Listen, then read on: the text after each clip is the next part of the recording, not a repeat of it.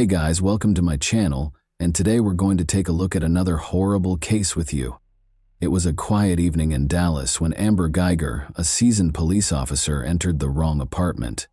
What happened next would send shockwaves through the community, the nation, and change the course of two families' lives forever. But was it truly a tragic mistake, or was something darker at play?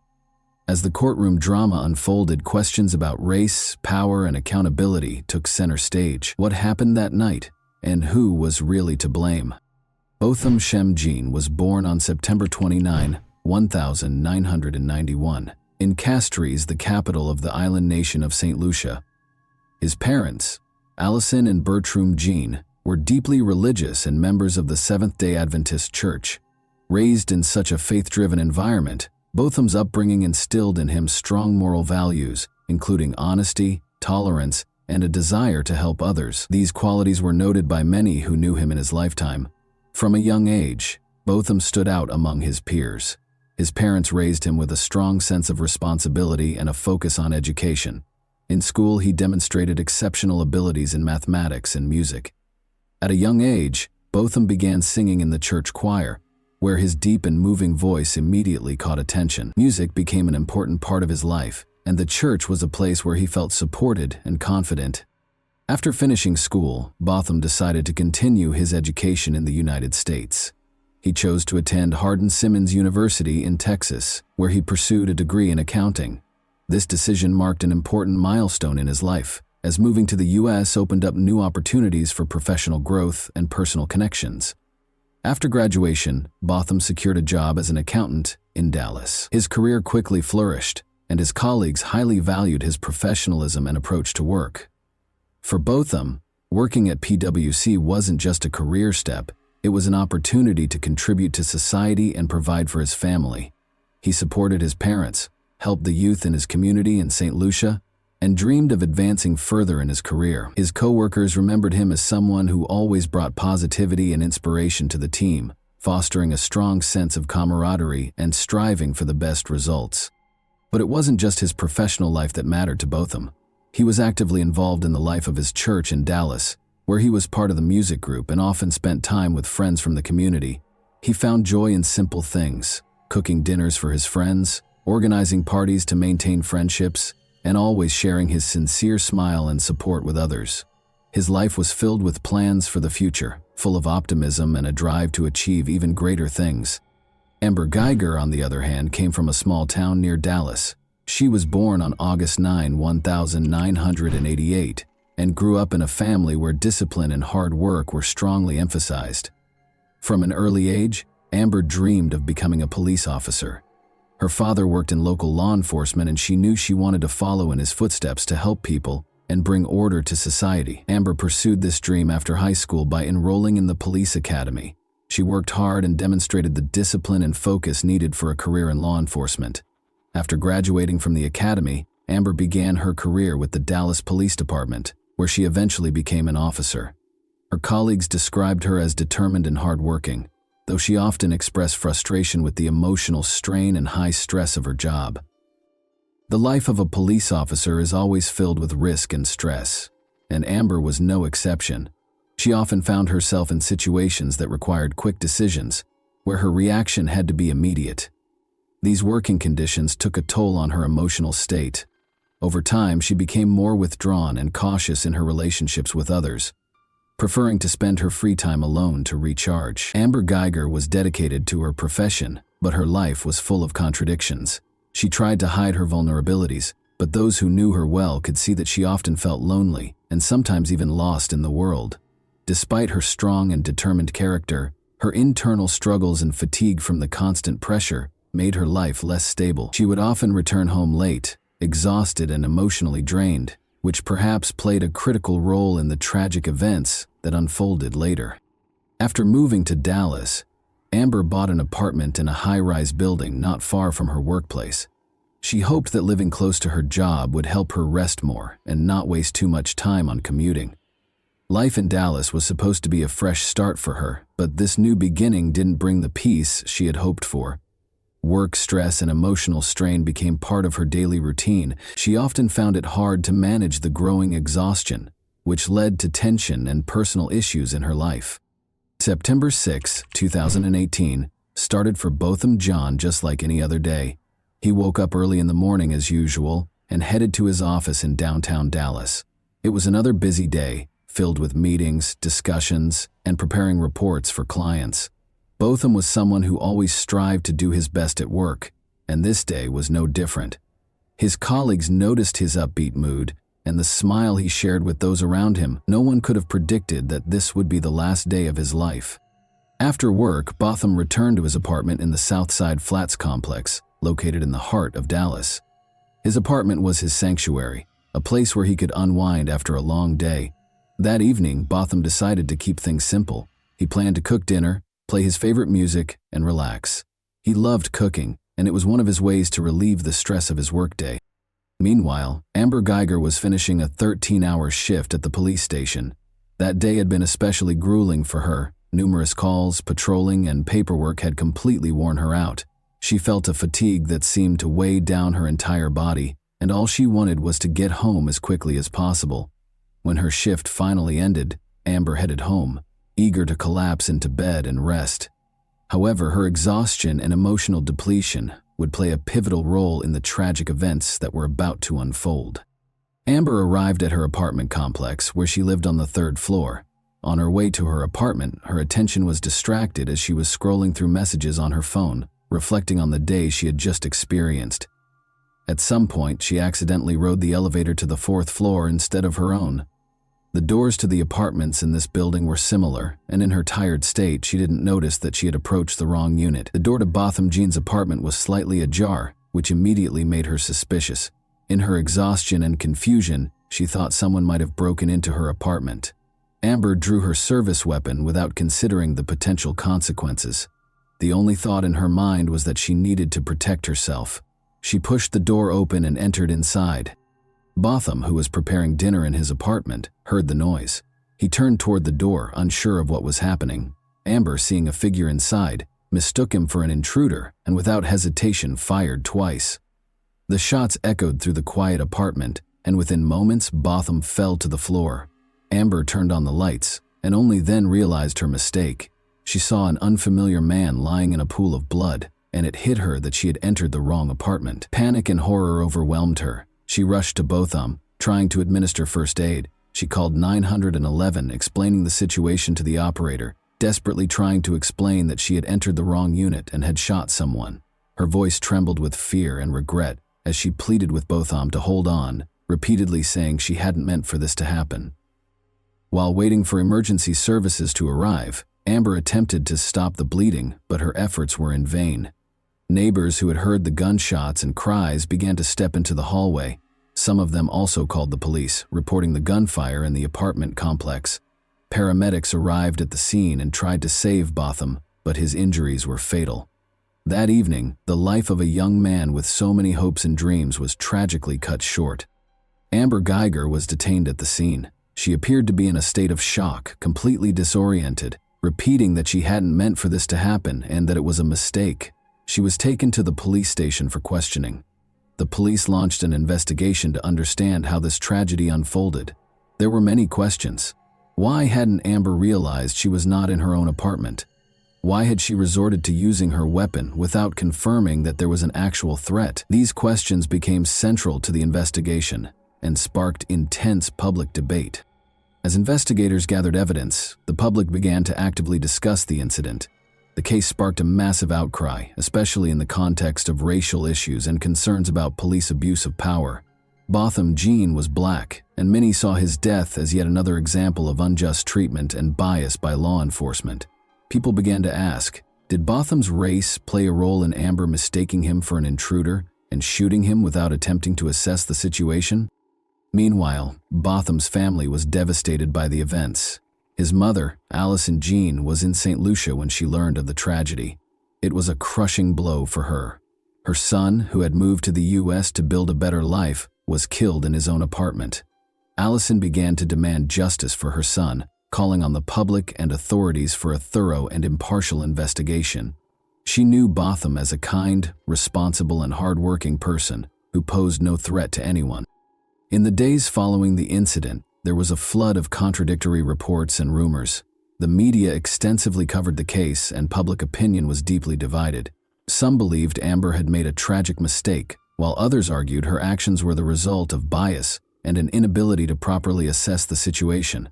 Protests and rallies began in Dallas and other cities, with people taking to the streets demanding justice for Botham Jean and his family. During the investigation, it was revealed that Amber Geiger had been exhausted after a long shift and may have been disoriented due to her fatigue. Her defense attorneys argued that she acted in a state of stress and fear for her life.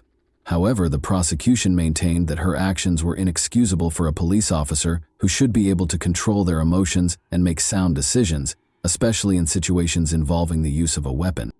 Witnesses who lived in the apartment complex testified that they heard screams and gunshots.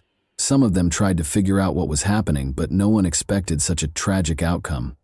Investigators collected evidence, reviewed surveillance footage, and analyzed testimonies to reconstruct the full picture of the events that day. They were trying to determine whether this was truly a tragic mistake or if other factors contributed to such a devastating outcome.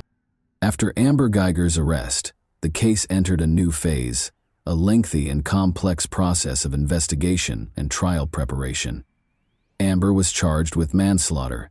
During the investigation, her attorneys argued that her actions were a tragic but unintentional mistake caused by extreme exhaustion following a long shift. However, the prosecution maintained that Amber's actions were unacceptable for a trained police officer who was expected to assess situations carefully and avoid unnecessary use of force. One of the key pieces of evidence was footage from the surveillance cameras at the apartment complex where both Botham Jean and Amber Geiger lived. These recordings helped reconstruct the events of that night. The cameras captured Amber arriving at the building and entering. The footage showed her going to the wrong floor and approaching an apartment that belonged to Botham. Investigators pointed out that she failed to exercise due diligence and did not notice she was on the wrong floor. In addition to the video evidence, phone records played a significant role in the case. Shortly before the incident, Amber had been texting with a colleague with whom she had a personal relationship. Prosecutors argued that these messages might have distracted her and contributed to her failing to realize she was entering the wrong apartment. The defense, however, downplayed the importance of the texts, claiming they were unrelated to the incident and could not have influenced her actions.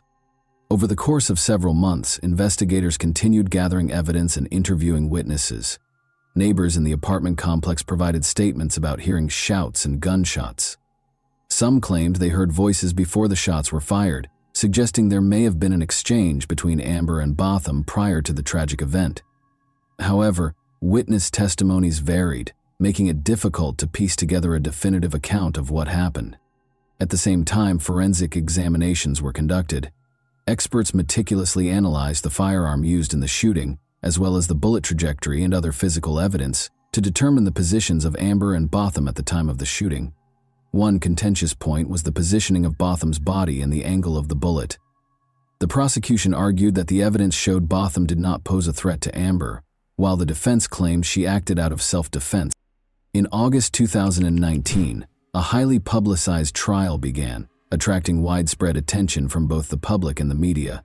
The courtroom was packed with journalists, family members, and friends of Botham Jean, as well as supporters of both the prosecution and the defense. The case promised to be a difficult one, touching on issues of police competence, personal responsibility, and racial justice. The trial opened with statements from both the prosecution and the defense. Prosecutors argued that Amber Geiger's actions were not just a mistake, but the result of her negligence as a police officer. They emphasized that any officer should exercise heightened caution, especially when it comes to using a firearm.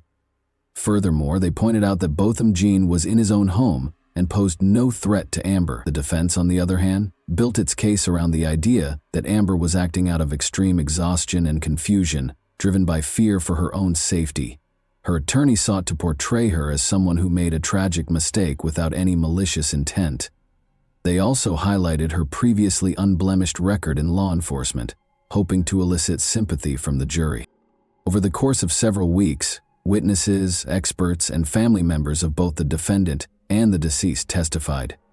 One of the most emotional moments of the trial came when Botham's mother, Allison Jean, took the stand. She spoke about her son's dreams and plans for the future, describing him as a kind and compassionate person. Her words deeply moved everyone in the courtroom, emphasizing the tremendous loss her family had endured. Also testifying was Botham's brother, Brant Jean, whose statement became one of the most talked about moments of the trial. In his address to the court, he publicly forgave Amber Geiger and even asked for permission to hug her. This gesture sparked a range of reactions. Some saw it as an incredible act of kindness and Christian forgiveness, while others felt that such an action should not overshadow the need for fair justice. Among the evidence presented in court were surveillance footage and an audio recording of Amber's 911 call after the shooting. In the recording, she can be heard in a panic, repeatedly stating that she had entered the wrong apartment and never intended to kill anyone. This call sparked further discussion as it captured her desperation, but also highlighted the lack of any attempt to determine who was in front of her before resorting to using her weapon. The expert testimony focused on analyzing the trajectory of the bullet, the position of Botham Jean's body, and the circumstances surrounding the shooting. Experts for the prosecution argued that the bullet's path suggested Botham was in a relaxed position, likely sitting or standing up from his couch when he was shot. This contradicted the defense's claim that he had been moving toward Amber and posed a threat. However, the defense attempted to discredit these conclusions, stating that the trajectory could not be conclusively determined due to a lack of data. Throughout the trial, the public closely followed the developments of the case. Protests and rallies continued, with activists calling not only for a fair sentence for Amber Geiger, but also for police reform to prevent similar incidents in the future. There were widespread calls for changes to police training, especially regarding decision-making skills in high-stress situations, and for greater accountability for mistakes that lead to tragic outcomes. Amber Geiger also took the stand, describing the events of that night from her perspective. She explained how she had come home after a long shift, feeling tired and disoriented. She claimed that she genuinely believed she was in her own apartment and thought Botham was an intruder who had broken into her home. She cried as she spoke, stating that she never intended to harm anyone and that it was a terrible mistake, one that she would have to live with for the rest of her life. Her testimony was emotional and, in the opinion of some, sincere, though it sparked conflicting reactions among the audience. The question of what the appropriate sentence should be became central in the final stage of the trial. Prosecutors insisted that Amber Geiger should be convicted of manslaughter, arguing that her actions led to the death of an innocent person and that a police officer who cannot assess a situation properly should not remain on the force. The defense, on the other hand, requested a lighter sentence, citing the lack of intent and arguing that Amber already carried a heavy burden of guilt for her mistake. After several days of deliberation, the time finally came for the jury to render their verdict in the case of Amber Geiger. Tension filled the courtroom as all eyes were on the judge and jury, who would decide whether the former police officer was guilty of causing Botham Jean's death. For many, this trial had become a symbol not just of a personal tragedy but also of the deep-rooted issues within American society: racial bias, abuse of power, and a lack of accountability within law enforcement. On October 2, 2019, the jury announced their verdict. Amber Geiger was found guilty of the crime that resulted in Botham Jean's death. This decision came as a surprise to many, particularly since the prosecution had initially sought a conviction for manslaughter. The charge of murder carried more serious consequences and a longer prison sentence. In the courtroom, there were audible expressions of relief and quiet celebrations. This verdict was a significant step toward justice for Botham's family and those who had supported them throughout the long and painful trial. The following day, the judge delivered the sentence. Amber Geiger was sentenced to 10 years in prison. In her statement, the judge acknowledged the complexity and tragedy of the case, emphasizing that both sides had experienced significant loss. Geiger, the judge noted, had made a grave error that cost an innocent person his life. However, despite the weight of the sentence, many felt that 10 years was too lenient for a life lost as a result of such a severe mistake. While some were satisfied with the court's decision, others believed it fell short. Activists and supporters of the Jean family argued that the sentence did not reflect the gravity of the crime and was not enough punishment for the life that had been taken. Protests continued in Dallas and other cities, with many calling for further reforms in the criminal justice and law enforcement systems. This case became a symbol of the fight for justice, and brought renewed attention to the challenges Black Americans face in interactions with law enforcement. Amber Guyger herself remained in shock following the verdict and sentencing. She repeatedly stated that she had no intention of harming anyone and that it was a terrible mistake. Her attorneys filed an appeal, hoping to reduce her sentence. They argued that 10 years was too harsh for someone who acted out of confusion, stress, and exhaustion. However, as the trial concluded, Guyger was taken into custody to begin serving her sentence. Botham Jean's family expressed their gratitude to everyone who supported them throughout the long months of the trial. Botham's mother, Allison Jean, stated that while the verdict provided some sense of resolution, it could never bring back her son. She emphasized the need for systemic reforms in the justice system and law enforcement to prevent similar tragedies from happening again. Allison continued to advocate for change within police departments, hoping her son's case would serve as a catalyst for meaningful progress. The case of Botham Jean had a profound impact on public opinion and the national conversation around policing. This incident became yet another example highlighting systemic issues in law enforcement and the treatment of Black citizens. In response to public pressure, several states began considering legislative initiatives aimed at improving police training, particularly in situations involving the use of force and community interactions. Calls grew louder for increased accountability for officers' actions, and mandatory training programs focused on racial and cultural competency. Additionally, the Botham Jean case inspired the creation of organizations and funds dedicated to supporting families of victims of police misconduct and advocating for law enforcement reform.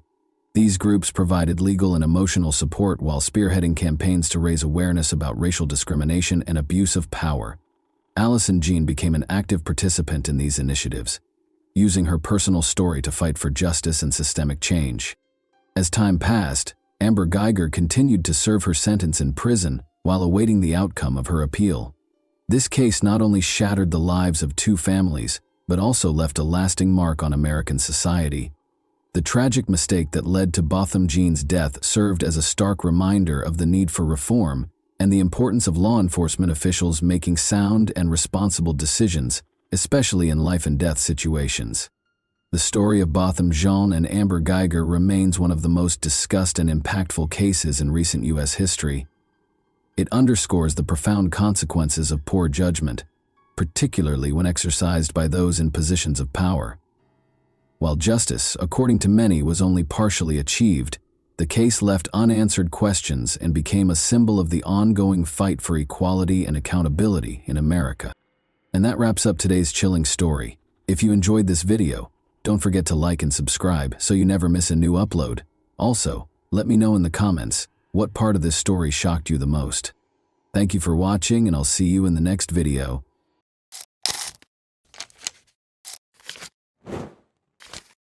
Hey guys, welcome to my channel, and today we're going to take a look at another horrible case with you. On a calm street in the Grapevine Hollow neighborhood early on January 1, 2012, the joyous mood gave way to fear and terror. Ashley Follis, a young mother who had been shot in the head, was being transported in an ambulance to the hospital, her life in shambles. When her parents returned from a brief absence, they were shocked to see paramedics and police encircling the house. Only a few hours before, there had been a lot of happiness and celebration in the house. What had transpired on this particular New Year's Eve? Her husband Tom, who was present in the room when the tragedy occurred, was the only person who could know the answer. However, his account of what happened left more questions than it resolved. Although Ashley's family was certain they knew the truth, investigators had to deal with a lot of inconsistencies and odd information. Nobody could have predicted the depth of the mystery that existed behind those houses' doors. Ashley Follis, then 28 years old, was shot in the head and taken to the hospital early on January 1, 2012. Ashley's family thought they knew what had happened right away. It was clear to them that her husband Tom was the only possible culprit. When the gunshot was fired, he and Ashley were in the room. Tom was Ashley's family's main suspect because of his short fuse and domineer. For the police, though, the story was less straightforward. A detailed investigation was necessary because contradicting evidence was discovered at the scene. Ashley's past turned out to be as complicated as her present, and witness accounts continued to change. It would be years before fresh information surfaced that would provide a new perspective on what happened that night.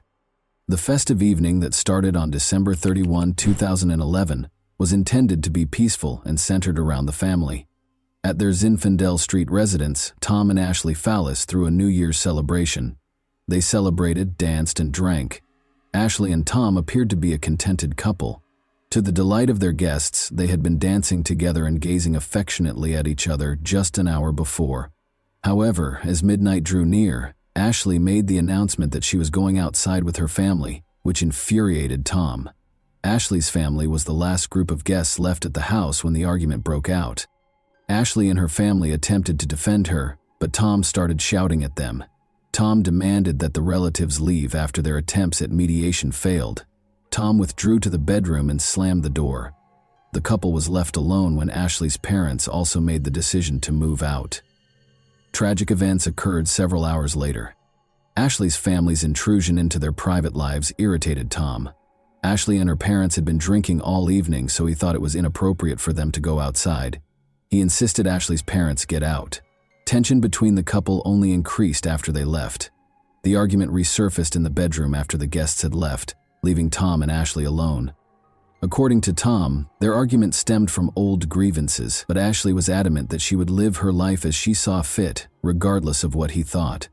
Tom claimed that her family had an influence on her. Tom claimed to have heard Ashley handling the gun stored beneath the mattress while he was getting into his pajamas and standing by the closet. Tom started to ask her what she was doing, but the shot went off before he could finish. On January 1, 2012, early in the morning, emergency personnel arrived on the scene.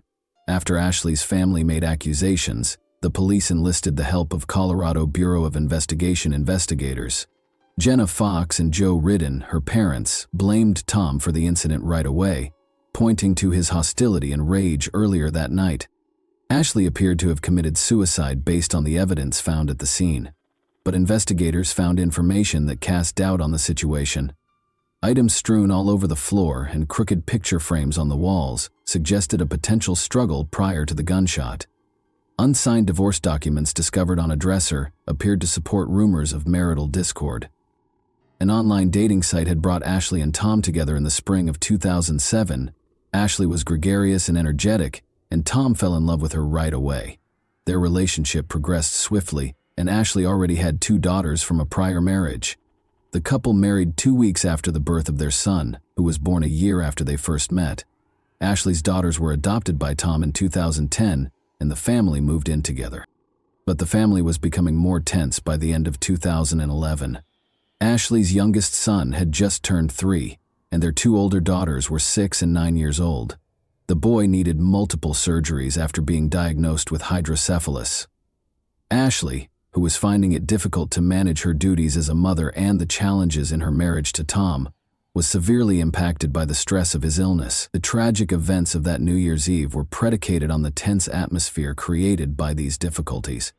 Ashley Fallis was let go from her job at North Colorado Medical Center in 2010. Aggressive behavior was cited as the official reason, which was insubordination. Despite winning a settlement in her wrongful termination lawsuit, the legal victory did little to address her other issues. She had a brief affair with a high school sweetheart the following year, which made her already shaky marriage to Tom even more strained. At the same time, Ashley went to a psychiatrist for assistance. Since she was having up to 4 or 5 panic attacks a week, she was prescribed medication to lower her anxiety and stabilize her mood. Her relationship with Tom was severely strained as a result of these difficulties. Even though Tom knew about her affair, he decided against filing for divorce. Ashley herself created the divorce documents that investigators later discovered in their bedroom in 2009 when the couple was thinking about divorcing because of their divergent work schedules. But in the end, they made the decision to remain together and improve their relationship. According to Tom, their relationship had begun to improve in the months preceding the tragedy. He had found a stable job as a corrections officer with the Weld County Sheriff's Office. Ashley, meanwhile, discovered her own method of handling life's challenges. She started giving talks at conferences, offering support to other parents facing similar challenges, and sharing her experiences of raising a child with hydrocephalus. Ashley tested positive for pregnancy at home a few weeks prior to New Year's Eve. This was unexpected because she had been sterilized to avoid getting pregnant again after the birth of their youngest child. Ashley thought she might be pregnant in spite of the odds. She stopped taking her mood-stabilizing and anxiety medications to protect the unborn child. However, Ashley started her menstrual cycle just hours before guests arrived on December 31, 2011, the day of the party.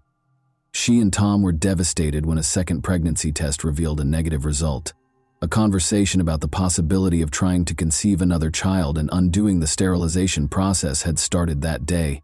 Years before, Ashley's mother had proposed the procedure, but now they had complete control over the choices. Tom and Ashley both stated that they would like to have another child, so the abrupt change in circumstances caused a great deal of emotional strain.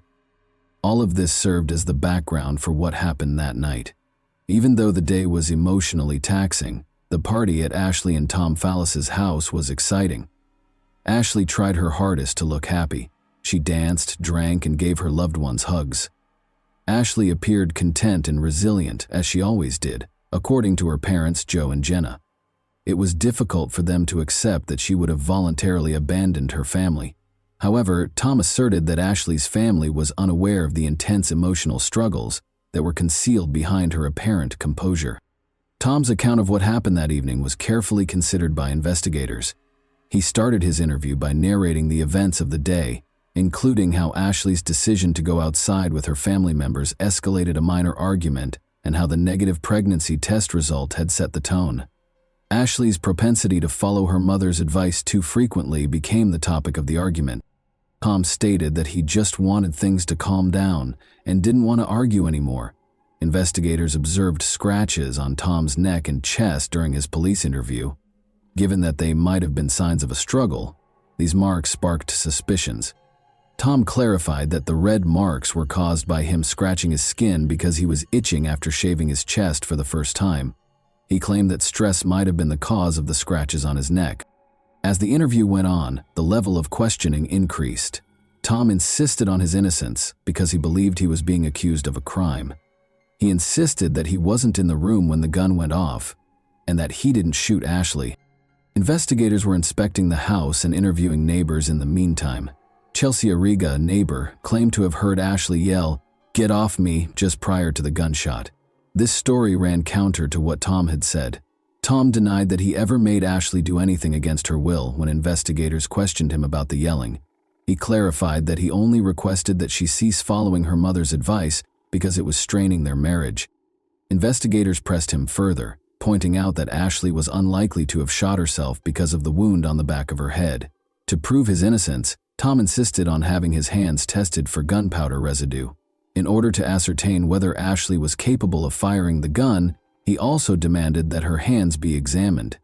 Because of the peculiar circumstances and contradicting evidence, investigators remained doubtful despite his explanations. Ashley Fallis was in the hospital, where medical professionals battled to save her life, while Tom was at the station. Unfortunately, they declared her dead a few hours after she was admitted. Tom was devastated to hear of her passing. After the incident, he said, he saw her breathing and thought she might have a chance to live when he held her in his arms. Despite not getting a confession from Tom after 3 hours of interrogation, investigators were unable to rule him out as a suspect. Tom grew more and more upset, insisting on his innocence and saying over and over that he could never hurt his wife. Ashley's death was declared a voluntary act 4 days after the incident. The medical examiner came to the conclusion that she killed herself, even though lab tests were not yet finished. Ashley's family was shocked and incredulous when the case was closed. They felt that the investigation was hurried and that Tom's employment in the county's correctional system had given him preferential treatment, which they felt affected the investigation's conclusion. It was challenging to demonstrate that Tom had any ties to the detectives working on the case, though, because of his employment with a different law enforcement organization that was unrelated to the investigation. Almost immediately, the Colorado Bureau of Investigation was called in to guarantee impartiality. However, errors were made. In contrast to standard procedure, Tom was not kept apart from possible witnesses at the scene. Furthermore, he did not cover his hands to protect any gunpowder residue that might have been important evidence. Tom's interrogation was handled poorly, according to Ashley's family, who felt that 3 hours was not enough time for the main person of interest in a case involving a suspicious death. They felt that until Ashley's parents, Jenna and Joe, pressed for it, investigators did not take Tom seriously as a suspect. Detectives changed their strategy only in response to their adamant demands. Even so, the investigation was only cursory. In the end, Tom was free to go. In order to be nearer to his sister, Tom relocated to Indiana after the tragedy, taking the kids with him. He seemed to be attempting to start over when he enrolled in college to obtain a bachelor's degree. Ashley's parents, Joe and Jenna, on the other hand, were uncompromising. They made a plea for justice to the media. They stressed that Ashley loved life and would never have voluntarily ended it, and they talked about Tom's short fuse in interviews. Nick Glover, a 17-year-old neighbor of the Fallis family, was a crucial new witness who was discovered by reporter Justin Joseph. Nick disclosed that he witnessed emergency vehicles pull up to the Fallis residence on January 1, 2012, while he was at home with friends. Additionally, Nick stated that he told Detective Michael Yates in an interview that he had heard Tom tell Ashley's parents, "I shot my wife." However, the police reports did not include a record of his statement. New accusations against law enforcement were sparked by the lack of documentation, which suggested potential corruption and a cover-up. Detective Yates was suspected of purposefully ignoring this crucial testimony in order to keep Tom safe. The Evans Police Department reopened the case in April 2014, over 2 years after Ashley's passing. According to new accusations, Yates had changed a witness's testimony and left out important evidence to bolster the story that Ashley had committed suicide. The investigation was carried out fairly, according to law enforcement officials, who denied any favoritism. Tom Fallis was taken into custody close to his Indiana home on November 18, 2014. He insisted on his innocence even after being accused of second-degree manslaughter. Many questions remained about the case, which had received a lot of public attention because of Justin Joseph's investigation. Ashley's leg bruises, for instance, raised questions about a flashlight that was discovered at the scene and possibly used during a fight. It was eventually discovered, however, that the flashlight was not connected to the crime and had belonged to an officer who had tried to administer first aid. According to the prosecution, Ashley kept a Taurus 9mm handgun under the mattress, which Tom took during a confrontation, put to her head, and then fired. After that, he called emergency services and lowered her body to the ground. Jenna Fox, Ashley's mother, testified during the trial that Tom had used harsh language and behaved aggressively during the New Year's Eve party, resulting in a fight. Tom refuted these claims. Jenna revealed later in the trial that there was a family history of mental health problems. Both Ashley's uncle and grandmother had committed suicide. This evidence was used by the prosecution to bolster their hypothesis that Ashley might have taken her own life voluntarily. Ashley's psychiatrist, however, stated in her testimony that she did not exhibit any symptoms of depression as of December 2011. Ashley was receiving overlapping prescriptions as a result of seeing 2 psychiatrists and a therapist concurrently, according to information later presented by the defense. Testimonies from forensic experts regarding the crime scene were inconsistent. Tom couldn't have shot his wife, according to Dan Gilliam, who had devoted hundreds of hours to examining the evidence. People who fire weapons in a fit of rage seldom stop after a single shot, Gilliam said. Gilliam was called as a witness by the prosecution, despite his findings. Jonathan Priest, another expert, visited the crime scene and went over the case materials. He deduced that Ashley had been in close proximity to Tom at the time of the shot. There would have been more blood all over the room, Priest thought, if Tom had been farther away. The chronology of when Tom arrived at Ashley and started helping, as recorded by the first responders, served as the basis for his analysis. This argument was used by the prosecution to refute the defense's assertions. Ashley's failed attempts to conceive, according to the prosecution, added to her emotional problems. Although she was not pregnant at the time of her death, an autopsy showed that she might have become pregnant following a tubal ligation. Ashley's emotional distress was exacerbated by reports that she thought she was pregnant 3 times in the 9 months before she passed away. The trial psychiatrists emphasized how these conditions could have had a substantial effect on her mental health. A key component of the prosecution's case, particularly after Nick's friend Chelsea Origo provided her own account, was Nick Glover's testimony that he overheard Tom tell his parents, "I shot my wife," the night Ashley Fallis died. Chelsea also reportedly heard Ashley yelling, "Get off me!" according to Nick's mother, Kathy. However, Chelsea said during the trial that she was too drunk to remember the argument distinctly. Nick, however, emphasized that such a confession was unforgettable and insisted that he remembered everything that happened that night. Investigators took notice of his claims, and Detective Michael Yates, who had spoken with Nick the day Ashley died, was subject to internal review for neglecting to record this purported confession. Yates insisted that Nick had never said such a thing to him, but the investigation revealed no wrongdoing on his part. Defense lawyers pointed out various contradictions in Nick Glover's testimony during his cross-examination. They noted that Nick kept up a cordial relationship with Tom following his purported confession, taking part in family events like Christmas celebrations and camping excursions. Nick gave the same response more than 90 times when asked why he behaved in this manner. "I don't remember." Chris Graves, a former deputy for the Weld County Sheriff's Office, later came forward and said he had heard Tom confess. The defense cited contradictions in Graves' story, claiming that when he arrived at the scene he heard Tom yelling, "I can't believe I shot her, I can't believe she's dead," despite the fact that the crime scene was packed with neighbors, family members, and law enforcement officers. Nobody else claimed to have heard Tom's alleged outburst. Additionally, Graves did not arrest Tom on the spot, stating that it was outside of his authority. The defense also pointed out that for 3 years after the incident, Chris Graves had not submitted any reports regarding his statements. His credibility was further damaged when he was later fired for dishonesty from the sheriff's office. These elements call into question the prosecution's story. The prosecution's theory was also not supported by a large number of tangible pieces of evidence. Tests for gunshot residue on Ashley's 2 hands revealed residue, but tests on Tom's hands revealed no traces. Neither nail scrapings from Ashley nor scratches on Tom's chest, which could have been signs of a struggle, contained any evidence of Ashley's DNA. The idea that the couple had a physical altercation prior to the shot being fired was seriously called into question by these findings. In his own defense, Tom Fallis declined to testify.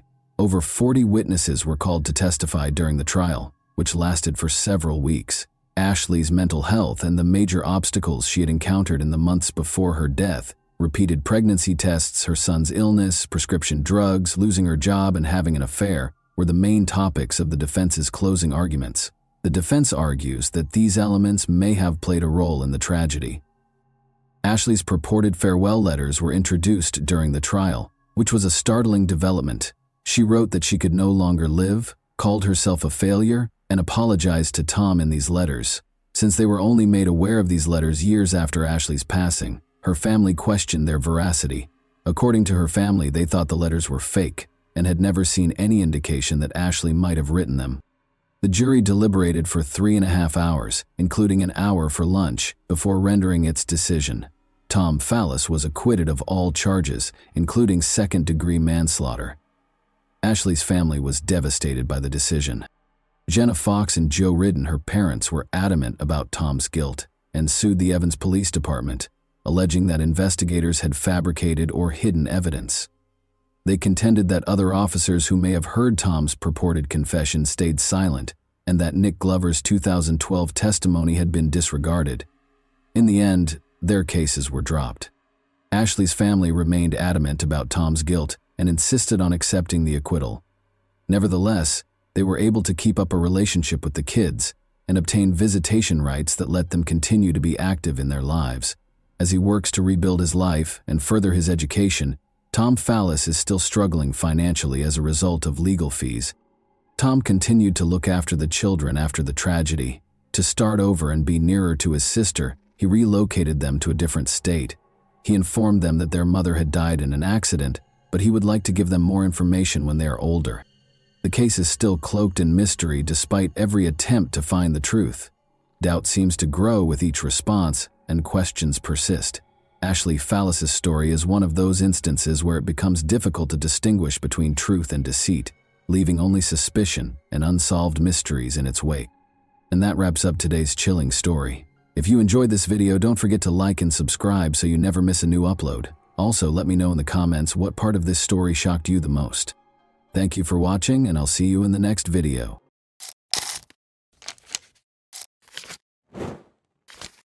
Hey guys, welcome to my channel, and today we're going to take a look at another horrible case with you. A young woman disappeared as though she had just melted into thin air. She didn't come home one morning even though everything around her appeared to be completely normal. There were no signs or calls, just a harrowing quiet and a deluge of unsolved questions. What might have transpired during those brief hours? By whom was she last sighted? Everyone who knew her was shaken by her disappearance, which signaled the start of a sinister and twisted tale filled with secrets and suspicions that turned into a nightmare beyond anyone's wildest expectations. An important turning point in Asolepayeva's life occurred in April 2021.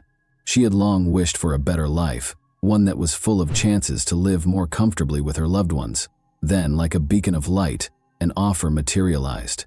It came from her cousin's husband, Murat Meyerbekov. She had known Murat for years, and he was a car salesman in Georgia. Abruptly, he extended his hand and said he needed an assistant immediately. He told Asel that the work, which would involve assisting with paperwork and managing car transfers for clients from Kazakhstan, would be simple and even exciting. It seemed to Asel like a gift from fate, an unanticipated chance. Murat went into great detail about her duties, which would include managing the car sales process, setting up meetings, and preparing paperwork for clients. He clarified that Georgia's auto industry was flourishing and that there was a strong demand for used cars, particularly from Kazakhs searching for less expensive models. Additionally, he said that his staff was amiable and prepared to assist Asel in settling in and feeling comfortable. The offer appeared to her as a long overdue reprieve from her cycle of constraints and issues. Everything seemed ideal: a $500 monthly salary, paid housing, and a flexible schedule. Asel's prospects had never been so bright, and she thought her dreams might finally come true. She felt hopeful for a better future and financial independence when she considered working overseas. She had plans to support her parents in their later years, save money for her own apartment, and put money aside for them. She felt strong and confident that she was making the right decision because of these hopes. Asel was raised in Kaban-Bay Betir, a small village encircled by endless, vast steppes in the Akmola region of Kazakhstan. She lived here for the majority of her life, seeing many of her classmates go through the normal village routines of getting married young, working on nearby farms, or finding employment in agricultural businesses. There were few options in the village, and opportunities were frequently reduced to a daily struggle for survival. Asel, however, had higher hopes. The lure of large cities, the possibility of altering her fate, and the aspiration to accomplish more all enthralled her. In search of her identity, Asel relocated to Nur Sultan after high school. There she found work as a fitness club receptionist and lived with her older sister, who helped her through difficult times. Although working as a receptionist gave her a reliable source of income, the salary was low, and she was still unable to realize her dream of owning her own apartment. She cut back on little things and saved every extra tennet she could, all the while clinging to the hope that one day she would have her own place, where she could make a comfortable home and experience the independence she so desperately desired. Asel thought she could improve her family's situation in addition to changing her own destiny. Since her parents had put in so much effort to raise her and make sure she had everything she needed, she wanted to return the favor. However, reality showed her that her dreams were still a long way off, month after month. She was aware that it would be extremely difficult to achieve the degree of financial security required to support herself and her loved ones back home. Although it provided some stability, her job at the fitness club did not provide any of the opportunities she so desperately wanted. Then her cousin's husband, Murat Meyerbekov, offered her a job in Georgia. For Asel, this appeared to be the opportunity she had been seeking. It was well known that Murat knew business, and he talked confidently about the opportunities he could present. He clarified that he handled car sales in Georgia, serving Kazakhstani buyers seeking more reasonably priced cars, and that he needed an assistant to assist with paperwork and client relations. The offer wasn't taken lightly by Asel. She discussed it extensively with her older sister, who was first apprehensive and gave it careful thought while assessing the dangers. Her sister was concerned about Asel traveling to a foreign nation, far from home, and being in the company of strangers. Nonetheless, Murat persuaded them that Georgia was secure, that he would personally protect her, and that the position might be a fantastic first step toward a better future. Asel was aware of the dangers, but her determination to make a difference in her life overcame her uncertainties and anxieties. She kept thinking that this might be her only chance to escape the constraints of her current circumstance. Although she was aware that it wouldn't be simple, she had faith in her ability to overcome any obstacles. Despite all of her uncertainties and fears, Asel decided to accept the offer because she was sure that it was her opportunity to change her future. This was her chance to escape her routine, and she was going to take advantage of it. Despite their limited financial resources, Asel was supported by her family. Despite leading modest lives themselves, her parents and sister supported her emotionally and shared her aspirations. Asel had no idea at the time that this chance would trigger a series of unanticipated circumstances that would fundamentally alter everything. Eager and hopeful, Asel took a plane to Georgia shortly after. She felt that this move marked the start of an exciting new chapter in her life. When she got there, she moved into Murat Mirbekov's apartment in Rustavi. Murat assured her that although the apartment was small and had some older furniture, it was only meant to be a temporary place for her to stay until she found a better place to live. Asel initially communicated with her family on a regular basis, sharing her experiences in her new life. She talked excitedly about the local food she was sampling and praised the city's historic streets and distinctive architecture. She enjoyed even the small things, such as strolling through Rustavi in the evening. Everything appeared so novel and fascinating. She sounded content and assured in her choice, and her voice exuded real excitement. Her mother could hear the joy in her voice whenever she called home. Asel talked positively about the local traditions and the friendly, hospitable people she encountered. But after a few weeks, things began to shift. Asel started making fewer calls, and her chats became more circumspect and brief. Her voice carried undertones of fatigue and occasionally a trace of concern. Something seemed to be hidden from her. Asel gave evasive responses when her mother inquired about her health, typically attributing her weariness to her job. Her words sounded less convincing than before, but she insisted that everything was okay. Her mother became more anxious and made more attempts to contact her daughter, but many calls were not returned. Her family's concerns increased as each conversation became more reticent and brief. Asel's mother was able to contact her via video call one day. She waited tensely for her daughter's face to appear on the screen. The screen showed a room she didn't recognize in place of the familiar scene. The room looked cluttered and uncomfortable. There were strewn about belongings and furniture that appeared to have been hurriedly moved, as though someone had left in a hurry or didn't care to keep things neat. Her mother was alarmed and inquired as to what was happening and why the room appeared that way.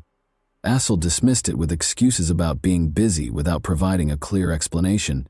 She said she had a lot of work to do and abruptly ended the call. With every unanswered question and every fleeting, evasive exchange, her mother's anxiety only grew more intense. A passerby in Tbilisi's Didi Digomi neighborhood discovered the lifeless body of a young woman beneath a high-rise building's windows on the morning of May 16. At first, nobody knew her name, and she was only dressed in a t-shirt. Investigators would soon identify her as Asel Aitbayeva, however. One of the most important pieces of evidence in the case would be her last words, which she recorded and sent to her best friend. Several attempts to reach Asel had been unsuccessful in the hours before that tragic event. When Asel left a voicemail for her friend late on May 5, the anxiety grew. A man's voice could be heard on the recording berating Asel and accusing her of taking advantage of him. He identified himself as Besso. Anger dominated his voice as he threatened Asel, accusing her of betraying him and demanding that she pay the price.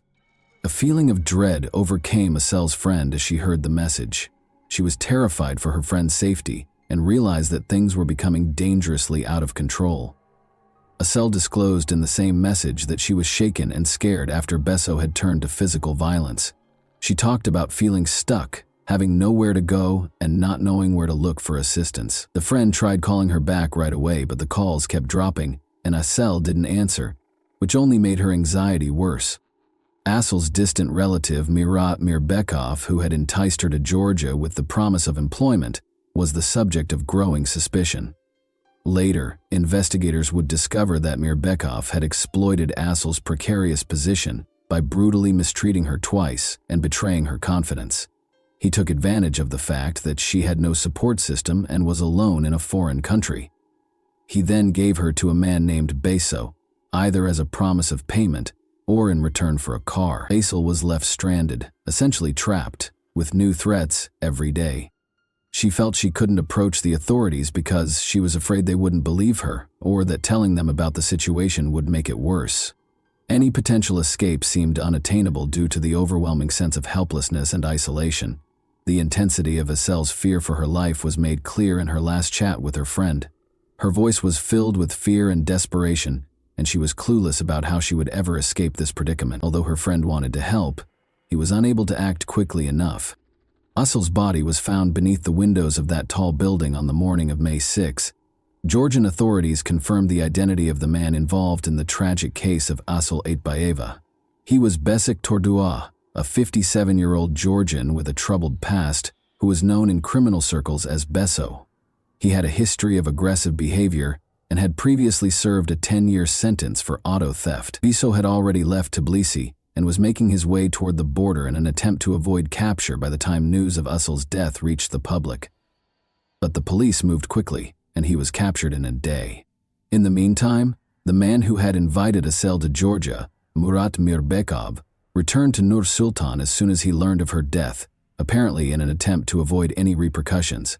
As they attempted to piece together the circumstances surrounding Esel's premature death, her family, friends, and the authorities were left in a state of uncertainty.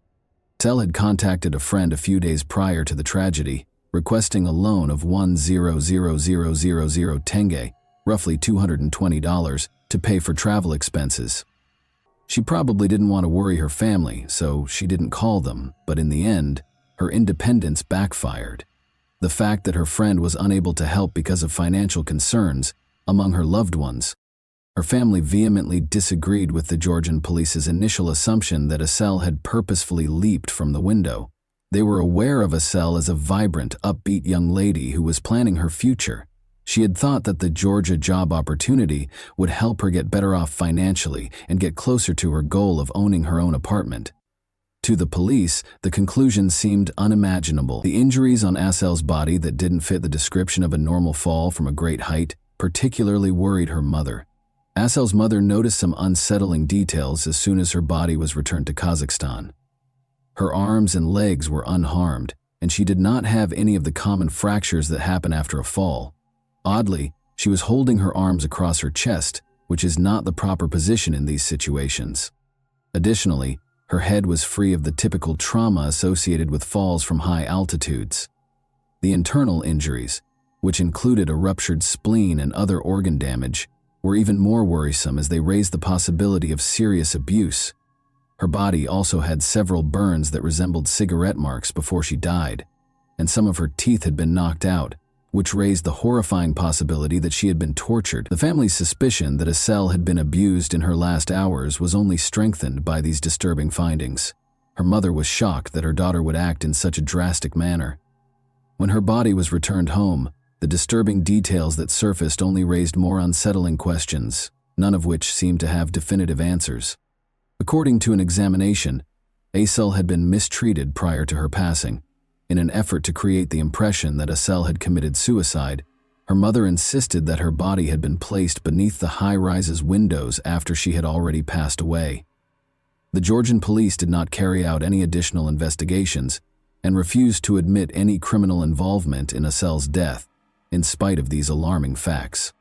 While in detention, Besik Tordua, popularly known as Beso, first refused to cooperate. He acknowledged that there had been physical contact, but insisted it was consensual after investigators disclosed that evidence verified an intimate encounter with Esel prior to her passing. Besik Tordua claims that it all began on April 30, 2021, when he learned that Esel had been severely abused twice by her captor, Murat Mirbekov, who had brought her to Georgia. Beso said he was furious and made the decision to discipline Mirbekov.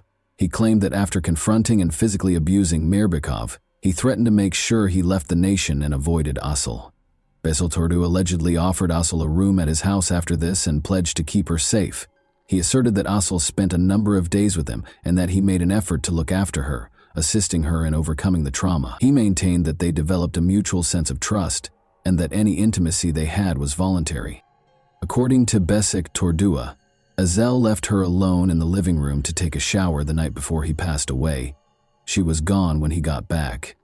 Azel's body was on the ground below, beyond a fence, when Besso found the balcony door open and looked down. Panic struck.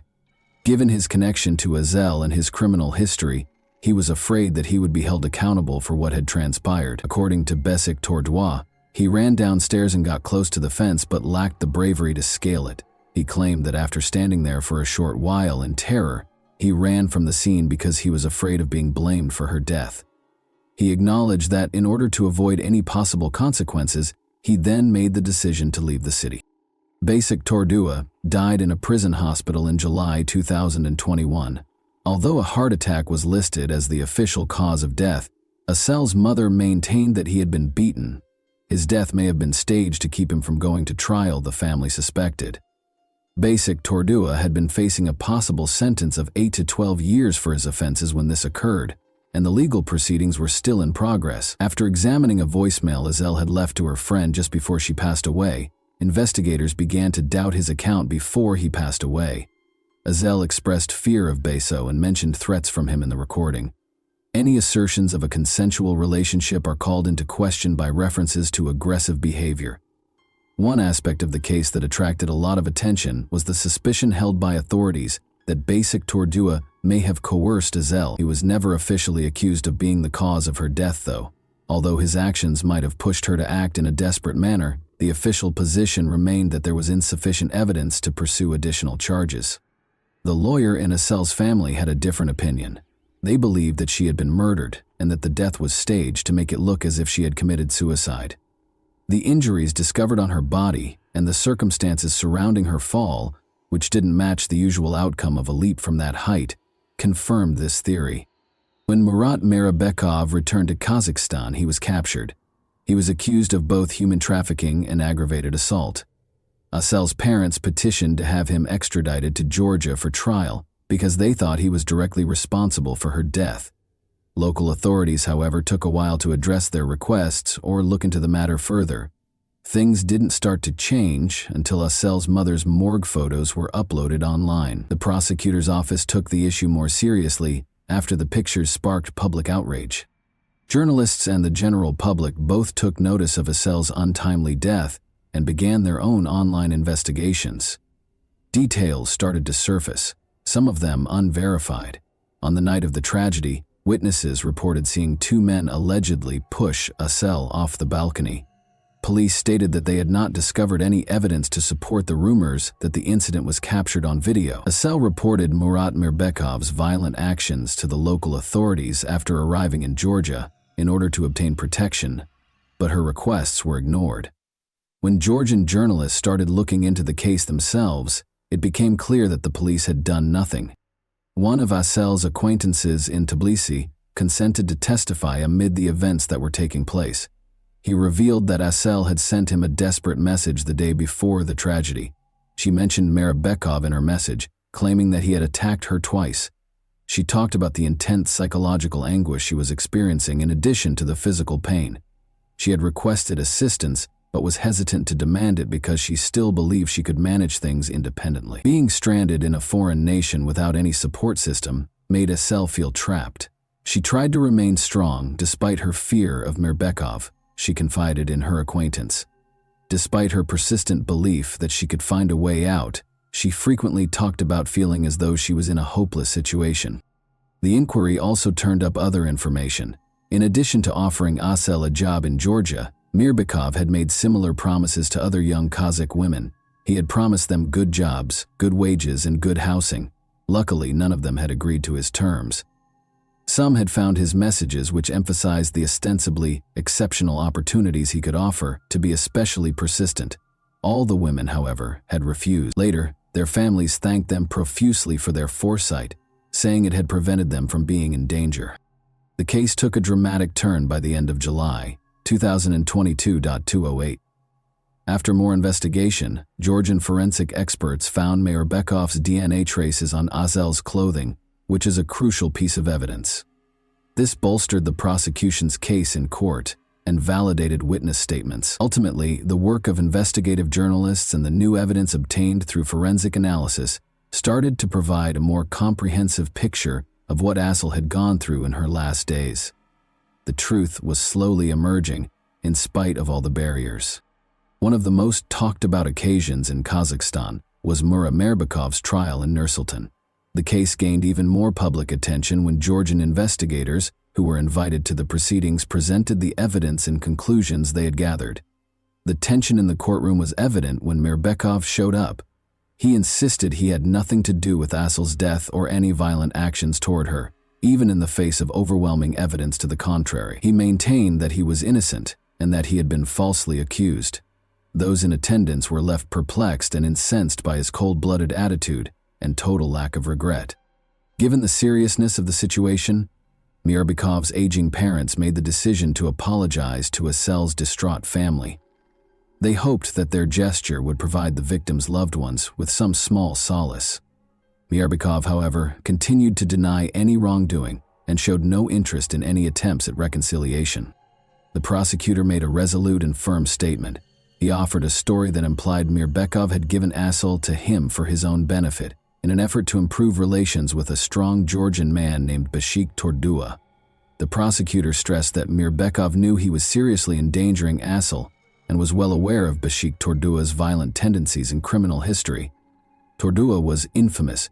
He was so feared by the locals that they avoided him at all costs. According to the prosecutor, Asel was under constant pressure, and her desperate attempts to flee an intolerable circumstance resulted in the horrific events that ultimately led to her tragic demise.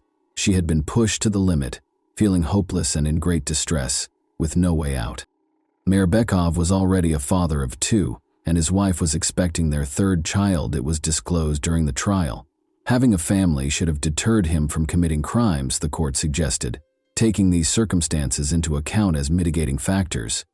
Witness statements and the evidence, however, made it abundantly evident that he was involved in grave crimes in spite of these specifics. It became clear that his role as a father and his obligations to his family had not prevented him from acting cruelly. The court's final decision was rendered on August 2, 2022. Mirbekov was convicted of both acts of aggression and human trafficking. He received a 15-year sentence in a maximum security facility. The court also mandated that Mirbekov compensate Asel's parents for the emotional harm they had suffered by giving them 5 million tenge, or about $10,500. Although no monetary settlement could ever fully compensate her family for the loss of their daughter, this sum served as a symbolic recognition of the anguish and suffering they had to endure. Asel's family was not happy with the outcome, even after the verdict and the compensation. They were convinced that Asel had been the victim of a premeditated crime and that the case was far from over. Her loved ones were certain that she had been killed on purpose, in addition to being severely abused and exploited. The court proceedings did not allay the family's concerns or offer genuine closure.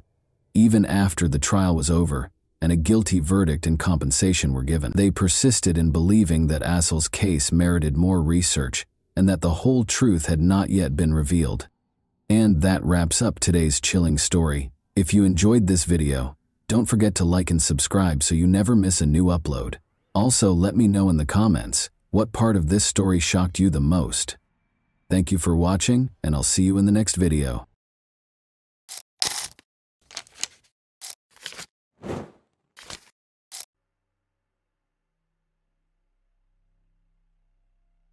One of the most terrifying scenes ever filmed is before you.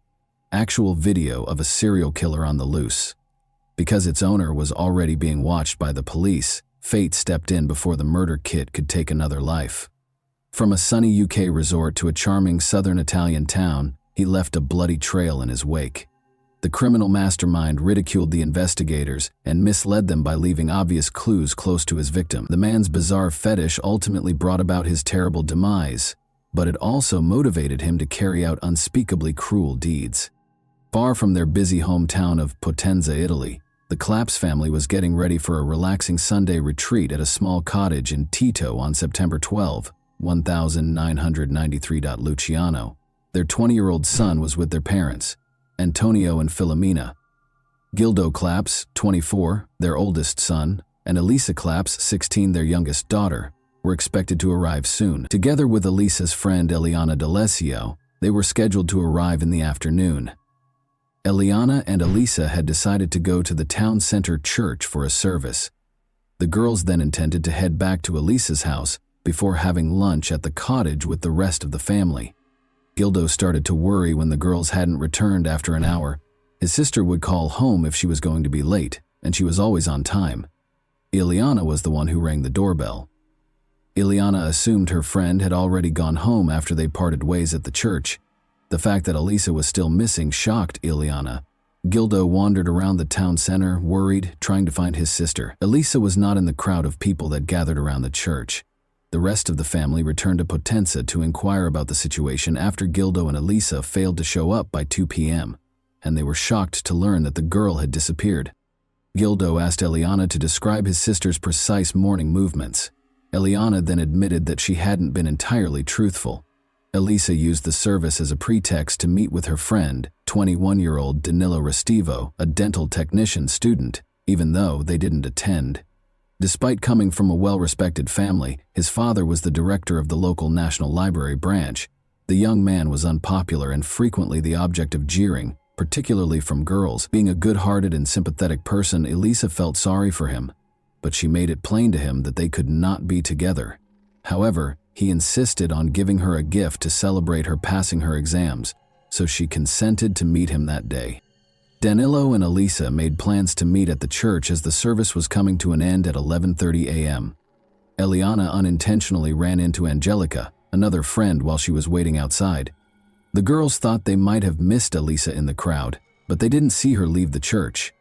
Gildo called Danilo's house and demanded an explanation because he was the last person to see his sister. According to Danilo, they sat at the altar and talked for 15 minutes during their meeting. Restivo stayed behind to pray after Elisa left the church, and that was the last time he saw her. After a few hours, Elisa didn't come home, so her brother Luciano went to see Restivo in person. Danilo's responses showed signs of nervousness and evasiveness. Luciano inquired as to what had happened after noticing a big bandage on his left hand. Restivo described how he cut his hand after tripping at a construction site. "I don't know where the girl is," he repeated. After Elisa's family called the police to report her missing, they asked that Restivo be questioned. However, their request was denied, and they were told to return home and wait for the girl to come back on her own. Gildo went back to the church because he had run out of options, but the door was locked. He made arrangements to enter and conducted another search of the building. He saw another locked door behind the altar, leading to the church's upper floor. When Gildo requested that door be opened as well, he was told that the priest, Father Domenico Sabbia, who had gone to a spa resort for a few days, was the only one with a key. When the police eventually spoke with Danilo 2 days later, after the girl had not returned, he stated that Elisa was unhappy at home and wanted to flee to Naples, but he attempted to talk her out of this plan. According to his version, he remained in the church while she left after their brief conversation. He said he asked her for advice about Paula, another girl he wanted to date, but he didn't mention the gift for Elisa. He returned home after the talk via a construction site where he had been with Paula just days before, where he had cut his hand after falling from an unfinished escalator. Investigators questioned whether Danilo was telling the truth. First of all, his statements were surprisingly accurate. Second, Elisa's desire to flee her devoted family was not supported by any evidence. Lastly, it was unclear how he fell head first from the escalator that was still under construction, only cutting his hand and avoiding breaking his glasses. When the police came to the Restivo's house, they asked to see the clothes their son was wearing that day. But without a warrant, Danilo's father wouldn't cooperate. Persuaded that Restivo was concealing something, the police checked his name in the database before leaving empty-handed. When he attacked other boys while playing with them at the age of 14, it turned out that he had already run afoul of the law. And it wasn't just that. 3 female students who lived close to his home accused him of stalking a few months ago. By calling girls at home and describing their attire, or playing them spooky music from the horror film Profondo Rosso, he obviously enjoyed making them feel afraid. Additionally, investigators learned that Danielo had a very peculiar habit. He enjoyed chopping off random people's hair while they were on public transit. Despite hearing about these incidents, The police were unable to establish Restivo. Meanwhile, word of Elisa Clapp's disappearance spread swiftly across the nation, and pranksters kept calling the family to say they had the girl and she was okay. While some of the messages claimed to have seen the girl in a white Fiat Uno, the police ignored the majority of these calls. The problem is that on that particular day, Elisa's friend Angelica disclosed that Ercilio Gegari, a 20-year-old admirer of hers, was out and about in the city center. Ercilio and his family had just arrived from Albania. Ercilio denied attending the church when he was asked to testify, and he gave the police the names of friends who could verify his alibi. But not only did his friends not believe his account, they also claimed that he was in the city center on the day the girl vanished. Additionally, one witness named Ercilio as the driver of a white Fiat Uno, which is the same model of vehicle that multiple witnesses reported seeing Elisa in on the day of her disappearance. When the police discovered Elisa's diary, which was missing several pages, suspicions of Ercilio's involvement increased. After reconstructing pieces of those pages, forensic specialists found that some words were written in Albanian. Ercilio was questioned again, and each time his account was altered. He once asserted that Danilo Restivo gave him instructions to deny knowing one another. Ercilio was eventually accused of providing false testimony. The police received an anonymous call in December. According to the female caller, she saw Elisa in Rome. Elisa had reportedly been assaulted and coerced into a white Fiat Uno. "Please help her and help me," the voice said toward the end of the call. The recorded call was analyzed and the results were shocking. Eliana was the caller. Because she was known to alter her version of events, investigators had long been suspicious of her statements. She was accused of providing false testimony, just like Ercilio. Detectives eventually concluded that Elisa was dead and that Danilo was to blame for her disappearance, even though they could not totally rule out the possibility that the girl had fled from home. He might have forced other people she knew to tell lies to the police, but they had nothing to accuse him or any other suspect of, other than false testimony in the absence of a body. However, the Claps family believed that powerful individuals, such as Danilo's father's friends and the priest of the church where she vanished, were defending the reputation of their daughter's murderer, even though all other churches were happy to have a box placed in the building where anyone could anonymously leave a note with information about Elisa. Father Domenico Sabia, in particular, forbade anyone from entering the church's attic. He even made an effort to deny ever knowing Danilo, but this was swiftly refuted when a picture of the two of them together on Danilo's 18th birthday appeared. Danilo Restivo was eventually taken into custody for providing false testimony after all the information was gathered. He received a 20-month prison sentence after being found guilty. Gildo was astounded by the legal system after the trial, questioning how someone could be found guilty of providing false testimony and still not be forced to tell the whole truth. However, Danilo was released after serving half of his sentence. There was nothing else the police could accuse him of. Because Eliana and Ursi allegedly gave false testimony out of fear for their own lives, rather than to muddle the investigation, the judge did not find them guilty of perjury. Numerous rumors surfaced on the second anniversary of Elisa's disappearance in Potenza, including claims that she was being sold by human traffickers, was in the hands of the Sicilian mafia, or had a covert relationship with a priest. People who demanded money in exchange for information about the girl harassed the family on a regular basis. Elisa's family actively promoted public interest in the case in spite of the challenges. They developed a website to offer updates on the investigation as the internet started to gain popularity. An email purportedly written by Elisa appeared on the website on April 23, 1999. She said she was living in Brazil after leaving Potenza. The girl explained that she was unhappy and had to leave forever, but she also begged for forgiveness for hurting her family. "This will be my first and last letter to the family," she added.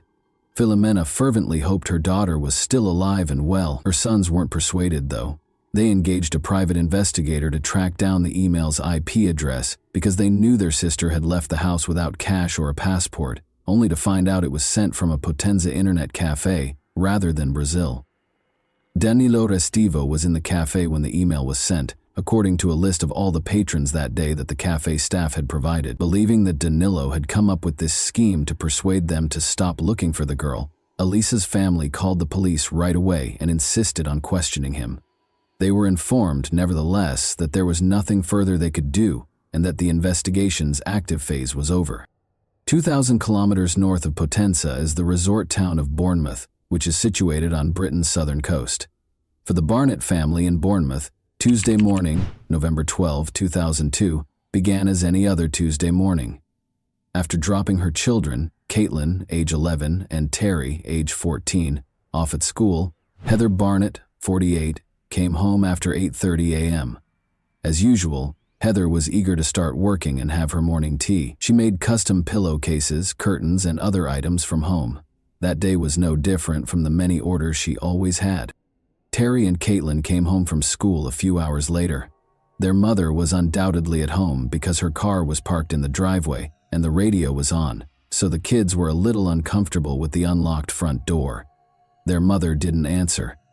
Caitlin called for her brother after looking in every room but the bathroom. She didn't want to enter for some reason. The kids knocked and got no answer, so they pushed the door, which slowly opened to reveal a horrifying scene. Evidently the victim of a very heinous crime, their mother lay on the floor. After phoning 911, Terry escorted his yelling sister outside to await the arrival of the police and ambulance. The neighbor across the street saw the two agitated kids while they were parking their car. Assuring the kids that they would be safe in their house, they took them inside. When the police arrived, they found no evidence of forced entry and that nothing had been stolen. Shortly after the woman dropped her kids off at school, the actual crime took place. Luminol testing showed that the woman's size 9 shoe prints led from the restroom to her workshop before abruptly vanishing in the center of the space. Before leaving the house, the murderer had obviously changed out of their filthy shoes and put on clean ones they had brought. The fibers found on the woman's body suggested that the offender had gloves on. Every piece of evidence suggested that the crime was well planned. The murderer arrived armed with gloves, a knife, a hammer, and a change of clothes and shoes. One piece of evidence, though, was left behind. A green hand towel that had been stained with Heather's blood was resting on the workshop chair. Only the murderer could have put the towel there, given its location and the fact that it did not belong to the family. Before putting on new clothes, they used it to clean their hands and face of the blood. The hair that was discovered in the woman's hands, however, was the most intriguing piece of evidence. At first, the police thought she had successfully removed a hair from the offender, but forensic examination showed something different. The hair in one hand belonged to Heather, but the hair in the other belonged to another woman, and it had been neatly cut with a sharp tool. Speaking with Caitlin and Terry, the detective discovered that their extra house keys had vanished a week prior to the murder. Although they changed the locks, they had suspicions because their neighbor had just come to get curtains for his girlfriend. The children were consoled by the same neighbor, an Italian man they called Danny. After moving to Britain in May 2002, Danilo Restivo, known to his neighbors as Danny, married Fiona Mozingo, an Italian woman he met online. Their residence was right across the street from Heather Barnett's. When the police arrived at the crime scene, they spoke with Danilo right away, and he quickly told them that he had an alibi for the whole morning. He said he went to classes at a computer center after taking a bus. His statements were fully supported by the police when they looked through his bus ticket and the center's registration log. However, Danilo grudgingly led the detective to the bathroom, where his sneakers were soaking in a bucket of bleach, when an officer came to his house 5 days later to take DNA samples and asked to see the shoes he had on the day of the crime. "I'm cleaning them," he explained. The detective became suspicious of this and seized the shoes. The sneakers did not, however, match the footprints that were discovered in Heather's home.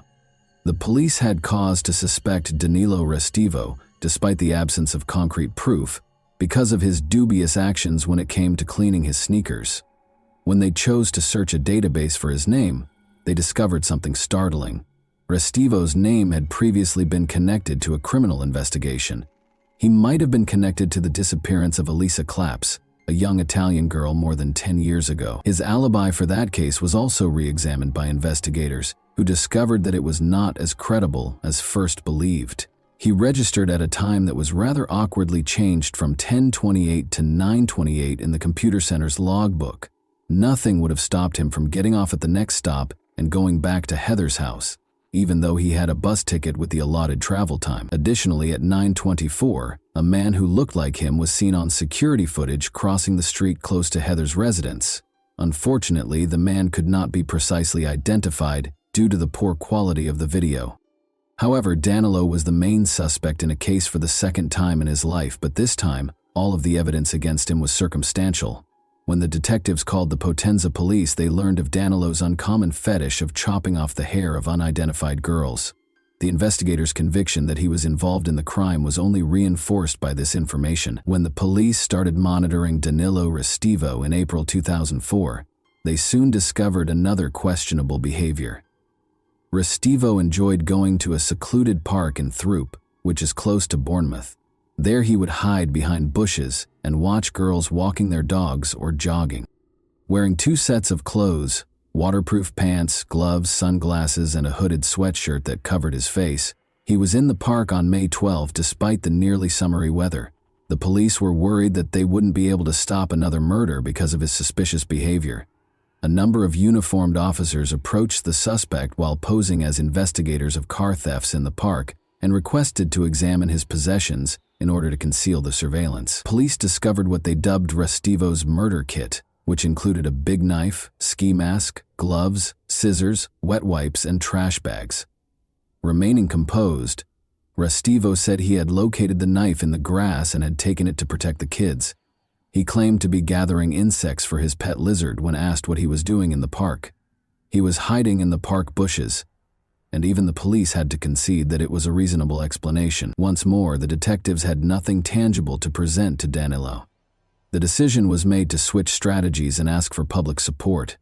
The goal of the investigation was to identify the owner of the hair strands that were discovered in Heather's hand. They contacted the media in Italy and Britain, and since 2002, when Restivo relocated to Bournemouth, they have received a lot of calls from girls who have had their hair cut in incidents involving public transit in Britain.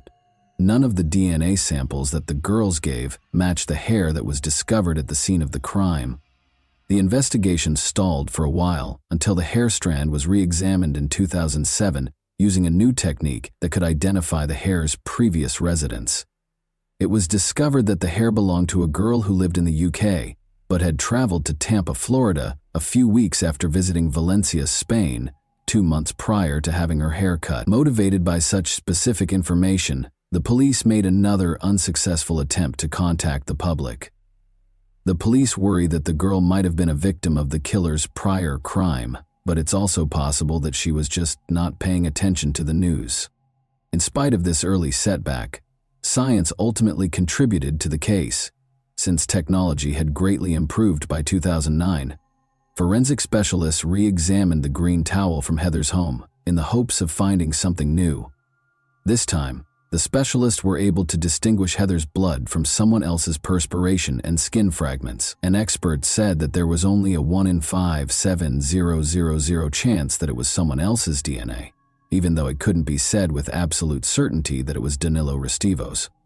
Blood traces were discovered on the insoles of Restivo's sneakers when they were inspected that year using more advanced methods. This meant that when Restivo put on the shoes, his socks had blood on them. It supported the detectives' hypothesis that the offender had brought an extra pair of shoes. Unfortunately, DNA analysis was completely impossible due to the bleach used, thus preventing Danilo and Heather's deaths from being directly linked. Restivo changed his clothes, put on gloves, and used bleach to get rid of bloodstains because he was aware of the evidence he might leave behind. Knowing what might link him to the crime scene, he made every effort to prevent it. He had a plan, was ready, and followed it. Thankfully, Restivo would eventually be charged with Heather's murder, but not before a terrible discovery was made in Italy. Something unexpected occurred in Potenza on March 17, 2010. The local church where Elisa had vanished years before was being repaired by workers. The attic door was no longer locked, and the priest had died 2 years earlier. 2 workers went upstairs, one using a flashlight to light his path while looking for roof damage. At that moment, he caught sight of something concealed behind construction debris in the room's corner. He was horrified to discover that he was staring at a mummified corpse. The girl's watch, glasses, and shoes were discovered on her body and were used to identify her. 17 years after going missing, Elisa Claps was found in the same church.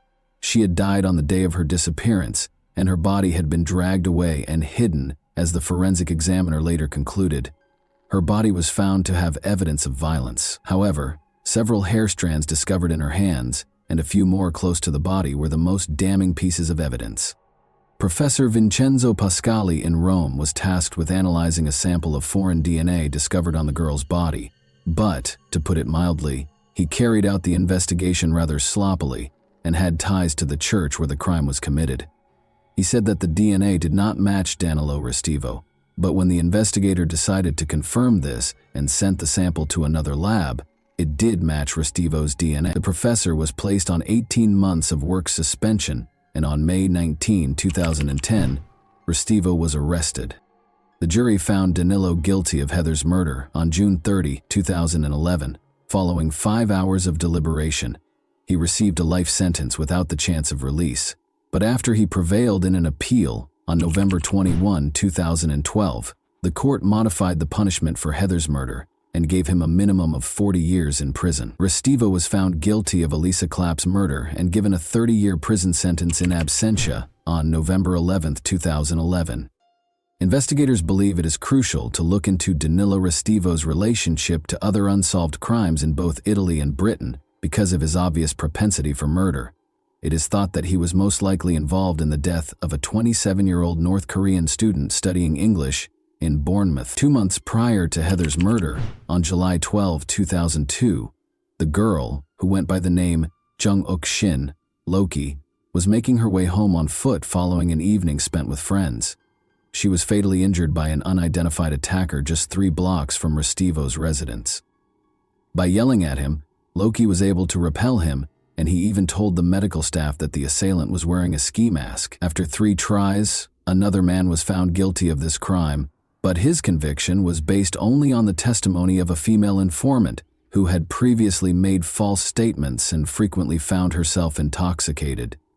There were many inconsistencies in her story, and she failed to mention the killer's ski mask. The 2 girls' physical similarities lend credence to the idea that Restivo was involved. Furthermore, the fact that the murder took place on the 12th of the month, as did the killings of Elisa and Heather, as well as the fact that Restivo visited the park where his murder kit was discovered, indicates the importance of this date to him. The length of the knife found in the park with Danilo is the same as the wound on Loki's body. Furthermore, different hair strands were discovered on the sidewalk close to Loki, but it was challenging to pinpoint their exact origin because of the nearby hair salon. From a legal standpoint, Loki's case is over. 2 murders have been formally charged against Danilo Restivo. Investigators are certain that there might be additional victims, though. Elisa's body was meticulously concealed, but Heather's was cruelly displayed for her own kids to see. Experts say that this shows that the criminal changed and that he was unable to stop on his own. And that wraps up today's chilling story. If you enjoyed this video, don't forget to like and subscribe so you never miss a new upload. Also, let me know in the comments, what part of this story shocked you the most? Thank you for watching, and I'll see you in the next video.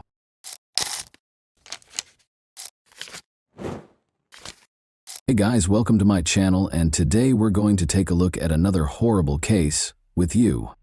Today, we'll examine what happened in the U.S. state of Pennsylvania in 2017. Alina Shaykhet, 20, a University of Pittsburgh student, stopped returning calls and texts on October 8, 2017. Her mother and father were unable to get in touch with her, and she was supposed to meet them that morning. The Shaykhet family's life was forever altered by what they discovered when they visited her house. When Alina was 3 years old, her family relocated to the United States from Ivanovo, Russia, where she was born. Alina had extraordinary talent. She had a passion for acting, dancing, and singing. Many people were moved by her beauty and passion on stage. At a very young age, Alina became passionate about the performing arts. At the age of 4, she began her journey at the European School of Rhythmic Gymnastics. She started singing solo in out-of-state competitions when she was 5 years old. She attended the Tammy Lee School of Dance in elementary school, where she was able to secure prominent roles while showcasing her acrobatic dance routines. Alina quickly picked up dance techniques and styles that most kids would take years to master. She had the honor of performing with a group of much older, more seasoned dancers because of her extraordinary talent. Alina started going to the Broadway dance studio with Karen Prunzik in the 5th grade. She mastered a variety of dance forms, such as ballet, tap, and hip-hop. She even performed as the studio's prima ballerina, staying true to her Russian roots. She participated in Access Broadway and Onstage New York, where she received numerous honors for her exceptional performances over the years. Additionally, Alina performed at a number of local Pittsburgh events, such as Light Up Night, Macy's Christmas parades, and other gatherings in Idlewild Park, Robinson Township, and Kennywood. Alina was also able to find her singing talent thanks to the confidence she gained from dancing. Both in front of an audience and at home with her family, she moved audiences to tears with her exquisite performances of numerous well-known songs. Alina had extensive surgery after suffering a serious knee injury in a ballet class when she was 14 years old. Alina was devastated to learn that she would never be able to dance competitively or recreationally again after months of physical therapy. She was determined to find a way to get back on stage, in spite of this significant setback. Alina was able to safely express her love of dancing while attending Montour High School by participating in the musical theater program.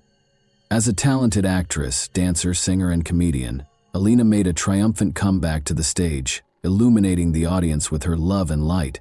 She brought tears, smiles, and a lot of applause to her roles in a number of plays and musicals. Alina continued to shine her light and make everyone happy while performing at numerous events throughout the city as a member of the chorus at Montour. Despite the fact that Alina's injury kept her from pursuing her love of dancing and performing, her experience receiving treatment motivated her to seek a career in medicine. She wished to assist those who had sustained injuries that hindered them from following their aspirations. Alina made the decision to pursue a career as a physical therapist. Alina and her parents had a close relationship. In 2015, she wrote on Facebook, "Happy Father's Day to the greatest dad out there. Thank you for always being there for me and having my back no matter what.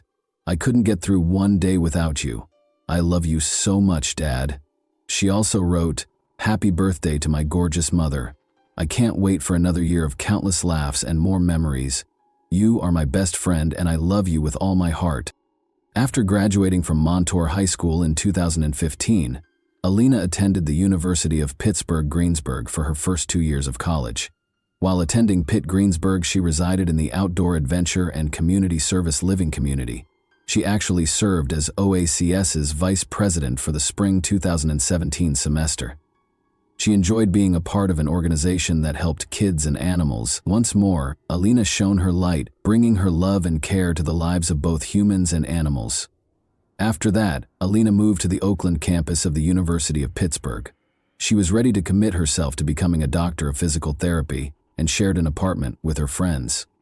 But on October 8, 2017, Alina, who was only 20 years old, was tragically and senselessly killed. Alina shared a home with other University of Pittsburgh students. Zach Brandner, her roommate, could never forget the night he last saw Alina alive. Zach and Alina took a Snapchat together at around midnight after returning home from a late shift at work to make fun of other students who were sharing night out selfies on Saturday night. A couple of minutes later, Alina texted me the picture we had just taken. That was the last I heard from her. The next morning she was gone, Zach said in an interview with reporters. "We all said goodnight and said I love you, like we did every night. And she went up to bed." A little more than 8 hours later, Alina's father, Jan, and mother Ellie arrived to collect their daughter. They were scheduled to take a charity walk in the park to raise money for breast cancer. Zach described the specific events of that morning in the interview. He stated, "Her mom came to pick us up at 8:45 a.m. Her mom rings the doorbell and says, 'Is Alina not awake? She isn't answering my calls. Let's go wake her up.' I thought she slept through her alarm. Her dad was still in the car with their dog at this point. We went up and her mom started knocking on the door with no answer. This went on for 5 minutes and it started getting really loud. She started shaking the door. You could tell she was starting to get a bit scared, like this wasn't normal. The dog was barking uncontrollably. That's when Ellie called for her husband Jan, who came inside and broke down the door, and then they saw what was inside. At this point, I was halfway up the stairs and all I heard was screaming. Her parents were screaming at the top of their lungs, saying, 'Alina is dead. Alina is dead.' It got hard to understand. They started speaking in Russian. It was horrible. They said it looked like her face had been cut off. Running up, Zach peered inside. Looking for more than a few seconds was too much for him. I went into the room, and it was horrifying. There are no words to describe what I saw. She was just lying there with her arms spread out. The whole side of her face was unrecognizable. You could barely recognize it was a face, it was so bashed in. She was lying in a pool of her own blood. As though to remind us that someone's life was at stake somewhere nearby, a siren broke the stillness of the morning. The doctors hurried inside the house as soon as the ambulance arrived. At the door, Alina's terrified mother greeted them with shaking hands and tears in her eyes. Her daughter was lying on the floor, and she led the way to the room. Regretfully, the doctors were forced to announce Alina's death. The police had roped off the house. Police Chief Scott Schubert issued the following statement. "We do not believe at this time that this was a random act of violence. There is no continued threat to Oakland residents and the university communities. However, releasing additional details at this time could be detrimental to the investigation. Our primary interest is collecting sufficient evidence that can be successfully used in a court of law. The investigation is ongoing. I encourage anyone with information that could be helpful to call police headquarters and speak to a violent crime unit." According to Detective Schubert, the medical examiner determined that Shiket's cause of death was homicide and that blunt and sharp trauma to the head was the cause of death. The police actually already had a suspect. Investigators suspected 21-year-old Matthew Darby, Alina's ex-boyfriend, of committing the crime. During her time at the University of Pittsburgh-Greensburg, Alina Shiket got to know Matthew Darby. In 2015-16, Darby participated in basketball as a sophomore at the University of Pittsburgh at Greensburg. Darby was reported by Alina, who had broken up with him after she changed schools, for breaking into her house on September 20. She described previous abuse incidents in her police report, writing, "Grabbing, pushing, emotional abuse, jealousy, control." She also stated, "The defendant climbed up the gutter on the side of the house and broke through the second-floor window of my home. He did this because I left him and stopped answering his phone calls." According to Jan Shiketh, he and his spouse Ellie went to court with their daughter last week in order to get a protection from abuse (PFA) order. "For the last couple of weeks, she had told me she tried to stop talking to him," he said about Darby.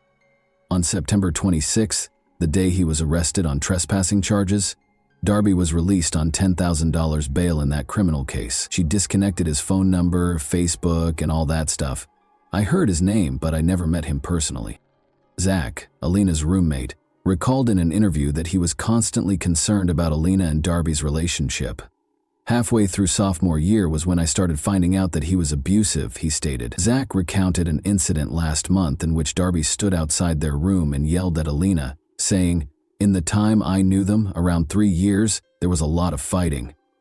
I'm not just saying this because she was my best friend, but Alina was extremely loyal to him. She never cheated on him, unlike him, and it went on for over 20 minutes, and he kept accusing her of cheating on him with this boy outside my window on the first floor. We heard Matthew screaming at Alina. She never did anything. This boy lives in North Carolina, but he was screaming at her. All she was saying was, 'Matthew, please, stop, stop.' He was uncontrollable." Zach clarified that this was just one of the many times Darby would lose his temper without cause. Zach claimed that Darby's demanding behavior carried over to her social media accounts. "We would go out for pizza and everything would be fine, and then he would just turn on her. He would just go crazy for the littlest thing. If she liked a picture of a guy on Instagram, he would go and unlike it because he had her social media passwords," he stated. This was before they broke up. She changed them when she broke up with him. He would never let her wear clothes that could be considered too sexy looking. He was extremely, extremely controlling. He was notorious for texting and calling. Matthew would call her upwards of 20 times if she didn't answer. He just kept on calling and it just wouldn't stop. She blocked his number after they broke up. According to the police report, Darby broke into their house on September 20 following the breakup. According to Zach, it was approximately 12:30 a.m. when he heard glass shattering outside that evening. He texted his house group chat and ignored it, assuming it was a bottle breaking at a nearby party. Then he heard a shriek coming from upstairs, followed by the sound of someone falling. Alina was yelling for assistance. Because Matthew Darby was in her room at that point, we weren't sure what his intentions were, but now we think it was a failed attempt at murder. We caught him and got him out of her room. Then the police came, and he was arrested. She was scared. You could tell," Zach continued. "She didn't feel safe at all." Call logs from Alina's cell phone, which was not at the apartment when she was discovered, revealed that between 4:15 a.m. and 4:15 a.m., she received 5 unanswered calls from a number that turned out to be Darby's, and 4:55 a.m., Sunday. According to the police, Alina's cell phone was last seen close to Irwin, where Route 30 and I-76 meet. The criminal complaint states that at 4:21 a.m., Darby was picked up by a commercial car service vehicle. According to the driver, he took Darby to Oakland's Semple Street and Ward Street, which are close to Cable Place. According to him, Darby asked him to wait 10 minutes after getting out of the car. The driver reported that 10 minutes later, Darby asked him to wait for 10 more minutes. About 5 minutes later, the driver got a call on his phone requesting that he wait an additional 10 minutes. He told the police that he could not wait any longer and walked out of the area. According to surveillance footage gathered by investigators, Darby is seen throwing objects into a sewer close to Semple Street, which is close to Alina's home. According to Pittsburgh Police Homicide Detective Edward Fowler, he and other officers discovered a hammer and 2 knives in the same sewer grate. The hammer's claw part seemed to have skin and hair adhered to it. Police asked for a warrant to arrest Darby based on the information above. He was accused of stealing by unlawful taking, burglary, criminal homicide, fleeing to avoid capture, and possessing criminal tools. Matthew Darby was taken into custody in Myrtle Beach, South Carolina, a few days after Alina passed away. A concerned citizen reported witnessing a male tampering with a window at a residence, according to Myrtle Beach police. Officers discovered a man who fit the description when they got there. It was discovered during their investigation that Darby was the male suspect. He was accused of loitering and giving police misleading information in connection with the South Carolina incident. Both of the new charges are punishable by up to 30 days in jail and a monetary fine. During the hearing, a judge in South Carolina refused to grant bond. Because of the pending Pennsylvania warrant, the judge deemed Darby a possible flight risk. The judge informed Darby that he could either waive his right to an extradition hearing or exercise it. Then Darby said he wanted his attorney. When asked to enter a plea to the charges in South Carolina, he also stated that he wanted his attorney. Alina's family and friends, many of whom were Pitt students, crowded the courtroom. Many carried signs raising awareness of domestic violence and Alina's Law, a bill that is currently pending in the state legislature and would give judges the authority to mandate electronic tracking of high-risk domestic abusers.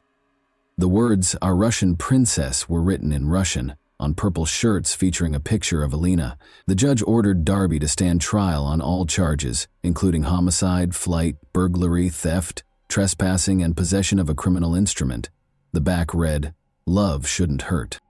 According to evidence presented by the prosecution, Darby spent the night of October 7 and the early hours of October 8 on the campus of Duquesne University, where he spoke with Raymond Marr, a university police officer.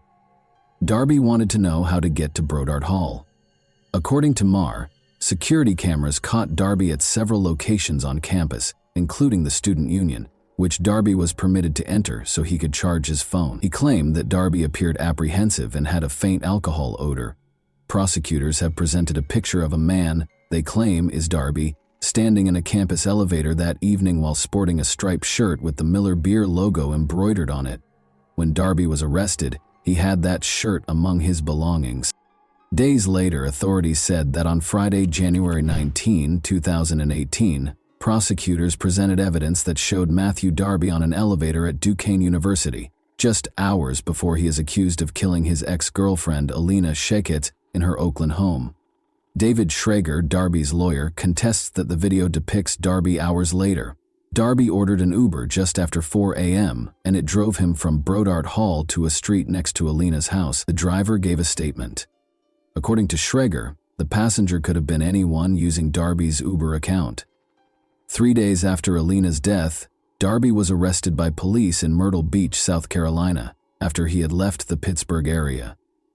2 knives were seen in an Oakland sewer grate in a photograph taken by Pittsburgh homicide investigators.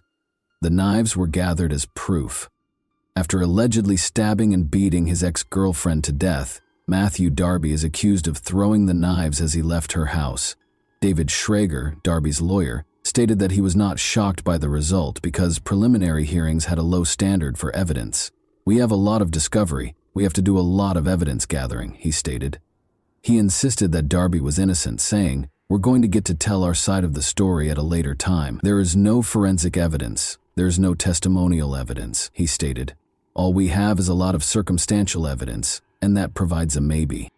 Using 4 required aggravating factors: that he was the target of a PFA brought by the victim, that she was a prosecution witness against him, and that he had a history of felony convictions involving violence or the threat of violence, prosecutors declared they would pursue the death penalty against Darby. In order to avoid the death penalty, Darby consented to enter a guilty plea to first-degree murder, which carries a mandatory life sentence. Alina Shiket was a bright, energetic college student who wanted to work with young children as a physical therapist. It was her dream, her father Shiket stated, and she worked so hard. "She was the best person in the world. I lost my beautiful princess," he said while weeping. He said, "I don't know what else to say." He said his daughter was popular, friendly, and loved to sing and dance. His words, "She made everyone happy. She had such a bright future. He has taken Alina from us in an unimaginable way," Jan Shiket remarked of Darby. "He has stolen so much from us, including a future with our daughter. Without her daughter, there wouldn't be a wedding gown, a graduation, kids, or family vacations. My daughter died."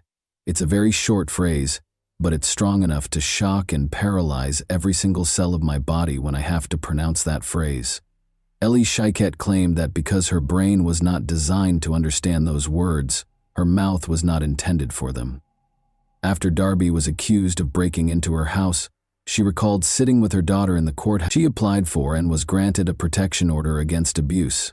She claimed that her daughter still harbored feelings for the man she feared. According to Ellie Shiket, she wanted to help him. She didn't want that PFA to go to jail, according to her daughter. She wished to shield and assist him.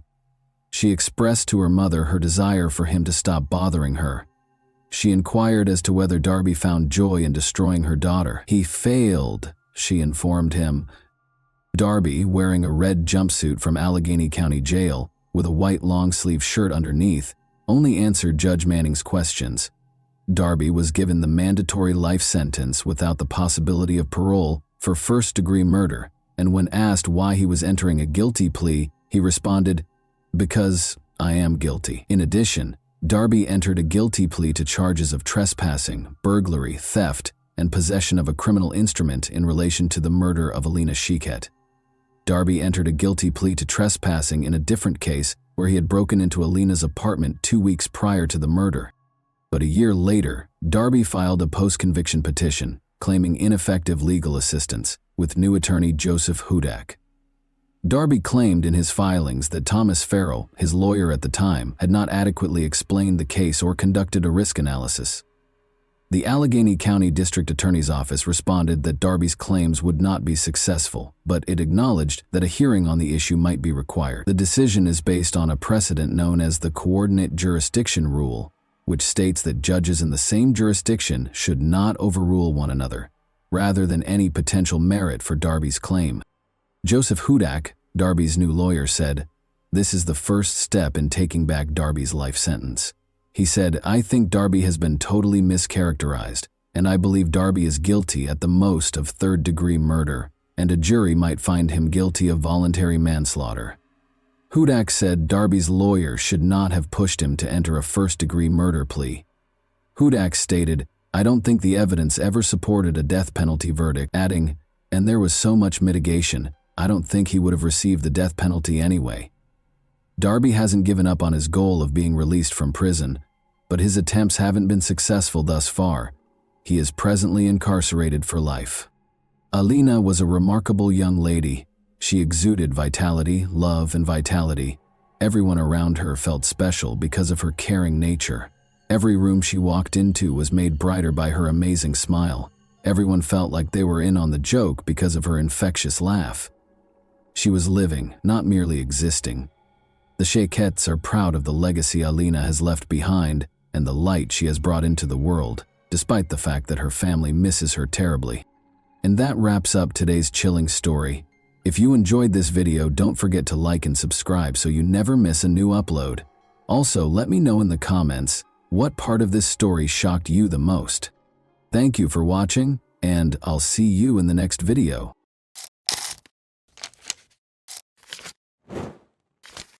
Hey guys, welcome to my channel, and today we're going to take a look at another horrible case with you.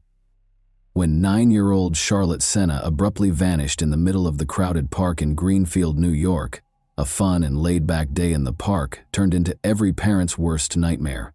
Charlotte appeared to disappear into thin air, but dozens of people immediately began looking for her.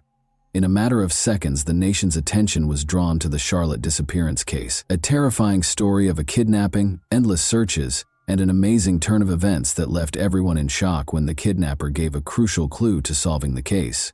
Possibly more than one, this thriller is full of unexpected twists and events that unfold before our eyes. Charlotte Senna, a 9-year-old fourth grader, lives in Greenfield, Saratoga County with her two sisters ages 4 and 10 and her parents, David and Trish. Her mother is a food inspector for the Stewart Shops chain, and her father, David, is a pipeline mechanic. Charlotte's parents are a typical working family, and they never would have thought that their daughter would be the object of a repeat criminal who wants to use her to help him out financially. Evidently, though, nobody is immune to the nightmare that has become reality. Charlotte was having a picnic with her family and friends on Saturday, September 30th, 2023, at Morrow Lake State Park, which is only a 15-minute drive from their house. The 6,250-acre park is named for Morrow Lake and is located 70 kilometers north of Albany, New York. It is a well-liked recreational destination with boating and fishing opportunities, a sandy beach, 158 picnic areas, walking trails, and amazing dense forested areas. Its easy access to other resort towns draws tourists from all over the state. David and Tricia Senna, Charlotte's parents, made the decision to unwind with a sizable gathering here. Charlotte and her friends went cycling around lunchtime. She was about to head back to the camping area after a few rounds when she promised her friends that she would complete one more lap alone before joining the others. The time was around 6:15 p.m. back then. Her parents, however, became aware of her absence 10 minutes later. Other park visitors quickly joined them as they started looking for her and addressing her by name. To assist in finding the child, people got up from their tables and left their food. The area where she vanished became chaotic. They eventually located her daughter's bicycle at 6:45 p.m. That was the beginning of every parent's worst nightmare. The parents had already called the police at 6:47 p.m. They were appalled that they had already lost 30 minutes and were positive that Charlotte had been kidnapped. How were the girl's parents made aware of her abduction? They got a clue from her bicycle. Charlotte wasn't the type to just up and start walking instead of riding her bike. She could ride with the breeze, so why would she get off? If the bike had malfunctioned, things would have been different, but it was in perfect operating order. Besides, it was standing on its kickstand, not lying on the path. In other words, something, or probably someone, managed to attract the girl's attention, stop her, and then kidnap her. Police officers reached the park by 7 p.m. There were definitely severe worries about Charlotte's safety, because the bicycle was located, but she was nowhere to be found. But the police could not rule out the possibility that the child had just lost their way. As a result, both directions were pursued. Information regarding the missing child was quickly disseminated by the media. Numerous individuals looked for her, but as night fell, the situation deteriorated. Over 100 people had already begun searching the park by Sunday, and another 300 joined them the next day. They looked through a number of phones near the park. Luckily, visitors had to register and pay an entrance fee, which allowed the police to interview everyone who had come to the park for recreation. But this took time, and when the officers searched diligently and failed to locate the girl nearby, they began to suspect that she had been kidnapped. Furthermore, Charlotte's scent trail was lost nearly at the same location as her bicycle. If it was a kidnapping, the kidnapper probably had a car, took the girl inside, and drove off. As a result, the stakes were much higher. The likelihood of finding the kid alive drastically decreased just 3 hours after the kidnapping. This is due to the fact that most of the time a criminal views the victim as an object to satiate their personal desires rather than as a child. The victim becomes a witness, evidence of their crime that must be removed. Once they have accomplished their objective, of course, this discussion is about a situation in which the abductor is an unrelated individual who targets the victim, not about a parent kidnapping a child because of a custody dispute. The police put an officer at Charlotte's family's home immediately after she vanished. As David and Tricia Senna, Charlotte's parents, were still looking for their daughter in the park on October 1st, very early in the morning, even before dawn, a car pulled up close to their home. At 4:20 a.m., the policeman observed an unidentified man placing something in the family's mailbox. The man hurriedly got into the car and drove away as the officer started to approach him. Despite noting the car's model, the officer was unable to apprehend him. The police were shocked to discover a ransom note in the mailbox. For Charlotte, the man demanded $50,000. He allegedly made her write the note by force. For failing to stop the stranger, the officer was criticized. It was a chance to save the child and apprehend the kidnapper. Although he witnessed the man leaving the letter, the officer was unable to determine what the man had left in the mailbox. Many people send the parents cards, flowers, and letters of support after learning about a child's disappearance. But this note proved to be very important in saving Charlotte's life. The kidnapper must have arrived so early because he thought no one would be home and no one would notice him. However, he left a crucial hint. The case made an unexpected breakthrough at 2:30 p.m. on Monday, October 2. A fingerprint was discovered on the note by forensic specialists. They found a match after running the fingerprint through the database. Craig Ross, who was previously charged with driving under the influence in Saratoga Springs in 1999, owned it. Craig was among the people in the park when Charlotte was kidnapped, and his phone ping matched theirs. Additionally, a car registered to Craig was tracked by the police back to his mother's house in Bolton Spa, New York. Craig lived behind his mother's house in a tiny motorhome.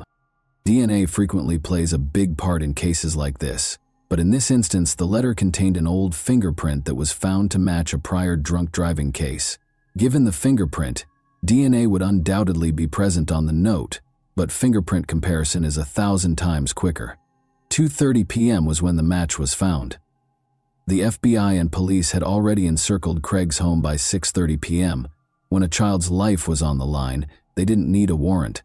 Craig's neighbors said they never expected to see something like that, and that the suspect's capture was more akin to a crime thriller.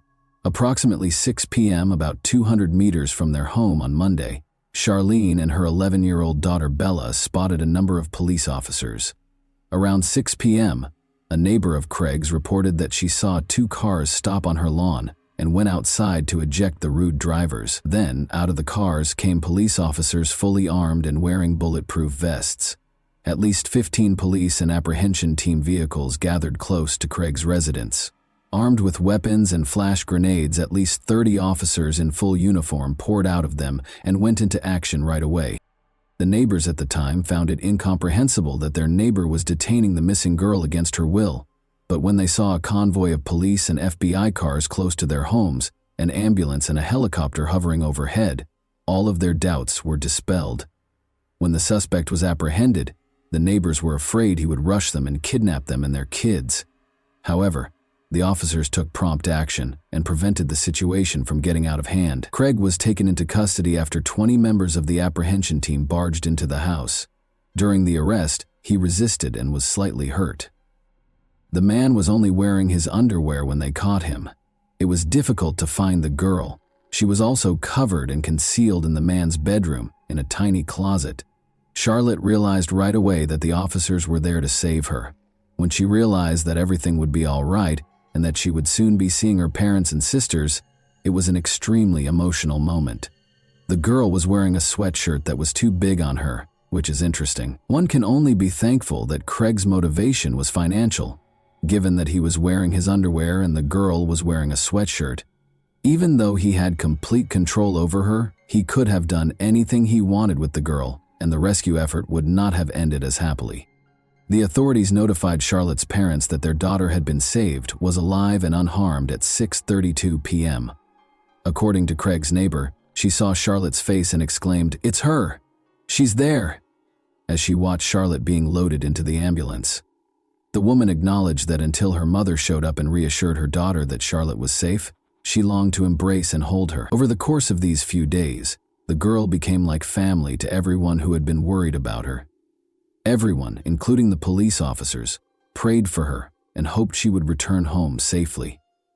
As everyone saw the successful operation to free kidnapped Charlotte, they all exhaled, celebrated, gave each other pats on the back, and congratulated one another. The police officers' discovery of the potential kidnapper was a startling moment. Their two objectives when they stormed the house were to capture the kidnapper and save Charlotte's life. In this instance, things turned out better than anyone could have imagined. The criminal has been apprehended and the girl is safe and unharmed. But what if money hadn't been his motivation? It would have been too late by the time they recognized him. The mere thought of it is terrifying. Charlotte was taken to the hospital right away, and following a medical examination, her family was allowed to return home. Charlotte is in excellent health, aside from the evident shock following the kidnapping.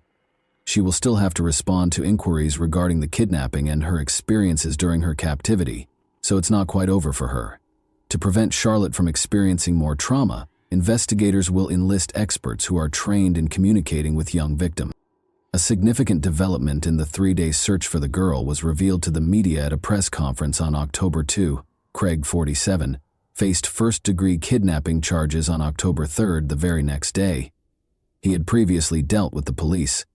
First of all, he was arrested for driving while intoxicated in 1,999. His fingerprints were taken at that time and added to the police database, allowing the authorities to connect him to Charlotte's kidnapping.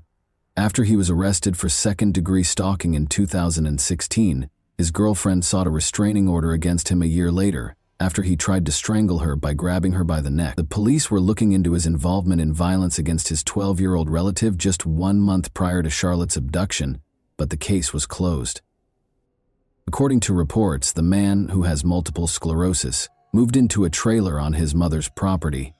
Due to missed payments, his condition became so bad that he was unable to stay in his previous home in Porter's Corners, New York. Craig has an 11-year-old daughter and 2 grown children. He is characterized by his neighbors as a reclusive individual. They did, however, occasionally catch him working in his home's yard and interacting with his daughter, who is 11 years old and lives with him most days of the week. In reference to the man's older children, Craig's son said he doesn't want to get involved with his father, doesn't want to hear anything about him, and finds his behavior disgusting. Craig is currently detained without the possibility of bail on a first-degree kidnapping charge. He will be represented in court by a free attorney who has been given to him. Although the motive for the kidnapping is not officially stated, based on the ransom note, it is reasonable to assume that money was a major factor, even though the police are not very forthcoming with information. Craig's former girlfriend, Amanda Priest, had a lot to say. According to her, Craig hated his job and was constantly looking for people he could trust to help him. Amanda is certain that money was the driving force, but it's interesting to note that Craig appeared to have targeted Charlotte in particular, rather than just any child. The problem stems from an incident in which Patrick Senna, Charlotte's grandfather, sued Greenfield after a sledding accident in 1998. The $2 million settlement he received was well known among Saratoga's citizens. Given this knowledge, Craig may have been monitoring the family to learn more about their residence, regular locations, and other details. This is exactly why Craig kidnapped the man's granddaughter and demanded a ransom, Amanda claims, in an attempt to obtain funds to help him out financially. Amanda also mentioned that Craig had covered his trailer's windows with tarps not long ago. She is certain that everything was carefully planned as a result. He kept an eye on the family, observed them, was aware of Charlotte's routine, probably followed them from their house to the park, and waited for a chance to see the girl by herself. Investigators are looking into whether the suspect in Charlotte Senna's case is connected to any other crimes, such as the kidnapping and killing of 18-year-old Jennifer Hammond and 19-year-old Christina White. As is customary, investigators are looking into his involvement in any significant incidents in the area, even though there is currently no evidence connecting him to these cases, since their disappearances in 2003 and 2005 respectively, from Milton, the same town where Craig spent decades. The cases of Jennifer and Christina, whom investigators believe to be connected, have remained unsolved. On November 2, 2003, Jennifer went missing according to her boss. No one saw her after co-workers dropped her off at the Creek and Pines trailer park, where she was supposed to sell magazines. Later, All of the girl's possessions were discovered in an Albany hotel room where she was lodging with co-workers. After Christina's family last saw her in the evening on June 30, 2005, 2 years later her disappearance came to light. 5 kilometers from her home, witnesses reported to investigators that they saw her strolling down a road. In March 2006, hunters discovered Christina's remains, which were essentially just a skeleton, 16 kilometers from her last known location in the D-Town forest in Greenfield. According to the autopsy, Christina's chest and abdomen were fatally struck by the murderer. In October 2009, Jennifer's remains were discovered a few kilometers away. Although the cause of her death is unknown, investigators concluded that considering the location of their kidnapping and the location of their bodies, the girls were most likely murdered by the same individual. According to criminal profiler John Kelly, who was familiar with the area and probably liked red-hamed girls, Craig Ross presumably abducted Charlotte, but we know that the best predictor of present or future behavior is past behavior. Therefore, it's always important to find out if a person has committed abductions in the past. There may be a connection because Craig's path from the park to his house apparently goes through wooded areas connected to these 2 unsolved murders. He was keeping an eye on the family and may have believed he could kidnap them again because he had done it successfully in the past. However, he could demand ransom and simultaneously improve his financial situation rather than committing murder. In any event, the inquiry is still ongoing to determine whether he is connected to any other crimes. He has been questioned by the police in the interim to determine whether he was keeping an eye on Charlotte and whether his motivations extended beyond his need for money. The Senna family thanked everyone who put in so much effort to bring their daughter home. Naturally, they expressed their relief at Charlotte's return home and recognize how lucky they are that things turned out this way. They are aware that not all kidnapped children make it back home safely. And that wraps up today's chilling story. If you enjoyed this video, don't forget to like and subscribe so you never miss a new upload. Also, let me know in the comments what part of this story shocked you the most. Thank you for watching, and I'll see you in the next video.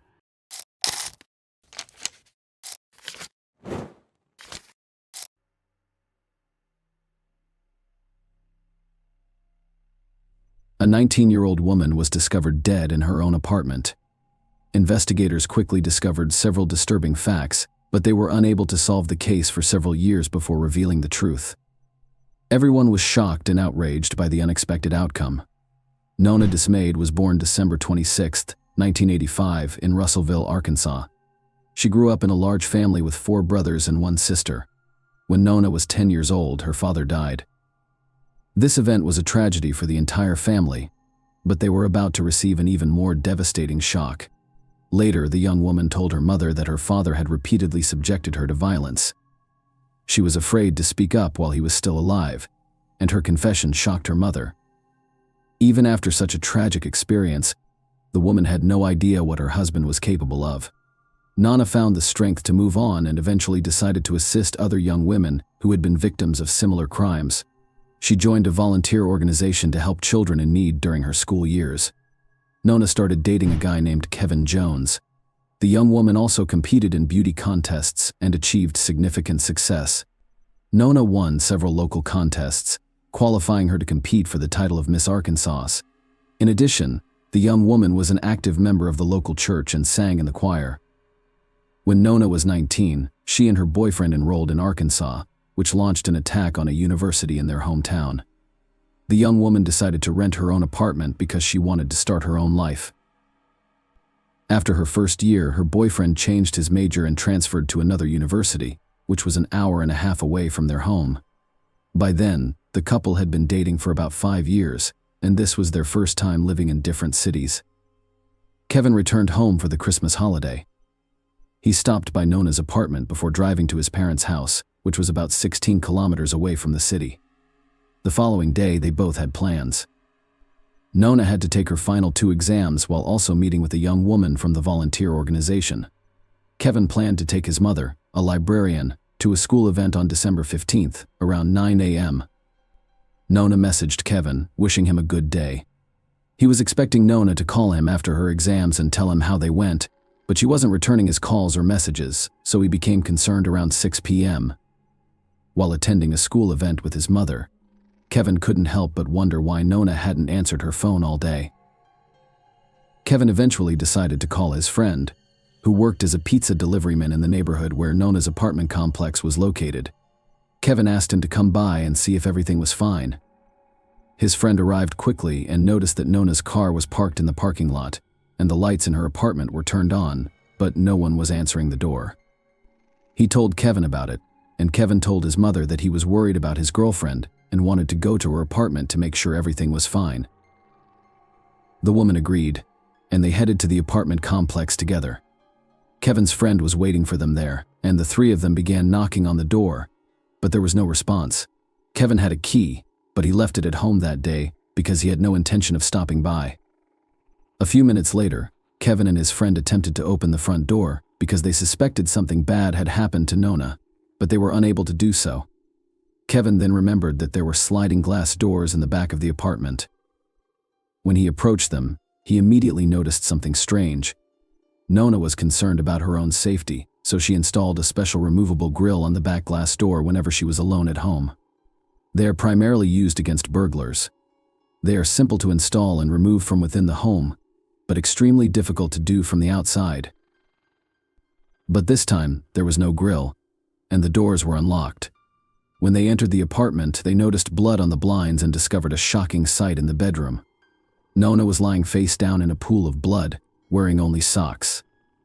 Kevin rushed over to her and attempted to lift her, only to realize she was dead. Meanwhile, his mother contacted police investigators, who arrived at the apartment and began investigating the crime scene. They immediately suspected that the victim had been struck on the head several times with a table lamp found on the floor. Investigators discovered a bloody fingerprint on the table lamp, possibly left by the killer next to the victim's body. They also found an empty condom wrapper on the bedside table and no signs of forced entry. Medical examiners confirmed that the table lamp was used as a weapon, with the metal base matching. Experts suggest that the perpetrator may have used a condom found in the apartment, making it difficult to determine the presence of sexual violence. However, the crime scene was not thoroughly examined, with investigators failing to collect blood samples from the blinds on the back door or search for shoe prints in the apartment, which could have been used. When he entered the apartment and ran to her, he tried to lift her up, and upon realizing that she was dead, he hugged and held her. The police found this behavior strange and suspected that Kevin had done it deliberately by hugging the victim and getting covered in her blood he may have destroyed. Potential evidence and compromised the crime scene. Why it would be difficult for investigators to prove his guilt. For example, if Kevin's clothes or nails were found with the victim's blood, it could easily be explained that he hugged the victim after discovering her body. Another suspicious moment was that Kevin went to check on his girlfriend not alone but with his mother, and he also invited his friend to the apartment. Investigators believed that this way he secured two witnesses who found the body with him and saw him covered in blood. The police talked to Kevin for a long time right outside Nona's apartment, and from their questions the young man realized that they considered him a suspect. Then he said something that strengthened the investigators' conviction that he was the murderer, recognizing that he was suspected. Kevin began arguing with the investigators, stating that he constantly watches Law and Order and is aware that they are attempting to convict him. These words also appear strange to the police. In addition, they discovered that the key to Nona's apartment was only with three people: the girlfriend, her mother, and Kevin. Given the lack of evidence of a break-in, they assumed the man used his copy of the key to enter the apartment. Kevin was interrogated at the police station for several hours. During the interrogation, he told investigators his version of events and insisted he had nothing to do with the murder. However, investigators directly accused him of the murder and urged him to confess. Around 4 p.m., after numerous attempts to call his girlfriend, Kevin sent a message asking if she was still alive, despite the fact that Nona had already died. When the police left the interrogation room and left Kevin alone, he stood up and began punching the back of the chair for the investigators. This became another indication that the young man was violent and capable of murder. However, the police found no evidence linking Kevin to the murder. Medical experts discovered that Nona attempted to defend herself, which would have resulted in bruises and scratches on the killer's body, but none were found on Kevin. Despite this, the detectives remained convinced he was guilty and attempted to gather evidence. After interviewing over 50 people, the police were unable to find any witnesses. However, after speaking with known friends, they discovered that shortly before her death, she had begun seeing another man secretly from Kevin. Investigators immediately checked this person, but he had a solid alibi for the time of the murder, which raised suspicions about Kevin. She was killed with extreme cruelty, which in most similar cases indicates the killer's strong personal animosity toward the victim. A few days later, Kevin agreed to take a polygraph test. The operator concluded that the young man provided numerous false answers, and one of the investigators claimed that this was the worst polygraph result he had ever seen in his 28 years of experience.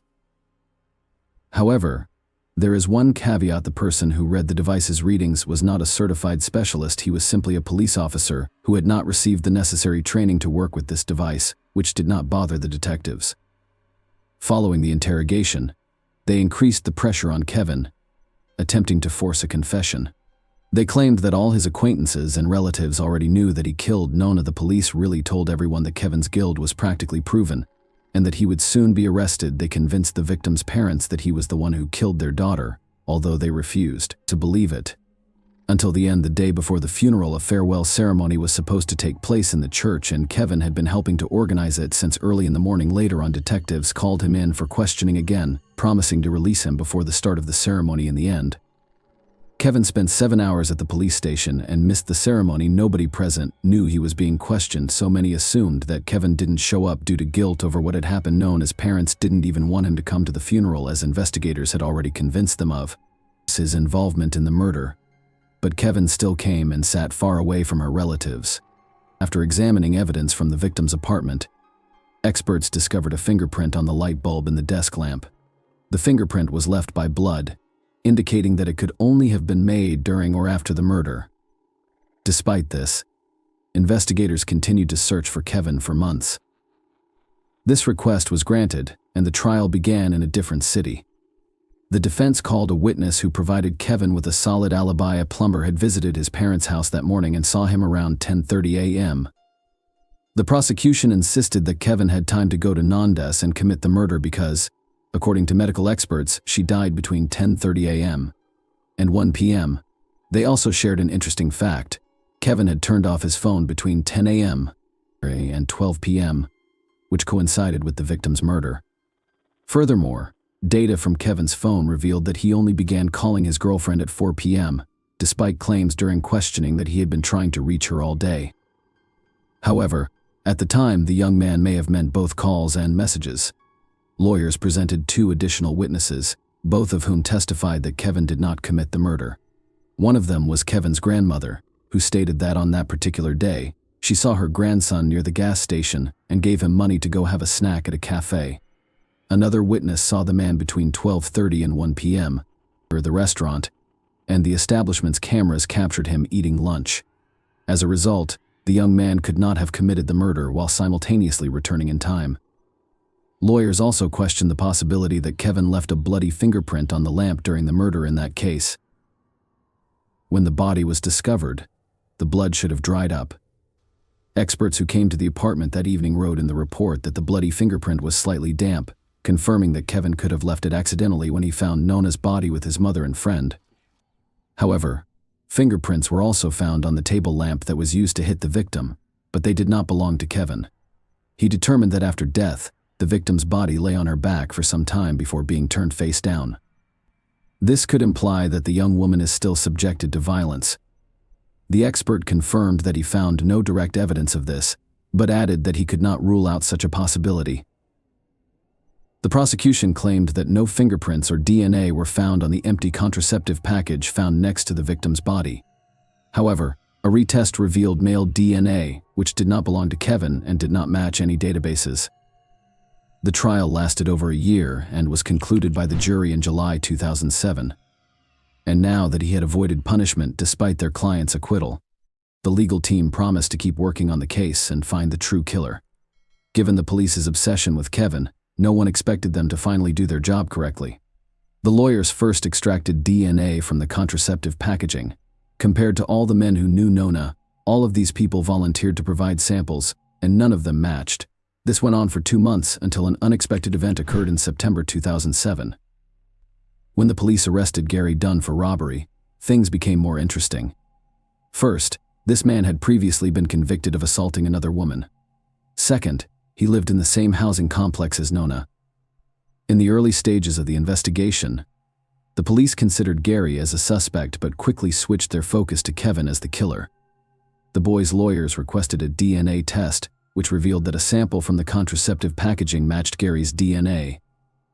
After the young woman's murder, investigators even questioned Gary using a polygraph.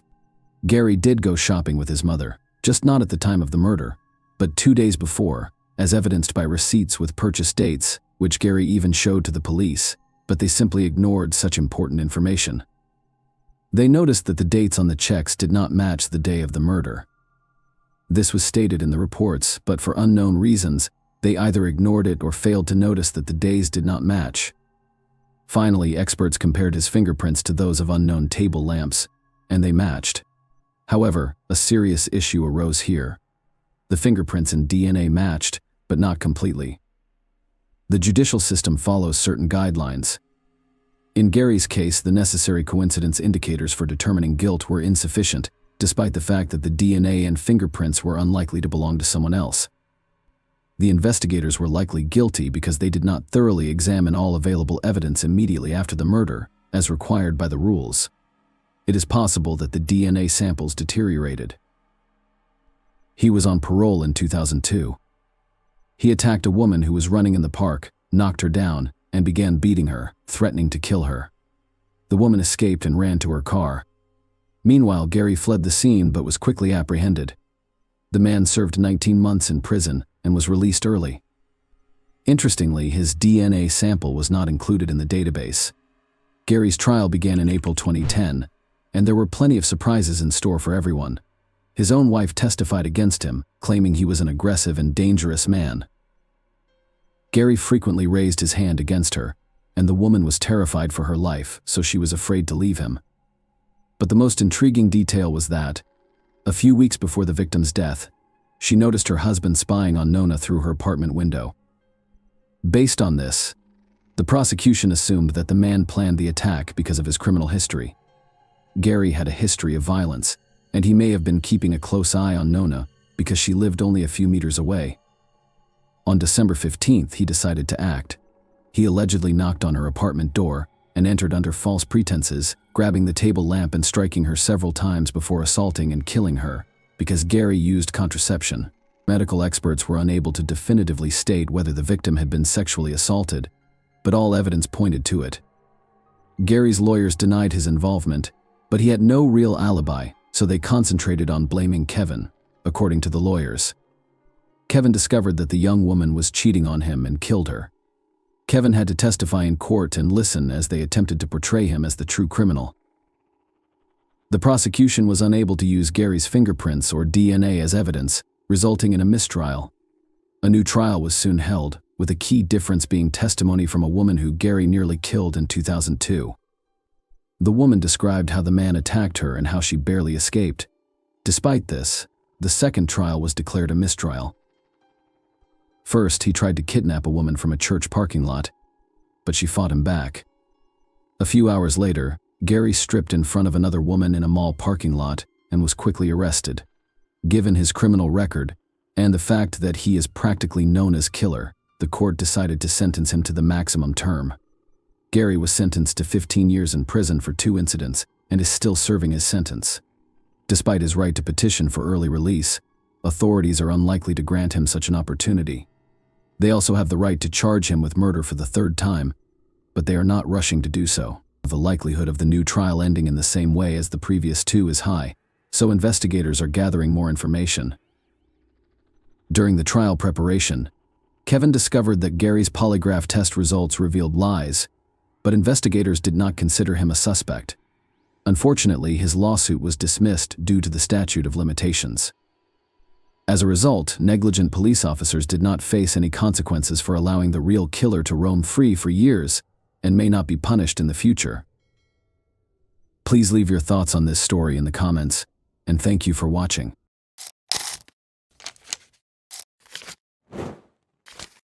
Hey guys, welcome to my channel, and today we're going to take a look at another horrible case with you. Brigitta Unto was close to passing away when she got to the emergency room. Despite the fact that her vital signs were rapidly declining, doctors were unable to identify any indications of infection or injury. Together, the police, FBI agents, and medical experts were able to solve the medical mystery and unearth a horrifyingly creative crime. The medical staff at a hospital in San Diego, California, waited for Brigida, a 28-year-old patient, to arrive on March 5, 2018. An ambulance was taking her from the office of her family physician. Brigida had called her mother Olga that day to complain of feeling ill. Brigida's legs shook with agonizing pain, and she could hardly breathe. As Olga fought to get her into the car, the family doctor only needed to glance at the once vibrant and healthy young woman to realize that Brigida was in serious trouble and that there was nothing he could do to help.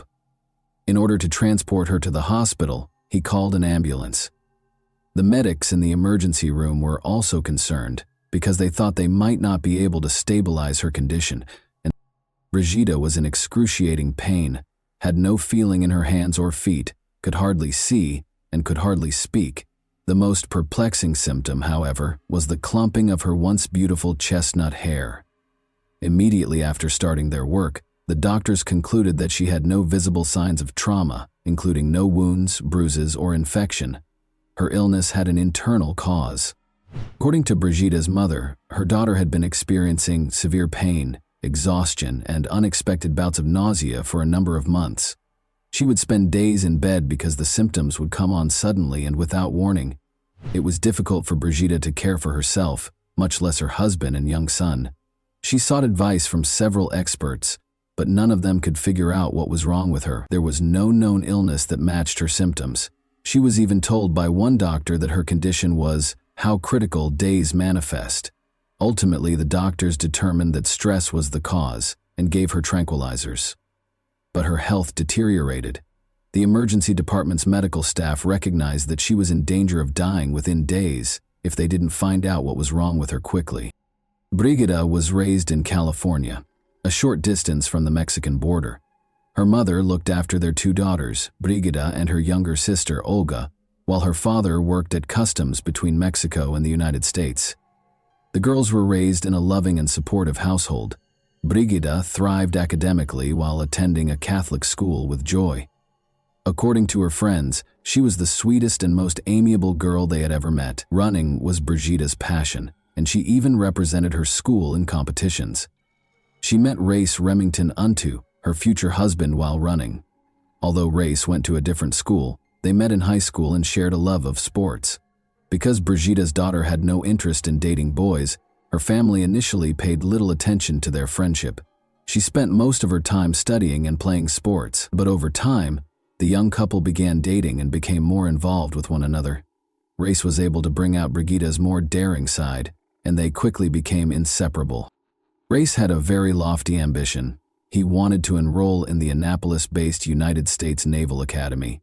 It was a difficult task because the student acceptance rate was less than 8%. In addition to doing well in school, the candidate had to work on personal growth, play sports, volunteer, be involved in the community, and much more. Remarkably, Race was accepted into the academy and relocated to Maryland to start his studies. The young couple kept up their long-distance romance. Race was eventually diagnosed with a hernia, though, which didn't fully heal. Despite having to leave the academy, he was able to find employment in the Navy as an electrician. Brigida, meanwhile, went after her own goals and became a teacher. Following 7 years of dating, Brigida, 25, and Race, 24, were married in 2014. They welcomed their son shortly after. Brigida thought that everything in her life was going as planned, and she was completely content. She lived a short distance from her parents, had a wonderful child, and a loving, caring husband. She could never have predicted the extraordinary and agonizing turn her life would soon take, though. Dr. Jeff LaPointe, a certified toxicologist, was one of the emergency department doctors at San Diego Hospital. This was unusual. Like a great detective, Dr. LaPointe followed the trail of clues that might help him figure out what was happening to Brigida. He was a true medical detective. Was an autoimmune disease killing her? No, that was not confirmed by blood tests. Is it possible that she has cancer? No. But among all the symptoms, hair loss was the most noticeable. This was a result of treatment rather than the illness. Brigida had been exposed to a toxic chemical, according to all the symptoms. But which one and how? It wasn't cesium, cadmium, or arsenic, because hair loss wouldn't be caused by these heavy metals, but thallium was the one material that could. Thallium was employed as a depilatory agent at the beginning of the 20th century. Additionally, doctors actively used it. For instance, if a child had lice on their head, thallium was applied to the lice, which caused the lice to fall off, along with all the hair. In the years that followed, thallium took center stage in rodent poisons. But by the 1970s, and arsenic had become so widely used as murder weapons that they were outlawed for use and sale. Leg pain, weakness, deteriorating vision, appetite loss, weight loss, and of course hair loss were all signs of thallium poisoning that Brigida was experiencing. Dr. Lapointe's inability to promptly verify his suspicions was the issue. There was no way to test the patient for poisoning on the spot, and no one in the hospital had ever seen a case like this before. The results would be available in 3 days, which Brigida might not have, and the samples needed to be sent to another lab. This was the start of the race against time. In order to get an expedited analysis, Dr. Lapointe began phoning each agency. The antidote would be desperately needed, even if the doctor's suspicions were confirmed and Brigida had thallium poisoning. But getting the antidote, which was aptly named Berlin Blue, proved to be more difficult than he could have imagined. Since Berlin Blue is a blue pigment used in paints, we have all seen it. When creating Starry Night over the Rhone, Vincent van Gogh used it.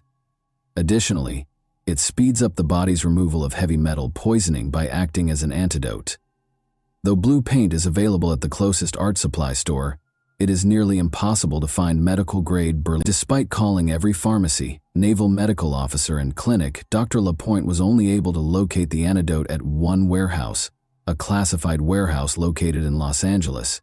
In the event of a dirty bomb explosion, for example, Berlin Blue can also be used as an antidote to radiation exposure. Therefore, until thallium poisoning was verified in the lab, Dr. Lapointe could not rely on receiving the antidote because the government maintains exacting records of every tube of Berlin Blue in the nation. Lapointe's worst fears were validated when the toxicological analysis of Brigida's case was delivered. Brigida's body contained 1,000 times more thallium than was allowed. To transport the antidote to San Diego, a hospital employee drove through the night. But the doctor was concerned that one antidote might not be enough for such severe poisoning. In order to purify the patient's blood, he recommended dialysis. After a long and agonizing process, Brigida's family and the medical staff were left with nothing to do but wait and pray. To keep an eye on their health, Brigida's husband and son were moved to a different hospital wing. They might have been impacted as well if she had been exposed to thallium. Where could she have gotten so much thallium? That was still the key question. FBI agents were looking for the answer to that. Remember, this was all taking place in a state with multiple military installations. Additionally, President Trump's scheduled visit was the backdrop against which these events took place. As a result, FBI agents became very interested in what was going on in the city when Dr. Lapointe began searching for Berlin Blue. It was ultimately delivered so far away from the city that a local scientist for Harvard chemistry began searching for cocaine flu. When Brigida started having an unexplained illness, police and FBI agents found that she had been treated at an alternative medicine clinic in Mexico a few months prior. After looking into this lead, the police decided to ignore it. Because Brigida's school was a former World War II military installation, rodent poisoning may have happened there in the past. Many of the school's teachers became ill that year. This lead, though, also proved to be a dead end. Because Brigida was depressed, investigators could not rule out the possibility that she had used thallium herself as a cry for attention. She loved life, however, and would never desert her son, according to everyone who knew her. Furthermore, rather than the other way around, her depression developed after the emergence of inexplicable symptoms. Regarding the poisoning of his patient, Dr. Lapointe had his own suspicions. After scanning Brigida's internal organs, he was appalled to find a large number of white spots all over her digestive tract. It became clear that food was the entry point for the poison into her body. The ideal crime had been attempted by someone close to her. The patient was placed in total isolation by doctor, but food was the least of her worries at the moment. The antidote helped Brigida regain consciousness a few days later. She was unable to sit or move, and all of her hair had fallen out, but she was still alive. She was unable to identify anyone who would want to hurt her. Nonetheless, the police were aware that poisoning is always a private crime carried out by a close friend or relative. The fact that Brigitte's husband and child were unharmed was also intriguing. Her husband, parents, and sister were all willing to assist with the investigation when the police spoke with them. Her husband, Race, complained that he was unable to put himself in his wife's shoes to ease her pain. Investigators sensed that he was lying, even though he said what they wanted to hear. Additionally, the medical staff observed that he asked odd and occasionally inappropriate questions and didn't seem as concerned. When her husband was suspected of being involved, Brigitte became enraged and strongly denied it. She maintained that Race had taken care of their son and taken her to the hospital while she was ill, and when she didn't have the strength to get out of bed, he would cook. But what the investigators discovered during their chat with Brigitte gave them the chills. Race had a rather peculiar pastime. He liked to gather rare poisonous plant seeds. After Brigitte was hospitalized for 16 days, the police became interested in this and gathered enough information to search their house. Race, looking a little agitated, opened the door. He voluntarily turned over all of the family's devices, including laptops and phones, when the detectives asked him to. They were unable to ignore the fact that the device's entire search histories had just been erased. The police discovered 2 books, Criminal Poisoning and The Poisonous Handbook, despite the purportedly erased data on his phone. The Poisonous Handbook claims that thallium allows the poisoner to manipulate the rate at which their victim perishes. As the patient gradually deteriorates for unclear reasons, the poisoning manifests as a medical mystery. Race's vehicle yielded even more fascinating findings. In a tiny compartment in the spare tire, they discovered a packet of exotic seeds and an acetone canister. Additionally, just before the police arrived, their mother saw Race throw away a black garbage bag, which Brigitte's sister handed over after retrieving it from the trash can. Receipts for exotic seeds, including cerebra dollar, prayer nuts, and tick seed, as well as a variety of equipment for grinding and filtering them, were found inside. Stated differently, everything required to produce rare poisons. The man had clearly already tried to crush tick seeds to extract ricin, a poison that is poisonous to mice but harmful to people if swallowed or inhaled. Although the detectives' suspicions increased, no thallium was discovered in the car, yard, or house. As a result, Race could not be arrested. They had no choice but to inform Brigitte of their suspicions and request that she refrain from going home. Despite her continued incredulity, she did not object to the investigation's continuation. As they dug further, the investigators found a potential motive for the murder. One of Race's lovers thought he was a widower. He misled her by saying he was a Navy SEAL and that he wanted to work in the poisoning division of the FBI. Race led a double life, going so far as to have another affair and confessing to the woman that he was married. He didn't think twice about taking his young son on their dates, and the boy had become so attached to the woman that he called her mom. But in order to avoid having to share custody of their son, he wished that his wife would be struck by a bus. Why the woman wasn't alarmed by this is unknown. Even so, it was obvious that the man wanted to break up with Brigitte. However, as a devoted Catholic, she had informed him prior to their marriage that she did not support divorce and that their union would be lifelong. Her unfaithful husband taking this ending so literally was not something she could have predicted. Race was asked to take a polygraph test by the detectives, but he failed horribly. He didn't try to deny the results when the polygraph examiner told him, and he admitted to everything. Race claimed that in August 2017, he placed 3 online orders for thallium. He started by making his wife a sandwich for breakfast in an effort to incorporate it into her meal. He used her weight to determine the thallium content. Brigitte felt ill the following day, but it didn't kill her. She began to get better. Race increased the amount of thallium in the soup by a small amount in December of that year. Once more, he failed to get the desired result. He concealed the poison in a sandwich once more, in January, and increased the dosage 5-fold. He planned to murder Brigitte in a few days. She started to lose her hair, felt awful, and was in terrible pain, but she persisted in fighting for her life. Race confessed and was taken into custody. He entered a guilty plea to 3 attempts to kill his wife 8 months later. His attorney attempted to claim that Race's judgment was impaired due to a spinal injury he sustained while serving in the Navy. This defense, though, was ineffective. He was given 3 life sentences, ranging from 21 years to life, on March 14, 2019. In October 2033, he might be eligible for parole. He will only be incarcerated for 14 years and be released before turning 42, if he is fortunate enough to be successful in his first attempt at freedom. Brigida finally had the opportunity to speak to her husband directly during the trial. She stated, "I wanted to believe that I knew the man I married 3 years ago, the man I had been dating for nearly 10 years. I wanted to believe that he would never harm me. I am horrified by the thought that he could be responsible for attempting to kill me. How could you do this to the mother of your child? Why do you think you have the right to decide that I am not a worthy mother for your son? How could you decide that the way to end our marriage is by slowly killing your wife, watching her suffer for months? I cared for you, and I loved you." Brigida gets cold sweats every time she thinks about the incident. She was lying in bed feeling ill. Her spouse brought her a peanut butter sandwich. Climbing onto the bed, their young son requested a bite. Race yelled at her to stop giving him any right away. Although Brigida is unsure if the sandwich contained thallium, she thinks her son was at least close to getting seriously poisoned. Brigida eventually got a divorce from Race, even though she was reluctant to acknowledge it. She continues to experience nerve damage, leg weakness, and persistent exhaustion. She is slowly getting better, though, and has resumed her job at a special education school. She acknowledges that finding a way to connect with each student is now much simpler for her. Once unable to walk, Brigida is now trying skydiving, running, and living life to the fullest. And that wraps up today's chilling story. If you enjoyed this video, don't forget to like and subscribe so you never miss a new upload. Also, let me know in the comments what part of this story shocked you the most.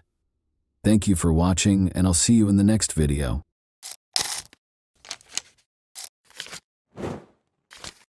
Hey guys, welcome to my channel, and today we're going to take a look at another horrible case with you. Sometime between 7 and 7:30 p.m. on the evening of May 30, 2012, 19-year-old Brittany Wood got ready and left her mother's home in Mobile, Alabama. Everyone thought Brittany was going to see a friend, but that wasn't the case at all. Brittany's real destination was her uncle Donnie Holland's house, but no one around her knew it. But what started out as a routine visit would turn into a terrifying experience for the family and the police. On June 1, 2012, 2 days later, the police discovered something horrifying. A terrifying crime scene was revealed when Donnie, Brittany's uncle, was discovered in his car with a gunshot wound to the back of his head. A layer of mystery was added by the startling and bloody scene, which grew more intense as Brittany Wood mysteriously disappeared. Did Brittany contribute to Donnie's demise, and, if so, what motivated her to act in that way? Or did someone else kidnap Brittany in addition to killing Donnie? Brittany's dream has always been to work as a hairdresser and eventually open her own salon. But the little girl, who was only a teenager, would meet a man named Andy Woods. As their relationship grew, their lovely daughter Peyton was joyfully born in 2009, when Brittany was only 18. At first, Brittany relished the independence of youth, but the arrival of Peyton marked a significant shift in her life. But when Andy and Brittany split up a few months after Peyton was born, her life took an even more dramatic turn. In spite of the split, the couple decided to share custody in order to keep their relationship cordial and beneficial for their daughter's welfare. Following this, Brittany started dating and had a number of short-lived relationships. Spending time with her family, especially her brother Derek, whom she viewed as her protector, brought Brittany joy. When Brittany looks back on her past, she realizes that her turbulent experiences also stemmed from her early years. When she was a baby, her mother, Chessie Wood, and her father, Wallace Hinckley, got divorced. Brittany and her father had a good relationship in spite of the divorce. The primary issue, though, was her relationship with her uncle, Donnie Holland. Donnie was always kind to people around him and seemed like a fun-loving guy, but his story was more complicated than it seemed on the surface. In fact, Donnie was being investigated at the time of his death for his alleged involvement in a child abuse ring that involved other family members, including Brittany's household members. Is there a link between Donnie's eventual death and everything that happened in the past and Brittany's disappearance? Around 7:30 p.m. on the evening of May 30, 2012, Brittany left her home, leading her family to believe she was going to see a friend. Later that evening, they tried to get in touch with Brittany but were unsuccessful. At first, the family didn't suspect anything was wrong because they were used to her spending days with her friends. However, they were unaware that this was not one of those evenings because they did not know where Brittany was. 2 days later, on June 3, 2012, Brittany's uncle Donnie Holland was discovered in his car, the engine still running, in a remote location with a view of the Fish River. The family was met with a terrifying discovery. He was shot behind his ear, at the back of his head. After being taken to a nearby hospital, he had already died. After hearing this heartbreaking news, Brittany's family made another effort to get in touch with her and let her know about the tragedy. Sadly, their efforts were unsuccessful because her phone was dead and still unresponsive. The family became increasingly worried when they couldn't find Brittany at her regular hangouts. They quickly made their way to the Mobile County Police Station and reported the missing person. This sparked a number of inquiries that involved Brittany and Donnie. The police searched the crime scene thoroughly in hopes of finding any evidence that would help them solve the case quickly. After a thorough search, they found a phone battery and a small gun inside the vehicle. Chessie, Brittany's mother, said that bags had been placed on Donnie's hands while she was in the hospital, most likely to be tested for gunshot residue. Why these bags were taken out without being tested is still unknown, though. Along with the investigation, the police spoke with Wendy Holland, Donnie's wife, and Jennifer Gonzalez Moore, their friend, who found Donnie's body. When they discovered Donnie about a mile from the main road, they said he was still gushing blood. The reason for their search and the details of the interrogation, such as whether Donnie was still alive, are still unknown. There was a strong suspicion, though, that Wendy was somehow involved in this incident. Presuming the gun was the one used to shoot Donnie, the police collected it along with the phone battery. But when Brittany's best friend, Tiffany Bailey, acknowledged that the gun was Brittany's, things took an unexpected turn. Tiffany disclosed that just before she vanished, Brittany had bought the gun for protection. Suspicions were running high, and people started wondering if Brittany or Wendy and her friend were involved. But there was still another way to look at the story. Donnie was being investigated at the time of his death for allegedly being a part of a troubling child abuse ring that involved multiple members of his own family. He died from a gunshot wound while sitting in his car just half an hour before he was supposed to meet with the investigators to talk about these claims. According to former Baldwin County Sheriff's Office Detective Eric Winberg, Donnie probably expected to be arrested and killed himself just before the scheduled police meeting. The search for the truth started amid the assumptions and suspicions. Examining phone records was the first step in the investigation. The battery that was discovered in Donnie's vehicle turned out to be that of Brittany's cell phone. Additionally, it was verified by the call logs that Donnie and Brittany actually met on May 30, 2012, the day she vanished. According to the documents, Donnie had driven Brittany to the house near Styx River after picking her up at her mobile home. Brittany's text logs showed that she was messaging non-stop until 11:30 p.m., when she suddenly stopped. Early on May 31, they arrived back at Mobile, just as her phone died, ending the opportunity to gather any more information. As a result of these disclosures, the police force's investigation into Brittany took extreme action. Volunteers, the search and rescue team, helicopters, dogs, and boats were all mobilized in the ensuing extensive search. The Styx River Basin, the last place Brittany's phone had pinged, was within a 5-mile radius of the operation. The intensive efforts produced no evidence of her whereabouts, even after multiple interviews with her friends and family. Brittany's daughter, meanwhile, yearned to see her mother. But after the search for Brittany was unsuccessful, attention returned to Wendy. Police reported that Wendy was seen removing items from Donnie's phone the day he was found dead, which may indicate an effort to hide something that was first disregarded. When the investigation came to a standstill and the police began to focus again on Wendy, this action took on greater significance. The case came to a standstill after the car's DNA results produced no solid proof. Eventually, there was no more evidence to connect anyone to Donnie Holland's murder. As a result, it was formally declared a suicide, and the case was closed. Many questions and controversy were raised by the decision to close the case as a suicide. Detective Eric Winberg confirmed that the gunshot residue test was not performed because it was a procedure carried out by the Alabama Department of Forensic Sciences. Becca Johnson, a private investigator who was actively involved in the search for Brittany Wood, expressed skepticism, saying, "Generally it's 4 to 5 hours till unpreserved gunshot residue is gone and, Hands in bags, it's being preserved. Cameron Busey, a firearms expert at the time, noted that if Donnie had shot himself, the bone fragments and brain matter would have probably lodged in his hands. To ascertain this aspect as well, no test was carried out. Furthermore, Busey emphasized that it would be extremely uncommon to hold the gun behind one's head. I don't know of any suicide that was done in that position. Nevertheless, in spite of numerous worries and observations, suicide was officially declared the cause of death, and no hard evidence surfaced to refute this finding.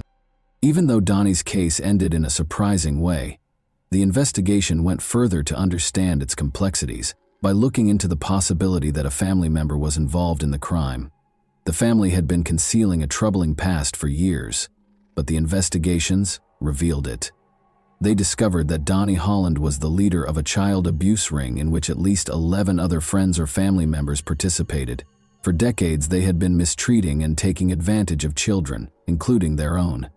Further evidence connecting the family to these allegations was found by the police as they looked through Brittany's Facebook profile. 11 family members were arrested for their roles in the abuse ring, including Donnie's wife Wendy and Brittany's adored brother Derek. The fact that Brittany's mother, Chessie, was charged with child abuse despite claiming innocence only served to heighten the seriousness of the situation. One of the accusations against the mother was that she had assaulted another female relative who was underage. As the investigation went on, details from Brittany's friends, whom she had confided in, came to light. It was revealed that when Brittany was only 9 years old, she had also been abused by Donnie. Brittany's friends claimed that she intended to confront Donnie and report him to the police. An important question was brought up by the revelation. Did Brittany kill Donnie in retaliation? Although the hypothesis had an interesting history, it was only speculative because there was no hard evidence to support it. Given the backstory and her subsequent disappearance, particularly after her gun was discovered, the audience might have assumed in a simpler plot or motive that Brittany was the cause of Donnie's death. However, evidence is crucial in legal proceedings, and no additional inquiry into her involvement was conducted in the absence of adequate proof. In addition to the idea that Brittany was seeking retribution, another theory surfaced. Could a previous victim have killed Donnie in retaliation and then abducted Brittany? Although the reason behind Brittany's abduction was never revealed, her mysterious disappearance raised suspicions that she was still alive. Despite a number of theories, it was indisputable that Brittany's family was about to face legal repercussions. Still, Brittany's mother, Chessie, was upset that her daughter had not yet been found. A young victim testified against Wendy Holland, Donnie's wife, in court on December 9, 2014. The victim's first memories of abuse by adult relatives, including the defendant Wendy Wood Holland, who was 35 at the time, were horrifyingly described in the testimony. The teenage girl testified that the relatives frequently participated in adult group activities, mentioning that Brittany Wood occasionally participated in these activities. During the biggest case in Alabama, which involved the prosecution of 10 people. Teresa Hines, the prosecutor, inquired as to how frequently such incidents happened. The answer was, it happened a bunch, according to testimony from a man who subsequently entered a guilty plea. He once engaged in an inappropriate six-way encounter with a group of relatives, which included Wendy Holland and the girl. Derek Wood, Brittany Wood's 23-year-old brother, entered a guilty plea to the charge of having inappropriate contact with the victim. He claimed to have interacted inappropriately with Wendy Holland too many times to count, beginning when he was about 13 years old. Derek was imprisoned for 3 years after his case was sealed, and he was classified as a juvenile offender. As a defendant in a related case, Brittany's mother, Chessie Wood, who was also charged with child abuse, showed up at court with her son but was denied entry. She also said outright that her relatives were at fault. During his testimony, Dustin Kent, the brother-in-law of Wendy Holland, claimed to have participated in a six-way inappropriate encounter between Wendy, the alleged teen victim, and his wife Wendy Kent, Wendy Holland's twin sister. Dustin Kent, who also entered a guilty plea to sex charges, claimed that in October 2011, he first saw Wendy Holland having inappropriate relations with the alleged victim. Dustin Kent entered a second guilty plea in Mobile County 1 week after the first one, this time for assault and sodomy charges stemming from inappropriate interactions with 2 separate 13-year-old family members in 2008. He received a 17-year prison sentence. After that, Brittany's other uncle, Randall Scott Wood, pled guilty in Mobile County. All of the defendants were found guilty on charges of child abuse in quick succession. Wendy's identical twin sister, Mindy Kent, was also imprisoned after being found guilty by Mobile County jurors of sodomy and child abuse under the age of 12. She received a maximum sentence of 40 years in prison in 2015, with 20 years for each count against her. Wendy Holland was given a startling sentence of 219 years in prison in 2015 after being found guilty of child abuse and child torture. Chessie Wood, Brittany's mother, also acknowledged guilt to a misdemeanor charge of endangering the welfare of her child. There is still debate surrounding the conclusion that Donnie Holland committed suicide. There is still no conclusive answer to the important question of whether Brittany was the criminal. But beneath this mask, one thing is certain. After years of hiding these forbidden activities, Brittany Wood's troubled family finally received the punishment they deserved. In the end, justice had won out. Only one person can now provide us with the truth about the disappearance or the murderous night. But over 10 years have gone by, and she is still elusive, and no one knows where she is. What are your thoughts on this unsettling case, then? What might have occurred the night Donnie died? Was there something more sinister going on? Or was it truly a disappearance leading to suicide? And that wraps up today's chilling story. If you enjoyed this video, don't forget to like and subscribe so you never miss a new upload. Also, let me know in the comments, what part of this story shocked you the most? Thank you for watching, and I'll see you in the next video.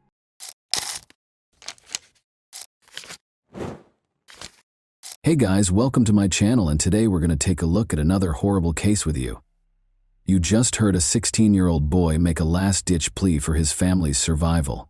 Subsequent attempts to contact him were unsuccessful shortly after the call ended. The Kitsap rescue team later discovered a terrifying and unsettling scene. 3 burned bodies, 2 boys and a woman, were discovered inside the burning house. The father, John Derek Carriga, was absent from the scene, though. It was highly suspicious because the father was not present, suggesting that he may have been involved in planning this gory scene. The quiet surroundings of Kitsap County were the scene of this terrifying incident, which left the community in shock and in search of answers. John Derek Carriaga, 43, Christale Lynn Carriaga, 37, and their 2 teenagers, Hunter Evan Shape, 16, and Jonathan Felipe Higgins, 16, made up the Carriaga family.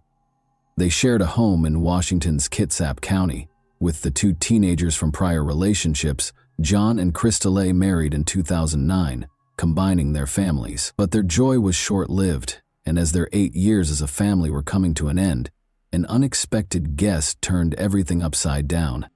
Kitsap County, Washington, saw another ordinary Friday on January 27, 2017. The Carriga family gathered in their quaint 1-story ranch home on West Tenino Drive as evening approached. According to reports, Chris Cale had some friends at the house. While at the house, Johnny got a call and left to meet someone, informing the family that he would be back soon. Later, Johnny was back on the property, but he didn't go inside the house. They snacked and indulged in late-night activities like watching TV or browsing through their phones, just like any other family. On that fateful Friday night, however, 16-year-old Hunter Shaw made a terrifying 911 call to Kitsap County dispatchers, shattering the peace of the evening. He begged authorities to come to their aid immediately. When the rescue crew finally reached the Carriga home, they were met with a somber scene. All members of the family, including Hunter Shaw, had been shot and killed inside their house, which was later burned down. The community was shocked to learn of the tragedy that had occurred when they woke up on Sunday morning, January 29, 2017, to the terrifying headline, 3 people found dead in Kitsap County home after fire. The headline in the newspapers was incorrect. Homeowner missing. This made the already unsettling situation even more concerning and uncertain. Initial reports stated that the victims, a woman and 2 teenagers, had been found inside a burning house. The community was left reeling from the shock of such a violent and senseless crime after authorities confirmed that the deaths were classified as homicides. John Carriga, the homeowner, was nowhere to be found, and it was confirmed that the crime had occurred the Friday before. Authorities asked people to be on the lookout for Carragher and his truck, a brown 2005 Ford F-150, and to report any sightings. Although John was listed as missing, rumors started to circulate that he might have been complicit in the horrible crime. Public opinion was greatly influenced by the press, with headlines stoking conjecture and doubt. The reference to "someone here with a gun" only served to heighten anxiety about Carragher, but it quickly became clear that the media had erred greatly in reporting that 16-year-old Hunter Shope, who had made the upsetting 911 call before tragically passing away from his injuries, was still alive. Some startling information surfaced as investigators worked on the case, highlighting the heinousness of the crime. More than $50,000 in cash was found concealed in a strong box in the main bedroom, along with an additional $7,000 in a money bag, and shell casings, mostly 9mm, were found on the back deck. In a desperate attempt to find clues, law enforcement used every resource at their disposal to find Johnny Carragher and his truck over the course of the following few days. The ongoing investigation was eventually shaken by a significant development: the finding of John Carragher's truck. On a secluded road in North Mason County, the burned wreckage with Johnny's lifeless body inside was discovered. Authorities acted quickly after a bystander walking through the area made the discovery. The local community was asked for help by the Kitsap County Sheriff's Office, which encouraged anyone with information to come forward. The area was thoroughly examined by crime scene investigators in an effort to find any hints that could provide insight into John's death. One of the most important pieces of evidence they discovered was a single latex glove that was discovered close to the burned-out truck. Authorities appealed to residents and businesses with security cameras for any footage that might offer important insights into the case. After this discovery sparked speculation and raised questions. Lieutenant Earl Smith, the sheriff's detective, stressed the value of video evidence and urged anyone with pertinent footage to assist law enforcement. The community responded quickly to the appeal, with people coming forward to offer support in any manner they could. Although there was a collaborative spirit throughout the investigation, the specifics of John's death circumstances were still unknown. Detectives reported that there were indications of forced entry and visible damage to the gate on the road leading to the tree farm. There was a clear sign of some struggle amid the confusion and uncertainty, as if Johnny's truck had crashed through the gate. Many people were troubled by the memory of Hunter's shop. In her somber announcement, North Kitsap High School Principal Megan Swayze honored Hunter's memory and urged everyone who knew him to treasure their time together. When Detective Elizabeth Lisa Gundrum was assigned to the case, a glimmer of hope appeared as the community grieved the loss of the Carragher family. Due to a severe lack of eyewitnesses and conclusive evidence, investigators began looking into the victims' personal lives. They discovered a number of perplexing but plausible motivations in the process. In essence, these were conjectures regarding the family's financial transactions and business endeavors, which fueled theories of potential illegal activity and criminal ties. The unsettling 911 call made by one of the victims was the first thing that caught investigators' attention. What prevented Hunter from bringing up the fire, or was he perplexed? This complicated an already perplexing investigation by raising questions about the timing and motivations behind the arson. Authorities had a lot of questions and uncertainties as the investigation went on. The circumstances surrounding John Carragher's kidnapping, the identity of the person or people involved, and the motivation behind the attack were all still unknown. Months went by with little improvement, but in February 2017, a breakthrough came when surveillance footage showed John Carragher purchasing cigarettes at a nearby grocery store. He appeared to be acting normally in the hours before his disappearance.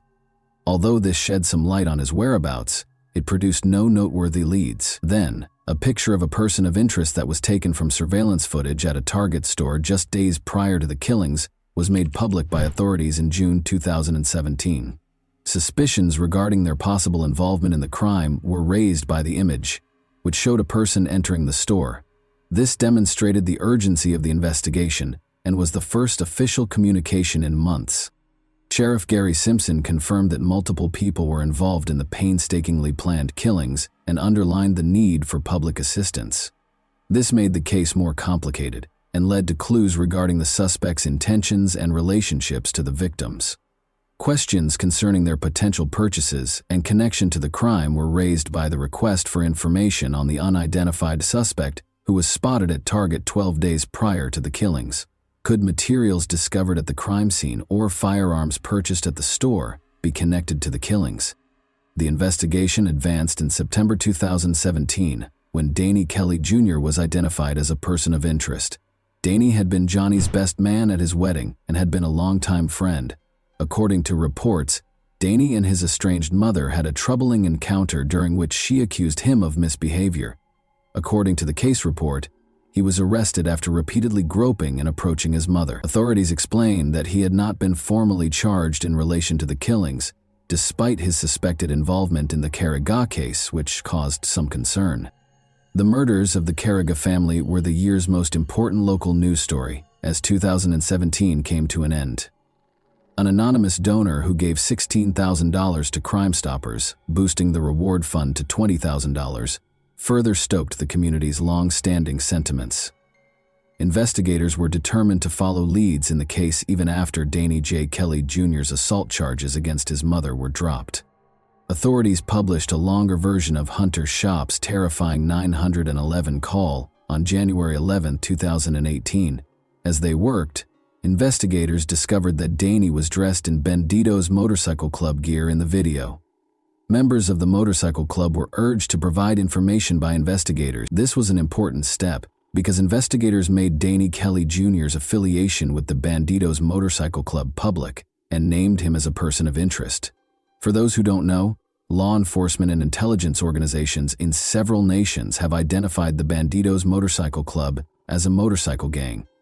Despite the club's denials of being a criminal organization, a number of its members have been found guilty of committing crimes. Over the years, the club has been the focus of numerous law enforcement operations and has a significant presence in Washington state. The Department of Justice claims that Bandito's members have been actively involved in violent crimes and methamphetamine trafficking in Washington. Surveillance footage that showed Johnny Carriga meeting someone at a nearby grocery store just before the killings drew more attention. Authorities reiterated their conviction that Bandito's motorcycle club members were directly responsible for the Carriga family killings in January 2020. The biker community was urged to provide any information that could help with the investigation. Since then, though, the case had made little to no headway and had stalled for almost 5 years. After more investigation, it was discovered that Johnny had a lengthy history of transporting and distributing drugs. During his frequent visits to California, he allegedly obtained kilograms of cocaine to distribute in Kitsap County. One of Johnny's close friends, Danny, started selling drugs directly to Robert James Watson, the head of the local Banditos chapter, as a result of his involvement with the Banditos Motorcycle Club. Indeed, despite their close relationship, the first suspects, Danny J. Kelly Jr., had a falling out with Johnny prior to the murders, allegedly over money that Danny had stolen. Other Banditos Motorcycle Club members who were considering joining the club were contacted by Johnny as he grew his distribution network in Kitsap County. The locations of Carriga and the suspects prior to, during, and following the murders were displayed by detectives using cell phone tracking. In the 10 days preceding the murders, Danny Kelly Jr. made extensive use of a prepaid mobile burner phone that he had purchased at the Silverdale Target to communicate with John Carriga. Despite the fact that the phone didn't expire until April 2017, communication ceased thereafter. When members of the Banditos were suspected of being involved in the killings, detectives in January 2020 obtained a search warrant for Robert Watson's cell phone. One of the recovered texts between Duneen and Robert Watson, dated January 23, 2020, included a comment from Duneen about the weather. "A little humid today." The Carriga family had guests over the night of the killings, but Johnny left right away after getting a call. He briefly parked next to another car in a nearby grocery store parking lot before leaving, according to surveillance footage. The friends left the Carriga residence in the meantime. 3 men showed up and started shooting before Johnny could get back. According to reports, Johnny's wife Christielle was shot in the driveway first, then her son Jonathan Higgins, and finally Johnny's son Hunter Shape. Jonathan Higgins was shot after he came out of his room to see how the disturbance was going, and Christelle was shot in the head. At least one shooter ambushed Hunter Shape as he was bringing a pizza inside the house. The evidence suggested that he caught the murderer off guard. He was hit by 2 more shots after the first one missed. Sheep was still alive when he called 911, but he was presumed dead. The call ended abruptly, indicating that the shooter may have damaged or tampered with the phone before shooting Hunter to death. The attackers then used accelerants and fire starter logs to start fires at various points throughout the house, and they threw rocks through the windows to feed the flames. The suspects later displayed questionable conduct, and this evidence connected them to the crime. A witness saw Danny driving Johnny's truck away from the scene of the crime. Days prior to the killings, Danny reportedly bought a prepaid phone from a nearby Target, which he used to speak with Johnny frequently, a common tactic in criminal activity, according to surveillance footage. Only during the 12 days before Johnny's murder was that burner phone used for communication. Interestingly, the phone stopped working just before the murders. Watson claimed to have gotten into a fight with a homeless black man while at a club member's house without his pants. Later that night, Watson called 911 to report that a loaded Glock handgun and another loaded magazine had been stolen from his truck, which had been broken into a few days prior. Watson was fired from Kitsap County Public Works after he stopped showing up for work. Detectives discovered in September 2017 that approximately $303,000 had been deposited into his accounts that year, including multiple cash deposits that were untraceable.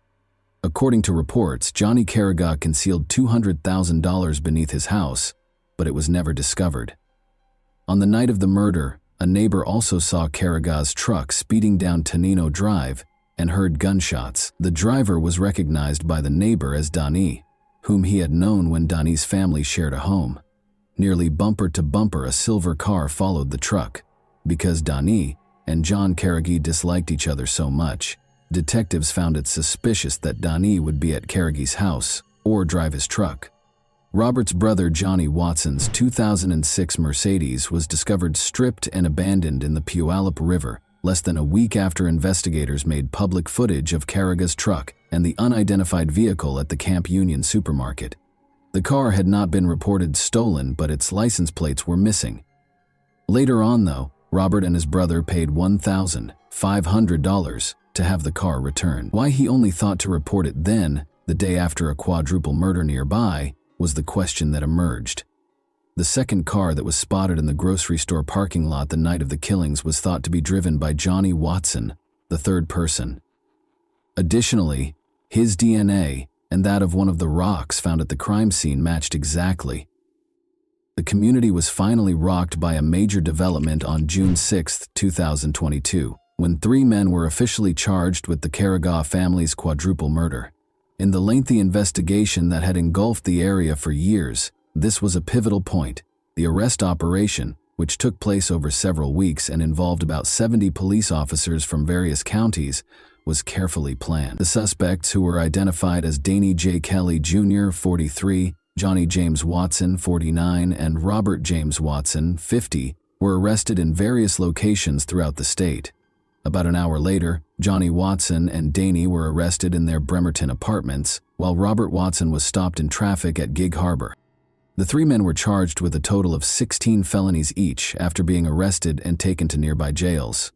These charges included first-degree burglary, first-degree arson, first-degree murder, and first-degree aggravated murder. A whopping $20 million was set as bail for each defendant. Each of the suspects entered a not guilty plea to the alleged felony charges. When they appeared in court the next morning, the judge placed severe restrictions on their possession of firearms, alcohol, and drugs unless prescribed, and ordered that they be detained without the possibility of release on bond. The court also ordered the defendants to refrain from any communication with one another. Investigators had established a specialized task force to investigate the quadruple homicide in response to the Carragher family murders. The seriousness of the case and law enforcement's resolve to prosecute the offenders were highlighted by this cooperative effort. In the hopes that the arrests would be a major step toward closure for the families impacted by the tragic loss of the Carragher family, the community awaited further developments in the legal proceedings. However, as people gathered to honor them, there was a glimmer of hope despite the gloom. Those affected by the tragedy eagerly awaited the 3 suspects in the Carragher family murder case to be apprehended. Hunter Shope's mother, Carly Scott, had been praying for justice for years, and now her prayers had been heard. Over the years, she had pleaded so passionately for someone to come forward, and it was successful. The public provided the detectives with tips that enabled them to solve the case. Accused of ruthlessly murdering a whole family, the suspects were brought before a Kitsap County judge while being escorted into the courtroom and clearly restrained. The community was deeply scarred by their alleged crimes, which were motivated by disrespect and greed. Emotions were running high during the trial as relatives confronted the defendant and voiced their desire for justice. Given the seriousness of their acts, the suspects gave off an eerie aura. The arrests gave the victims' loved ones a sense of relief and closure despite the suffering and heartache, and this was evident throughout the Kitsap County Sheriff's Office as family members gathered to give detectives and one another nervous hugs following the arrest. And that wraps up today's chilling story. If you enjoyed this video, don't forget to like and subscribe so you never miss a new upload. Also, let me know in the comments what part of this story shocked you the most. Thank you for watching, and I'll see you in the next video.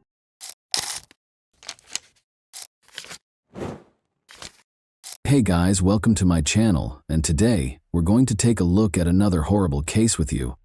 After opening in 1954, the Fontainebleau Hotel quickly gained popularity among Miami's elite. Benjamin Novak founded it and oversaw the property until 1977.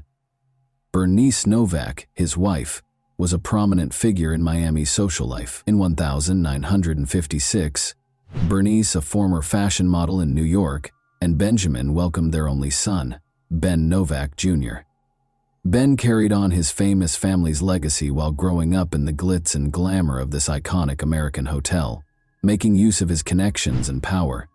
Ben's life wasn't without its difficulties, even though his parents were famous and socialized with celebrities. He missed out on deep friendships with peers and frequently felt alone as a child because he was surrounded by adults.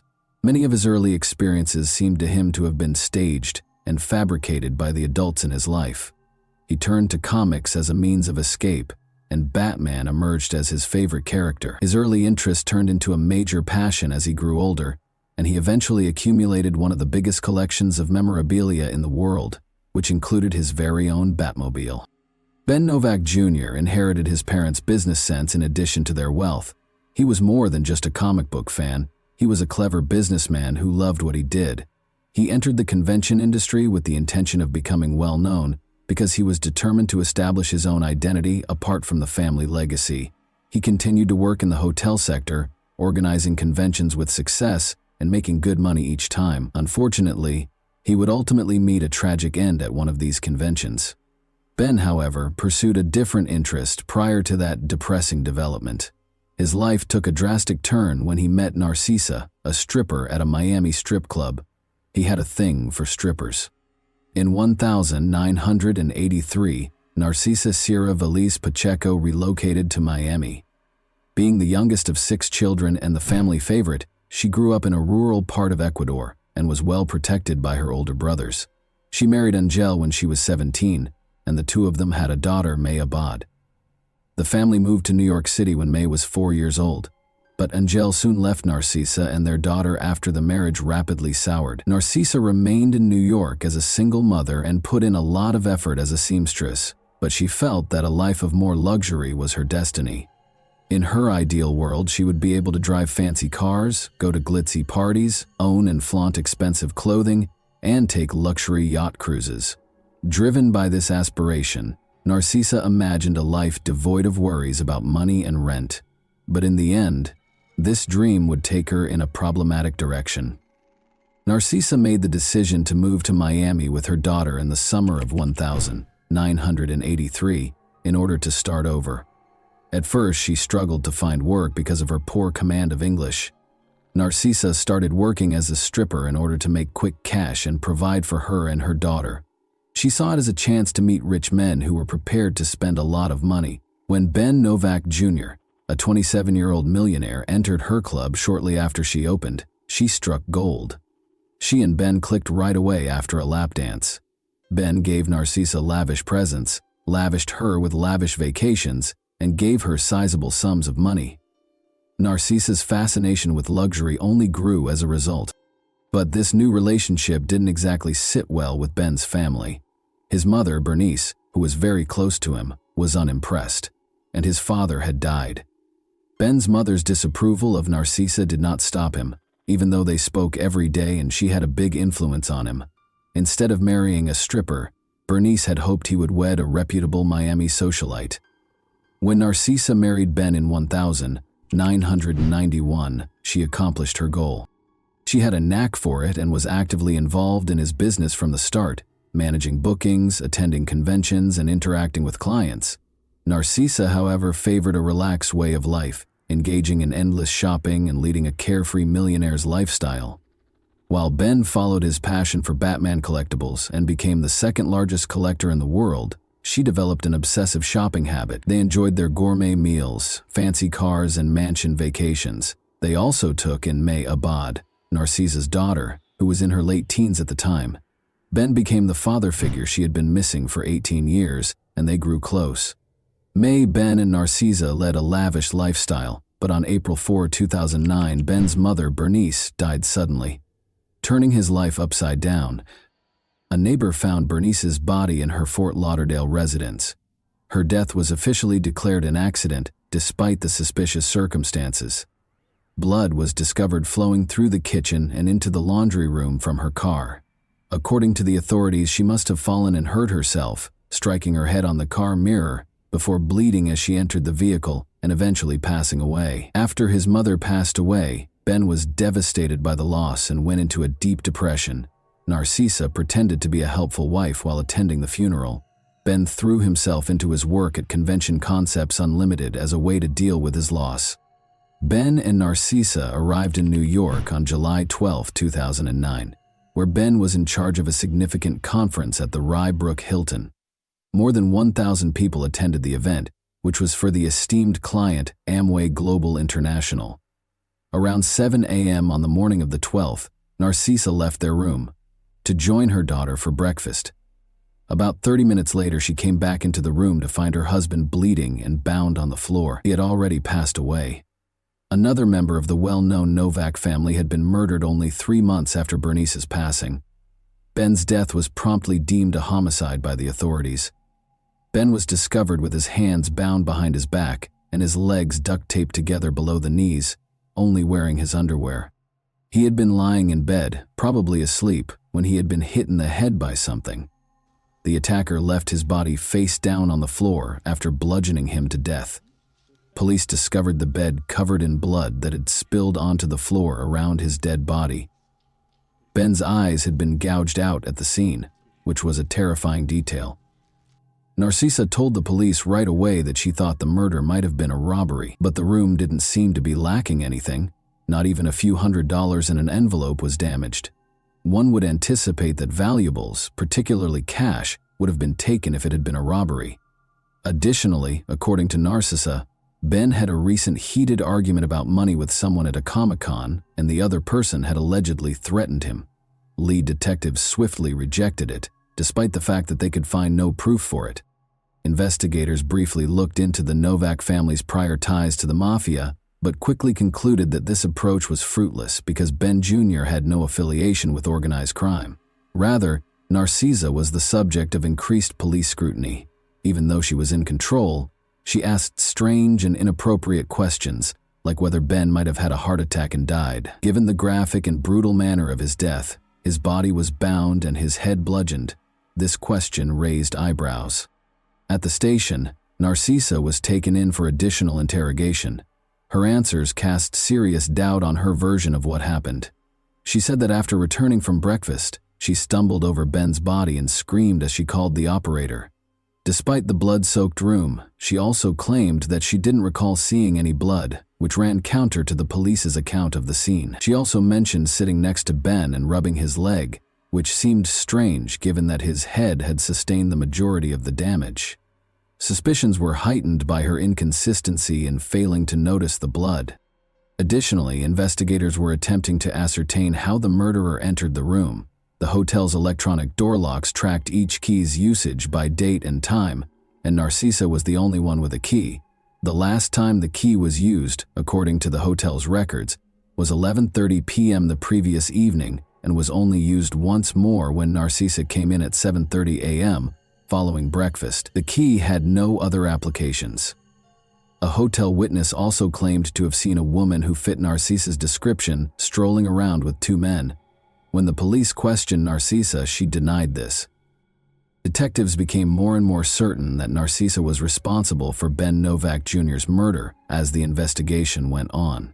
Their suspicions were confirmed by May Abad, Narcisa's daughter, who disclosed that her parents' marriage was strained. She clarified that, despite being married, Ben continued to engage in stripper activities due to his struggles with infidelity. May implied that Narcisa's anxiety was more related to the possibility of divorce than jealousy. Narcisa knew that a divorce would cost her the way of life she had become used to, so she was terrified that Ben would leave her for another woman. This was a legitimate fear. Narcisa hired men to break into her and Ben's house in 2002 as part of a home invasion plot. For 25 hours, they held him captive while he was restrained. According to her daughter, Narcisa had a history of using drastic methods to keep Ben from leaving her and would go to great lengths to get what she wanted. Ben called the police to report the incident, but he later dropped the charges, and the case was categorized as a domestic dispute instead. Detectives still did not have enough evidence to charge Narcisa, even with the growing suspicions and evidence against her. After questioning, they chose to send Narcisa and her daughter back to their hotel. May begged her mother to tell the truth during this time.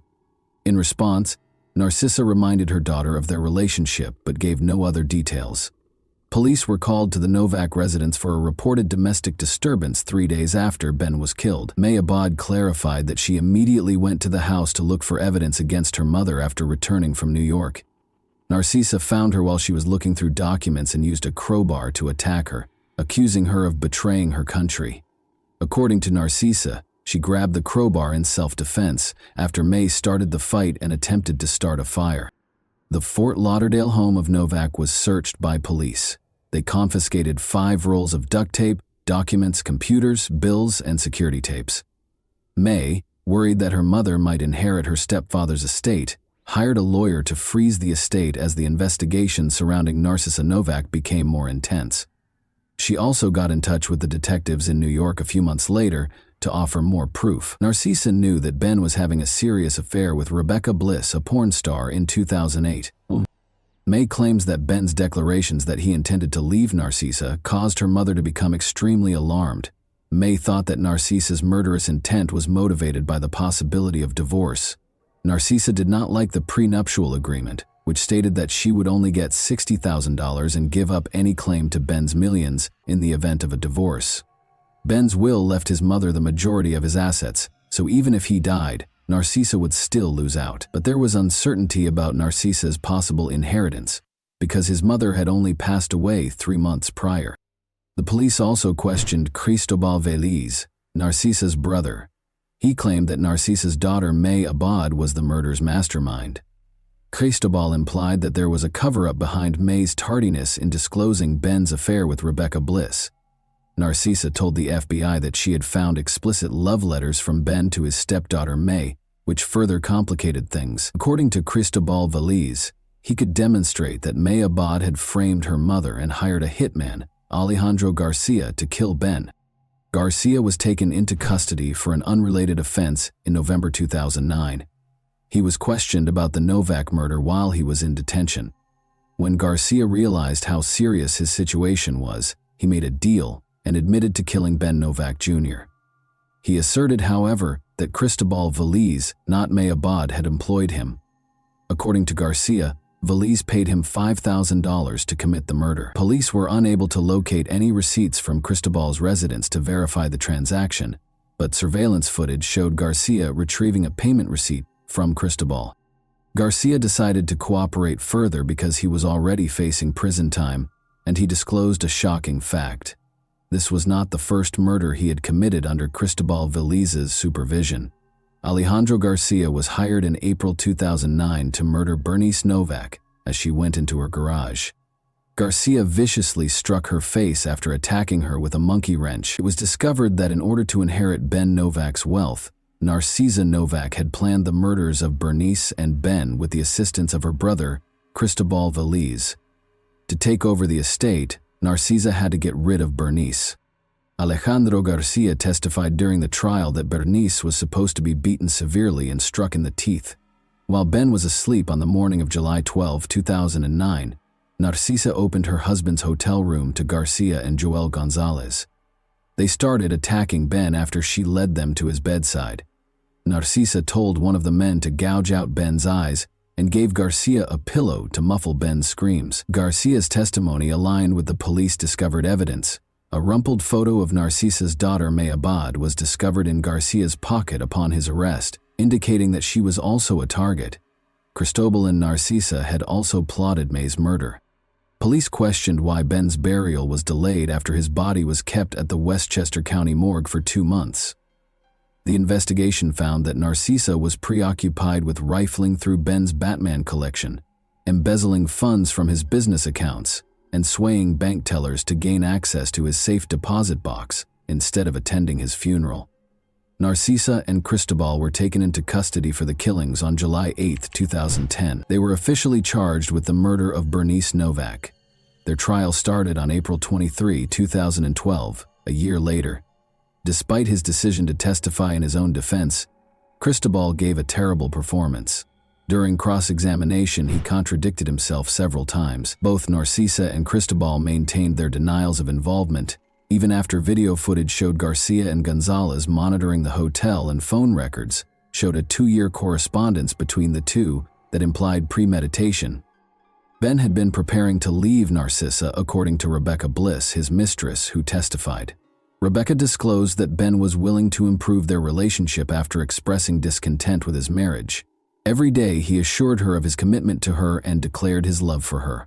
Rebecca had previously been confronted by Narcisa regarding the affair, and she had turned down her offer of money to leave Ben. At one point, Narcisa even pretended to be Rebecca, which led to Rebecca's apartment losing power. Furthermore, Rebecca said that 6 months prior to Ben's actual passing, Narcisa had lied to her condo management by claiming that he was dead and therefore unable to pay rent. Narcisa threatened that no one else would have Ben if she couldn't, according to Rebecca. In an attempt to receive lighter sentences, Narcisa and Cristobal both tried to place the blame on the other during the trial. Cristobal was the main mastermind behind the killings, according to Narcisa's lawyer, who argued for a reduced sentence of 27 years.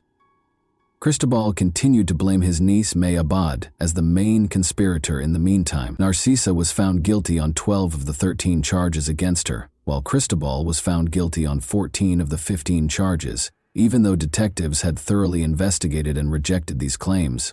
Narcisa's conviction resulted in her losing all claim to the inheritance she had hoped to inherit. The 2 sons of May Abad will now inherit Ben's estate. Evidence provided by the prosecution showed that Narcisa had paid her brother to employ 2 hitmen. According to the murderer's testimony, Cristobal had enlisted their help and given them instructions from Narcisa on how to carry out the assaults. Binding Ben and gouging out his eyes were among the instructions. When the murderers reached the hotel early on July 12, Narcisa let them into her husband's room, led them to Ben, who was asleep, and gave him a pillow to stop him from screaming. Ben was severely beaten with dumbbells until he passed out, leaving him for dead. According to Garcia's testimony, the initial intention was not to kill Ben and Bernice, but rather to cause them severe injuries. Both Narcisa and Cristobal were found guilty at the end of the trial of murder, conspiracy to commit murder, stalking, domestic abuse, money laundering, and witness tampering. When the guilty verdict was read, Narcisa gave up her right to appear in court. Both were convicted and given life sentences without the possibility of release. As a result of their cooperation with the investigation, Alejandro and Joel entered guilty pleas to lesser charges and received sentences of 17.5 years. And that wraps up today's chilling story. If you enjoyed this video, don't forget to like and subscribe so you never miss a new upload. Also, let me know in the comments, what part of this story shocked you the most? Thank you for watching, and I'll see you in the next video.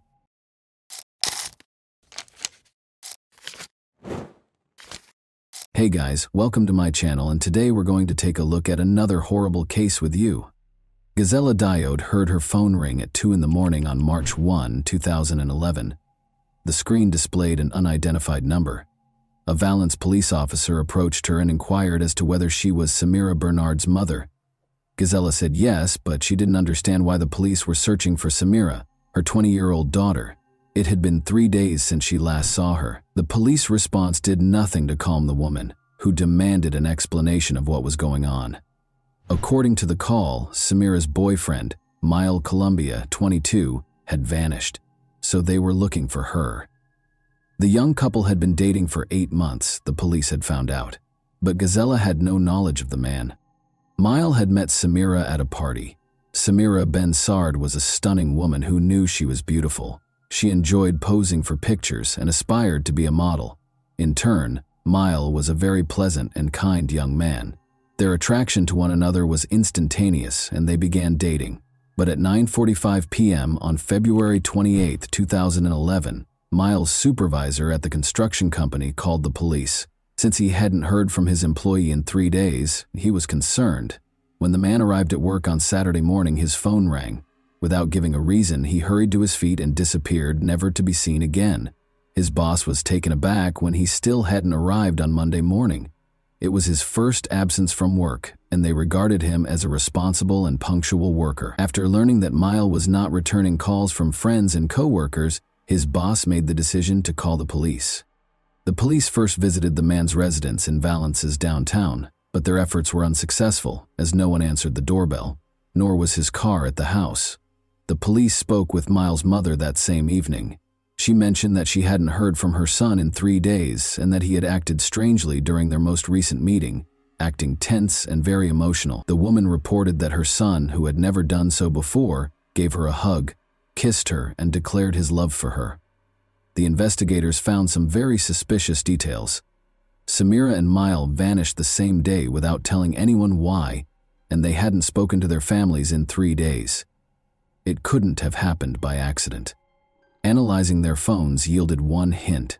The investigators discovered that Samira and Mile did not simply depart simultaneously, rather they drove off together.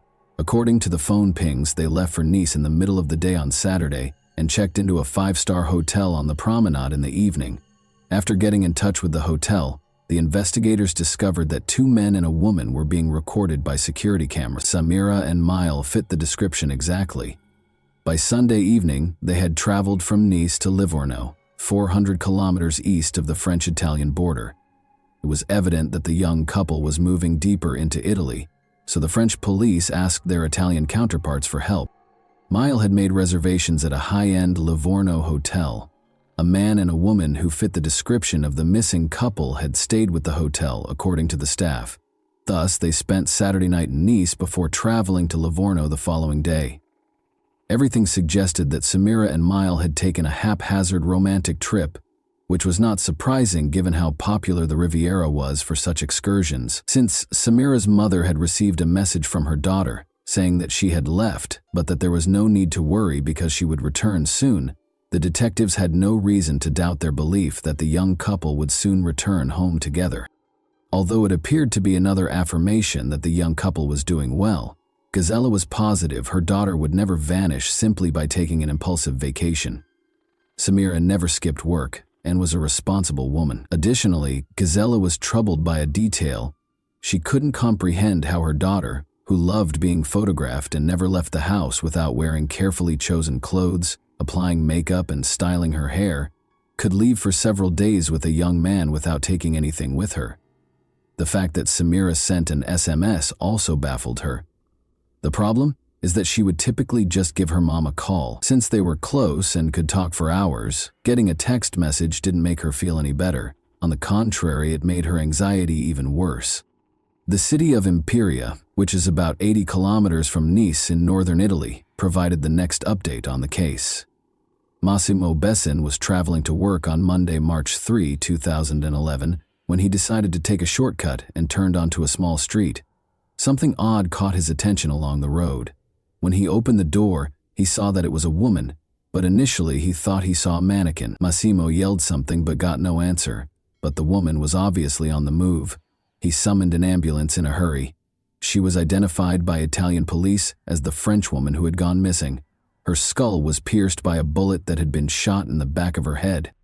At this point, the romantic trip theory could be disregarded. The French police couldn't understand. They first believed it to be a romantic escape, then it was a suspicious disappearance, and now they were dealing with a girl who had been injured in an attempted murder. Despite being critically ill, Samira was still alive.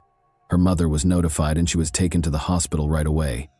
At first, Gazella didn't even recognize her own daughter when she got to the hospital. The sight is hard to describe. Samira looked like a 9-year-old girl with her head shaved bald. The woman found it hard to accept that her daughter had been shot in the head and ended up in Italy. Since the bullet was embedded in her daughter's skull, the doctors informed the mother that there was little chance of recovery. Gazella refused to accept this and made arrangements for Samira to be taken to a hospital in Marseille. She was told directly by a surgeon there that although he would do the surgery, he would not give her false hope. The patient would never fully recover, even if she lived. Samira had surgery for 10 hours. Despite surviving the surgery, she was unable to speak and did not recognize anyone when she opened her eyes. Like a child, she had to relearn everything. Samira was unable to provide any information regarding the events in Italy, but without her testimony, the police had to look for the perpetrator. There were numerous signs that the crime was being planned. The Italian police were unable to locate any of her possessions when they discovered her lying on the side of the road close to a landfill. No passport, no phone, and no purse were present. This suggested that the criminal did not want her name to be revealed, but the investigators had a lead. Samira's boyfriend, Mile Cambia, was the last person they saw her with.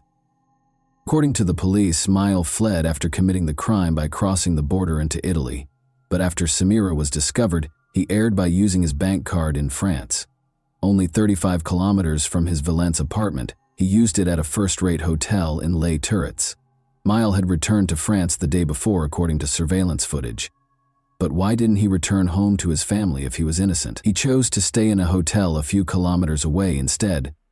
Investigators soon learned that he had used Samira's credit card, which was another error on his part. In other words, Miles stayed in a hotel and used the woman's card while the young couple went on an impromptu trip to another country where the woman almost died. The worst suspicions of the police were validated by everything. The detective talked to the young man's friends and family in an attempt to find a motive. Samira and Miles' relationship was evidently far from ideal. Mile was bothered by the fact that Samira was a very attractive woman and that many men were interested in her. Their disagreements frequently turned violent.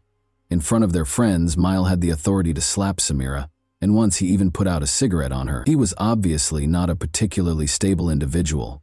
However, the motive remained a mystery. Was everything prearranged, or did Mile act out of rage? Despite Miles' actions, all of their friends were aware that Samira was smitten with him. She'd just learned, though, that her boyfriend was married. He had cheated on his girlfriend on a regular basis after getting married to her when she was 18. He had many mistresses besides Samira. Despite being upset by the information, she didn't end their relationship because she trusted Miles' statement that they were divorcing and living apart. The investigator went to Miles' house after learning of this, but as soon as he stepped inside, he saw that Samira was wrong. The husband and wife were obviously living together. In addition, Mile would soon become a father. The name Combi was written on 17 ultrasound pictures of the apartment. A love triangle involving Mile, his wife, and Samira was clearly in place, and one of them was bound to vanish. Finding Mile was essential, and it was far simpler than the police had expected.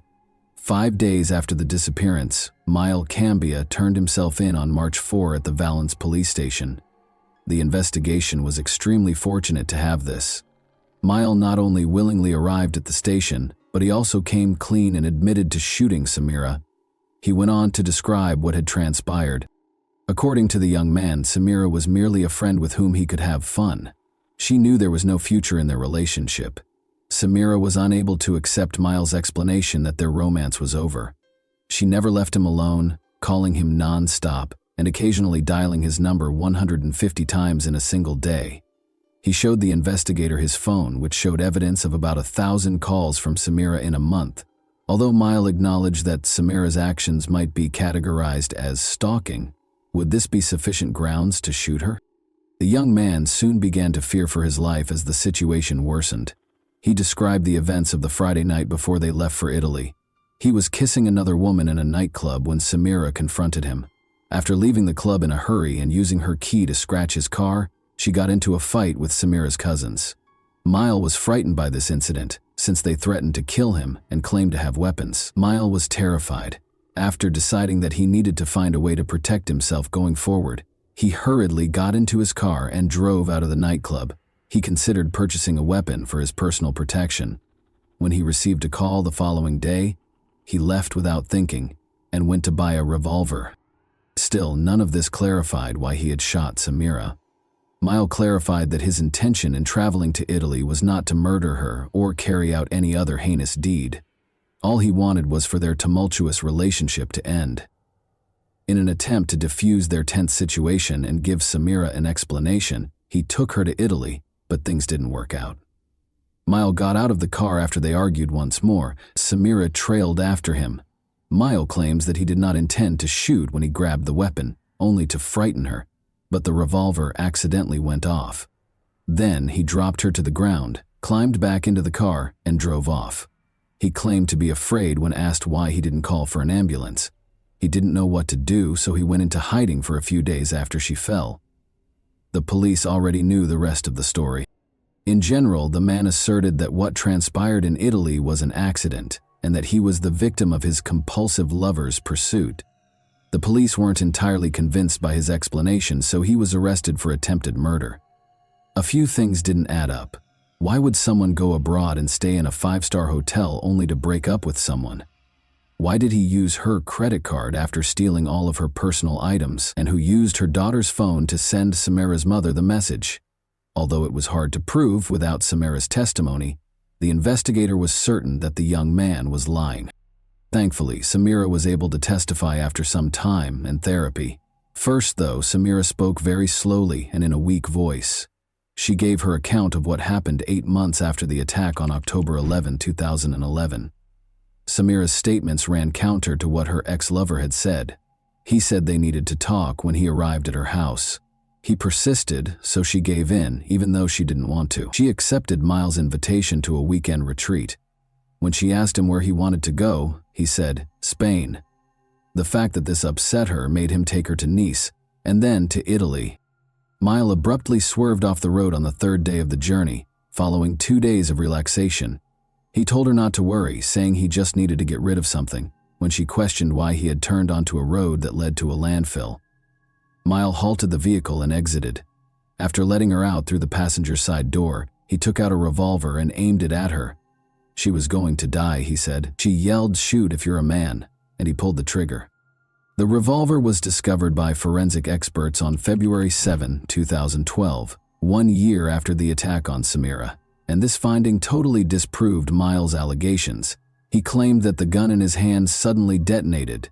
Ballistic analysis, however, demonstrated that such an occurrence was impossible.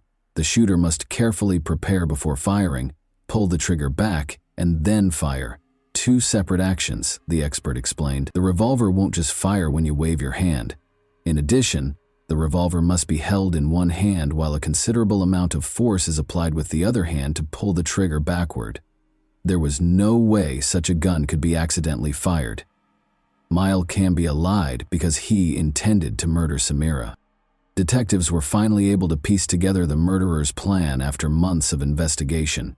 Miles left work on February 26, 2011 at 9 in the morning. He bought a weapon because he was determined to prevent a recurrence of the scene from the night before. He loaded it, tested it, pulled the trigger, and fired it as he made his way into the woods. Everything had been planned by him. Samira was to vanish across the border after spending a romantic weekend in Italy. Since he had no connections in Italy, it was the ideal place to carry out the crime. Miles pulled the woman out of the car, drove off the road, shot her, and threatened to kill her. In order to avoid identifying her, he then took her possessions. Miles tried to deceive the police by sending Samira's mother an SMS after returning to France. It was assumed that the woman had taken a vacation and was still alive. The man was sure he would never be caught and thought he had committed the ideal crime. You can only imagine how shocked he was to learn that his victim had lived. He hid for 5 days close to his hometown while the police searched for him, thinking about what he should do next. He came up with a new self-defense tactic since he lacked the resources and beneficial contacts to flee. Malcambia made the decision to tell his version of events to the police.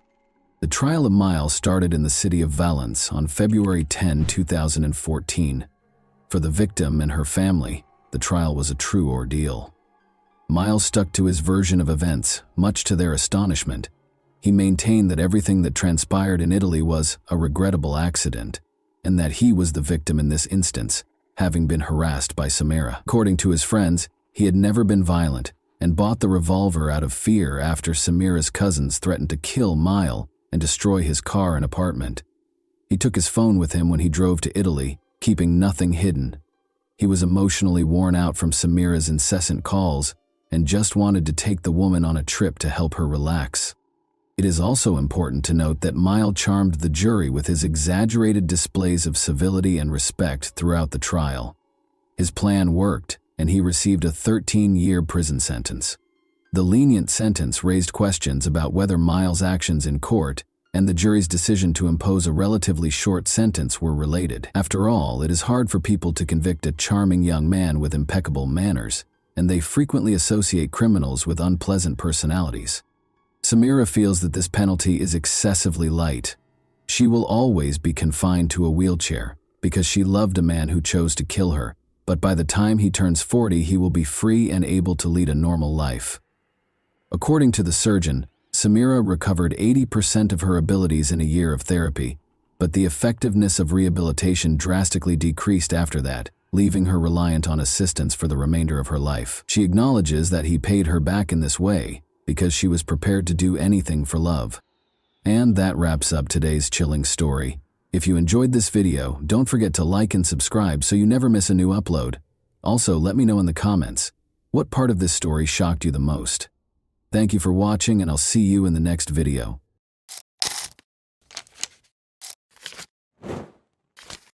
Hey guys, welcome to my channel, and today we're going to take a look at another horrible case with you. A plastic bag was discovered by a woman walking her dog along the shores of Deer Island, which is close to Boston, Massachusetts, on the afternoon of June 25, 2015. Her dog's incessant curiosity led her to a horrifying discovery: the dead body of a child. After she had initially written it off as discarded trash, she was so shocked and scared that she called the police right away. Because of the extreme stage of decomposition, the child's identity remained elusive despite their best efforts. 3 months passed before the child was identified. Who could have committed such a crime in their right mind? As soon as the child's body was discovered on Deer Island, the investigation into her death got underway. Authorities put forth a lot of effort to identify her despite her extreme decomposition. She was found with a zebra print blanket inside the bag and only a pair of white leggings with a black polka dot design. Early skepticism resulted in fruitless efforts to use cadaver dogs to find more bodies or remains. The body had already started to decompose, making visual identification impossible, and fingerprints could not be collected due to prolonged exposure to water. The race and ethnicity of the child were unknown to the investigators. How her remains got to the scene was unknown. It was unclear if the body had been dumped on the beach or if it had floated in the water from somewhere else, possibly as far away as Canada. Because the body was not sufficiently decomposed, authorities thought the victim had been placed at the scene rather than washing ashore. On July 3, 2015, an autopsy was performed after the child's body was found, but the cause of death was not established. Authorities suspected foul play, but the remains showed no obvious signs of injury. Tests were then performed to look for alcohol, drugs, or toxins that might have contributed to the death. Eventually, it was discovered that the child had Hispanic heritage. According to the description, her hair was 14 inches long, wavy, and brown, indicating that it had been untrimmed for some time. She weighed about 30 pounds and was estimated to be between 3'1" and 3'6". There were no noticeable scars or birthmarks on her body. The blanket was thought to be from Cannon Mills, possibly sold at Kmart, while her clothes, which were estimated to be a size 4T, were made by the Serco company and might have been purchased at Target. There was also an elastic hairband. Despite her unknown status, she didn't show any symptoms of malnutrition and seemed to have had a good life. After earlier attempts to identify the body failed, the National Center for Missing and Exploited Children digitally recreated the child's face to help identify her. Adobe Photoshop was used to create the reconstruction, which included stock and mortuary photos to approximate her appearance in life. In an effort to gather more details, flyers with pictures of the child and her possessions were handed out. On July 4, 2015, information about the child's discovery and physical measurements were added to the National Missing and Unidentified Persons System, NAMUS. Despite ruling out more than 200 missing persons, no matches were found. No one came forward to identify the victim or take responsibility for the crime, despite a lot of effort. The investigation relied heavily on forensic testing. Although DNA samples were taken from the body's teeth and hair, none of the profiles found in databases of known missing people matched. The University of North Texas received additional samples for more detailed profiling. Despite the lengthy process, it was concluded that she might have traveled to any of the 6 New England states, as well as possibly other places. She could have traveled across the nation, according to tests on her hair and enamel.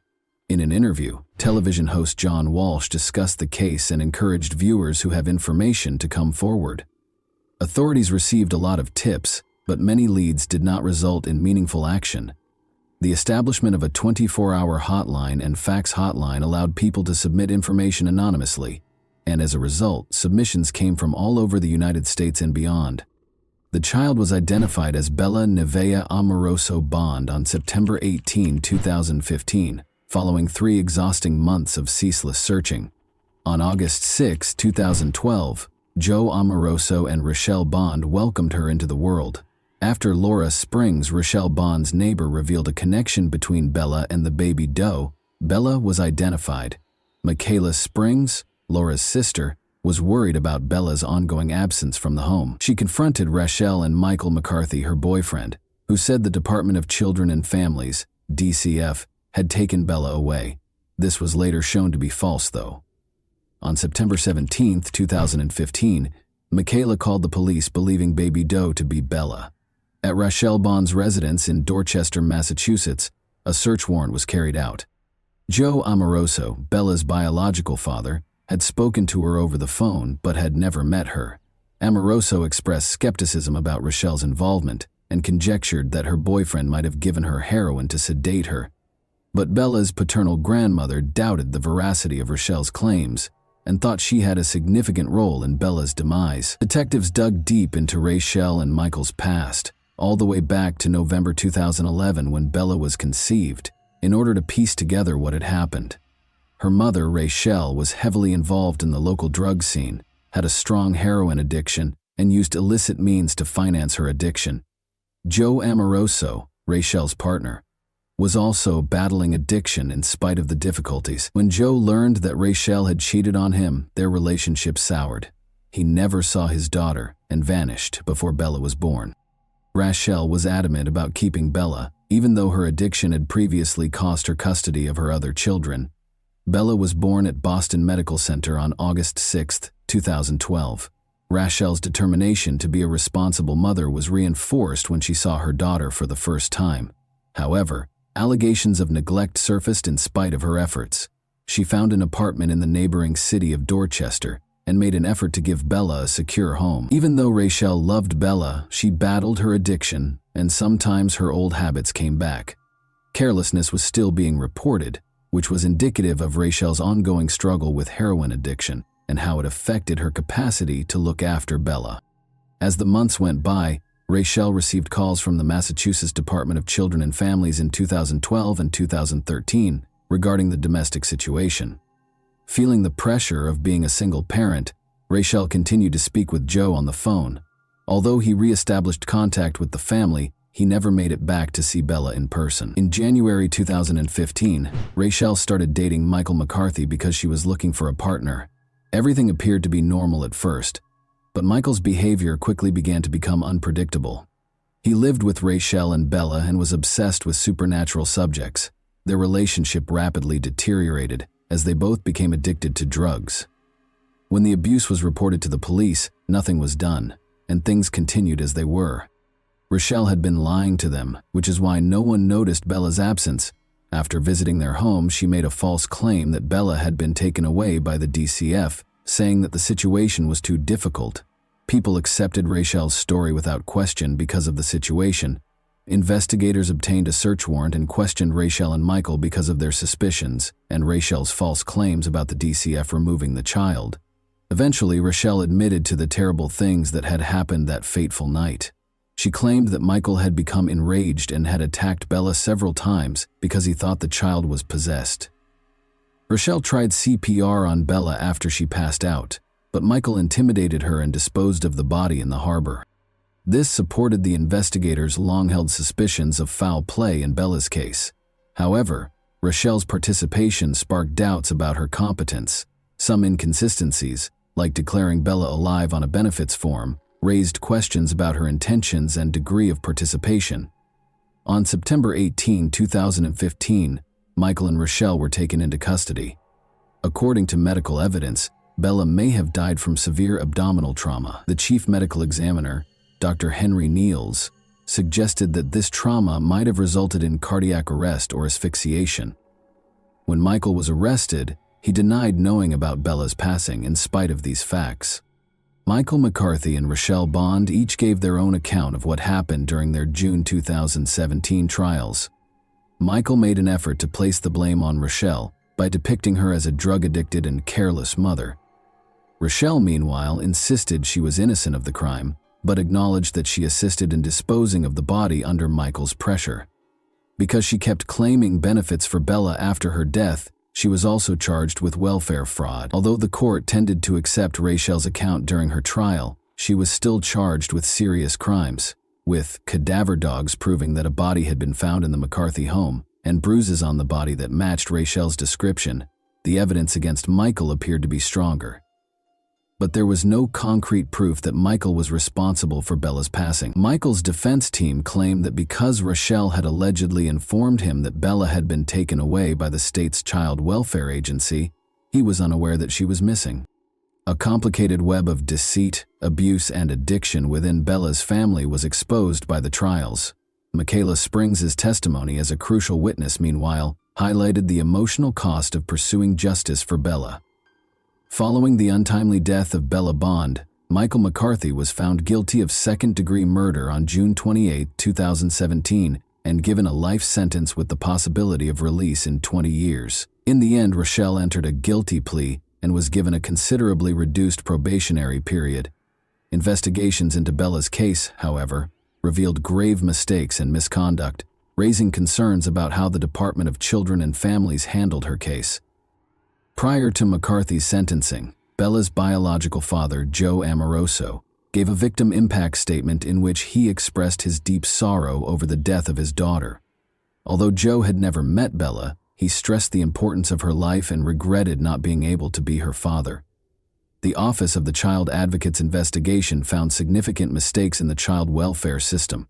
Only a formal written warning was given by the agency to the employee who committed the misconduct. Bella Bond's case generated a lot of national attention, as evidenced by the activity on Facebook and Twitter. A funeral home promised funds for a dignified burial with a headstone, and other people offered to pay for her funeral and burial. Joe Amoroso disclosed that Bella would be buried in Winthrop, Massachusetts, with her family by her side, choosing to hold wake services and a public funeral. However, after both of her parents ultimately decided against holding a public funeral, Bella was finally buried in a private ceremony at Winthrop Cemetery on November 28, 2015. Her name and the date of her discovery were engraved on the headstone beneath which she was interred. Later, Bella's mother's Facebook page posted pictures of her. When we consider Bella's story, it becomes evident that her untimely death was caused by her parents' negligence. The acts of Rachel Bond and Michael McCarthy, both inside and outside of prison, were heinous. Bella's story emphasizes how urgently vulnerable children need to be better protected. And that wraps up today's chilling story. If you enjoyed this video, don't forget to like and subscribe so you never miss a new upload. Also, let me know in the comments what part of this story shocked you the most. Thank you for watching, and I'll see you in the next video.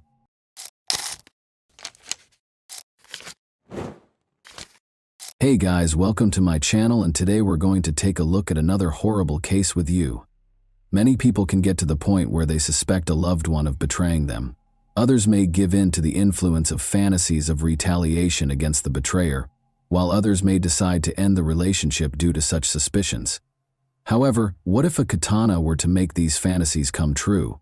The setting for this story was Camas, Washington, in 2018. The topic of discussion was a woman who lived in a nice home in a quiet neighborhood. Alex Lovell was the man's name. For 29-year-old Alex, playing video games was his main passion. He was in front of the computer for about 12 or 13 hours every day. Alex took his pastime so seriously that he routinely performed shoulder, wrist, and hand exercises. He even worked on a unique mouse control method to improve his efficiency as a gamer or player. The age of 30, Alex's girlfriend Emily Javier was not pleased with his obsession. After 2 years of dating, the young couple noticed that Alex was spending more and more time playing games and having less time for her. Emily, of course, did not like this situation. When Alex made the decision to pursue a career in professional gaming, her patience reached a breaking point. Emily struggled to accept a gaming rival, even though she was somewhat comfortable sharing her boyfriend's gaming habits. When she found the Tinder dating app on Alex's phone, her resentment reached new heights. She became very suspicious of this. She therefore realized that Alex had found another girl when she saw red hairs in the shower and scratches on his back, even though her hair was then dyed green. Convinced that he would simply deny everything, Emily started to plot a retaliation that would enable her to permanently get rid of him, rather than confronting him head-on. She considered purchasing poison, getting a gun, or hiring a killer. No, she purchased a katana at a shopping center. That was the only thing she could think of right now, driven by anger. She therefore made the decision to give herself an additional week to polish her strategy. She entered the question, how to kill someone with a sword, into a search engine while she was at home with the katana. Not surprisingly, her question was answered in a rather direct manner. In order to start their last journey to the Hawaiian Islands with Alex, the girl bought plane tickets at the same time. She confessed that she was tired of life in 2 notes, one to her mother and the other to a close friend. She also wrote Alex a note, though it's unclear what it said and when he was meant to read it. At first, it seemed as though she wanted to do something to herself while on vacation. However, how did she intend to exact revenge on Alex? Kill him too? It's feasible, particularly considering that she could have brought the sword with her if she had checked it in with her bags, rather than bringing it on her person. One evening, though, Alex came home at about 9. He wanted to go to bed and hardly gave his girlfriend any attention. Emily became emotionally unstable as a result of this. She taped 2 additional knives to her side of the bed in case her sword plan didn't work, and she concealed the katana there because she felt she could no longer stand such treatment. She went back to her boyfriend after completing her preparations and offered him a drink to help him fall asleep more quickly while intoxicated. Emily hid the man's phone, which he would need to call for assistance after he fell asleep quickly.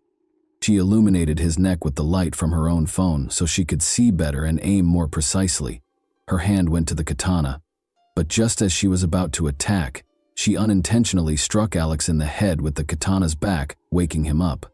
An adrenaline rush helped Alex quickly regain his sense of direction and start using his hands and feet to block Emily's next blows. At last, he was able to hold her tightly. He exclaimed in his final moments that he loved her and was shocked that she was attempting to murder him.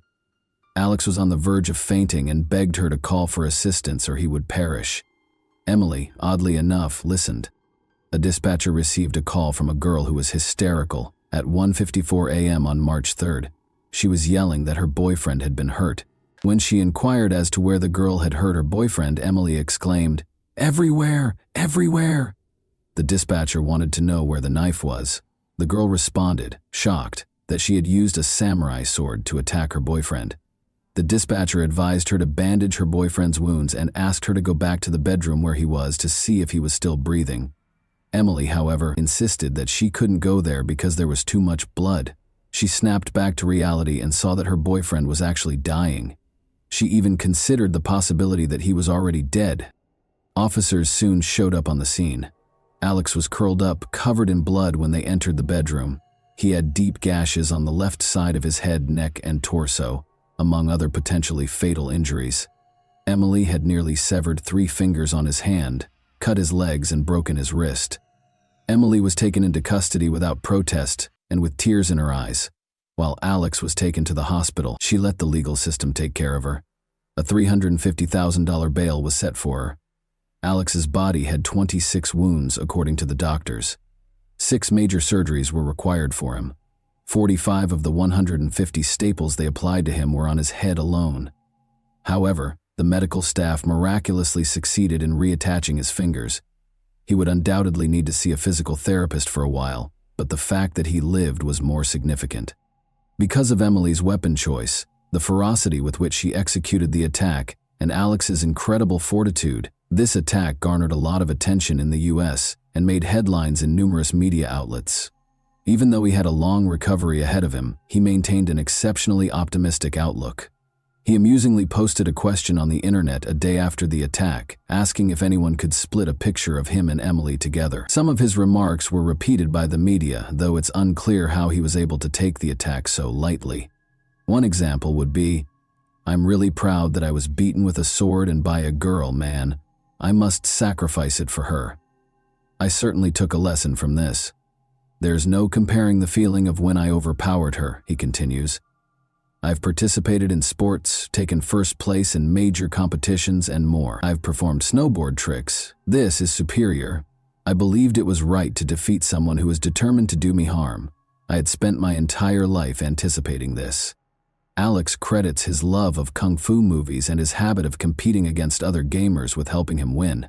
He says he never cheated on Emily, but acknowledges that he likely spent too much time in front of the monitor. He remarked, "I hardly had time for one girl, much less another. He simply was too worn out to give her the affection she so richly deserved." Tinder was on his phone, he clarified, but he hadn't used it since it became apparent that he and Emily were seriously dating. Alex even acknowledged that the exhaustion from playing video games all day was the reason for his low libido. This might have persuaded Emily that he no longer wanted her, but he says that numerous times before, even when another girl merely liked his picture on social media, she had falsely accused him of cheating. All of this is denied by Emily. Regarding the red hairs, they might have come from his dog's fur or his own beard. Emily found it challenging to defend herself in court. Everyone could see that this was a carefully considered and planned crime. Emily told police that she wanted to kill him for cheating. "That was my objective." She was convicted of attempting first-degree murder. Her sentence was lowered from a potential 20-year term to 19 years because of Alex's survival, her lack of prior convictions, and her own decision to call 911 for assistance. This result did not sit well with Alex's family. They felt that because she tried to kill their son, she should be punished more severely. Emily countered that because of her history of childhood trauma, which hindered her ability to form relationships, her sentence should be shortened. Although her psychologist acknowledged that she had PTSD, he said it had no bearing on the case. The judge ultimately decided that she should receive almost the maximum sentence because of the severity of the attack. She must also receive treatment for her aggression and mental health issues. She must pay $30,000 in reparations and is forbidden from getting in touch with Alex or his family. To help Alex recover, his gaming friends set up a crowdfunding page and raised thousands of dollars. He is presently recuperating and has largely resumed his regular activities. He says he hasn't spoken to Emily since the attack. When asked how he feels about her, he admits that she saved his life by calling 911, which is significant, but it's difficult to sum up his feelings for his ex-girlfriend in just 2 words. In any case, he thinks she needs significant assistance. "I didn't expect this, but something like this had to happen," he continues in his characteristically lighthearted tone. "She reached for the samurai sword because she obviously didn't want me to end up in the wrong hands." And that wraps up today's chilling story. If you enjoyed this video, don't forget to like and subscribe so you never miss a new upload. Also, let me know in the comments, what part of this story shocked you the most? Thank you for watching, and I'll see you in the next video.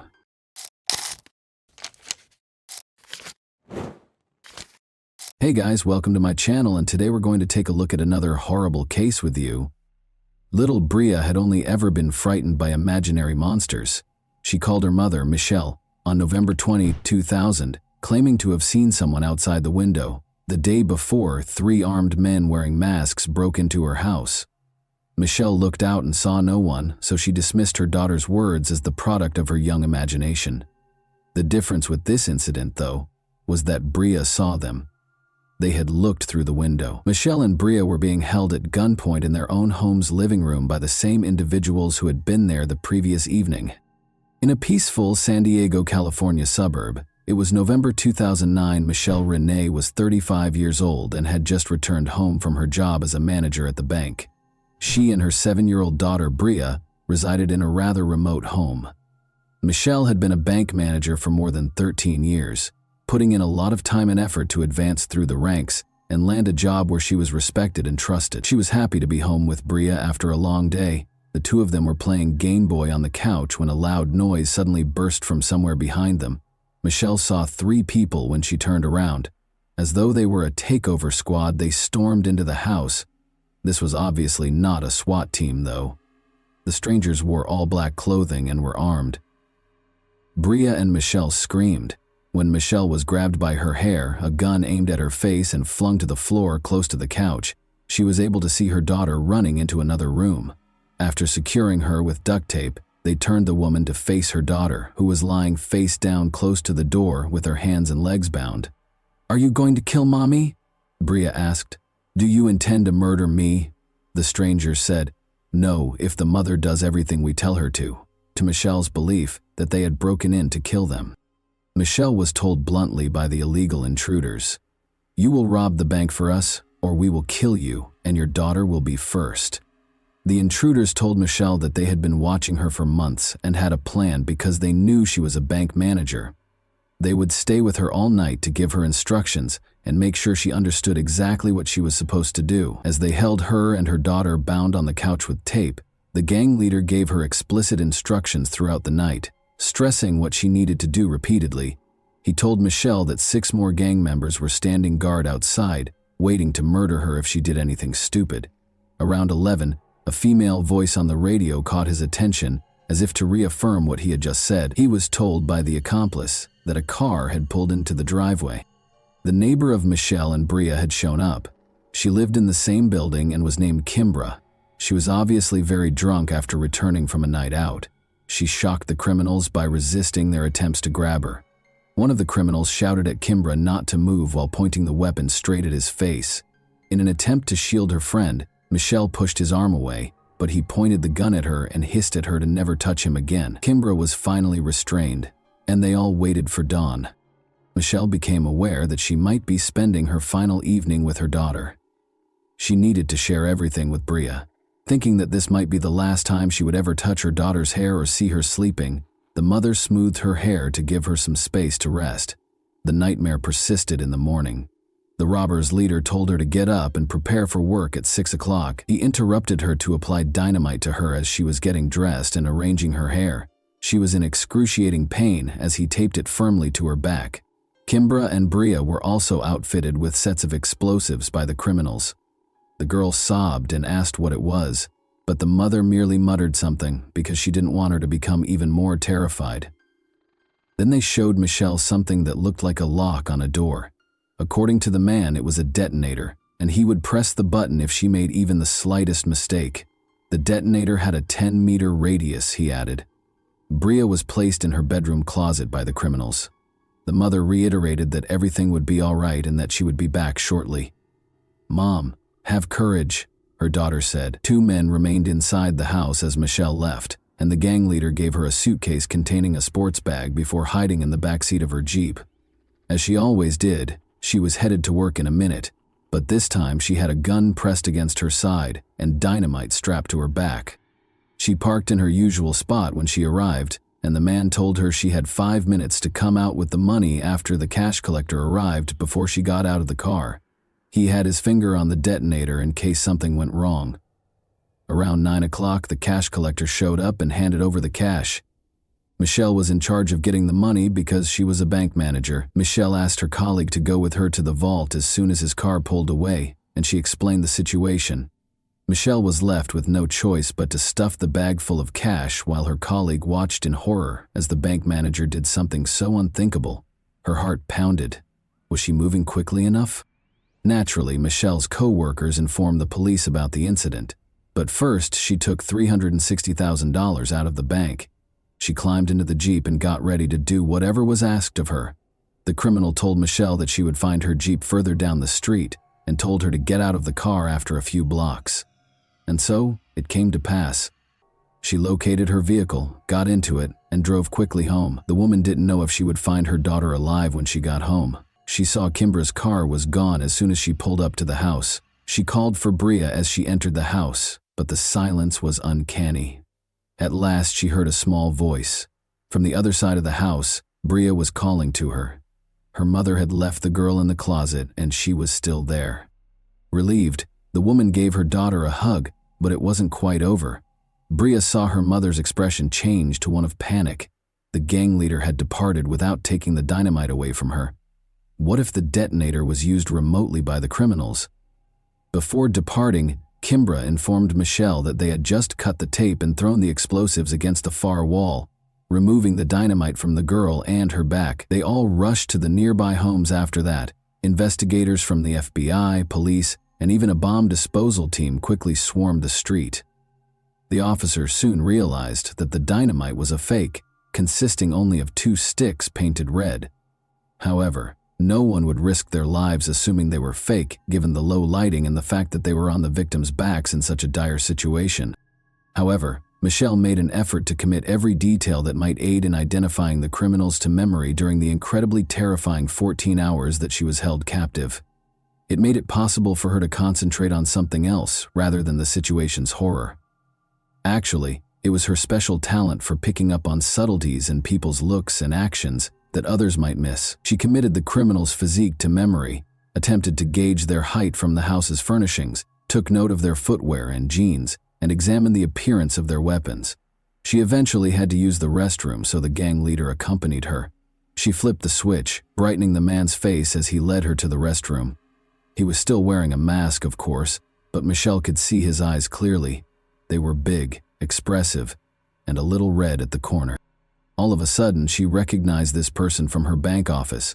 She frequently handled new client accounts in her role as bank manager, and on that particular day, a man had visited her office. He clarified that he needed information about opening accounts and making investments because he would shortly inherit a sizable sum. He repeatedly asked the same questions while seated at her desk. The man introduced his companion as Lisa, and they departed when a woman finally came in and said, "Chris, we need to go." However, he gave Michelle his business card before he left. She put it in her desk's top drawer. Michelle's mind was racing with all of these ideas, and she felt that she needed to be extremely careful and not even hint at her recognition of him. Additionally, she recognized his accomplice because she occasionally heard Lisa's voice on the radio. They wouldn't let her die if she messed up. Michelle then requested that the officers immediately check her desk's top drawer. The business card wasn't a fake. It was there. Christopher Butler was the man's name. Butler's conviction as a bank robber was quickly discovered by the FBI. They discovered his residence and placed him under observation. The bank was only a few kilometers from Butler's home and that of his fiancée, Lisa Ramirez. The other 2 men, Robert Ortiz, who had his sights set on Bria, and Christopher Higgins, a big man who protected Michelle, were soon recognized by detectives. The decision to arrest Christopher and Lisa was made on December 1. They were allegedly pulled over for document verification during a routine traffic stop. There was just so much evidence in the car. In a stressful situation, the pneumatic gun in the glove compartment appeared completely real. In addition, the officers discovered a black bag Michelle had described, gloves, homemade masks, Michelle's credit cards, banknote adhesive ribbons, and even a door lock that the criminals had managed to pass off as a detonator. 2 investigators waited for more evidence in the house. Officers discovered a sample of dynamite bearing Christopher and Lisa's fingerprints, along with all the ingredients needed to make fake dynamite. Because they were sure they wouldn't be linked to the crime, the accomplices left a ton of evidence. The $360,000 that was stolen, however, was not discovered by the officers in the house or the car. On that same day, they took $93,000 and arrested Higgins. Higgins admitted to everything and talked about going to Vegas for a few $1,000s. Ortiz fled, but he had $32,000 from the bank when he was apprehended in Wisconsin 3 months later, and he admitted to everything. Christopher Butler, however, denied everything, even in the face of indisputable proof. his fingerprints on the dynamite. Lisa rejected his attempt to place the blame on her. She acknowledged that she was the woman Michelle had heard on the radio. She even acknowledged that she came up with the plan to steal the bank manager using fake dynamite. Lisa disclosed that although they divided the funds into 3 sections, over $100,000 of their portion with Butler was pilfered. To the surprise of all, she said Michelle was part of the plot. Everything had to be confirmed by the police. Michelle acted exactly like a real victim of the crime would have when they recreated the events of that day. Every detail of the victims, Higgins, and Ortiz's accounts lined up, and investigators were unable to uncover any proof linking Michelle to the plot. All 4 suspects were in custody awaiting trial by the spring of 2001. But Michelle and Bria were still processing that terrifying night. The girl thought the criminals would eventually find them and kill them, so she desperately wanted to hide somewhere. She changed from a joyful, fearless, and energetic youngster to a terrified being who feared solitude. Michelle took Bria to stay with her grandmother in Alaska in June because of this. She went back to finish things up and moved to Alaska with her dog, essentially no money and a camera, leaving the child with her grandmother. She drove off on a 9-day journey. Since she had committed to returning for Bria's birthday, she was only on the road for 9 days. Their healing really started only after they relocated. Michelle and Bria were prepared to confront their criminals when they returned to San Diego for the trial a year later. Michelle believed the trial was merely a formality because the investigators had gathered so much evidence. How foolish she was. Together, Christopher and Lisa were put on trial. Lisa would find it challenging to maintain her innocence because she confessed during a videotaped interrogation. In order to spare her from life in prison, her attorney made a deal with prosecutor Tom Manning, but he turned it down.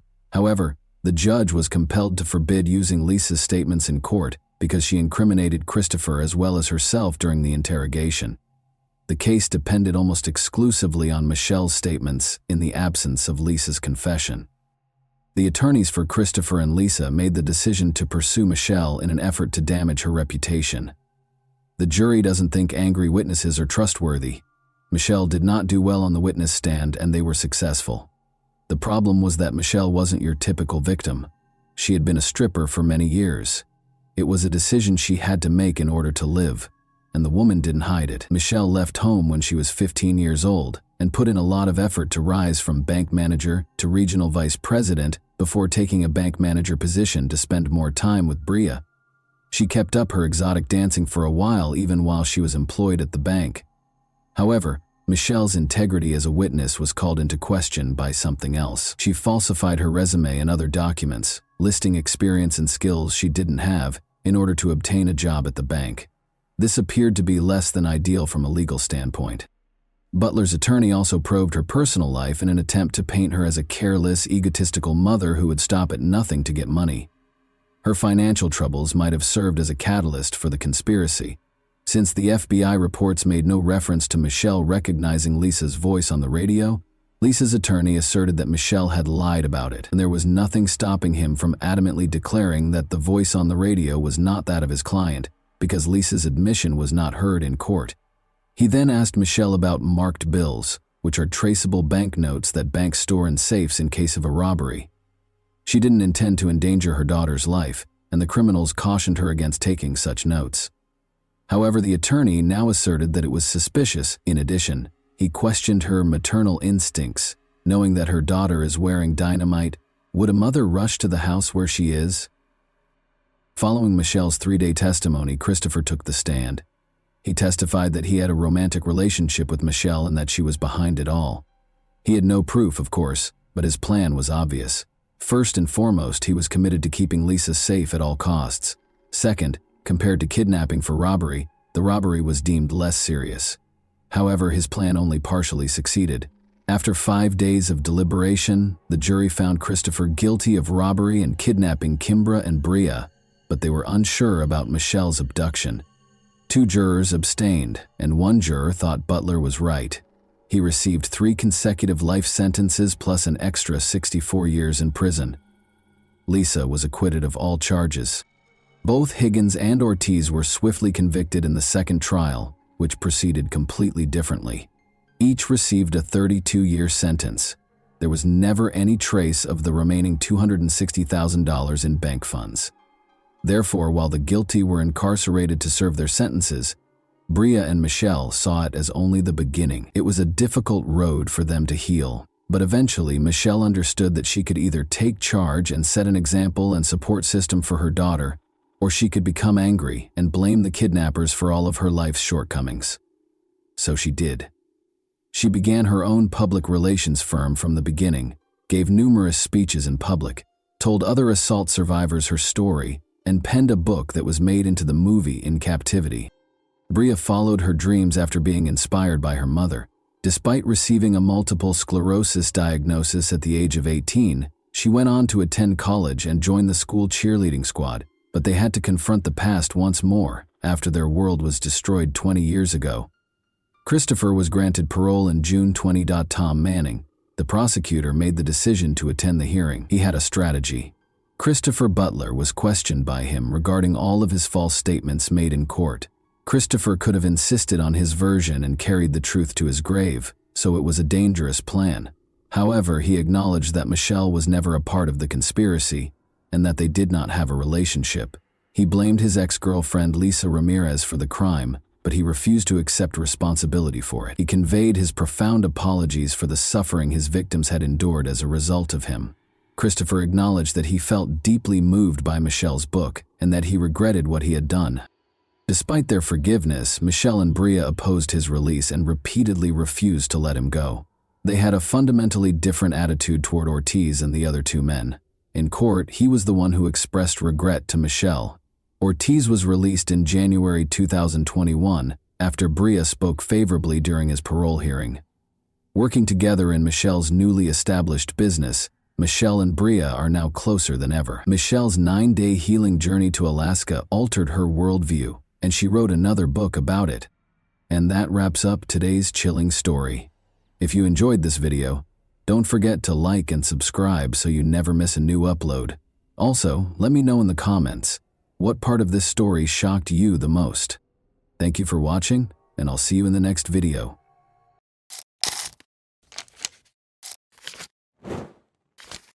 Hey guys, welcome to my channel, and today we're going to take a look at another horrible case with you. A teenage girl from Uruguay went missing on December 28, 2014. Because of the strange circumstances surrounding her disappearance, word spread quickly around the world. She didn't go missing late at night in a dangerous neighborhood. Instead, she was walking along the beach in broad daylight, visible to everyone.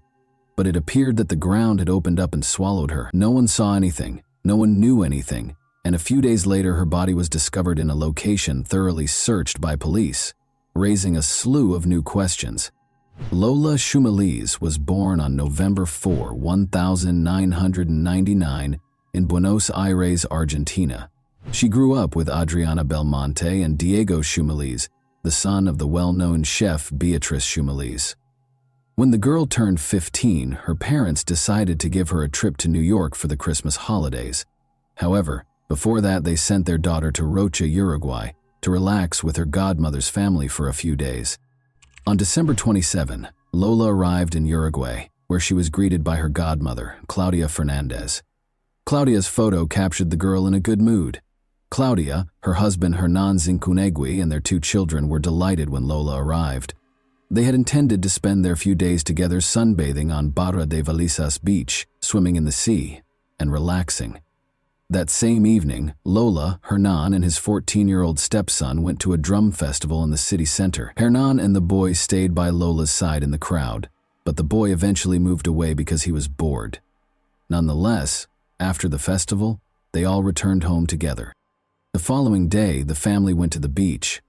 Lola requested permission to walk along the beach from her godmother around 3 p.m.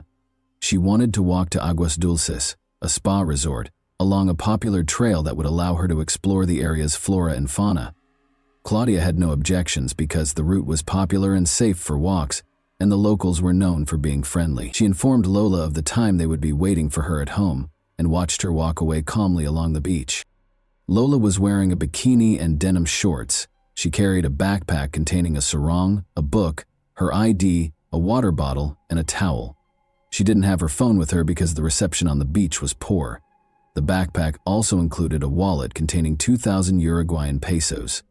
Several hours passed, it became dark, and Lola had not returned. Her godmother became worried. The family followed the route Lola had planned, but she was nowhere to be found. Claudia called Lola's parents that evening to explain what had occurred. She informed Adriana that she had already called the police. However, it took 45 minutes for them to arrive at the station and report the teenager's disappearance. The police began searching for Lola. Since she vanished during a walk on the beach, it was thoroughly searched both lengthwise and crosswise. Helicopters and search dogs were dispatched to assist with the search. Lola's parents quickly arrived in Uruguay to assist the police.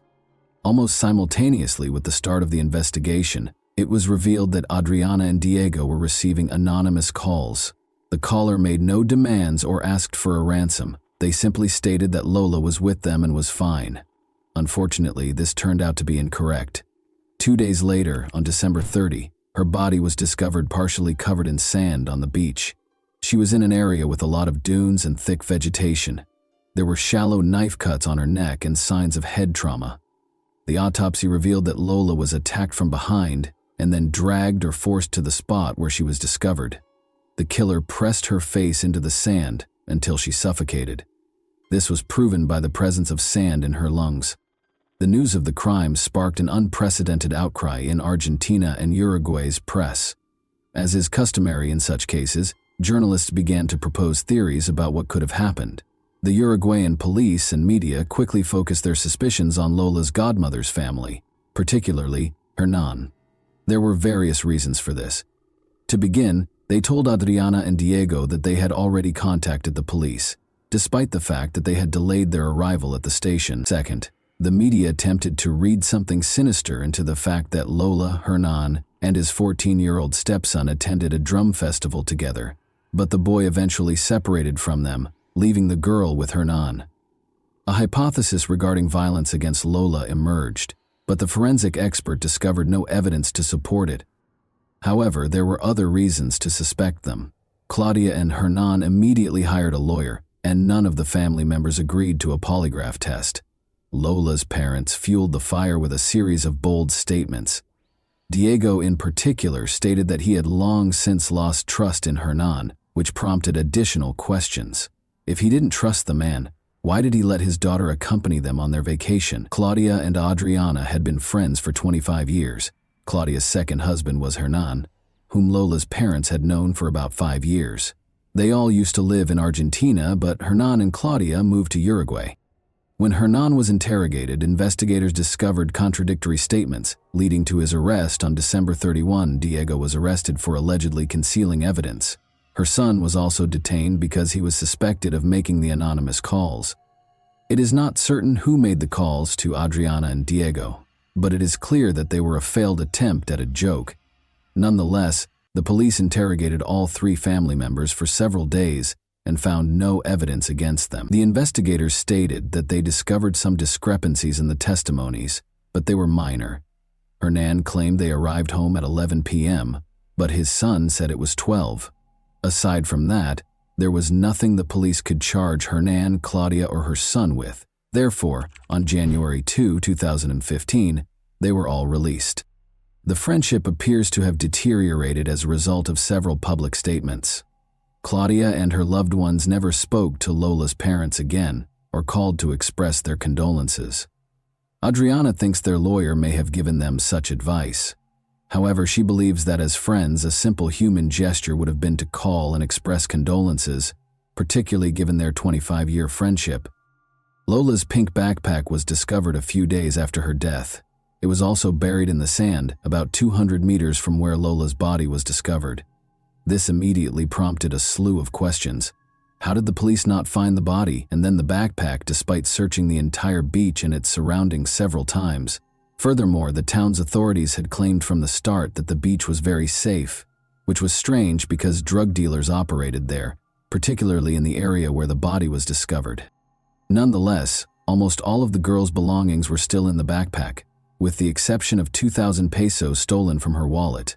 Furthermore, there were bloodstains on the towel and the documents. Forensic experts examined the items and discovered Lola's DNA, but it was mixed with male DNA.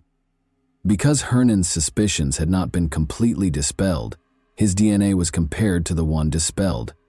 It was compared to the one discovered. They also checked it against the Uruguayan police database, but there were no matches. Following the discovery of the backpack, one suspect created quite a stir. He was suspected based on witness accounts of his whereabouts on the day of the murder.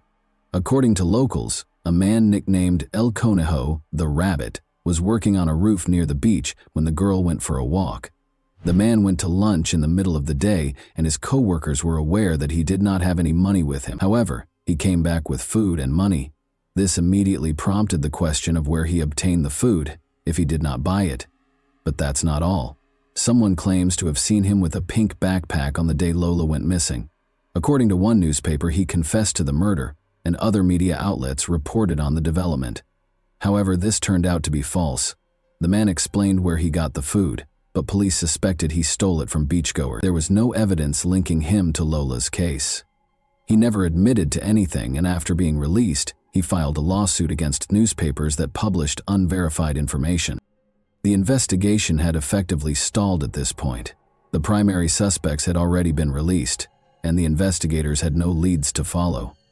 At first glance, it appeared that the girl knew no one in town, but she had managed to attend a drum festival in the city center and, being sociable and open, freely interacted with strangers. As a result, the police were compelled to investigate this lead. They detained and interrogated approximately 40 people, primarily beach vendors and dealers, but all were eventually released. The situation was aggravated further by the frequent changes in prosecutors and judges. When a new prosecutor was appointed, the case would be reviewed from the beginning. This severely hampered the investigation. But on February 18, 2015, there appeared to be some progress in the case. An anonymous call was made to police. The caller claimed that Angel Moreira, also known as El Cachila or Keisha, was involved in the crime. The man was arrested and interrogated by the police. He worked on the beach parking cars. Angel said he met Lola while she was walking on the beach. He approached her with some souvenir trinkets for sale. They spoke briefly about where the girl came from. When Lola mentioned feeling dizzy, Angel suggested they move to a shady area. He took her to a location with tall bushes and dunes for shade and coolness. The girl fell to her knees. Angel attempted to check her pulse but became scared when unable to hear it and fled. The statement sounded strange, but the police had to release him because there was no evidence. After 4 years, Jorge Basso, the new prosecutor in charge of the case, decided to re-interrogate Angel. The man was arrested following the interrogation on May 22, 2019. This time he was charged with obstruction of justice. His DNA did not match the DNA found on Lola's towel and documents, so the prosecutor concluded that he was covering up for the true perpetrator.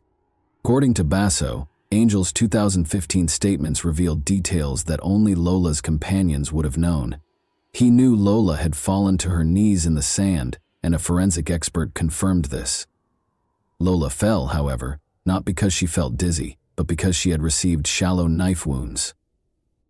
Despite Angel's arrest, the Shumela's family waited for an answer to the main question for years, until geneticist Natalia Sandberg became involved in the case.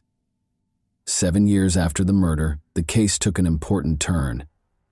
The investigator's method of discovering the suspect is reminiscent of a detective novel plot. Natalia Sandberg had the idea to trace the genetic DNA of an unknown man discovered on Lola's towel and documents. There were no matches in the paternal line, but an examination of the maternal line revealed a minor match with a prisoner serving time for murder. In other words, the man who left blood on Lola's towel is related to the man who is currently serving a sentence. The third crime, which involved Marines who died in the naval complex on Faro de Montevideo, was the tip of the iceberg that led investigators to Lola Shumeliz's true killer. The murders happened on Sunday morning, May 31, 2020, and the 3 people, Juan Manuel Escobar, Alex Galinia, and Alan Rodriguez, were found with gunshot wounds to the head. Jonathan Brand Gundy was identified as the killer by police. Jonathan was born in Rocha. When the police discovered his mother and tested her DNA, It was clear that they were looking for another son of the woman, Jonathan's half-brother. The woman told the investigators that she had given birth to 11 children from various fathers, 8 of whom were boys, but only one son was placed for adoption at the age of 18 days. He turned out to be the person the police had been looking for 7 years. The suspect was identified as Leonardo Sena. During Lola's murder in 2014, Sena was homeless, dividing his time between La Paloma, Chuy, and Castillos. He lived in these places, working odd jobs. He recently settled in Chuy, where he lives with a girlfriend and works in a bakery. Between 2003 and 2009, the man had a history of police records for aggression, theft, and violence. Despite his involvement with the law, his DNA was not stored in the database because it was created after 2012. As a result, on May 18, 2022, the police issued a search warrant for his home. They expected the man to refuse to provide his DNA, and they were correct. However, forensic experts looked at the man's toothbrush and comb. To the surprise and delight of the forensic experts, the DNA match was 99.9%, indicating that it was his DNA. The suspect was arrested at the Brazilian border on May 19th. During the interrogation, Leonardo claimed he had no involvement in the crime. Regarding the DNA found on the identification card and the girl's towel, he stated that he found a pink backpack on the beach. When he looked inside, he saw a wallet containing 2,000 pesos and stole it. Concerning the blood, he stated that he had cut himself with a bottle shard at work a few hours prior, and when he reached into the backpack, the bandage came off and the cuts began bleeding. So he wiped his hand on Lola's towel. However, there were several inconsistencies in his account. For starters, his blood was mixed with the girl's blood rather than simply found on her belongings. This would not have happened if he had simply found the backpack and removed the wallet. Second, according to his own words, someone other than Leonardo took Lola's backpack on the 28th, the day of the murder, after Leonardo stole the money and mysteriously buried it 4 kilometers away from where it was found, without taking anything from it. Even the suspect couldn't deny the absurdity of the story. Finally, his colleagues from December 2014 did not recall the incident involving the broken bottle and Leonardo's cut. Furthermore, according to documents, Leonardo was no longer working at the brewery on the day of the crime. According to police, Lola was stopped by Leonardo and Angel while walking on the beach on December 28, 2014. They dragged her through dunes and bushes. Lola attempted to flee, but the kidnappers struck her on the head several times and stabbed her in the neck, knocking her to her knees. However, Lola's wounds were not fatal and she resisted. She most likely screamed loudly to get the attention of other vacationers or beach vendors. In an attempt to silence Lola, they pressed her face into the sand. They pushed for too long, causing Lola to suffocate. The police believe the crime was motivated by violence, but the assailants were unable to carry out their intended act and ended up killing her because they did not anticipate such fierce resistance from the teenage girl. This hypothesis is supported by the fact that Leonardo was previously tried in a case similar to Lola's. That happened in 2009. When Leonardo was 26 years old, the victim was a 15-year-old girl, just like Lola. Leonardo pursued her for a few blocks before attacking her with a knife. He dragged the victim into a remote wooded area where he assaulted her. Uruguayan police believe that at least 2 people were involved in the attack on Lola. As a result, they charged Leonardo with aggravated murder and Angel with harboring a criminal. Jorge Basso sought a 10-year prison sentence for Angel and 15 for 30 years for Leonardo. A judge granted Angel conditional early release under oath in June 2021, after he had been in prison since 2019. Despite psychiatric and psychological evaluations describing Angel as aggressive and impulsive, the judge found no grounds to accuse him of harboring a criminal. Harboring involves assisting a criminal after the crime has been committed. Angel should have faced charges as an accomplice in this case. The judge determined that Angel Morera's actions did not constitute harboring. The prosecutor filed an appeal against the judge's decision, arguing that Angel was present before, during, and after the crime. Despite their initial suspicions, Lola's parents, Adriana and Diego, believe the evidence presented by the police agree that 2 suspects were involved in the crime and wish for a quick verdict. And that wraps up today's chilling story. If you enjoyed this video, don't forget to like and subscribe so you never miss a new upload. Also, let me know in the comments what part of this story shocked you the most. Thank you for watching. I'll see you in the next video.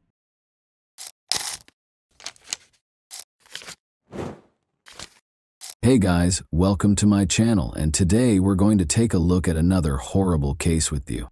Horia and Bouvier, both foreign students, became friends while attending the Sorbonne in Paris.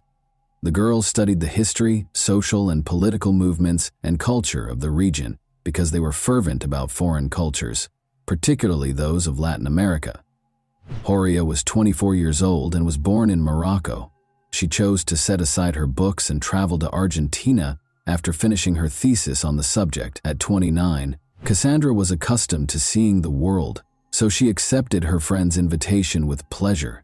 After packing their bags, the girls set out on a journey across the Caribbean basin, Central America, and South America. The friends traveled to Salta, a province in northwest Argentina with a fascinating history, geography, and social scene, in July 2011. The terrain varies from tropically dry plains in the east to snow-capped peaks in the west. Curiosity-driven students can explore and study the architecture, which includes churches and cathedrals constructed during the colonial era. It is important to note, though, that Salta upholds conservative traditions, much like many northern provinces in the nation, and most likely throughout Latin America. The distinctions between social classes are noticeable, and the Catholic Church has a big impact on people's daily lives. A small number of powerful families have dominated politics for many years. It should be noted that the details will become clearer as this story develops. Since they intended to return to Buenos Aires, Cassandra and Horia checked into a hotel in Salta on July 15 and left to explore the sites without unpacking.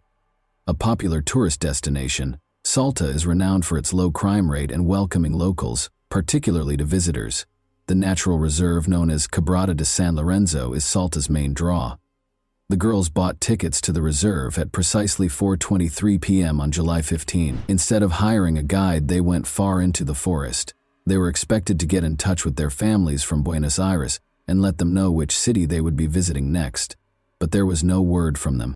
Unable to handle the uncertainty, their families contacted Cassandra and Horia's Argentinian acquaintances on the 19th and requested that they call the police.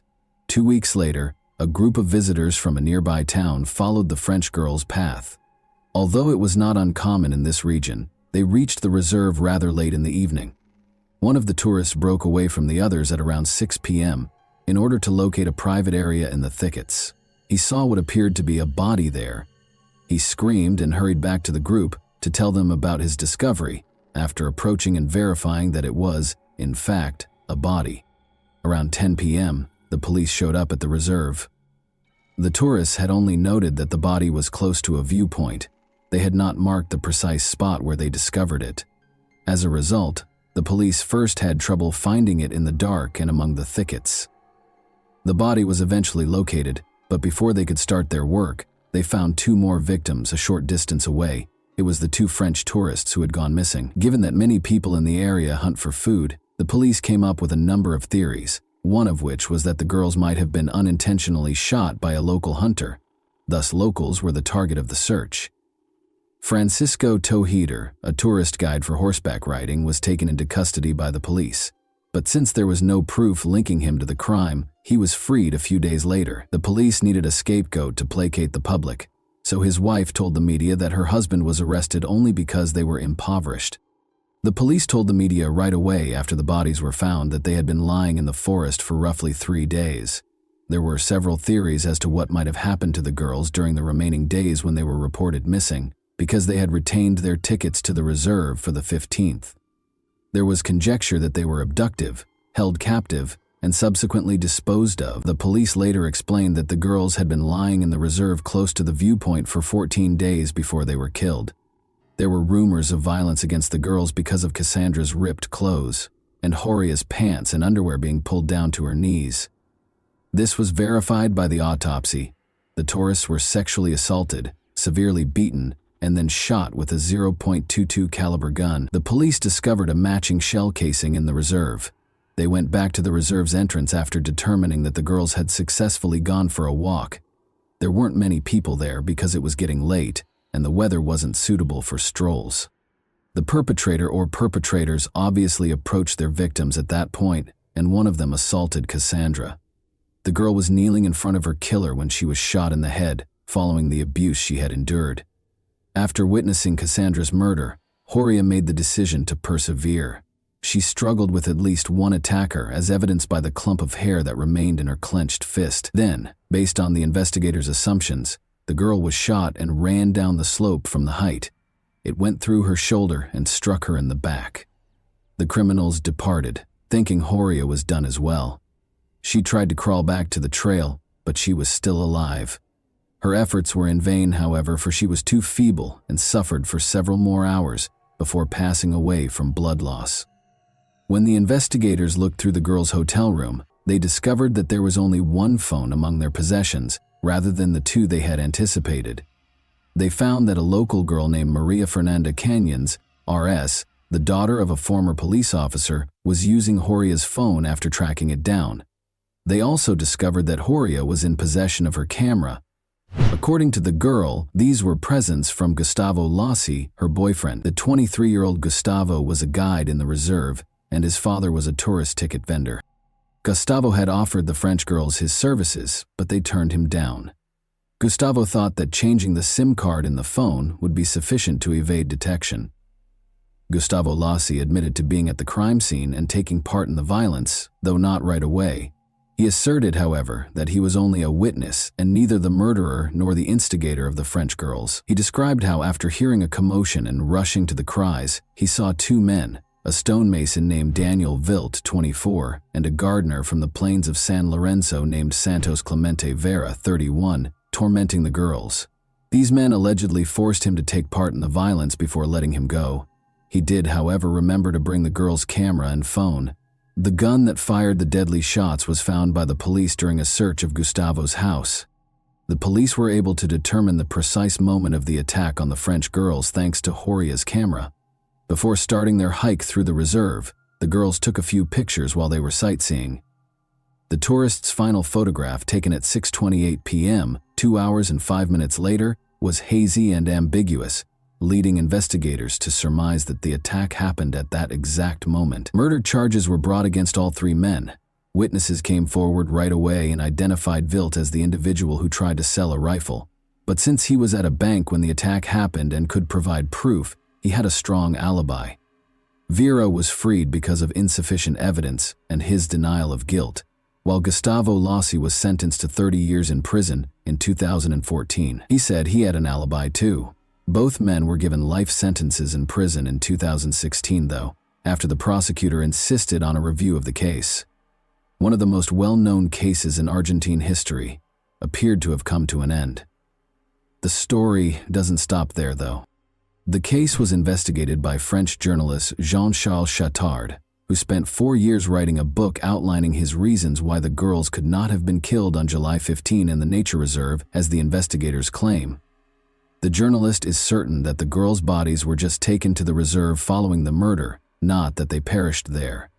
First of all, in contrast to the victim's shoes, his were covered in dust and dirt even after a brief stroll through the reserve. Such a path, enduring violence, fighting for their lives, and still having clean shoes would have been impossible for the girls. Second, the tourists' overall appearance was peculiar. They weren't dressed for a hike in the nature reserve, but rather for an evening event in the city. The bodies were left in Quebrada de San Lorenzo for 2 weeks, which is the next oddity. The reserve is an open, wild place where condors, foxes, and pumas live. The police might have discovered fully gnawed bones after such a time. Despite the fact that the bodies were found in a well-known reserve close to a popular viewpoint, they were found to be spotless.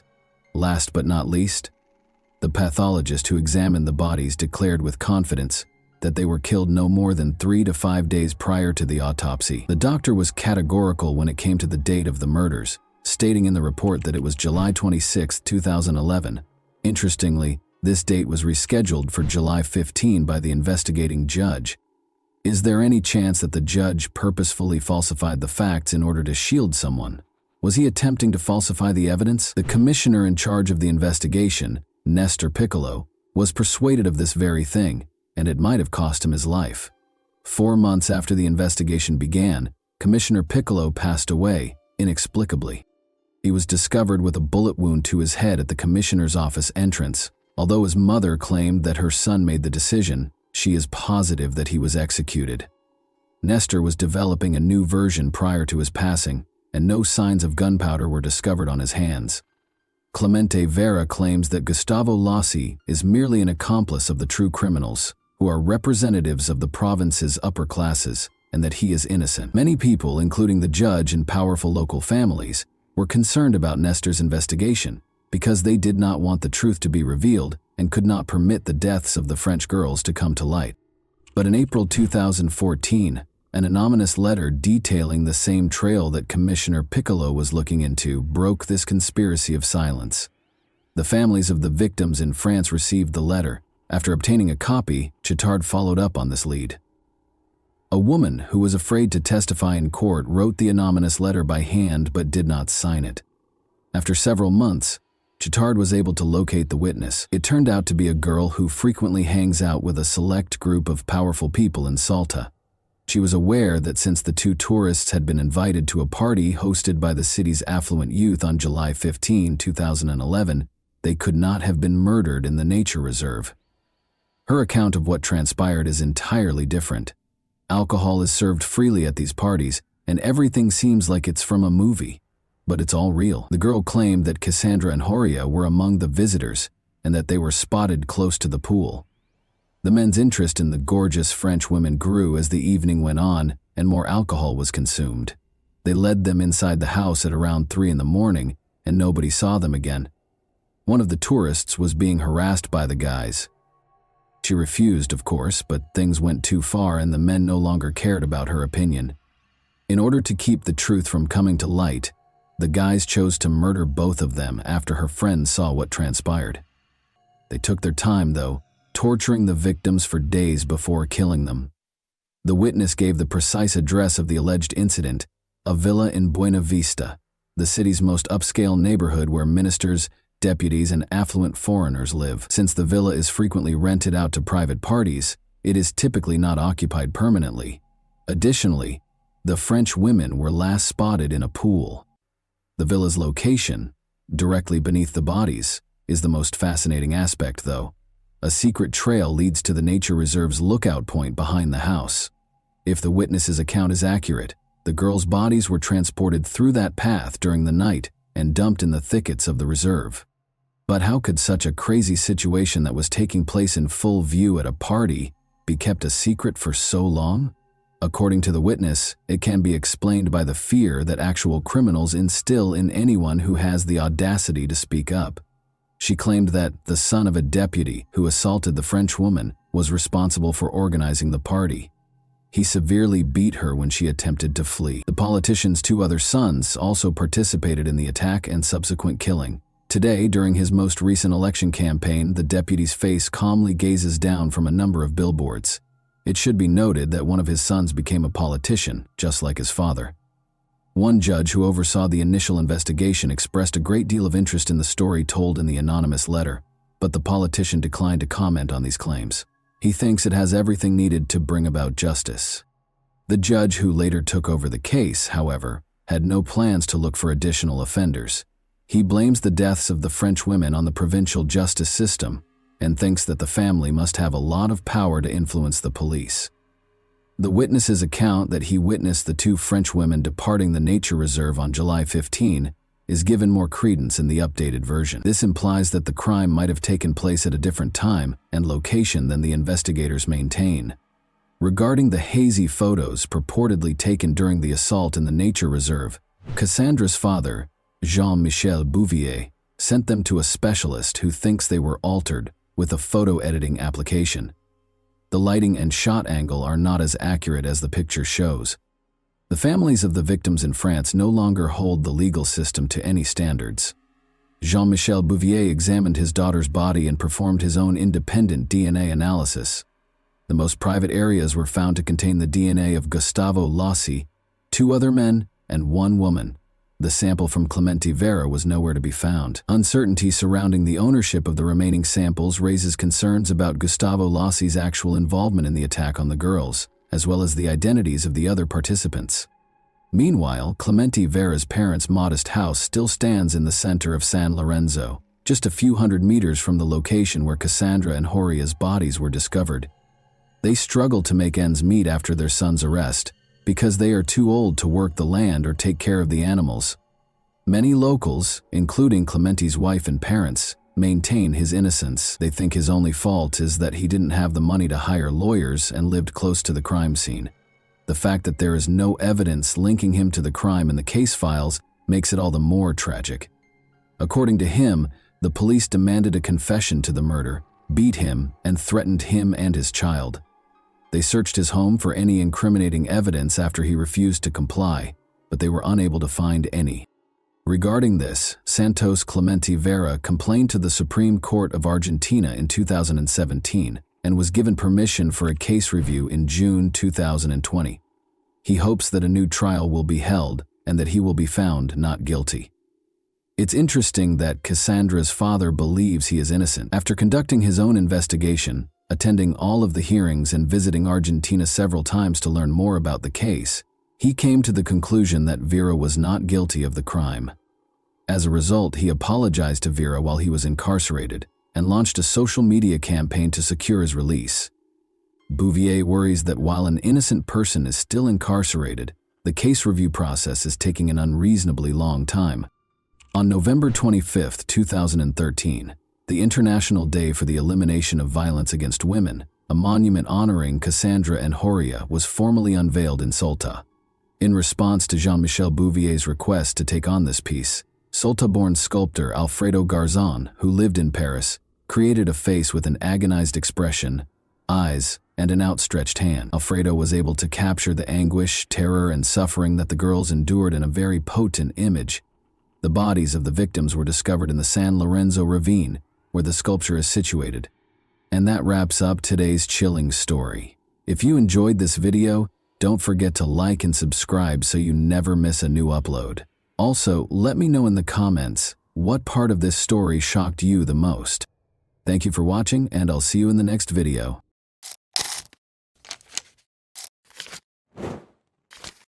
Hey guys, welcome to my channel, and today we're going to take a look at another horrible case with you. As they did almost every day of that year, Serena Tolson and her friend Israel spent the evening of January 23, 2012. The young couple was unaware of the descent of the dark night. They heard a scream while they were seated at a picnic table in the neighborhood park. Since it was 2:30 in the morning, it couldn't have been children playing. Israel and Serena ran toward the source of the shrill scream when it recurred. The scene that played out in front of them looked like the bloodiest horror film ever. A man was hovering over a girl in the middle of the road, repeatedly stabbing her with a knife. Serena yelled for the man to stop as she ran toward him. Israel shoved the assailant away from the girl, but the man got up and fled back to his car as Serena was calling the emergency hotline. With a bigger knife in his hands, he moved away from it. The two were pursued by the man.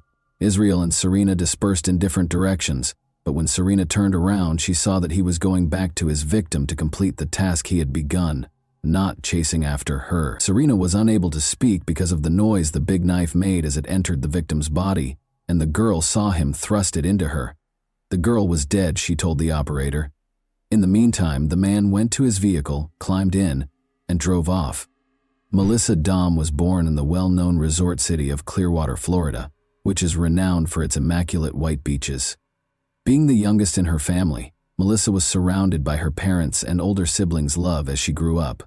She never had any issues. She wanted to make her parents proud, so she did well in school.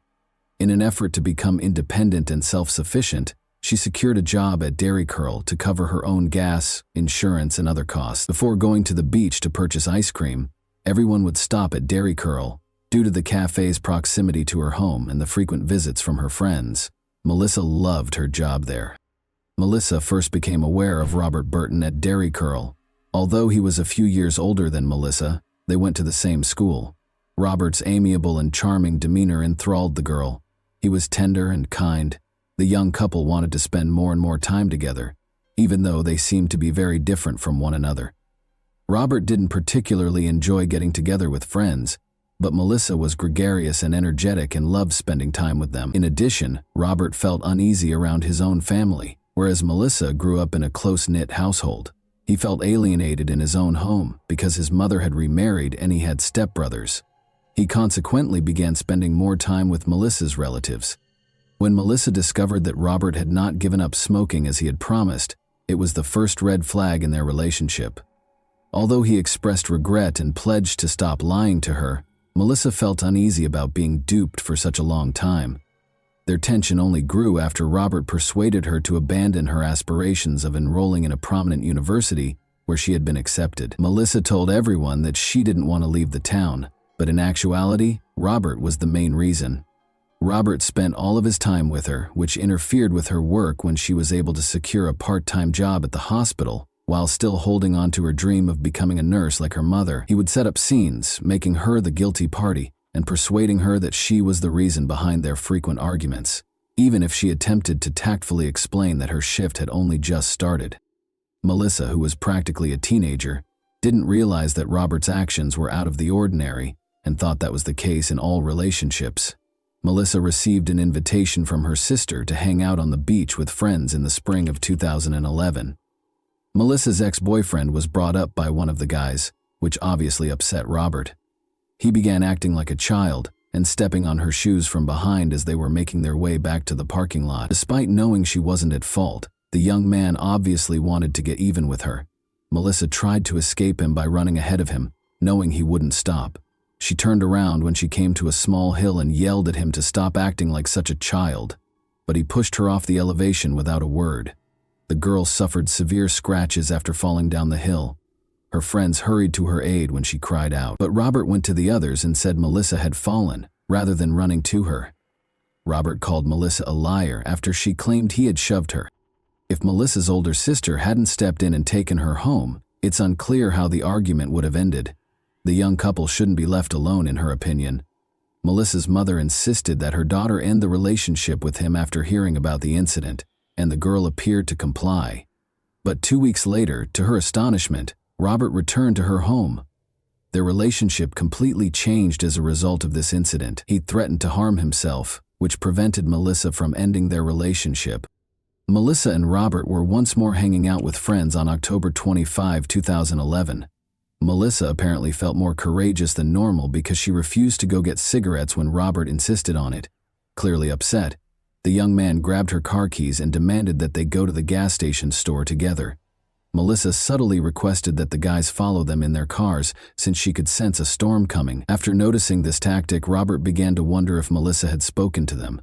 Naturally, she denied it, but he was unable to relax. He began flinging Melissa's phone, keys, and bag across the street after they got home and she braked in the driveway. He hit the girl in the face after she screamed for him to stop. Melissa was clearly trying to beat Robert when he lunged at her, but she was able to hit him in the groin, get up, and flee.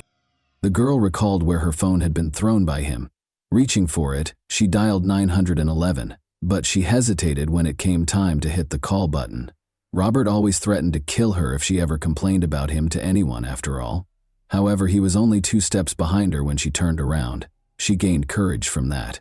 She called the number and informed the emergency operator about the attack. She realized he wasn't pursuing her as she ran toward the intersection where the gas station was. She had the sudden thought that he was aware of the location of the keys he had thrown. As he always threatened, he would visit her home and murder her mother. It was Robert's primary means of controlling Melissa, because he was aware of how important her mother was to her. Melissa hurried back, terrified for her mother. Robert grabbed her as he leaped out from behind the bushes. He most likely would have given her a serious beating, but just then a patrol car arrived. Melissa couldn't believe he was holding her responsible for what had happened, so he yelled at her angrily, "So you really want to do this to me? You want me to get arrested?" The girl, still under Robert's influence, started pleading that instead of being arrested, he be sent to anger management classes or something. Regardless of what she said, the officers informed her that everyone had seen the incident and that he would be arrested. After escorting her home, the police officers spoke with her and her mother about domestic violence, explaining that victims frequently went back to their abusers and that they didn't want her to experience the same thing. After being taken into custody, Robert was accused of assault. But only 6 hours into his incarceration, he called Melissa the very next morning and insisted that she take him home. Luckily, she declined. January 23, 2012 was the date set for Robert's trial. Melissa had a good weekend with her friends because she didn't have to be at the trial. She was getting ready for her impending tests and gradually getting back to her regular life.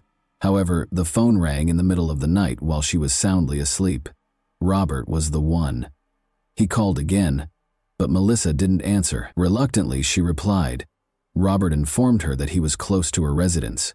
He begged for a final farewell meeting while in tears, saying that he just wanted to give her one last hug and that they shouldn't part on such a sour note. The girl reluctantly consented and, believing she could manage the situation, retrieved her phone, keys, and pepper spray, but she knew it was a big mistake the moment she stepped outside. Unfortunately, the girl was too ashamed to turn around because Robert had already noticed her. She hoped to bid him farewell as soon as possible and then go back to bed to rest before her test. The young man came up to her and gave her a tight hug, and then she heard a click.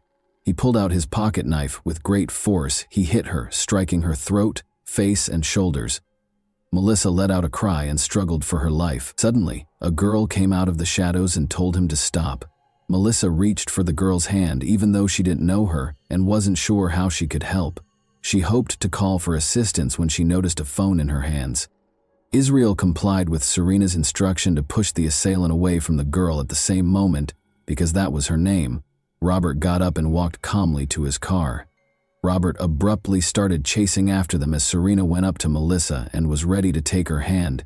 Fearing she would be his second victim, the girl was frightened. She reported the attack to 911 while she was running. However, she turned around to see that the man had gone back to finish what he had begun with the bloodied girl on the ground. The girl was dead, Serena was sure.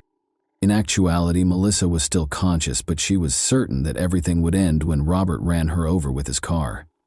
That evening, Clearwater police officer Melissa Harris was working on paperwork in her patrol car when a radio call regarding a crime was received. She was told that the man who had attacked the girl had driven off in a red pickup truck and that a dead girl was lying on the side of the road on the north side of the park, but there was nobody there when she got there. Unable to comprehend what was going on, she slowly looked around the park.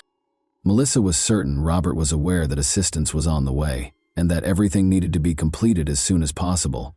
In order to prevent him from running her over with his car, she crawled and did everything she could to get off the road. Her neighbor's mailbox was close to 2 sizable cement piles.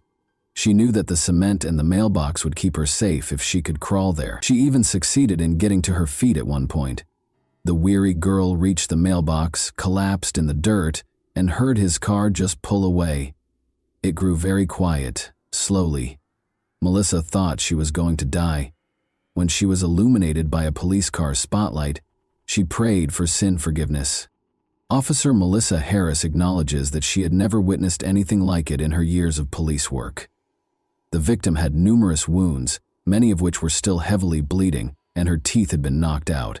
However, she was able to provide Melissa with Robert's name, address, birth date, and car make in addition to Melissa's own name. To dispel any uncertainty regarding the identity of the offender, she even spelled out his last name. The girl whispered that she could now go after giving all the information. But the oncoming medics stopped her from closing her eyes because they knew she might not wake up again if she did. Melissa's mother woke up as they struggled to treat her most serious injuries. The woman was asked to accompany the police officer, who had already arrived at their house after the girl had been attacked, because her daughter had also been attacked. She was positive that Melissa was sleeping upstairs because the police had misidentified the door. She realized, however, that the officer was pressing her along in order to get her to see Melissa before it was too late. Every second that went by made Melissa's condition worse. She was clearly in need of helicopter transportation. Cameron, a firefighter who also showed up on the scene, recommended landing on the football field. He marked the landing area with signal cones after jumping over the fence. Melissa was placed on a stretcher in a matter of minutes. Nobody thought she would live, and her condition was critical. Cameron, however, felt somehow certain that he would see her again as he watched the helicopter take off. Melissa came dangerously close to death multiple times on the operating table. Her body just didn't have enough blood, and her heart had a hard time pumping it. As a result, while transfusing blood on one hand, the doctors attempted to halt the bleeding on the other. 3 hours later, she was still breathing and squeezing the surgeon's hand feebly. It was only at that point that the weary medical staff decided to take a break and let the patient and themselves rest. The police radio announced that Robert had been spotted in the city in the morning. Presumably to wash away Melissa's blood, he made a stop at a store and purchased a large amount of water. He then went to Walmart to buy sleeping pills and had a meal at McDonald's. His vehicle was then discovered wrecked in a store. The young man was discovered unconscious behind the wheel. The vehicle caught fire after the wheel carved a hole in the ground from the prolonged operation. After being brought to the hospital, the man was shocked to learn that his victim had lived. At first, Robert maintained his innocence by saying he wasn't himself. He suddenly admitted his guilt, though, after the psychiatric evaluation determined that he was not insane and the court date was set. He received a life sentence without the chance of release. Melissa was hospitalized for 3 weeks. She had to retrain herself to walk, talk, eat, and even close her eyes. Melissa was asked to speak at a violence victim center after she recovered completely. Even though she was extremely anxious, she couldn't help but notice that 2 young firefighters were sitting in the front row, paying close attention to her every move. As it happened, Chief Cameron had called to let them know Melissa would be speaking close by and suggested they surprise her. The fact that Melissa was the same girl he had assisted in rescuing in the helicopter astounded Cameron. After introducing himself, Cameron invited Melissa and her mother to their fire station for a celebratory lunch. The youths were essentially inseparable after that day. Cameron restored Melissa's love for life, even though she was certain she would never date again. Later, when she was asked to ceremoniously open a baseball game, Cameron ran up to her and asked, "Will you marry me?" Melissa naturally said yes, and the two fell in love, and were married in 2017. Never date an ex-partner after a relationship breakup is Melissa's main piece of advice as a lawyer who advocates for the rights of victims of violence. Even she was unaware of the potential danger. She believes she lived to fulfill the vital duty of assisting young women who feel they are undeserving of respect and true love, despite having nearly died. And that wraps up today's chilling story. If you enjoyed this video, don't forget to like and subscribe so you never miss a new upload. Also, let me know in the comments, what part of this story shocked you the most? Thank you for watching, and I'll see you in the next video.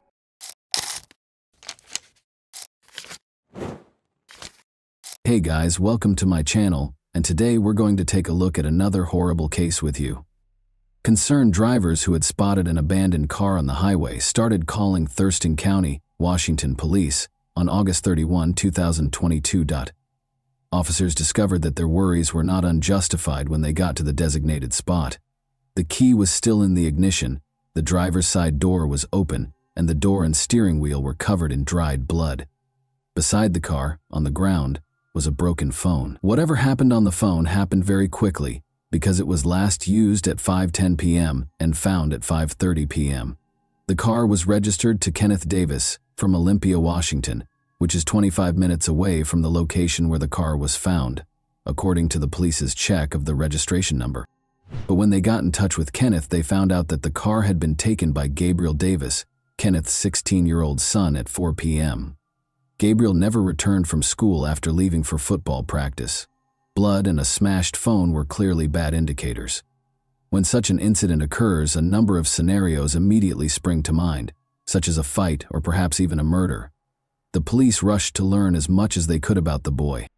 The 16-year-old Gabriel Davis hails from Olympia, Washington. His enthusiasm for football has not changed, despite a recent sharp decline in his academic performance. He never skipped a training session because he took it seriously.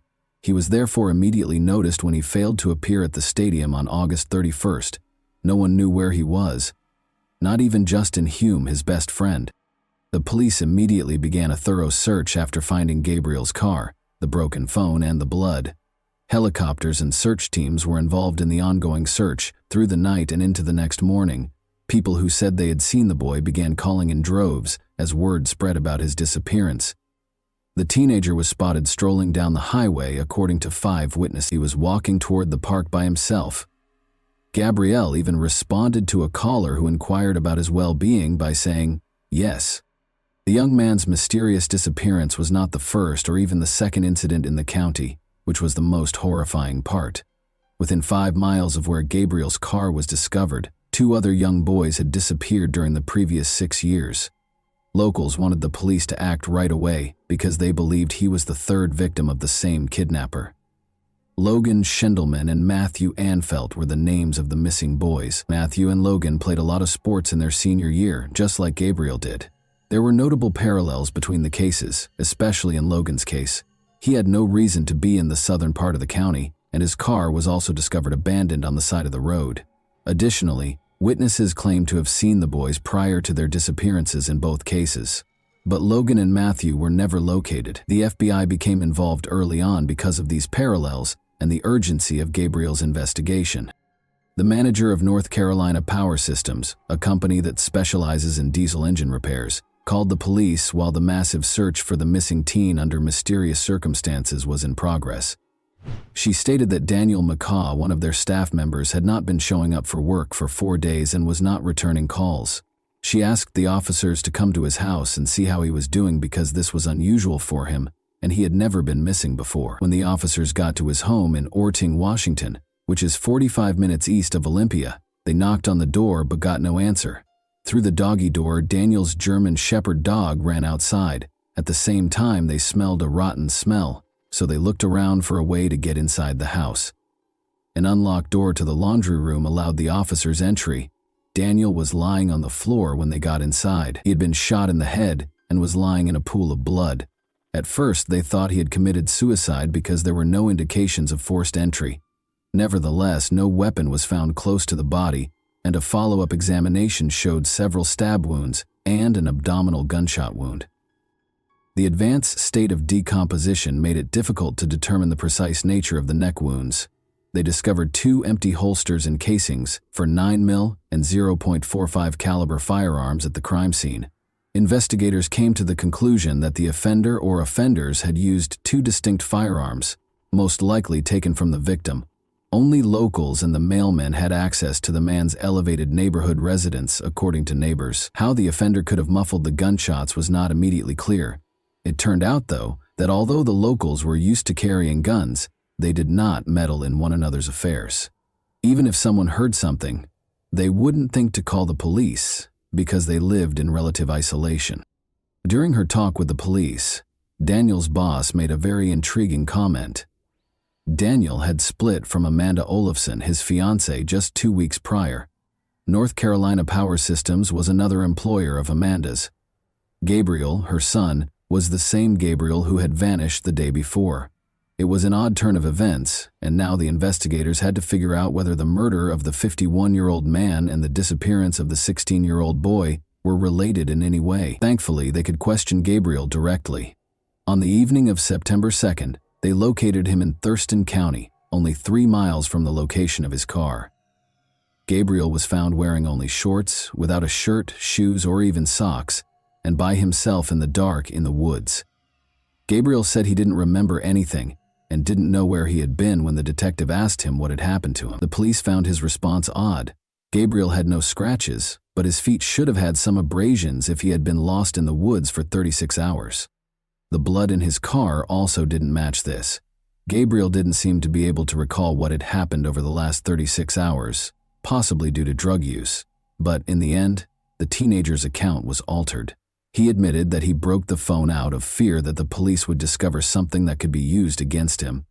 He went on to say that he was afraid of getting hurt, so he couldn't tell what had happened to him. This was a very strange and alarming statement, but since they couldn't force the boy to give an explanation, they let Gabriel return home to his family while detectives worked to determine what had happened. Kenneth, Gabriel's father, called the police the following day. He claimed that although his son did play a role in Daniel's death, it was only because Daniel's biker friends forced him to do so in order to steal something from the victim's safe.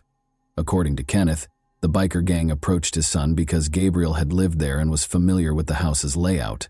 If the boy didn't comply with their demands, They threatened to hurt him. Gabriel then confided in his friend Justin Hume about his problems, and the two came up with a solution. The police's evidence, however, painted an entirely different picture. Although the victim and the Amigos Motorcycle Club, which is connected to the infamous Bandidos Motorcycle Club, were connected, the police did not discover any proof that the Amigos Club was involved in the murder. In addition, one of Daniel's friends, who was also a club member, went to the victim's house a few hours after the body was found. When the detective told him about Daniel's passing, he was truly upset. Whatever was in the victim's safe, it had to be identified. When Daniel's mother gave the police the safe combination, she said that the contents would surprise and shock them. Amanda had called and told her that nobody knew how to open it, she said. Approximately 212 different kinds of weapons and ammunition, along with a few coins kept in plastic packets, were discovered by the detectives when they opened the safe. There were several packets containing illegally obtained pills and an empty jewelry box. There were details about his biker club in the notepad. There was obviously something the size of an ammunition box on the bottom shelf. Daniel took his safety very seriously, which was lucky for the investigators. He had a number of cameras in his home in addition to weapons. They assisted the police in figuring out what happened the night of the murder. The detectives discovered that Justin and Gabrielle spent a weekend getaway with their loved ones at Lake Panther on August 28. They left the campsite shortly after midnight and came back at about 6:30 a.m. The surveillance cameras at Daniel's house recorded their exact location, but their relatives were unaware of their whereabouts.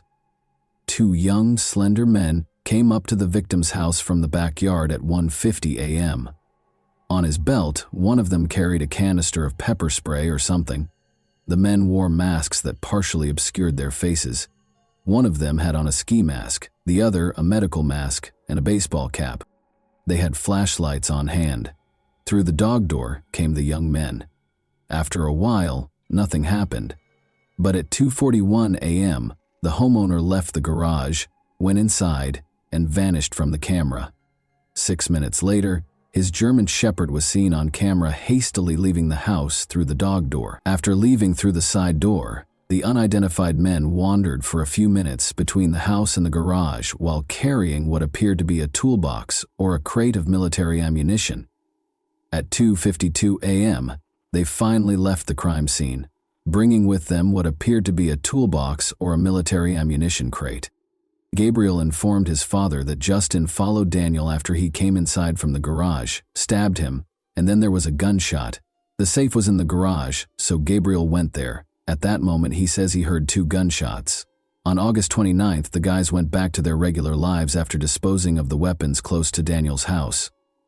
Gabriel, though, vanished prior to the 31st. He claimed that after bikers found him, they dragged him from his vehicle and struck his head against the steering wheel, spilling blood inside. Then, after beating him for a while driving around with him in a Suburban, the kidnappers let him go. Additionally, they mysteriously took his shoes and shirt and looked through the car for the stolen item from the safe. They found nothing because he didn't steal anything. As a result, the teenager chose to portray himself as a victim, similar to Danielle. That being said, this version isn't cohesive. Why couldn't the teenager enter the house and flee right away if bikers were the ones forcing him to commit the crime? Why wasn't everything finished sooner if, as Kenneth claimed, they had planned it? It was illogical. Once more, why did they enter the house when the safe was in the garage if the goal was to steal something? In any case, Justin and Gabriel were searched and taken into custody by police on the evening of September 2. They discovered a black ski mask and a handheld flashlight in Justin's home, and a black mask in Gabriel's vehicle. Gabriel showed the investigators where he had thrown the weapons close to the former Olympia Brewery in Tumwater after the police arrested the teenagers on September the 2nd. Similar weapons to the one used to shoot the victim were found by the detectives, a .45 caliber Sig Sauer pistol and a 9mm Ruger handgun. More than a dozen knives were also discovered. The firearms were found inside an ammunition box, the same type that vanished from the victim's safe. Although Daniel had friends among the bikers, the police did not discover any indication that they planned to murder the man or even steal anything from his home. The real reason for the crime is not disclosed. However, Gabriel's past might conceal the crime's motivation.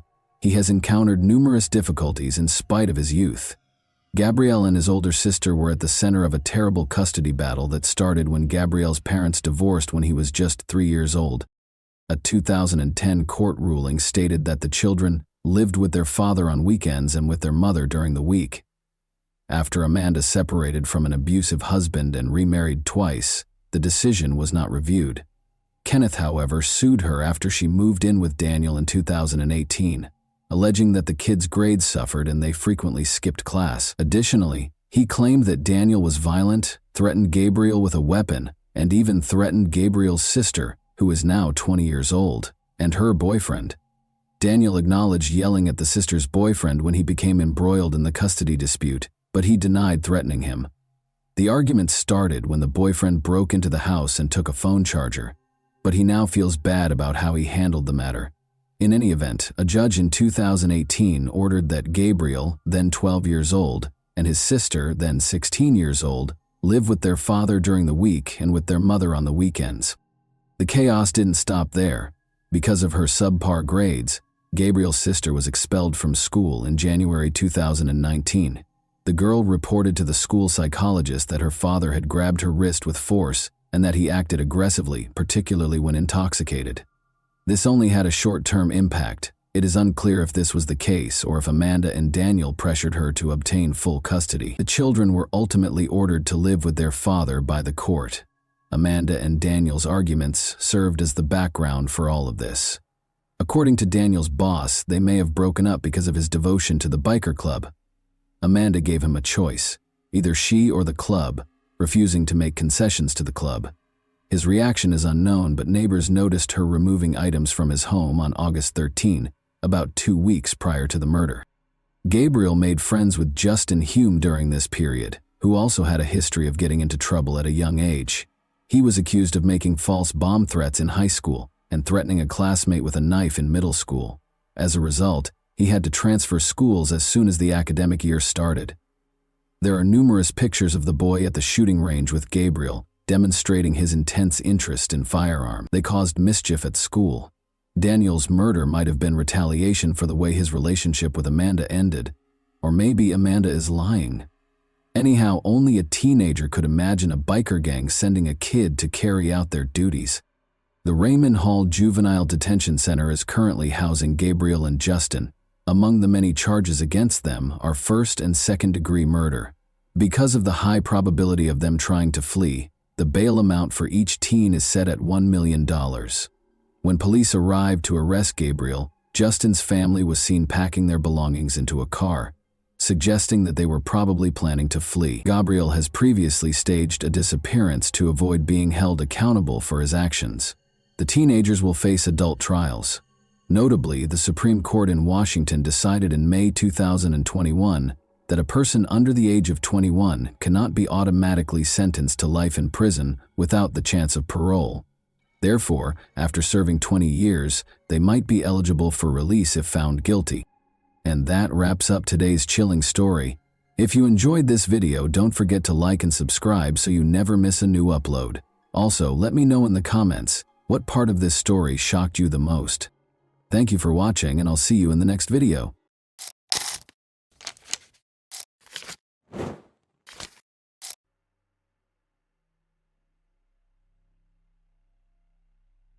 The only significant clue was a bite left by the attacker on the victim's body. It took the police over 20 years to discover the horrifying truth, but such a turn of events sparked outrage and criticism because no one expected such a result. Sherry Rasmussen was born on February 7, 1957 in the state of Washington.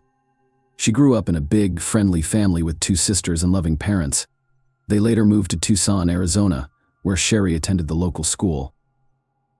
Sherry was an excellent student who completed elementary school a year ahead of her peers. During her summer vacation, she completed the entire 7th grade program by herself. After graduating from high school in 1973, she enrolled at a California college where her older sister was already a first-year student. Sherry decided to pursue a medical education and become a nurse, which required her to complete additional courses at another institution.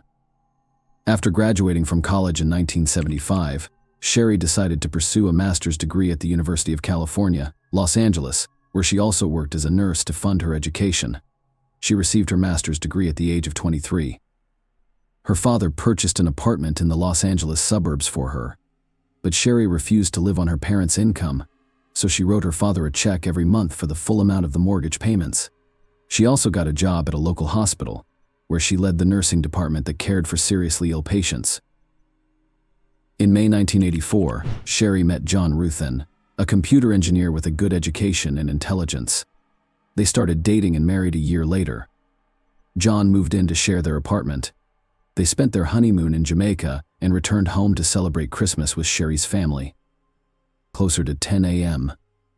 John tried to reach her by phone, but she didn't answer. Half an hour later, he tried again, but still no answer, so he called her workplace to check if she had gone to work, but Sherry hadn't shown up at the hospital. Either her sister also tried to reach her, but without success. John returned home from work at around 6 p.m. and immediately noticed something strange. The garage door was open, even though he had closed it in the morning, and Sherry's car was missing. Therefore, he first thought that she had gone somewhere. As he approached the garage, he saw a lot of broken glass and immediately discovered its source. There was a small balcony above the garage with a glass door which had been smashed. He entered the house through the garage and to his horror found Sherry there. She was lying on the floor, her body badly disfigured. John immediately called the police, and detectives began to examine the crime scene. In all the rooms there was complete chaos. Broken vases, overturned furniture, and scattered items. A bloody handprint was found on the wall next to the alarm button. Apparently, the victim tried to reach it but failed. In addition to extensive bruises and wounds, experts discovered a human bite mark on Sherry's wrist. Aside from all of the foregoing, the marks on her hands indicated that the attacker had tied the victim before releasing her. The death was caused by 3 close-range gunshot wounds. Detectives discovered a blanket with bullet holes in the apartment and concluded that the attacker had wrapped the gun in it to muffle the sound of the shots. Detectives immediately concluded that the attacker and Sherry had engaged in a prolonged struggle. This was demonstrated by the number of scattered and broken items throughout the apartment, as well as a bloody near the alarm button. The lead investigator quickly stated that they were dealing with a failed robbery.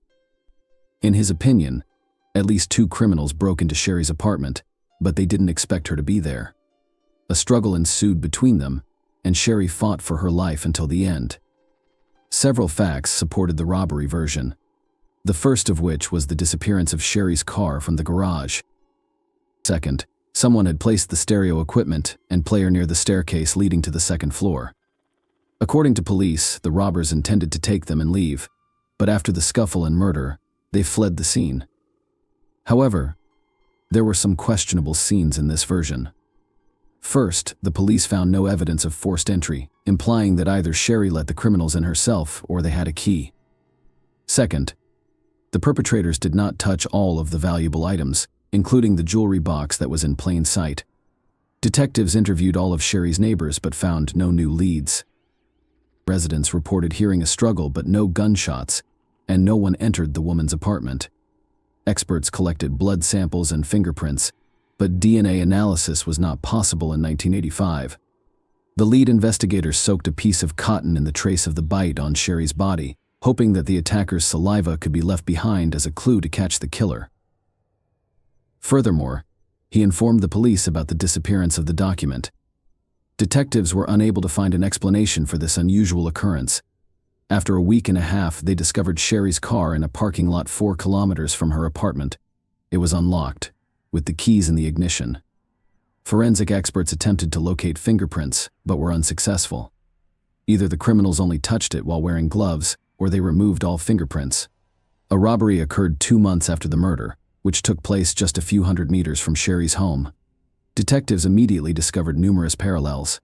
2 criminals broke into a stranger's apartment through the garage, threatened the owner with a gun, and took stereo equipment.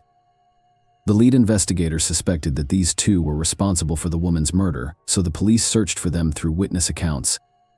They made approximate composite sketches of the suspects and discovered that both men were Latino, but they were never found.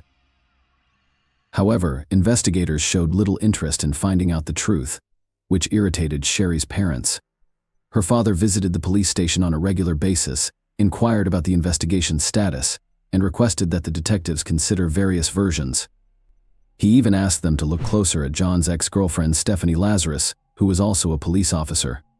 Sharia repeatedly told her father that she was obsessed with John, but the investigators laughed it off and told him to watch fewer detective shows. Stephanie couldn't accept John's departure after learning he was going to marry another woman. Stephanie came to Sherry's workplace and told her that their marriage was doomed and that she and John would get back together sooner or later. In addition, she claimed that John had already slept with her after getting engaged to Sherry. Of course, Sherry was very upset after this visit. When she returned home, she told John what had happened, and he admitted that he had slept with Stephanie. After learning of his engagement, the young woman begged him to come over, spoke of her love, and urged him to return to her. But he refused, saying he loved Sherry and planned to marry her. Stephanie then offered to sleep with him one last time, and John accepted. He apologized to Sherry and admitted it was a huge mistake on his part. The woman eventually forgave him, and the incident with Stephanie faded away. However, Stephanie continued to visit their home without warning under various pretexts. One time, she came with a set of skis and announced that John promised to wax them for her the next time she entered their apartment when the man was not present. Sherry was surprised to see Stephanie in her living room when asked what she was doing. Apparently, the woman used her police badge and the security letter to enter Stephanie's apartment. Otherwise, a duplicate key was required. Otherwise, she could not have entered without breaking the log. Sherry also noticed that someone was following her while she and John were sitting in a restaurant, and the woman saw someone staring at them intently. When she looked at this person, he immediately left. Sherry couldn't see his face because it was covered with a hood. Unknown calls also frequently arrived on their home phone, and Sherry suspected it could be Stephanie. The victim's father told detectives about all of these incidents, but they ignored his words because they were certain that the murder was committed by the two Mexicans who robbed an apartment near Sherry's house. 3 months after the murder, some documents from Sherry's case disappeared from the police station, including detectives' records of the investigation progress. The police were unable to locate the journals, but there were no significant leads. The case has remained unsolved for years. 7 years later, the lead investigator on the case retired, and the victim's father decided to meet with his replacement, hoping that he would take his job more seriously. Furthermore, it was 1993, and police were already actively using DNA analysis technology to solve crimes. Sherry's father requested a DNA analysis and offered to pay for it, but the detective declined due to the lack of a single suspect to compare the obtained profile to. Meanwhile, John started a new family and reunited with Stephanie. They planned to go to Hawaii together, but something unusual happened before that. The man called the detective and asked if they had any new evidence. Stephanie was a rising star in the police department, earning higher ranks, twice becoming Detective of the Year, and maintaining an impeccable reputation. Despite her marriage to another officer, she continued to sleep with John. In 2001, a separate unit was formed in Los Angeles to work on unsolved murders. They were assigned Sherry's case, along with thousands of similar cases, and the detectives began their investigation, left behind after a bite 2 years later. Detectives took up the case and sent all available evidence to the lab. Due to high demand, they had to wait nearly 2 years for the results, which came in January 2005. The evidence included nail fragments and blood samples from Sherry's apartment. Forensic scientists only needed to study the sample from the bite mark on her body. However, they couldn't find the vial for a day until they discovered it by the wall of a large refrigerator. After studying the sample, experts discovered foreign DNA belonging to an unknown woman. This lasted until February 2009, when a new detective took over Sherry's case and began studying the materials left by previous investigators. He questioned the robbery theory after discovering DNA from another woman near the victim's bite mark. Detectives reasoned that the motives for this crime could be very different, so they compiled a list of all the women who could be linked to Sherry's murder. As a result, they were able to collect 5 names, including Stephanie, the victim's work colleague, and 3 other young women. The detectives initially questioned Stephanie's involvement, citing her reputation and successful police career. For this reason, he decided to investigate the other suspects first. Together with other investigators, they quickly concluded that 3 women on this list had no connection to Sherry's death. They lacked motives and had alibi. Following that, they began investigating the nurse who worked with Sherry. File stated that their relationship was tense, and the police obtained a sample of her DNA from the trash she threw away. Experts extracted the profile and discovered that it did not match the saliva found at the bite mark location, leaving the detectives with only one suspect. Stephanie and several colleagues agreed to keep this information secret until they could obtain solid evidence or disprove this theory. None of them wanted to accuse a police officer with an impeccable reputation of murder, and Stephanie could easily ruin their careers using her connections. They began secretly gathering information on her, trying to find any connection to the murder. Interestingly, the woman worked in the same building on the same floor as them. Because of this, the investigators had to take many precautions and not even mention her name in their notes. Soon, the detectives discovered the first interesting fact during the years of the murder. Stephanie owned a .38 caliber revolver, the same type of gun that was used to shoot Sherry. They also learned that the victim had repeatedly complained about strange and even aggressive behavior from Stephanie. The fact that the police officer came to Sherry's workplace in her uniform and said rude things to her seemed suspicious. Even more suspicion was added by the fact that Stephanie had broken into Sherry's gated community and even into her apartment several times. After analyzing the reports and photos from the crime scene, the detectives concluded that the possible robbery seemed staged. Nothing was taken from the apartment, not even the valuable items that were prominently displayed, but instead only a player and stereo were taken away. Moreover, the shooter had to be well versed in how the gun worked in extreme conditions. They were able to wrap the gun barrel with a blanket in such a way that the neighbors did not hear a single shot. It is unlikely that a low-level thief of players could possess such skills, but a trained and experienced police officer could. Another fact indicating Stephanie's involvement was a stolen marriage registration certificate found in her apartment. Why would some random burglars look for this document and take it with them, leaving a whole box of jewelry behind? But for Stephanie, it could have had significant symbolic value. Perhaps killing Sherry was not enough for her, or she had planned to break into her apartment only for this document, but the woman caught her in the act. In the end, the detectives learned that 2 weeks after the murder, Stephanie came to the police station and filed a report of theft. According to this information, someone had broken into her car, which was left near the pier, and stolen several items, including a sports bag, clothes, videotapes, and a .38 caliber revolver. Given all the facts presented, the moment with the gun seemed very suspicious. Detectives suspected that she intentionally got rid of the weapon, disguising it as a theft. Furthermore, she filed a report at a different police station where nobody knew her, which seemed very strange since her colleagues would have taken the case with the utmost responsibility. As a result, the detectives decided to obtain a DNA sample from Stephanie. Several officers undercover followed her for a week until they finally had the opportunity to get it. On May 28, 2009, Stephanie and her stepdaughter stopped at a cafe for a snack. As soon as they left, the officers took the glass she drank from and sent it to the lab. The next day, the result was ready a full match. Despite the many factors pointing to Stephanie's involvement, the detectives were still shocked. It was hard for them to believe that a high-ranking and respected police officer was connected to the murder, but the DNA results were indisputable. However, at that moment, they did not have time for these thoughts, and investigators began developing a plan to arrest her. None of them wanted to do this in the middle of the police station in front of hundreds of officers. Moreover, Stephanie had extensive connections, and the detectives decided to lure her away from prying eyes. The chief of the Los Angeles Police Department was unofficially informed that one of his subordinates was suspected of the murder. The chief ordered the detectives not to approach Stephanie while she had her service or personal weapon with her. The detectives considered arresting her in her home, which was risky because she lived with her husband and stepdaughter. They devised a plan to entice the person who outranked them to surrender their weapon. They found holding cells in the basement of the police department designed for temporary detention of criminals, where anyone entering had to surrender their weapon. This led to the creation of a legend saint. Stephanie went with them to the basement where the suspect was supposed to be held. After the woman surrendered her weapon, they went to the interrogation room, but there was no suspect there.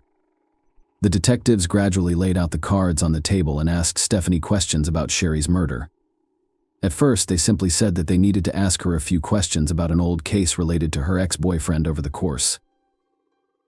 The detectives let her go, but at the end of the corridor, Stephanie was met by several police officers wearing handcuffs. 23 years after the murder, the woman was arrested. Given Stephanie's extensive police experience, All attempts to speak with her during interrogations yielded no results. She had a perfect understanding of the situation. There was DNA evidence against her found near the bite mark on the victim's body, which was extremely difficult to refute. Nevertheless, she denied any involvement and maintained her innocence. As a result, the detectives were forced to prepare documents for transfer to court over the next several years. Stephanie was housed in a women's prison until the first hearings began in 2012. It took the police 3 years to basically rebuild the case from the ground up because their predecessors believed in a failed robbery. It was necessary to redo all of the materials, focusing specifically on Stephanie. Throughout the trial, the woman insisted on her innocence. Stephanie's lawyer questioned the DNA test results and argued that there were no suspicions against her during the initial investigation. However, the prosecution believed that Stephanie entered Sherry's apartment and shot her once. Sherry resisted and a struggle ensued, eventually leading to Stephanie's death. The trial concluded on March 8, 2012, with Stephanie being found guilty of murder by the jury. She received a sentence of 27 years to life in prison, plus an additional 2 years for using a service weapon. The judge reduced her sentence by 1,000 days, citing her good behavior and time spent in custody awaiting trial. Sherry's parents attempted to sue the detectives who first worked on the case, despite the fact that the victim's father had instructed them to look into Stephanie from the start. They ignored his words. This begs the question, were they purposefully concealing their colleagues' involvement, or did they truly believe she was not involved? In the first case, it would have been a serious crime, whereas in the second case, it would have been simple negligence and disregard for significant facts. The statute of limitations expired in this case, so the court did not prosecute the police officers. Stephanie filed an appeal after the trial, but it was quickly rejected. She still denies her guilt and can only petition for early release in 2039. Sherry's ex-husband John lost interest in investigating her murder and began a new life. Please share your thoughts on this story in the comments section, and thank you for watching.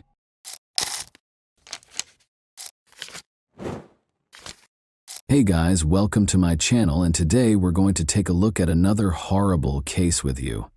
The police didn't know they were entering a house of horrors when they started looking into a murder case on February 16, 1981. There was something really strange about the house. The nightmare that started inside those walls, however, would not stay contained. Indeed, it was on the verge of seeping into reality. Although the nation would be shocked by Alan Bono's murder in Connecticut, Arnie Cheyenne Johnson's terrifying allegation of demonic possession would garner the most media attention. Supported by Ed and Lorraine Warren, paranormal investigators, this case was unheard of. But were the demons inside, or the supernatural really to blame? Many believe David was just suffering from a mental illness. The true crime behind the film, The Conjuring, The Devil Made Me Do It, is presented to you this Halloween. The first illegal killing in Brookfield's history had occurred on the evening of February 16, 1981. With dense woods on either side, Brookfield Police Department Sergeant Gordon Fairchild slowed his patrol car when he saw a man stumbling down the road. The figure looked confused, as if intoxicated, and his appearance suggested a straightforward case of public intoxication. One particular detail, however, would lead to the most contentious case of the decade. Tiny blood droplets were scattered all over the man's clothing. He didn't appear to be in a state to describe the bloodstains or his location. He admitted to the officer that he had a drinking problem and needed assistance. The man was captured by Fairchild, who escorted him back to the cruiser. The sergeant didn't know the man, but that night would be the beginning of the most bizarre case he would ever work on, one that would ultimately rock the foundations of the American legal system. A call came in as he was getting the man settled in the car. 2 miles away, a horrific murder had been attempted. According to reports, the suspect had escaped into the woods. Detective Fairchild knew then that the man they were searching for was Arnie Cheyenne Johnson, who was seated next to him. They took him in to question him. Investigating the horrifying murder attempt further, they found that Alan Bono, 40, was lying in a pool of his own blood. A 5-inch knife had stabbed him several times in a gory manner. One of the stab wounds extended from his stomach to the base of his heart, which made the situation worse. The autopsy had completed the case, the fingerprints on the knife had been positively identified, and there were eyewitnesses to the assault. The proof was unquestionable. Investigators were certain that Alan Bono was murdered by Arne Cheyenne Johnson. However, it was the why, the reason for the action, that would transform this otherwise straightforward case into a riddle that defied reason and has sparked debate to this day. Alan, the victim, was still receiving medical attention at a hospital on the day Arne was captured. Arne was told that he would now face murder charges after Alan passed away from his injuries. Arne's unexpected reaction was to take a 25-minute power nap. Police Detective Sergeant John Lucas formally charged him with first-degree murder after reading him his rights when he awoke. Arne's only response during the interrogation was that he had no memory of the murder's time and that he didn't intend to harm anyone. Before the murder, he last recalled being out to lunch with his landlord Alan Bono with his wife Debbie Glatzel, her cousin Mary, and his own sister Wanda Johnson. His memory went blank after that.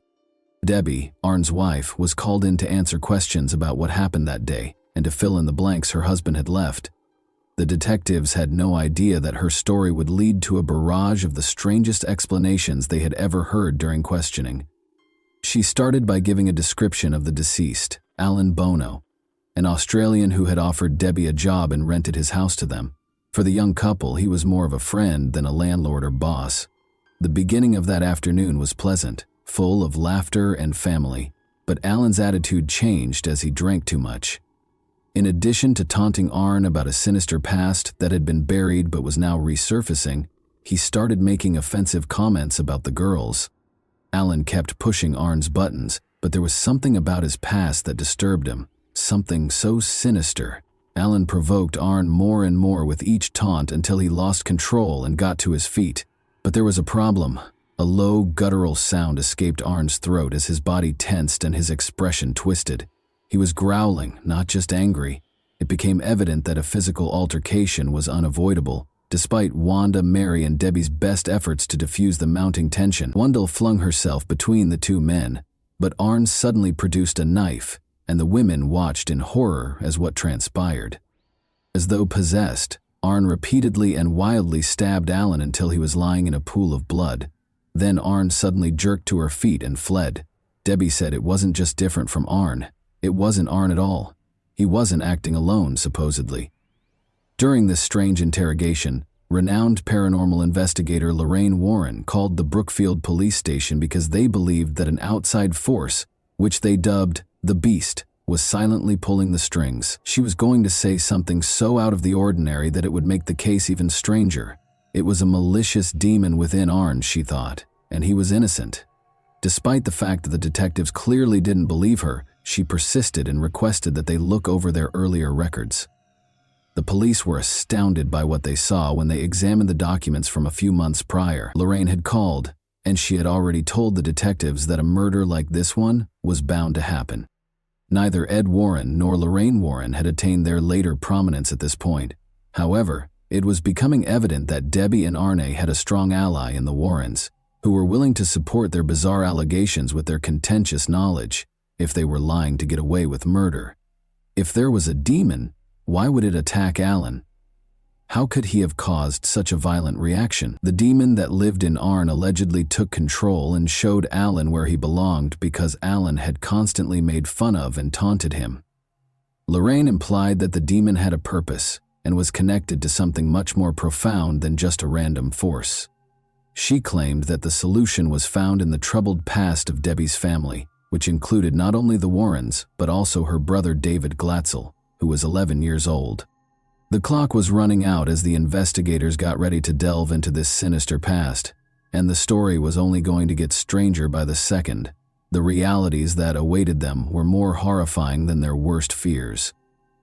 It started in Bridgeport, Connecticut, during the summer of 1980.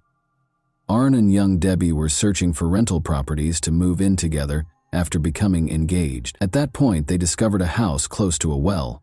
They made the decision to move in since the house was roomy and better than others in their price range. Debbie's family provided assistance with the move. However, their idyllic reality would soon be shattered by the dream home. David, Debbie's younger brother, had been asked to sweep the master bedroom, but after a while she discovered him outside in the yard, clearly shaken. He insisted on going home without cleaning the room. Debbie gave the assignment to her older brother Alan after realizing something was amiss. However, Alan also felt uneasy shortly after beginning and promptly requested to leave. During dinner at their mother's house that evening, David and Alan both related disturbing tales about what had happened to them that day. These tales would soon be woven into something much darker. David said a man shoved him back onto the bed and threatened to hurt him and his family. Alan said he had had a similar experience. The door suddenly slammed shut in his face as he felt a ghostly presence watching him. The family believed in the supernatural and was very religious. They were therefore certain that the house was haunted. They started looking for other options after giving up the rental property. The family's encounters with the paranormal did not end there, though. David started exhibiting alarming symptoms of an unidentified cause right away. He frequently communicated the beast's messages to the family because he thought he could hear it in his ears. He thought the beast had come through the storage beneath the house and was at their door one day. Each of these incidents then added to the others, and the family was unable to turn back. David claimed to have had the impression that someone was following or watching him. He was terrified and unable to sleep as a result of his intense nightmares, which were full of images of hideous people. Family members started to see David's distress firsthand. Some reported that he would speak in deep, strange voices or show unusual strength. David's family sought assistance from famed paranormal investigators Ed and Lorraine Warren after realizing how serious the situation was. Famous for their work on a number of haunting cases, the Warrens thought David was under demonic possession. They documented the strange events through a series of investigations and interviews with the Glatzel family. David reportedly had violent outbursts during one particularly intense session, claiming that a malevolent entity was torturing him. The Warrens thought that this ghost had taken hold of David and was attacking him physically and mentally. The Warrens and a number of priests performed several exorcisms at the Glatzel residence in an effort to rid David of the alleged demon. David frequently screamed, convulsed, and displayed strange behaviors during the rituals, making these sessions tense and frightening. The Warrens claimed that David's suffering was so intense that he would physically attack family members and anyone else who was around when the exorcisms were taking place.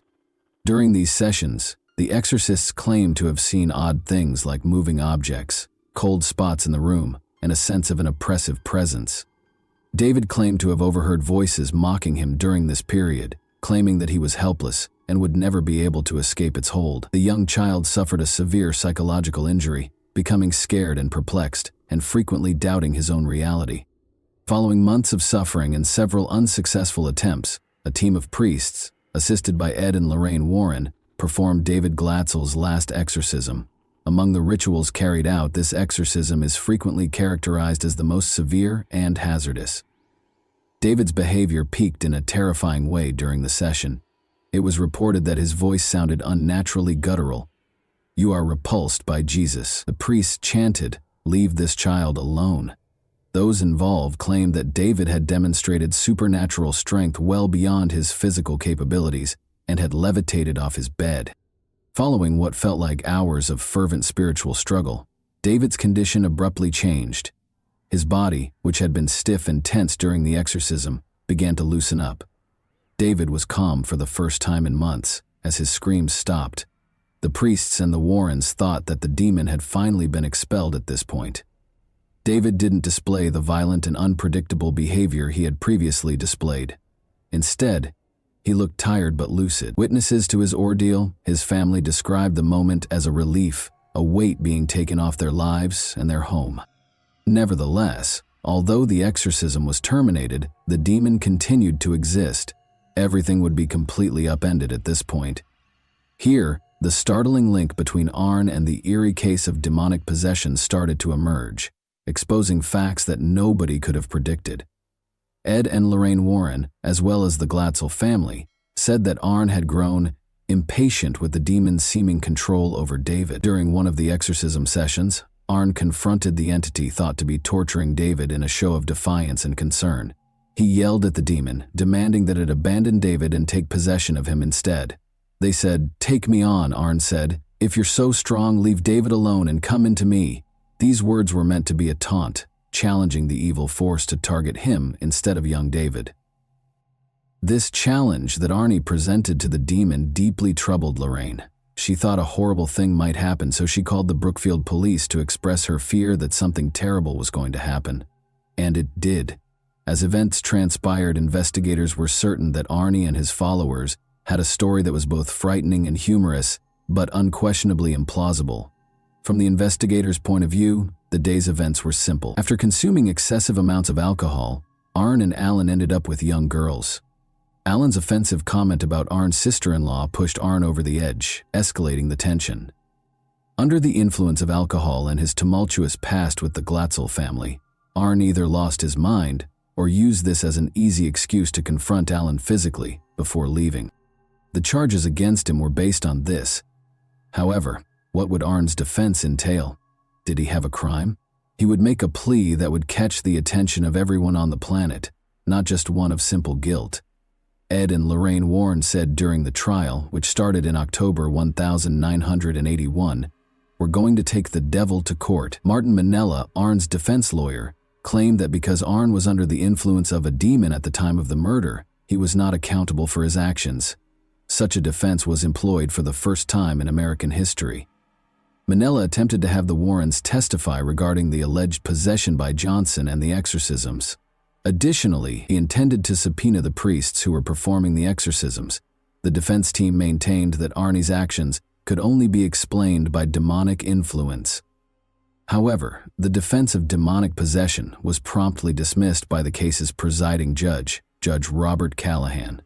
Because it was not verifiable by any legal or scientific standards, he decided that such a defense could not be used in court. Supernatural claims are not admissible under the American legal system, which is founded on observable facts and logical reasoning. After the demonic possession defense was rejected, Arn's legal team turned to self-defense. Judge Callahan said, "The courts have dealt with the existence of God. Now they're going to have to deal with the existence of the devil." The next question on the trial was whether Arnie had acted in self-defense during an altercation with Alan Bono while intoxicated. According to testimony given during the trial, Alan started the deadly altercation by grabbing Mary Glatzel, the sister of Arnie's girlfriend, and refusing to let her go. Although the specifics of the altercation were unclear, witnesses stated that Alan had been drinking excessively and had become agitated. Assistant State's Attorney Walter Flanagan led the prosecution's argument that Arn stabbed Alan on purpose, although the prosecution argued that the murder was the consequence of a heated argument rather than any supernatural influence. Johnson had a history of good behavior and no violent tendencies. The jury deliberated based on the evidence presented in court, despite the case's sensational nature and the initial defense's reliance on the demonic possession argument. On November 24, 1981, the jury found Arn Johnson guilty of first-degree manslaughter. Following 15 hours of deliberation, the jury agreed with the defense's arguments of mitigating circumstances, such as the fight between Arnie and Alan, and rejected the notion that the murder was premeditated or that Johnson had acted with malice aforethought. Due to his good behavior, Arnie was released from prison in 1986 after serving only 5 of the 10 to 20 years that he had been sentenced to. The case has had a long-lasting impact on popular culture, in addition to the legal field. Its status in paranormal lore has been solidified by Ed and Lorraine Warren's involvement with the case. Standing by their assertions that Arn Johnson had been influenced by a malevolent force and that the devil was the one who forced him to do it, they continued to write books and give interviews. The case further cemented its place in the history of the paranormal in America when it was dramatized in the popular movie The Conjuring, The Devil Made Me Do It, in 2021. As a result, the February 16, 1981 case, which was initially thought to be an open and shut case, has been a source of fascination and wonder for many years, and is still one of the most fascinating cases to be remembered on Halloween. Why did the demon, if it was responsible, attach itself to David in spite of multiple exorcisms, but lay dormant in Arn both before and after the murder? Did Arnie get away with the most egregious excuse in criminal history? How did Lorraine Warren alert the Brookfield police prior to the actual murder, if it wasn't paranormal? Those who read this terrifying story are still plagued by these questions. And that wraps up today's chilling story. If you enjoyed this video, Don't forget to like and subscribe so you never miss a new upload. Also, let me know in the comments, what part of this story shocked you the most? Thank you for watching, and I'll see you in the next video.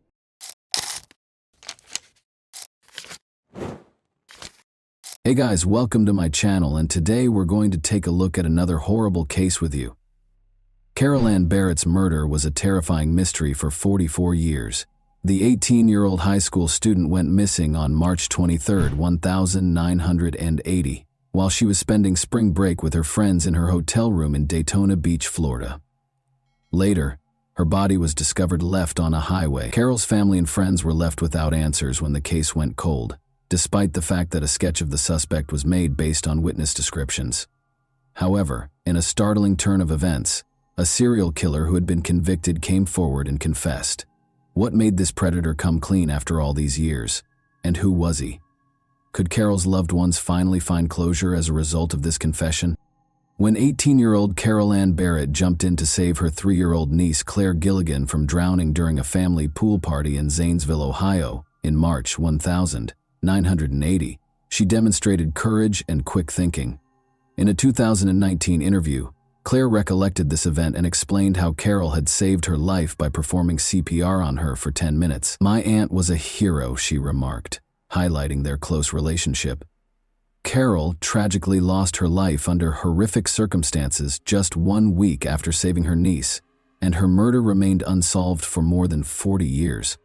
Carol, a senior in high school from Ohio, had spent spring break in Daytona Beach, Florida, with 7 of her friends. 2 a.m., a stranger broke into the girls' hotel room on Sunday, March 23rd. With a gun in hand, he ordered the group to strip and threatened to murder one if they resisted. He chose to hold one of them hostage in order to guarantee his escape free from police intervention. The intruder initially targeted Carol's friend Pam, but he was provoked by her panic.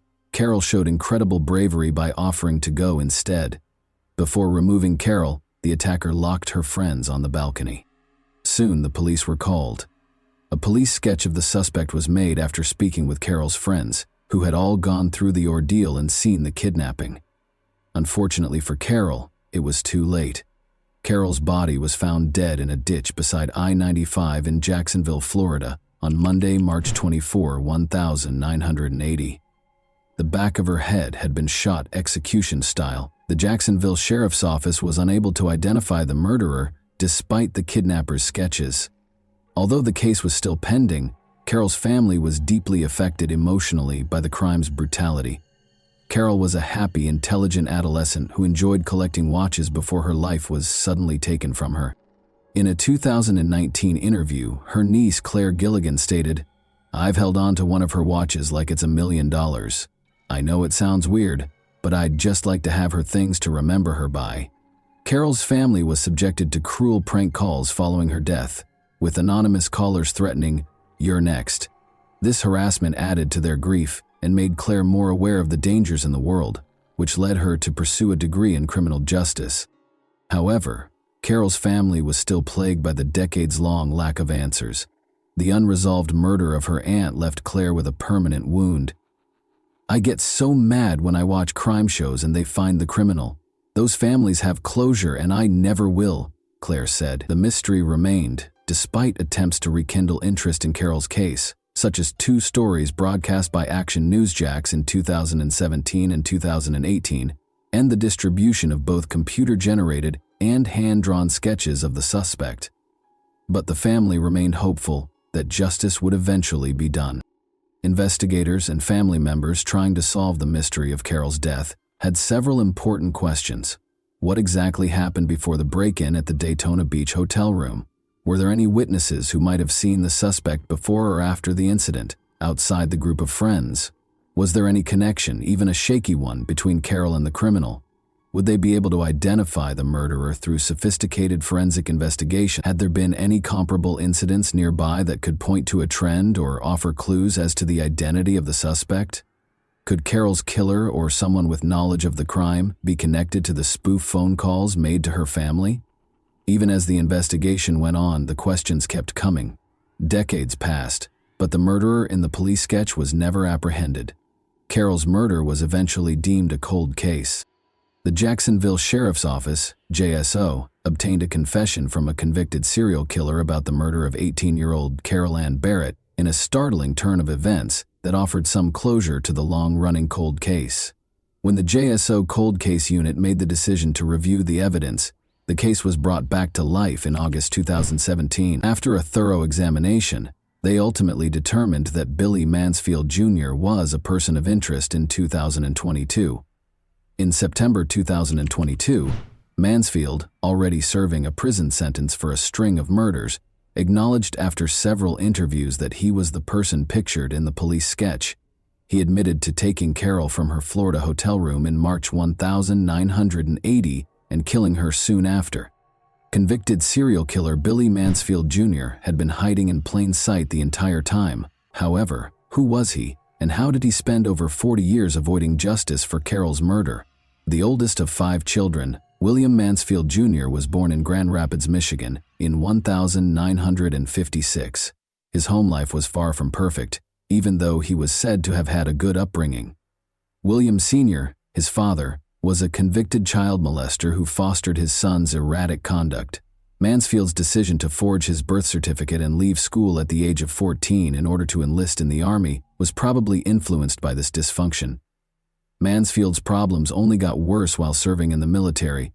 He started experimenting with drugs and became severely addicted to alcohol, which led to treatment at a Tampa Veterans Administration hospital. He married Phyllis Spilemaker in 1975 in an attempt to lead a normal life, but by 1979, things had fallen apart. Phyllis decided to raise their 2 children alone in Michigan. In her unsettling portrayal of Mansfield following their divorce, Phyllis claimed that he was a closeted bisexual who brought men home from gay bars and had sex with them in front of her. Mansfield's terrible deeds were made possible by his traumatic upbringing and destructive decisions. He followed a startling and repulsive path influenced by his past, abusing and killing women and girls. Mansfield was accused of sexual misconduct by a babysitter in Grand Rapids, Michigan, in January 1977. He received a sentence of 36 months of probation and 6 months in jail. However, he violated his parole and was sent back to prison shortly after his release for assaulting 2 teenagers in a rural part of the city. Mansfield was housed in the same cell as fellow prisoner Albert Lee III, who admitted to Mansfield that he had kidnapped and murdered 11-year-old Linda Vander Veen from a Grand Rapids school crossing. Later, after serving a year, Mansfield would use this information to testify against Lee in exchange for a reduced sentence, which led to his release. However, these prison terms had little effect on his desire for violence. Mansfield forced 18-year-old Pamela Sherrill into his van and abducted her on June 19, 1980. After driving her to a rented trailer, he attacked and hurt her. Mansfield was evading capture when Sherrill called the police to report the assault. Mansfield was arrested in Santa Cruz, California on November 23, but was later freed after posting bail. Mansfield was then released once more to hunt down his next victim. The body of 29-year-old Renee Saling was found dead in a drainage ditch beside Buena Vista Road in Watsonville, California, on December 7, 1980. The previous day was the last time her husband had seen Renee, a mother of 3. Her clothing was ripped when she was discovered, and there were obvious signs of assault. Her blouse and pants had been pulled down to her ankles. She had been strangled, according to the coroner's report. Police created descriptions of 2 suspects based on witness statements, young men in their 20s who were probably related to one another. 4 days later, a rookie police officer in Winnemucca, Nevada, brought Mansfield and his brother Gary, age 23, in for interrogation. Despite lying about their identities and ages, they fit the suspect profiles in terms of their physical characteristics. The brothers were arrested at California's Humboldt County Jail. The Mansfield brothers were charged with murder in connection with the death of Renee Saling and were arraigned in a Watsonville court on December 16. They were known as the Bag Brothers by the media because they covered their heads with paper bags to shield possible witnesses' statements.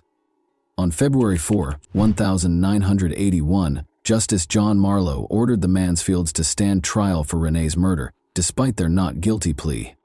The Hernando County Sheriff's Department in Florida secured a search warrant in mid-March 1981 in order to excavate the Mansfield family's Spring Hill, Florida property. After an informant claimed that a body had been buried on the property, this action was taken. After a protracted search and excavation, authorities finally discovered a real house of horrors. The first set of skeletal remains, which included a skull, was discovered in a shallow grave that was blanketed. These remains were sent for analysis right away. Dr. William Whitman, a pathologist, identified the bones as those of a female under 20 who had passed away approximately 5 years prior. Persuaded that the site contained more remains, metal detection specialists and other officers from nearby counties were called in to assist. Continued excavations over the next few weeks produced more upsetting findings. On March 24th, investigators found a small sack of human bones beneath the fireplace, after initially finding the bones of cows and chickens. Inspired by this discovery, researchers dug deeper and discovered more skeletons, all of them young women. 4 victims' remains were discovered interred on the Mansfield property in Florida. Elaine Louise Ziegler, a 15-year-old adolescent girl who vanished on New Year's Eve of 1975, was identified as the first body discovered at the property based on the skull, skeletal features, and a missing tooth.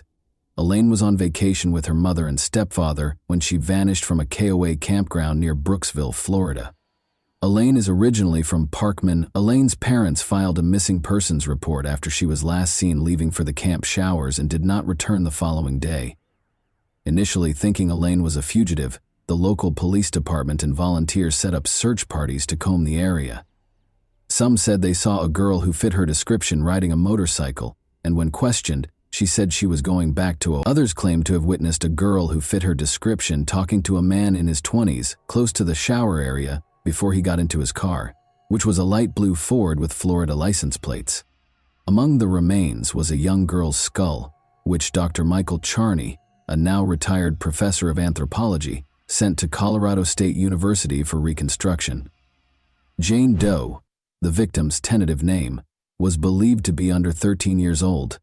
Sadly, no conclusive matches were ever found, and her identity is still a mystery. It wasn't until July 2022 that the third body, a white woman between the ages of 22 and 30, was identified, thanks to a breakthrough in genetic genealogy. On May 16, 1980, Teresa Finningham, then 16 years old, was reported missing after she did not appear for a scheduled job interview in Tampa, Florida. Teresa, a Hillsborough Community College employee and native of Tampa, was last seen on April 27, 1980, in the Pam's Liquor Lounge parking lot with a man who was described as a biker. She had left her glasses and car keys at the bar. Forensic dentistry was later used to identify her decomposing body. The Mansfield family home in Spring Hill was searched again almost 40 years after the original excavation. In October 2020, Mansfield's brother Gary was arrested on drug charges, which led to the second search. More human remains were found to have been traced, presenting a somber image of a serial killer whose crimes had been ignored for years. The families of the victims have found some closure as a result of the excavation and identification efforts, but there are still many unanswered questions regarding the full scope of the Mansfield brothers' crimes. In order to avoid local publicity bias, Mansfield's trial for the murder of Renee Saling in California was rescheduled to the city of San Rafael after the skeletons were discovered in 1981. His prior criminal activity and serial killing spree garnered media attention during the trial. A mistrial resulted from the jury's inability to reach a unanimous verdict in spite of the evidence presented. Chip Harp, the assistant state attorney, asked for and received a 6-month delay. On February 8, 1982, the new trial was scheduled to begin. Mansfield was charged with the murder of the young women discovered buried on his family's property at this time by a Florida Hernando County court. At the time of this indictment, Mansfield was being detained at the Santa Cruz County Jail in California. Mansfield's brother Gary and a woman named Cindy consented to testify against him at the retrial. He was sentenced to 25 years to life in prison. Initially claiming innocence, Mansfield entered a guilty plea to all 4 murders as part of a plea deal at the Hernando County trial for the Florida killings, earning him 4 life sentences. He acknowledged, "I am pleading guilty because I am guilty of the charges and have no other reason," in a prepared statement. Despite early setbacks, Mansfield was ultimately found guilty and given several life sentences, which guaranteed his incarceration and prevented additional harm. His brothers and other witnesses' participation was essential in obtaining these convictions, underscoring the significance of thorough legal and investigative procedures when handling repeat offenders. The horrific findings on Mansfield's property, in particular, served as a sobering reminder of the extent of his violent tendencies and the difficulties law enforcement had in apprehending him. New developments in forensic investigation have led to the recent discovery of yet another of Mansfield's victims after decades of incarceration. Following several interviews, Billy Mansfield Jr. admitted in September 2022 to kidnapping 18-year-old Carol Ann Barrett from her hotel room in Daytona Beach and killing her soon after. Her body was discovered in a ditch 44 years prior to this admission. How many more unidentified victims could Mansfield be connected to? It is hoped that by cooperating, police will be able to solve other unsolved cases. Mansfield, now 68, is already serving 4 concurrent life sentences in Florida for different murder cases, in addition to a life sentence for murder in California. The state attorney's office in the 4th Judicial Circuit chose not to press further charges against him because he was already in jail when he confessed to killing Carol Ann Barrett. After more than 40 years of uncertainty and sorrow, Mansfield's confession offers the Barrett family some measure of closure. The case's reopening and the confession that followed demonstrate how law enforcement will continue to pursue justice, even as memories fade and time goes on. Because of the investigators' unwavering efforts to solve her murder, Carol Ann Barrett's story, which was marked by both her tragic end and her heroic final act, now has a conclusion. The events of that fateful night still leave us wondering what really happened as we reach the end of this incredible tale. What do you think of Carol's courage in offering to accompany Mansfield instead of her friend? Do you think there are more bodies buried elsewhere in Mansfield? And that wraps up today's chilling story. If you enjoyed this video, don't forget to like and subscribe so you never miss a new upload. Also, let me know in the comments what part of this story shocked you the most. Thank you for watching, and I'll see you in the next video.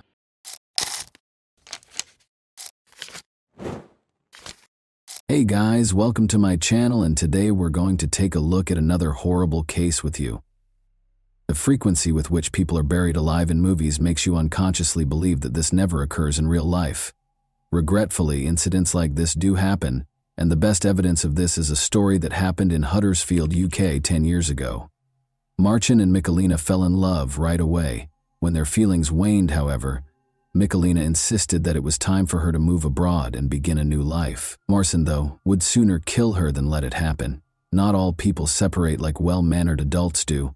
Some people think they can literally bury all of their problems in the ground. Here, 19-year-old Marcin Kaspak and 21-year-old Michalina Lewandowski first crossed paths in their home country of Poland in 2005. A year later, Marcin asked Michalina to marry him, and the two of them relocated to the UK to begin a new life together. But things soured between them in 2008 after Michalina found out she was expecting a child.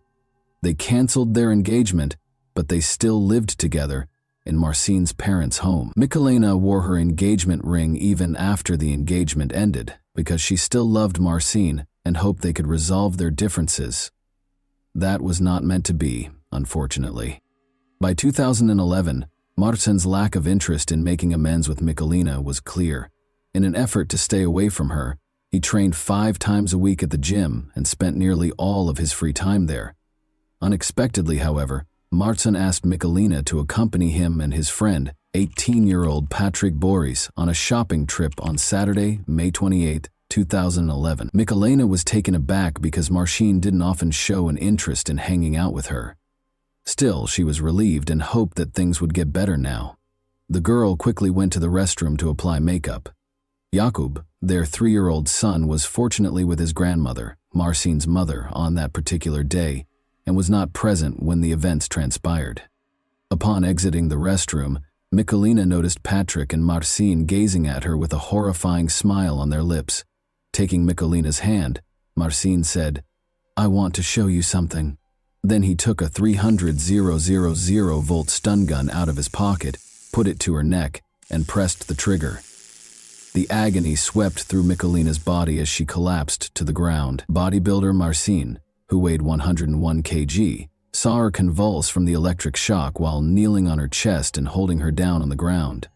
Momentarily regaining consciousness, Michelina asked Marcin if he meant to murder her, to which he replied that she should not be afraid, as he would simply take her somewhere.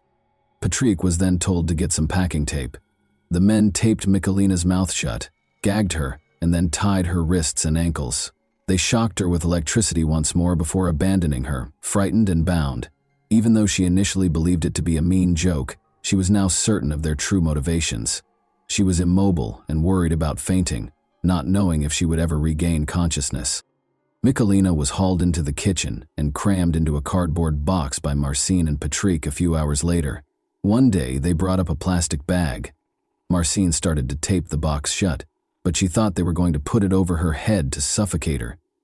The girl struggled to scream as she lost what little peace she still had. Then Marcin got on his knees, chuckled, and declared, "I've been hating you for 4 years. Your son will never be seen again." His uncanny composure on his face was more terrifying than the hateful words he spoke in this scene. The cardboard box was sealed. Then the men picked it up from both sides, carried it to Patrick's car, and put it in the trunk. The girl knew they had gone far before Patrick and Marcin took the box away. Michelina felt her back being scratched by the stones as the men pulled her along the ground.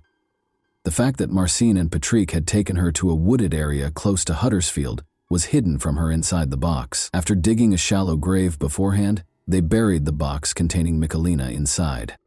Michelina was lying in the box, still in excruciating pain and terrified, when she heard the men hurling dirt onto her grave. The box itself was dark and extremely small. In an attempt to keep from passing out, Michelina began breathing as shallowly as she could, because she was certain she would suffocate. In an effort to determine whether the car had moved on so she could start to flee, she strained her hearing. That Marcin would hit her with a shovel if they were still around when she tried to escape was no longer a possibility.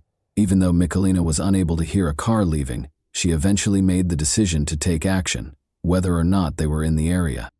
She made an effort to maintain her composure despite the thousands of ideas racing through her mind. She would later admit that she kept going because she was thinking about her little boy, Jakub. She would never see him again if she passed away, and he would be left motherless. She could not let that occur. Looking down at her restrained wrists, Michelina realized she had her diamond engagement ring, which she could use to break free. Michelina was able to sever the tape that bound her mouth, hands, and feet with the ring's sharp edges. She started scratching at the box's cardboard after that. After some time, she managed to make a tiny hole in the cardboard, which she discovered was a little damp, perhaps from the wet dirt that had been piled on top of it. Through the gap, Michelina stuck her fingers out and ripped the box apart. She only felt dirt, though. The same dirt that had been thrown on her grave by her boyfriend. She was still unaware at the time that, in addition to the meter-deep layer of dirt they had buried her beneath, they had also positioned a 40-kilogram log on top to make sure she couldn't get out. As more and more dirt soaked into the box, it covered her clothes, hair, and face. Michelina cried out for assistance, but no one was there to hear her. Her body shook with pain, and she grew weary, but she knew that continuing on was essential if she hoped to see her son again. "Don't give up," she said to herself again. Simply, don't give up.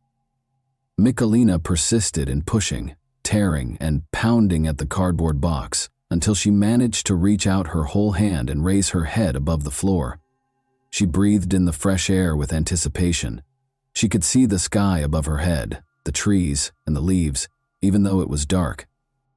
Even though Michelina was completely covered in dirt and had lost all her strength, she no longer had any doubts about her ability to get away. Finally, she was able to pull herself up and claw her way out from under the ground with one last effort. After being in the box for an hour, Michelina miraculously emerged from her grave. In addition to surviving, she saved herself by using the diamond engagement ring that her would-be murderer had given her. Running toward the road from the woods, Michelina signaled a passing vehicle.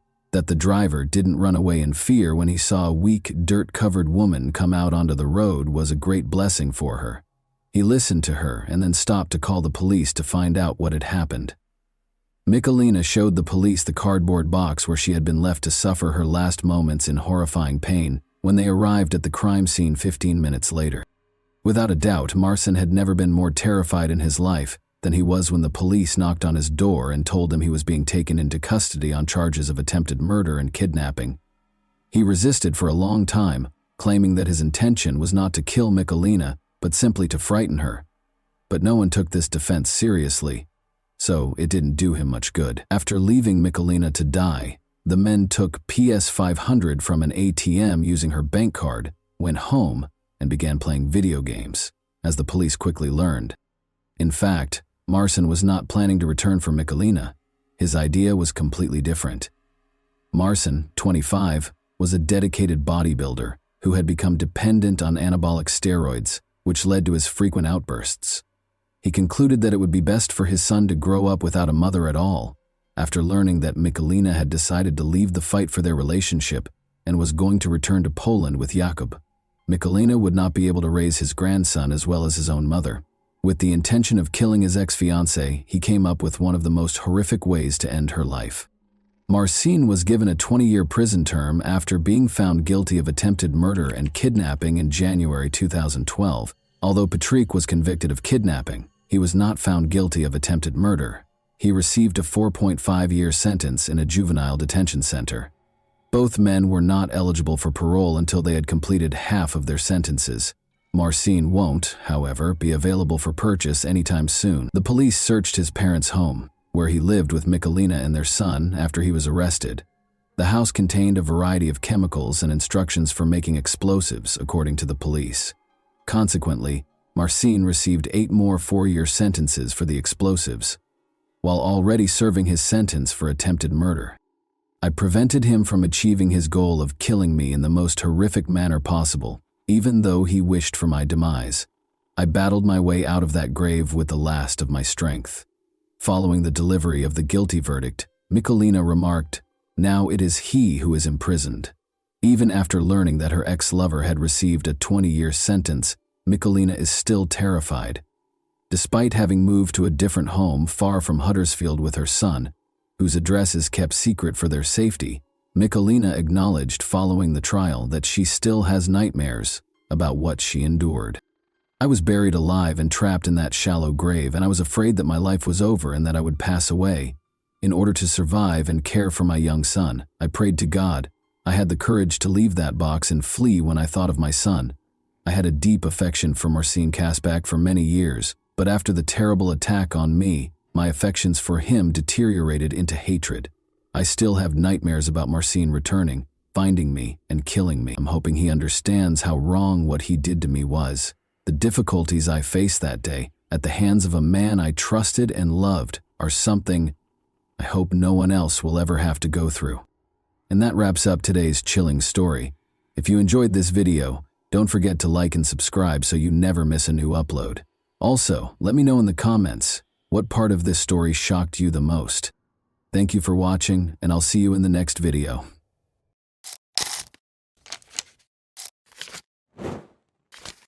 Hey guys, welcome to my channel, and today we're going to take a look at another horrible case with you. David Edward Moust, in contrast to other serial killers, was viewed as an outlier, a lunatic, who didn't match the conventional description of a ruthless, malevolent, uncontrollable killer. Rather, he was someone who truly regretted his actions and wanted to be imprisoned for the rest of his life in order to protect others. He screamed for assistance, but nobody responded. What events in his life shaped who he is now? Let's examine the tale of a man who was disappointed by his parents' separation, a difficult childhood, and an ineffective legal system. The story is about a serial killer called Deranged Dave. George and Ava Moust welcomed David Edward Moust into the world on April 5, 1954, in Connellsville, Pennsylvania. The family had 3 other children in addition to David. The Moust family had a difficult life. Ava and George both experienced challenging upbringings. The parents were unable to provide a loving home for their own children because his father was placed for adoption when he was 12 years old. George tried to avoid his wife, who needed constant attention, was emotionally unstable, and self-centered, by being away from home a lot. Their mother had a nervous breakdown shortly after the birth of David's younger brother Jeffrey and spent a month in the hospital. She might have experienced postpartum depression, although at the time medicine didn't fully understand or support women with such conditions. David's parents divorced in 1963 when he was just 7 years old. David's father reportedly started the divorce because he had stopped providing for his ex-wife and the 4 kids for a year, leaving the woman to care for the family alone. Life at their parents' house was tough for all the kids, but David had it the worst, according to David's sister. Maybe because he looked so much like his father, their mother's hatred of her ex-husband was passed on to her son. Ava asserted that she was powerless over the boy. David allegedly attempted to kill his brother Jeffrey twice by the time he was 8 years old, once by pushing him into a lagoon and stepping on his fingers to prevent him from climbing out, and again by trying to burn Jeffrey's bed. Additionally, according to his mother, she frequently looked in her son's pockets to make sure he hadn't stolen anything. She said he would take her valuables and sell them, all allegedly before he was 9 years old.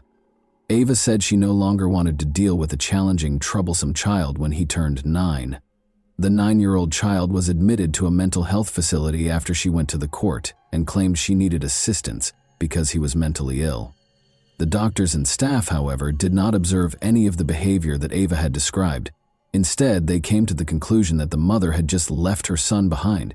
It made the boy's already challenging life at home even more so. Numerous other patients, including those with aggressive criminal tendencies, developmental disorders, and schizophrenia, had to share common areas with him. David felt confused and angry. Given that both his mother and father had deserted him, he felt stuck and had nowhere to go. He waited by the window on visitation days, hoping to see his mother, but she never showed up. In an attempt to comfort him, the institution's staff offered explanations for his mother's absence, such as her illness or another reason. The boy eventually came to terms with his circumstances. He and the other kids just thought their parents were in need of a vacation. In part, the kids were correct, but in reality, they hadn't been abandoned, at least not in David's case. As terrible as it sounds, such institutions were used in those days to essentially leave a child there. Later, David remembered a boy who was sent to the mental institution by his parents, who treated it like a summer camp while they took their own vacations, and who spent many summers at the clinic. Their son miraculously recovered from his mental illness by the time they got back from their vacation. Doctors evaluated David's intelligence right away. He was always able to express himself clearly and showed remarkable skills remembering sports events with vividness. As a result, the medical staff quickly came to believe that David's mother, Ava, rather than her son, was mentally ill. In order to send David home, they waited for her to recover. But each time they attempted to arrange for the child to return home, his mother turned him away. The clinic staff was forced to formally recognize David's lack of mental abnormalities when he turned 13, but he had nowhere to go yet. As a result, he was moved to a children's home a few blocks from his family's residence. His realization that his relatives lived close by but didn't want to interact with him must have been extremely upsetting. But David ended up with other boys going through adolescence in a shelter. It was only natural for them to try out relationships with one another because they were unable to engage with people of the other sex. Another boy started clamoring for David's attention as soon as he arrived at the children's home. Being extremely persistent, he threatened to tell everyone about David's stay in the mental institution, effectively blackmailing him. Despite his resistance, David would later write in his diary that he gave in and kissed the young blackmailer, feeling instantly repulsed and angry at himself.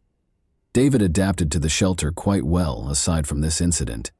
Even though David Most had a rough upbringing, spent time in the clinic, and lived in a shelter, his intelligence was innate and unaffected by these experiences. He maintained his focus and dazzled everyone with his extraordinary memory. Life appeared to be getting better until all of a sudden a sense of anger arose inside of him. By the time he was 15, David had attacked Eddie, another boy. While they were playing together, David began strangling Eddie for no apparent reason. When David noticed that Eddie was practically out of breath, he abruptly stopped. Eddie granted his request for forgiveness. Was this a genuine act of repentance? It's unclear because David might have tried to control himself, had nowhere else to go, and didn't want trouble. But because he wrote about it in his 87-page prison journal, we are aware of this incident. However, David's restraint was short-lived, as he soon tried to choke Daniel, another boy. David seized a rope and wrapped it around Daniel's neck while they were in a room together, just watching TV. When he realized Daniel hadn't done him any harm, he stopped once more. "Enough," I told myself. "Leave the rope," he wrote in the diary, and Daniel fell to the ground.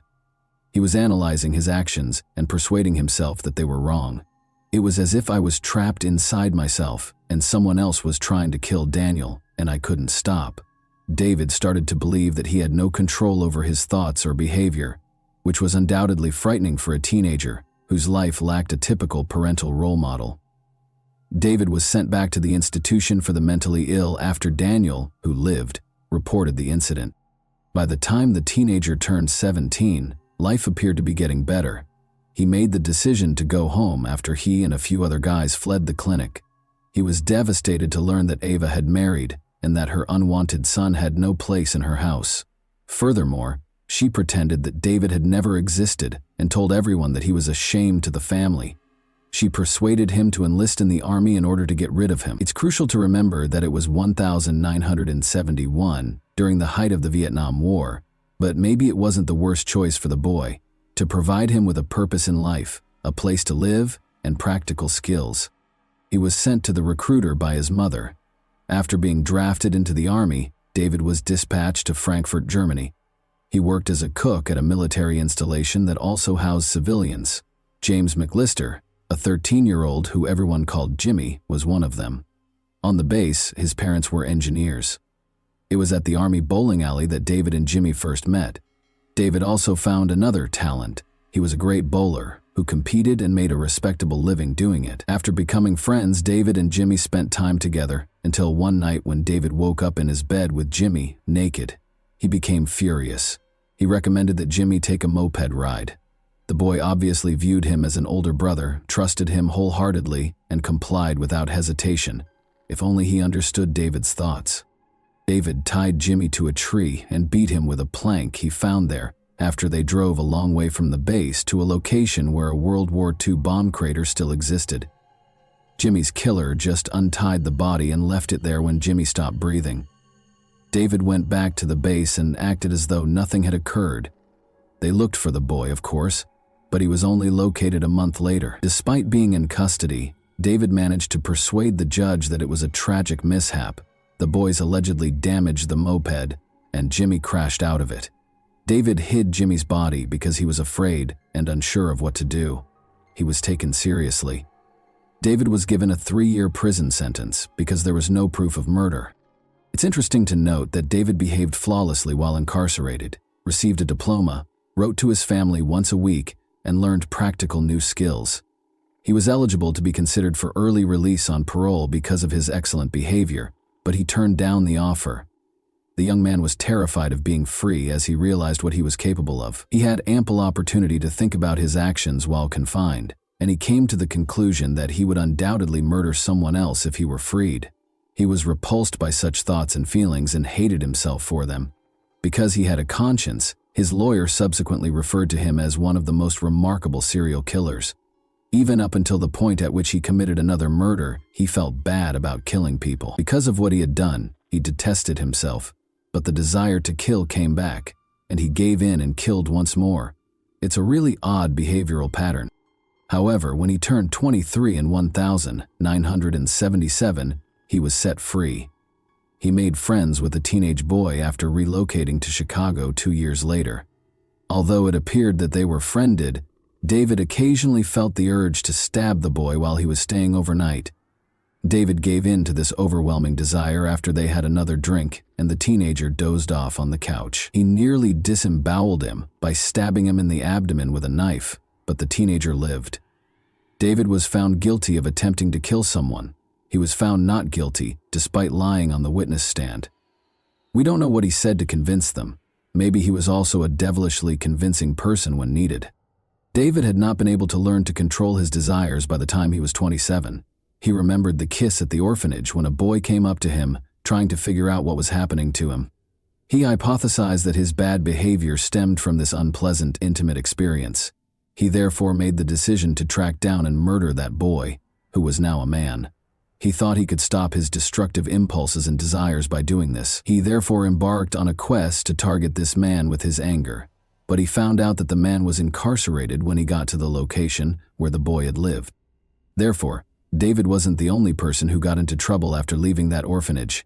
He was unable to control his urge to kill or vent his anger on his offender.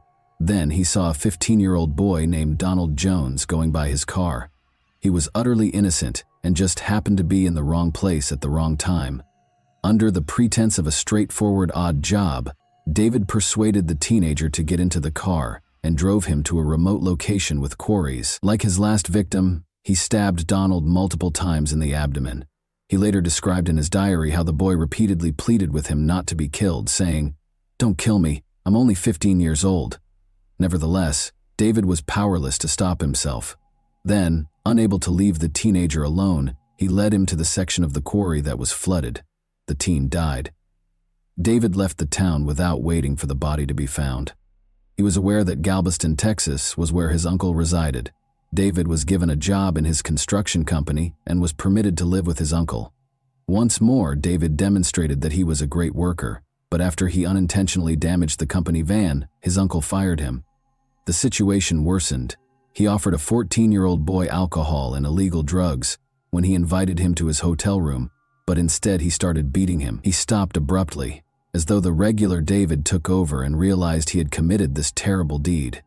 Embarrassed, he dropped the weapon and started crying. David was given a 5-year sentence and the boy lived. He once more believed that he would carry on killing if he were released from prison.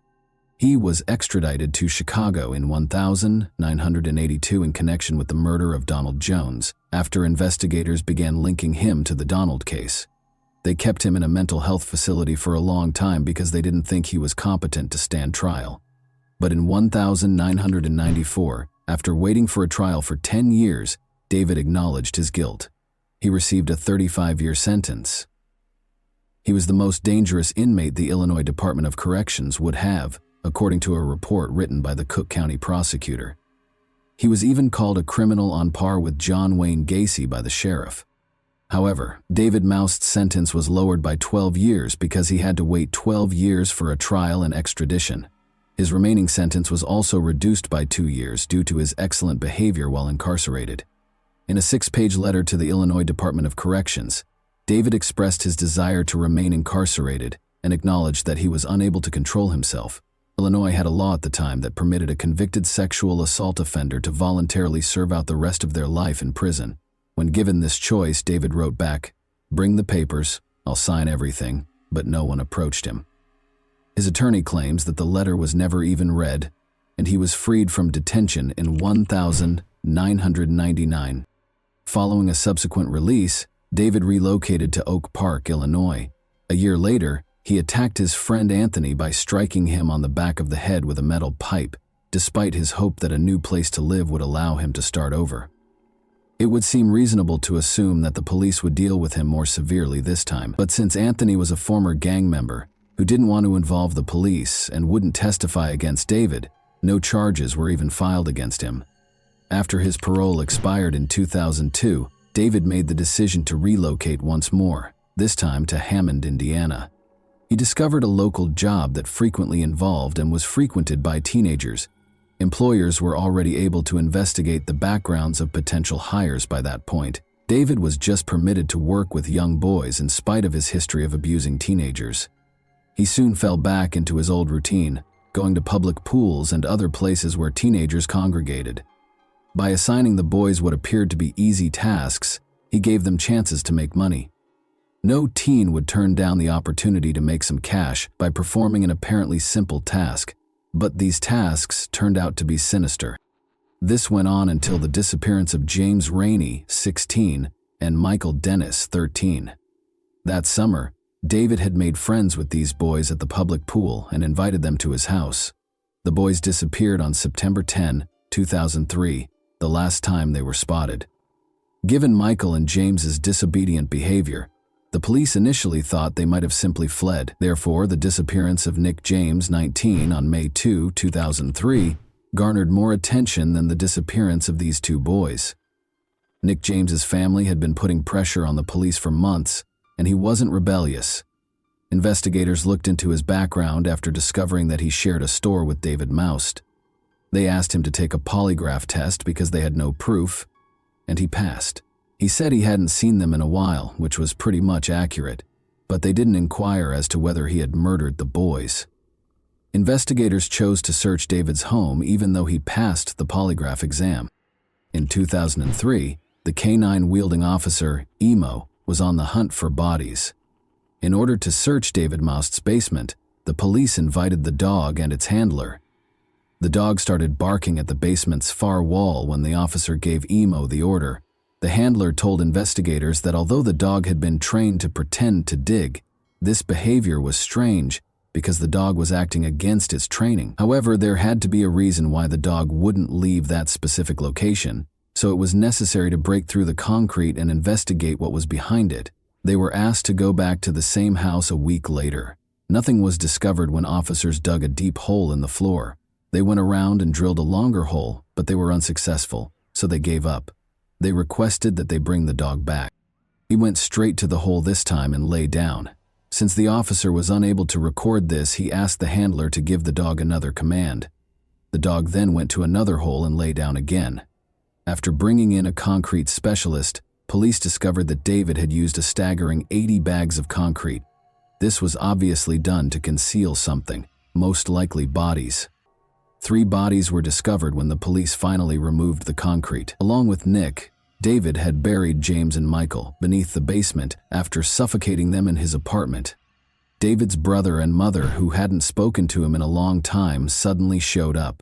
In numerous interviews, Jeffrey questioned whether the events could have been avoided had the police taken notice of David sooner. He claimed that his brother had committed horrible things when he was younger, but he had no proof. In addition, his brother and mother, who had not spoken to David in a long time, appeared to be desperate for attention. Jeffrey even had aspirations of becoming a writer. Thomas Wayne, his lawyer, claimed that although David was a serial killer, he wasn't born that way.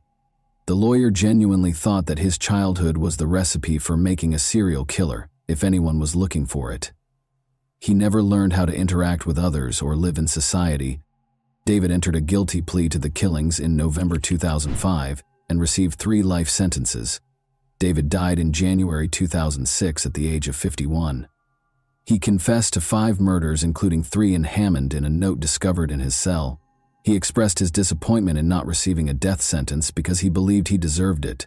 He felt that he would not have committed as many crimes if he had been kept out of the public eye. He also didn't want his existence to be funded by taxpayers. He accepted responsibility for his actions and begged the families of the victims for forgiveness. He only blamed himself, not his parents or upbringing. David wrote that although he loved his family, they never loved him back. And that wraps up today's chilling story. If you enjoyed this video, don't forget to like and subscribe so you never miss a new upload. Also, let me know in the comments what part of this story shocked you the most. Thank you for watching, and I'll see you in the next video.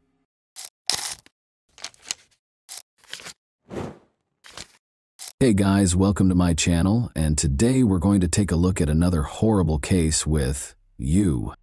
A prosperous physician living 2 lives, a future mother in need, a watchful twin sister. Additionally, an overheard conversation made the innocent victim aware of what was going on. This story had everything it needed to be one of the most dramatic. The media, however, mostly ignored it. The story, however, followed the finest traditions of Greek tragedy and took place in Ohio in the 2000s. It took not 1, but 2 deftly placed traps to capture the offender, whose behavior and intentions will cause you to reevaluate your level of trust in the people you let into your home and your heart. Michelle Baker was prepared to become a wife and mother at the age of 33. When her friend introduced her to the amiable young physician Maynard Mincing, happiness appeared to be imminent. The 33-year-old Maynard had prior married life experience. They had similar interests in medicine and a desire to assist others, because Michelle was an EMT in the fire department. Because Maynard was the ideal woman, successful, attractive, and charming, Michelle thought she had won the lottery. The relationship between Michelle and Maynard was like a fairy tale from today. Her boyfriend moved into Michelle's home in Hoover Heights, Ohio within a month. Maynard's children from a previous marriage would visit on the weekends. Michelle saw how happy he was spending time with his children and knew he would be ecstatic when she informed him that he would once again be a father. She was right. There were no limits to his joy. Maynard started searching for a new house right away so that the young family could live together. and he paid $320,000 for a beautiful and comfortable nest. When Maynard proposed that they go to Key West, Florida, where they would get married at sunset while standing barefoot on the sandy beach, Michelle was ecstatic. The enamored couple left for Florida, but Maynard changed his mind on the first day of their romantic weekend. In order to have a traditional ceremony with his family present, he requested that Michelle postpone the impromptu wedding. Michelle ignored this obviously fabricated justification because she still fervently desired to start a family. The two went to a restaurant for dinner that night. The meal went smoothly, but Michelle felt a sharp pain in her abdomen and saw some faint bleeding after she left. She was terrified that she might lose the baby, of course. She was relieved that there was nothing to be concerned about because her fiancé was a doctor. He asked her to try to fall asleep after putting her in bed. The pain went away the following day, but when she got home, Michelle thought it wouldn't hurt to visit Dr. John Shea, her physician. When the doctor confirmed that the fetus was developing normally, she exhaled with relief. Since it was Michelle's first pregnancy, he was sure she was just concerned. She was concerned that the fetus might be affected because she had endometriosis in the past.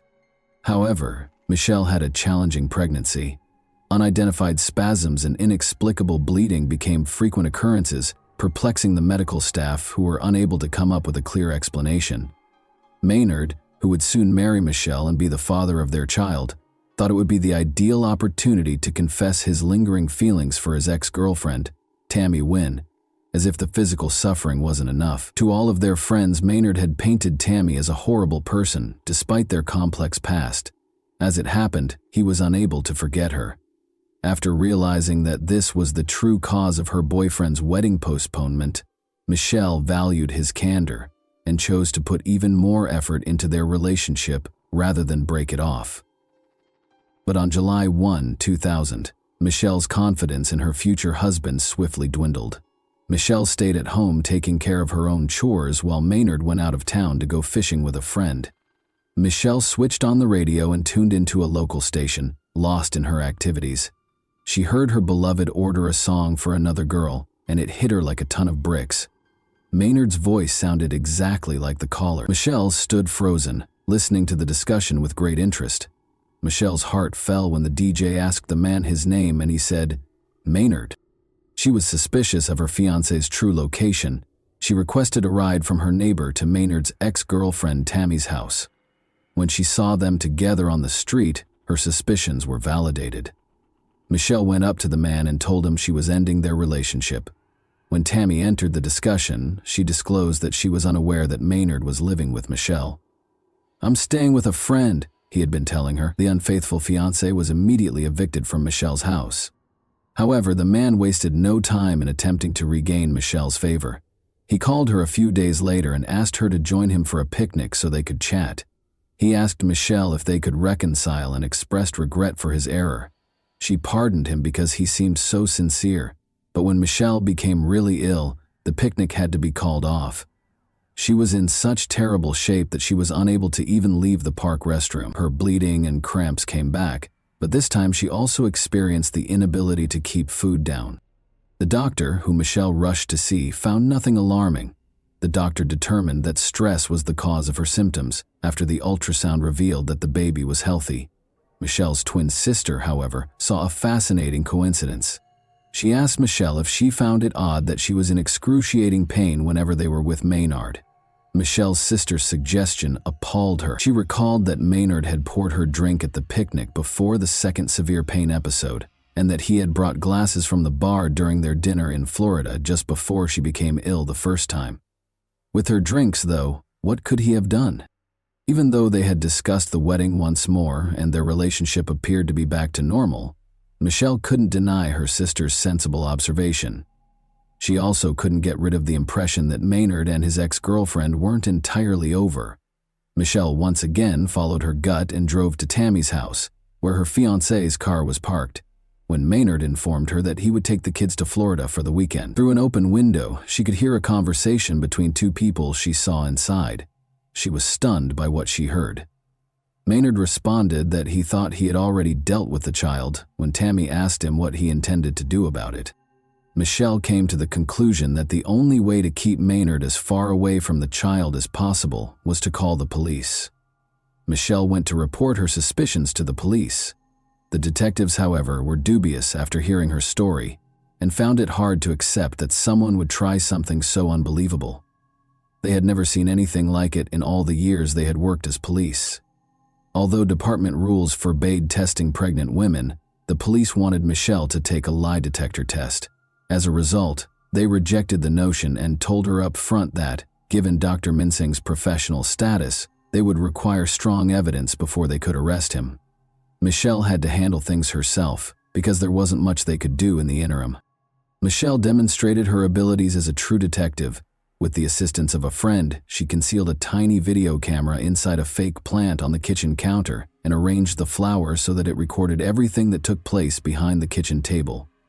Then, like all famous spies, she asked her boyfriend to join her for dinner and asked him to pour her a soda as she grilled steaks outside. Michelle excused herself under a false pretense and proceeded to the bathroom to pour the soda into a bottle after Maynard handed her her glass.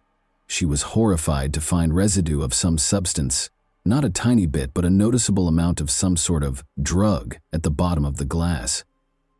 She calmly poured the soda from the hidden bottle into the glass and went back to the table, trying not to show that she was in shock. However, Maynard kept getting calls from Tammy, so Michelle was unable to continue dinner in a composed manner.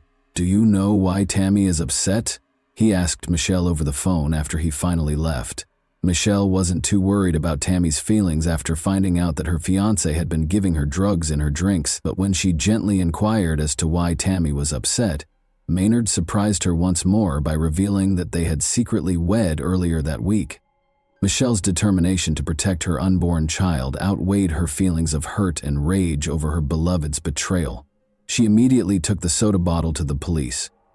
An expert concluded that Cytotec, a drug used to treat stomach ulcers and induce labor, had been added to the soda. When used carelessly, though, it can also have lethal effects on the fetus. Legally speaking, the detectives had a problem even though they believed Michelle. They didn't have any proof that Maynard put the substance in the glass. In court, a skilled attorney would contend that Michelle falsified it in order to frame her cheating fiancé. The police therefore set up a trap for themselves.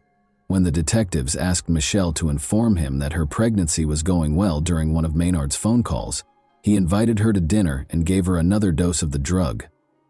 On August 14, 2000, two police officers hid in the garage while hiding a small camera inside a firefighter figurine that was placed on Michelle's kitchen counter. The police stormed into the kitchen and arrested Maynard for attempted murder as soon as they saw him trying to serve Michelle one of his special cocktails. "I hope these are prenatal vitamins," one of the officers said to Maynard, gesturing to the enigmatic material he was holding. The police discovered even more of the same substance in Maynard's vehicle. The doctor was forced to confess after laboratory tests revealed that Cytotec was present in the beverage. Maynard provided an apologetic justification for his horrible act, effectively acknowledging that he had poisoned his ex-fiancée in order to solve the issue. Maynard responded in the affirmative when asked if he thought the child was a problem. Michelle kept going to the doctor once a week and getting ultrasounds once a month. The fetus appeared to be growing normally in spite of multiple doses of the drug, but Michelle went into labor just before Maynard's trial, at 28 weeks of pregnancy.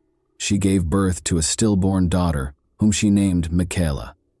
Michelle was surrounded by family and friends in the hospital room, where they were able to bid Michaela farewell and give her one last hug. It was impossible to ascertain whether Michaela's death was caused by Cytotec's effects, because the coroner could not detect any traces of the drug in the placenta.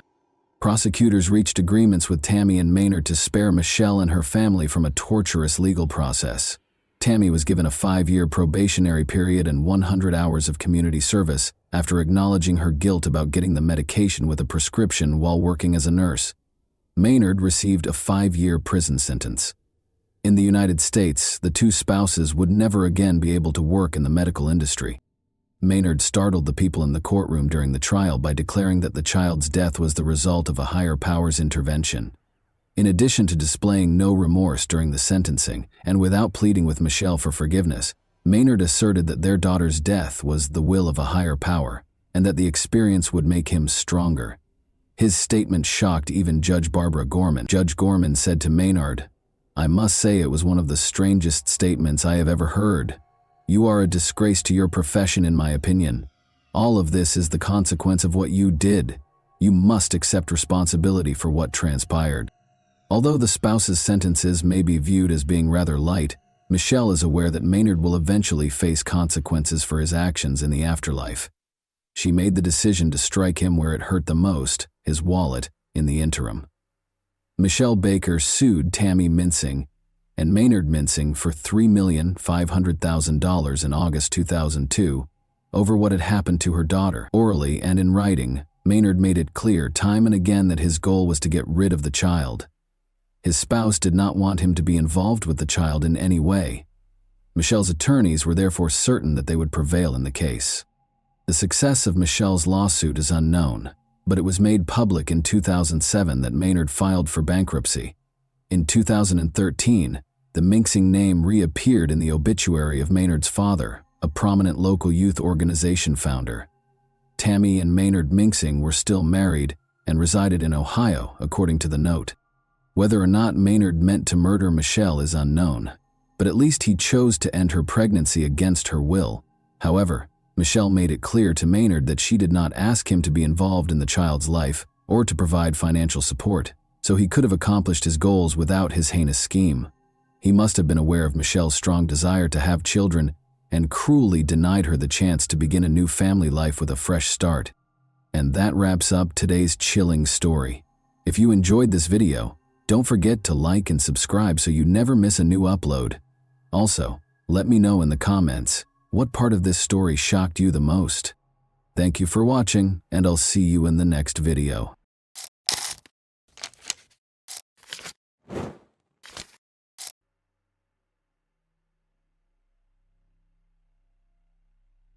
A girl went missing after spending the night at her friend's house. In the morning, the bedroom window was wide open, and all of her belongings remained in the room. Police began looking for her, but no one anticipated the dark secrets they would soon discover in the small town. Amanda Linke was born on June 7, 1991 in Tennessee. She grew up in a large, friendly family with many brothers and sisters. Later, they relocated with their parents to Spring Hill, Florida, where Amanda attended the local middle school. She enjoyed dancing, writing poetry, and playing multiple musical instruments, and she was a very happy child during school breaks. Amanda would always visit her grandparents in the small town of White Cloud. She enjoys spending time there because she has many friends in the town. White Cloud was a quiet and peaceful community of only 1,400 people. The majority of its residents knew each other. Amanda finished 7th grade of middle school in 2004 at the age of 13 and went to White Cloud for the entire summer without supervision or concern for their safety. Amanda spent time with her friends, went for walks, and enjoyed her vacation. On June 20th, she stayed overnight at her best friend's house. They talked, had fun, and went to bed late at night. In the morning, her friend woke up and found Amanda was not in the room. The bedroom windows were wide open. She went to the kitchen and walked around the house, but Amanda was nowhere to be found. Investigators spoke with Amanda's friend, who stated that she did not hear anything that night and that Amanda never told her she was planning to leave. The friend's parents, brother and sister, were present at the time of the disappearance and did not witness anything. Police attempted to locate witnesses who lived near the house but were unsuccessful. No residents noticed anything unusual on the first day of the investigation. Amanda's relatives were outraged by the police's version, claiming she had no problems at home and was happy to spend the summer in White Cloud. They also pointed out that Amanda had left all her belongings, including clothes, in her friend's room. The investigators decided to check the girl's computer for information that could aid in the search. They discovered correspondence with a specific young man, and based on this, the police assumed Amanda fled to meet him, but there were inconsistencies. There was no mention of a possible meeting among these correspondents, and the conversation was about ordinary and everyday issues. Nonetheless, the investigators considered this sufficient to reassure themselves of their correctness. At the time, they did not reveal all of the investigation's details, but information about correspondence with a specific guy spread throughout the city, leading many locals to believe that the girl simply ran away from home.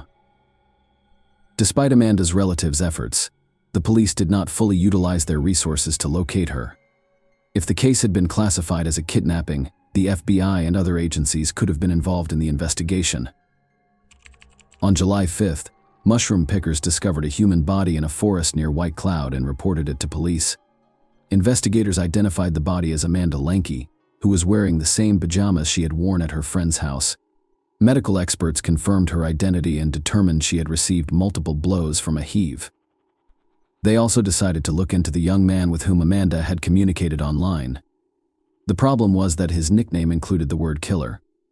Police considered the possibility that the victim went to meet him and he murdered her, but this version contained numerous inconsistencies. There was no reason to believe the girl would have gone to meet someone in her pajamas in the middle of the night, and their correspondence contained no hints of a personal meeting. The investigator was unable to identify this individual, and the version of his involvement was quickly abandoned in order to generate new leads. Detectives decided to investigate all of Amanda's belongings, which resulted in a breakthrough. They discovered her personal diary, which contained extremely disturbing information. Amanda wrote shortly before her death that a certain man was harassing her, and the following pages were torn out. Investigators suspected his name had been written on them. This diary quickly became the focal point of police investigations into the man's identity. They spoke with all of Amanda's friends and inquired whether the girl had mentioned anything about this. Several of her friends admitted that she had indeed told them about it, and even named the man Cecil Wallace, who was the stepfather of Amanda's friend, and she had stayed the night for detectives, so this was a huge surprise. They had been looking for the killer all over town and beyond, and in the end, the possible suspect was in the same house as the victim. But the friend's testimony was insufficient to arrest him. Investigators had no substantial evidence against the man. No DNA samples were found on the victim's body, and court documents did not state whether she had been abused. Detectives questioned Wallace, who denied any involvement in the crimes. The police were perplexed as to how the man could have done all of this without being noticed in a small house where his wife and 3 children were sleeping. The detectives were unable to detain Wallace due to a lack of evidence or confession. However, they discovered that Wallace's sister, Candace, worked in the police department handling Amanda's case. She actively assisted her brother and his family during interrogations, literally telling him what to say and how to behave. Other detectives were already handling Amanda's case and questioned the objectivity of the investigation by the local police. However, they could not confirm that anyone other than Candace could be helping Wallace. Investigators questioned the man and his family several times but did not yield any results. They continued to look for leads, but the case stretched on for several years. 4 years after the murder in 2008, detectives turned to the National Center for Missing and Exploited Children for medical help. They dispatched their investigators to White Cloud, where they reviewed all of the case materials, conducted new interrogations, and looked for new leads. Ultimately, they reached the same conclusion as the local detectives: there was insufficient evidence to make an arrest. 3 more years passed, and in 2011, the police received a new lead that changed everything. A 27-year-old Texas girl who grew up in White Cloud visited a news website from her hometown. There, she discovered information about Amanda's murder and began investigating it. After learning that the victim had spent the night at the Wallace house, the woman decided to contact the police and report something disturbing. In 1998, when she was 13 years old, she stayed overnight at Wallace's house because she was friends with his second foster daughter. In the middle of the night, a man entered their room and assaulted both of them, threatening them to keep quiet. The victims were too scared to report the incident, so they never told anyone. However, when the adult victim learned about Amanda's case, she decided to contact the police. The victims were then aged between 13 and 16 years old. In October 2011, police arrested Wallace, 43. After compiling all of the evidence, he was charged with molesting both of these victims and the man who was named as a suspect in Amanda's case for the first time.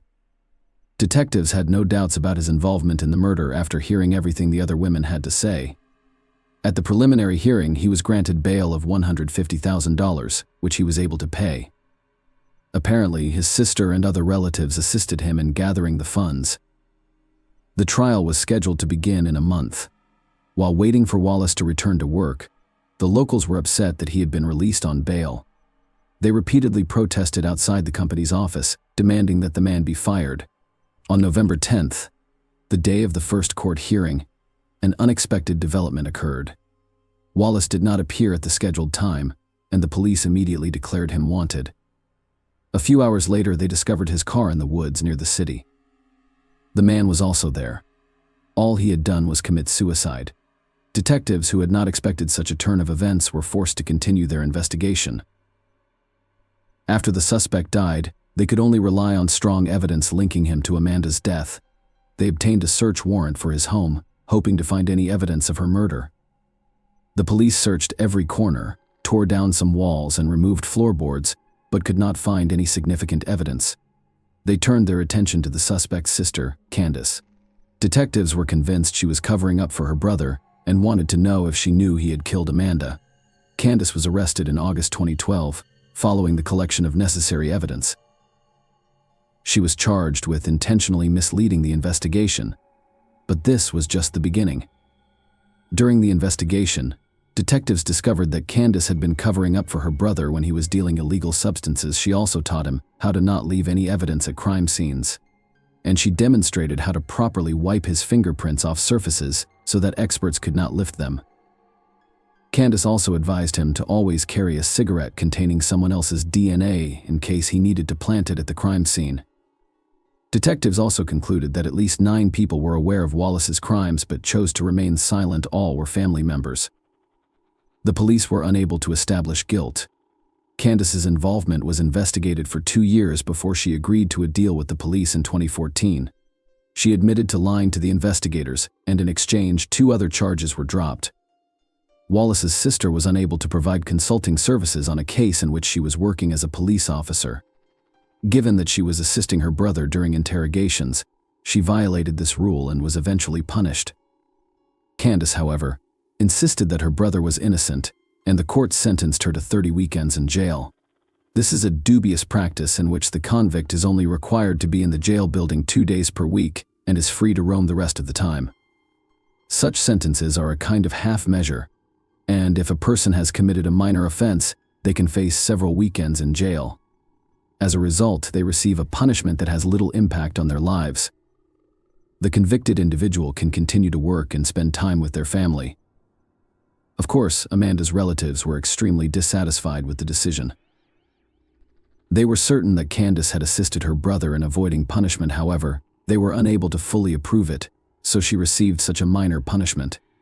Amanda's family was forced to face yet another trial in 2004. Medical experts only handed over a portion of her remains so that they could hold a funeral. The remainder was to be kept by detectives during the investigation. However, following Wallace's death, it was decided to hand over the remains to his relatives. In 2013, the girl's family had to exhume her remains in order to bury him. Her mother is still hoping that investigators will find evidence to prove Wallace's guilt. She also seeks legislative changes to alter the police approach to searching for missing children. The woman insists that investigators should not conduct an investigation based on their subjective assessments, and that the disappearance was a voluntary escape from home. There is almost no doubt that Wallace murdered Amanda, but what was his motivation, given that there is no evidence in the court documents that the victim was subjected to violence? 2 assumptions can be made. He likely assaulted her, but did not leave any biological material, so the investigation decided not to reveal this information because it was unnecessary. Detectives could also keep this information secret for the sake of the investigation, hoping that the criminal would reveal previously unknown facts.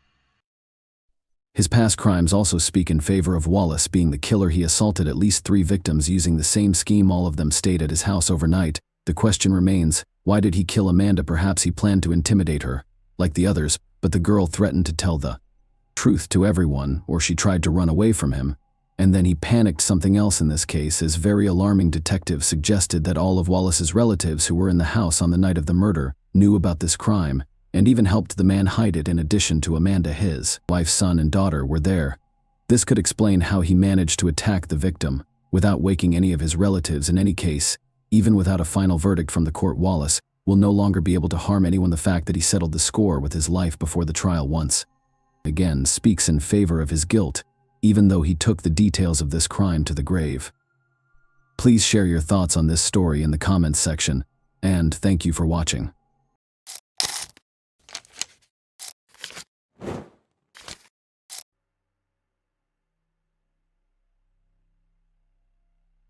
This is the story of a murderer who avoided punishment for years, despite numerous facts pointing to his involvement in a small town.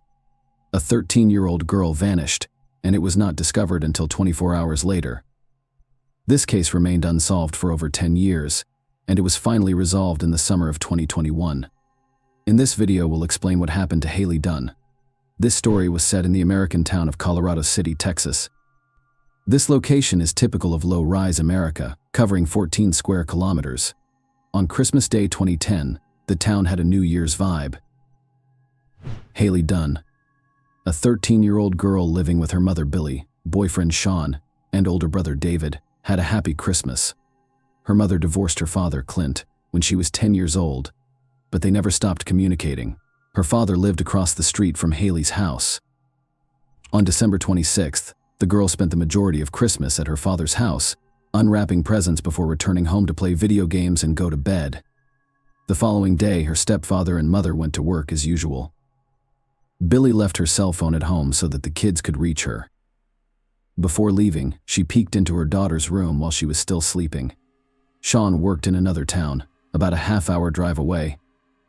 According to him, he had an argument with his boss that day, which led to him being fired and leaving work only 10 minutes after arriving. He then drove to his mother's house, where he spent some time before returning to Colorado City around 3 p.m. Sean went to pick up Billy from work that evening.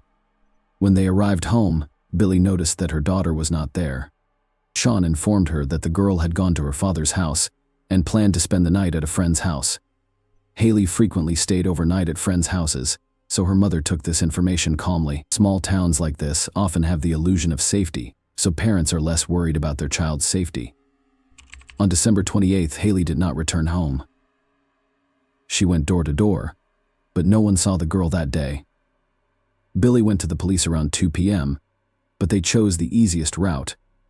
The police's main theory was that she had fled from home, which initially hampered the investigation.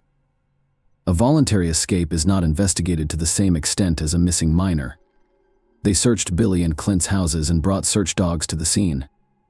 The next day, they followed Haley's trail from the house to a nearby motel. It was extremely strange. None of the motel employees had seen this girl. She was not captured on any security cameras, and a thorough search of the premises yielded no results. Trained dogs pointed to a motel, but the girl apparently never arrived. As word of Haley's disappearance spread throughout the city, dozens of concerned citizens joined the search. Some looked around the area, while others printed and distributed flyers. And now we come to another strange moment. Clint, the girl's father, almost never left the street. He looked in every corner, nook and cranny, including dumpsters. He said he couldn't sit at home and wait. Meanwhile, Billy and Sean were less enthusiastic. The mother distributed flyers but refused to go around the neighborhood looking for her daughter. She stated that searching gave her the impression that they were already looking for her body, and that there was no hope of finding the girl alive. Sean didn't participate at all, which isn't the strangest thing. Billy and Sean hosted a New Year's Eve party on December 31st, 4 days after the girl had gone missing. They had friends over to listen to music, drink, and party. Without a trace seemed completely absurd. On January 3rd, a week after Haley vanished, the police officially declared her missing. This meant that more serious agencies, such as the FBI and the Texas Rangers, could become involved, and representatives from both arrived in Colorado City and began their investigation. Volunteers continued to search the area, and over 100 billboards about the missing girl were posted across Texas and beyond. Detectives completely ruled out the possibility of an escape. For one reason, they couldn't figure out why Haley would choose to take such a step. The day before her disappearance, she had been in a good mood, and for the rest of the time, the girl showed no signs of a desire to flee. Second, all of her belongings were left in the room. If the girl had decided to flee, she would have taken something with her. The detectives quickly realized they needed to look closer at Billy and Sean. Their passive response to the girl's search and the New Year's Eve party made one wonder if they cared about Haley. The detectives discovered that on December 27th, the same day Haley allegedly spent the night at a friend's house, Sean and Billy drew $140 from their bank cards. They admitted that the money was used to buy illegal substances, which the couple consumed that evening while their children were away. Billie failed on 2 attempts. During the first interrogation she was under the influence of drugs, and the second result revealed she was lying. Sean failed 2 interrogations and walked away before answering the third. Billie suspected Sean was involved in her daughter's disappearance and demanded that he leave her home.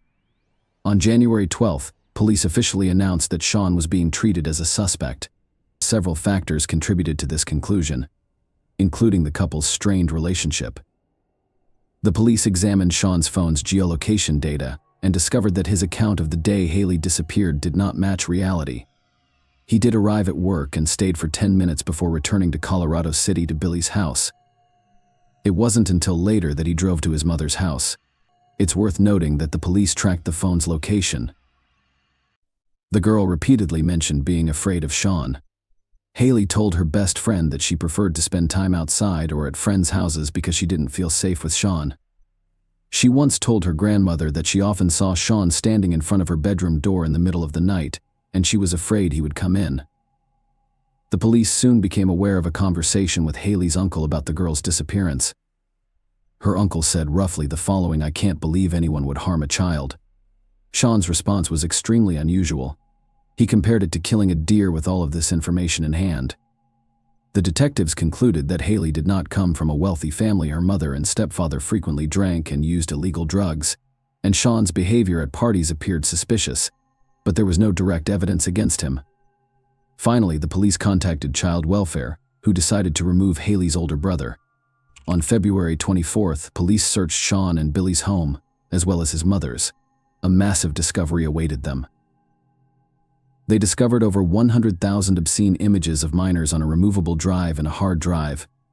The police also seized his laptop, but did not appear to have time to examine its contents. Sean's father arrived at the station and demanded his son's equipment back. It's unclear why the police did, but that's not the most interesting part. Sean received no punishment for having so much illegal content on his computer. On March 17th, police officers visited Billie's house to question Sean. A woman opened the door and said he wasn't home, but the officer showed her a pre-arranged warrant and entered the house, discovering Sean hiding there for concealing a suspect. Billie received 90 days in jail and a year in corrections. She was transferred to a Travis County correctional facility. Following her release, she remained in the area with Sean. In 2012, however, the couple eventually split. Billie suspected Sean was involved in her daughter's disappearance, but the case had stalled due to a lack of new evidence and volunteers' inability to identify the girl. On March 16, 2013, a hiker discovered human remains near Lake J.B. Thomas in Scary County. Experts conducted tests and determined that the remains belonged to Haley Dunn, whose body was approximately 20 miles away from her home. However, they had circumstantial evidence that the girl's body had been discovered only a few miles from Sean's mother's house, which matched the geolocation data on his phone as determined by the towers. Given the short distance, Sean could have easily left the body in that location without anyone knowing. Furthermore, he grew up in the area and was well versed in where to hide the body, but investigators were unable to uncover any additional clues, and the case was refrozen for several years. Despite this, the girl's family had to wait 4 years to bury her body. A memorial service was held in January 2017. In 2018, Haley's father, Clint, stated that he believed Sean and Billie were guilty. In his version, his mother either helped conceal the truth or was directly involved in the murder. During the same year, he began conducting numerous interviews and attempted to actively publicize the case. The man stated that in the early years of the investigation, he tried not to bother the police with constant questions, but his patience had run out. The detectives did little to investigate, and his last hope was to spread the word widely in an attempt to bring the perpetrators to justice, which paid off. In 2019, an unknown person wrote to Clint, informing him that in 2011, he discovered several items that could have belonged to Haley. This person was in high school at the time and had not heard about the missing girl, so he did not consider reporting his find to the police. True information about the items has yet to be revealed, and the police have not stated what they are. Clint only mentioned that they were discovered in an area that had been thoroughly searched by volunteers and police. Later, new information emerged. Private investigator Erica Moore, who was handling the Haley case and kept in touch with Clint, revealed some disturbing information about Sean. In October 2019, she began receiving messages from various women in Texas, all of whom claimed they were being aggressively harassed online by a man named Casey. Not only was he harassing them with lewd messages, but he was also sending them explicit photos and videos of himself, as Sean shared a middle name. Erica asked the women to send her photos and videos of the man sending the girls, and her theory was confirmed to be correct. She persuaded one woman to go to the police station and report Sean, but they refused to press charges and even accused her of falsifying the facts. Erica believed Sean was responsible for Haley's death and planned to arrest him for stalking women on the internet. However, the case remained quiet until May 2021 when Erica and Clint were summoned to the district attorney's office for an urgent meeting. Police arrested Sean and charged him with Haley's murder. He is currently in Vail, awaiting trial on $20 million bail, but police have yet to reveal what new evidence led them to make this arrest. Apparently, this information will be kept secret until the trial. All we know now is that the police were granted permission to collect Sean's DNA sample shortly before his arrest. There may be a connection here to Haley's belongings, which were discovered in 2011. When Billy learned of her ex-boyfriend's arrest, she made a strange statement. She said she wasn't surprised Sean was involved in the murder, and she wanted to believe in his innocence until the very end. She also thanked God that the man would now be punished for his actions, which Billy had actively obstructed during the initial investigation while defending Sean. A date for the trial will be announced soon. At this point, it is difficult to predict whether a conviction will be obtained. It will be determined solely by the significance of the evidence, which police are now withholding in any case. Sean remained at large for over 10 years, despite the fact that all evidence pointed to his involvement in the murder. Haley's complaints to friends and relatives, the use of forbidden materials with children, and the man's constant lies during interrogations raised suspicions on all sides, as did Billy. She initially expressed no desire for justice for her daughter, Clint, but, unlike her, he worked hard and got his way. In one interview, Erica Moore hinted that the case would not have been solved without his participation. She did not provide any details, but we can recall the story of Haley's found objects. The person who discovered them only learned about the entire story through Clint's social media posts. More information about this case, including a court decision, will undoubtedly be released in the near future. Right now, all indications are that Sean will be convicted, and in Texas, that means only one thing: he will face the death penalty for his actions against the child. Unfortunately, there is no way this will help Haley Dunn live a long and happy life anymore. Please share your thoughts on this story in the comments section, and thank you for watching.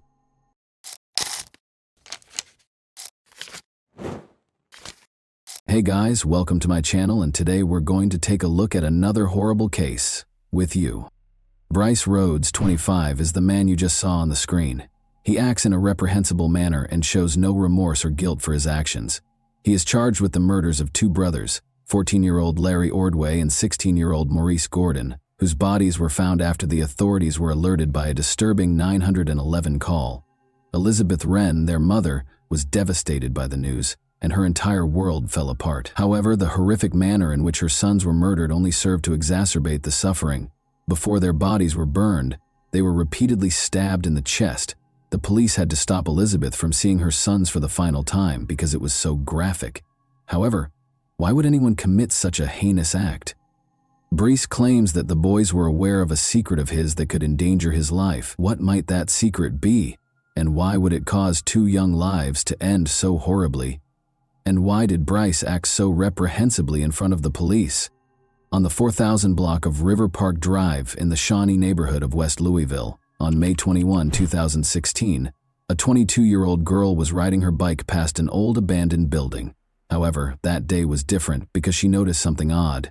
The structure, which had appeared fine the day before, was now completely destroyed by fire. Curious about what had actually transpired there, she made the decision to look into it more. She noticed an odd shape that didn't seem to belong in the ruins of the burned-out building. Her heart raced with terror as she approached and realized it was a dead body. The surprises didn't stop there, though. She discovered another body nearby, both of them severely burned. She immediately called the police for assistance because she was so terrified. Police officers were soon swarming the scene, attempting to determine what enigmatic events had transpired there the previous evening. The police described the crime scene as the most horrific they had ever seen because it was so graphic. Even one of the officers felt so moved and compelled to shake his head in shock as he covered the two dead bodies with a white cloth because it was so unsettling. Pathologists hurried the bodies to the hospital for an autopsy. The remaining officers, meanwhile, remained at the scene and cautiously looked for any additional hints that might aid in their investigation. Following the autopsies, it was discovered that something even more heinous was the cause of death rather than the fire. A document made public by the coroner's office stated that both boys had been stabbed in the chest and had suffered severe blunt force trauma to their heads. The fact that they had already passed away hours before their bodies were burned and abandoned at the scene makes it even more horrifying. The police now had to identify the boys and determine why someone would hurt them in such a horrible way before they could start their murder investigation and collect evidence. The police were fortunate to be able to draw sketches of the boys despite the fact that the bodies were severely burned. The public was given access to these sketches along with an appeal for anyone who might be able to identify them to come forward. However, they went beyond simple sketches. Unfortunately, they were unable to locate any missing persons reports that had been filed a few days prior and that fit the victims' descriptions after searching through their records. Despite Monday coming and going, no one came forward to identify the boys, and days went by. Elizabeth Wren, a worried woman, hurried to the police station the next day, May 23, 2016, when she informed the officers that the sketches they had made public featured her sons, 14-year-old Larry Ordway and 16-year-old Maurice Gordon. She was clearly nervous. When the officers broke the devastating news that her sons' bodies had been discovered fully burned, Elizabeth was taken aback. She was informed by the police that they suspected foul play and thought the murder was a well-planned one rather than a simple accident. The officers had to politely turn down Elizabeth's fervent wish to see her sons one last time. It would not have been suitable for a mother to see the bodies in such a terrible condition. Even though she felt completely powerless, Elizabeth mustered the courage to share an important piece of information. When Elizabeth spoke with the police, she described how her sons had told her that they were going out with some friends she had never liked on the evening of May 21, 2016. In the past, she'd tried to stop her sons from spending time with these friends, but they continued to do so. They went to a party that evening with 3 people, 25-year-old Bryce Rhodes, 15-year-old Anjuan Carter, and 17-year-old Ja'Cory Taylor. Elizabeth voiced her worries about Bryce, who had a concerning criminal record that included a number of serious crimes, including physical assault, domestic abuse, kidnapping, and even abuse. Elizabeth didn't worry too much because the boys assured her they would return soon, despite the fact that days had gone by with no sign of them. They would frequently go out to parties and not return home for days at a time. Therefore, she assumed it was just another instance of that kind. She had no idea, though, that this time would bring heartbreaking news that would permanently alter her life. The entire group was quickly located by the police. Anjuan Carter was promptly located and taken in for interrogation. They kept looking for Bryce in the meantime, and by Tuesday, May 24, 2016, they had also found him. In a brief period of time, Ja'Cory Taylor, another group member, was also captured that same day. While Bryce and Ja'Cory spoke separately with detectives regarding Larry and Maurice, they were detained by the police for hours. In an attempt to elicit information about the killings, the detectives showed Ja'Cory pictures of the 2 brothers' crime scenes in an attempt to frighten him. Ja'Cory, however, only claimed to be friends with the brothers and to have had no involvement in their deaths. However, Bryce persisted in telling the police that he didn't know the brothers' whereabouts and ultimately asked for legal assistance. The police changed their strategy after Ja'Cory and Bryce failed to provide any helpful information. They observed a shift in Anjuan's behavior during their individual interviews with him. Anjuan eventually talked about what had actually transpired on the evening of May 21 at that point.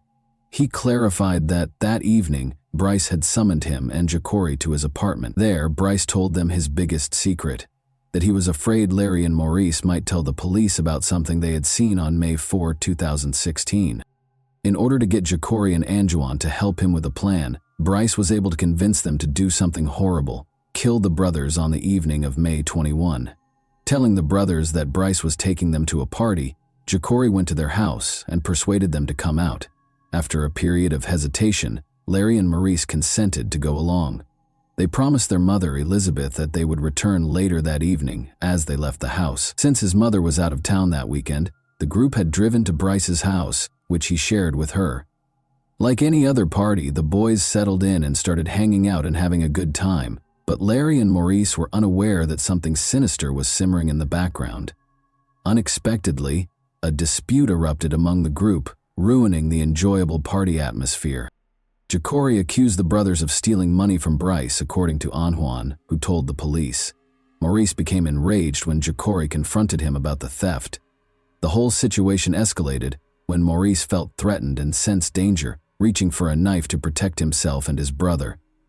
Ja'Cory lunged in and took the knife away from Maurice when he saw him carrying it, according to Anjuan. After that, they both succeeded in subduing the brothers and belting them. To prevent either brother from defending themselves, they separated Larry and Maurice, leaving Larry in the bathroom while Bryce brought Maurice to his knees in the living room. Bryce insisted that Maurice ask for forgiveness, even though he pleaded for their lives. As Ja'Cory and Anjuan watched Maurice tearfully plead for forgiveness in an attempt to protect himself and his brother from whatever was going to happen next, it was a tense moment. Bryce was unrestrained in his cruelty. He placed a blanket on the floor beneath Maurice, pulled stockings over his head, and stuffed a rag in his mouth. Then, in a startling display of violence, Bryce repeatedly stabbed Maurice in the chest and started beating him viciously. The graphic and horrifying scene in front of them frightened and unsettled the other teenagers who were watching. With his intimidating manner, Bryce intimidated the boys who were watching the horror and coerced Anjuan into giving Maurice a single stab wound to the chest. Anjuan reluctantly followed Bryce's orders and stabbed Maurice out of fear for his wrath. Anjuan went on to tell his terrifying story, revealing that after Maurice died, Bryce dragged Larry from the bathroom into the living room, where his brother's blood was all over the floor. Larry was devastated to learn that his brother was no longer alive. Bryce shifted his focus to Larry, pushing aside Maurice's lifeless body. Anjuan could still clearly recall Larry's agonized voice as he begged Bryce to spare him, but he was unsuccessful. Like his brother, Larry endured the same horrifying treatment. Before Bryce shockingly stabbed Larry 20 times in the chest, Anjuan could still hear his frantic cries. Bryce coerced Ja'Cory into stabbing Larry by threatening him once more. Now that Maurice and Larry were dead, Bryce called a friend to help dispose of them and loaded their bodies into the car. Bryce left Anjuan and Ja'Cory in the apartment to clean up the gory scene while he and his friend drove away with the brothers' lifeless bodies in the back seat. Bryce drove their dead bodies to an abandoned lot and burned them. Anjuan disclosed as he continued his confession. Maurice and Larry's bodies burned that fateful night as the flames consumed them. Fortunately, though, their bodies had not burned to ashes. The police eventually learned the terrible truth about Larry and Maurice's terrible demise after questioning Nguyen, but they still had unanswered questions. What was the brothers' relationship to Bryce, and what was the secret that brought the siblings such a terrible end? Despite being stepbrothers, Larry and Maurice had a close relationship and were just typical teenagers who loved life. However, things changed when they met Bryce in 2015, and they were immediately drawn to his laid-back demeanor. Bryce was a rapper who appeared extremely wealthy and successful in a number of music videos that were posted online. His charisma and way of life captivated Larry and Maurice, who quickly became enmeshed in his world. As they grew closer, Bryce introduced them to Ja'Cory Taylor, a 17-year-old friend. A fourth teen, 14-year-old Anjuan Carter, joined the group as the three boys spent more and more time with Bryce. They all spent a lot of time with Bryce in 2015. He would take them places, buy them food and clothing, and even give them money to spend however they wanted. According to Ja'Cory's police interview, Bryce used to assure them that if they followed in his footsteps, they would become famous. The boys appeared to adopt Bryce's gangster lifestyle more and more over time. They even made an appearance in a few of his music videos, which suggested that they were taking up his mindset. During this time, Elizabeth observed a shift in their conduct. Images of them smoking cigars, flaunting stacks of cash, posing with fictitious weapons, and featuring women began to flood their social media accounts. They also started going to parties frequently, sometimes staying out for days at a time. Late on May 4, 2016, they were making their way back from one of these parties. Maurice was driving Bryce's car at around 12:30 a.m., with Juan in a truck following them, Jacory in the passenger seat, and Bryce and Larry in the back. When Maurice noticed a man strolling on the sidewalk in the 800 block of South 43rd Street in Louisville, Kentucky, Bryce abruptly forced Maurice to apply the brakes. He struggled to recall where he had known him, but it quickly became clear that he was Christopher Jones, the 40-year-old man targeted by neighborhood gangs. However, Bryce made a grave error. He mistook Christopher for someone else, attempting to pick up the prize that had been placed on his head. It was such a mistake that it abruptly altered everything. Bryce jerked out his gun in a panic and fired a bullet from the car window into Christopher's chest. All of the teenagers were in disbelief as they saw a murder unfold before their very eyes as Christopher fell. Fearful and pumped with adrenaline, they drove as quickly as they could out of there without even pausing to think. Christopher was taken to emergency surgery after the shooting, but he tragically passed away during the procedure. Larry and Maurice couldn't get over the horror of what they'd witnessed for the next 2 weeks, even after Bryce had driven the boys home and told them not to speak about what had happened that night. They became uncomfortable around Bryce and began to avoid him more and more. Bryce, meanwhile, was experiencing anxiety as well. He was concerned that he would be in big trouble if the brothers told everyone about the shooting. Thus, on the evening of May 21, 2016, he decided to take their lives. Bryce made the terrible choice to kill 3 people in a short amount of time, all in self-defense. The repercussions of his actions, however, are now bearing down on him. Both Jacory and Anjouan confessed to 3 charges of aiding and abetting murder and tampering with evidence after the interrogations. They were sentenced to 10 years in juvenile detention facilities because they were under the age of 18, with the remaining time to be spent in adult prisons after they reached the age of 18. They also had to testify against Bryce at his trial as part of their agreements. Bryce has ruined the court proceedings ever since he was taken into custody. The relatives of the victims believed he did it intentionally. He knew the prosecution wanted the death penalty, so they thought he was trying to stir up trouble. He reasoned that they might not execute him if he caused enough trouble and slowed down the procedure. Bryce did something startling at first. When he discovered that his court-appointed lawyer was friends with the victim's grandfather, he spat on him. Due to a conflict of interest, this created a significant issue and forced the lawyer to withdraw from the case. The court footage even shows the fight that broke out later between Bryce and the lawyer. Bryce even threatened to "see you when I get out." As a result, Bryce was forced to wear a spit mask and be restrained to his chair during subsequent court appearances. However, his behavior did not change despite these actions. He even threatened the judge and her family during one hearing. Bryce's courtroom antics continued after that. He frequently asserted that he didn't trust his lawyer and wouldn't allow them to speak for him. As a result, he even had 3 different state-appointed lawyers. It seemed as though he was adamant about doing things his own way, regardless of what other people thought. Following this court appearance in 2017, Bryce dug a hole in his cell in an attempt to break out of jail. Officers discovered the hole, though, along with a threatening note he had sent to Jacory. "Rats get exposed," the note said. "This demonstrated Bryce's will to control even while incarcerated. Prove to me that you're not a rat." Another shocking incident that was caught on court video showed Bryce acting shamelessly as he was seen blowing kisses at the victim's mother. It was an unsettling demonstration of his lack of regret or shame for what he had done. The trial was repeatedly delayed, and Elizabeth was growing more and more irritated with Bryce's demeanor in the courtroom, as well as the delays.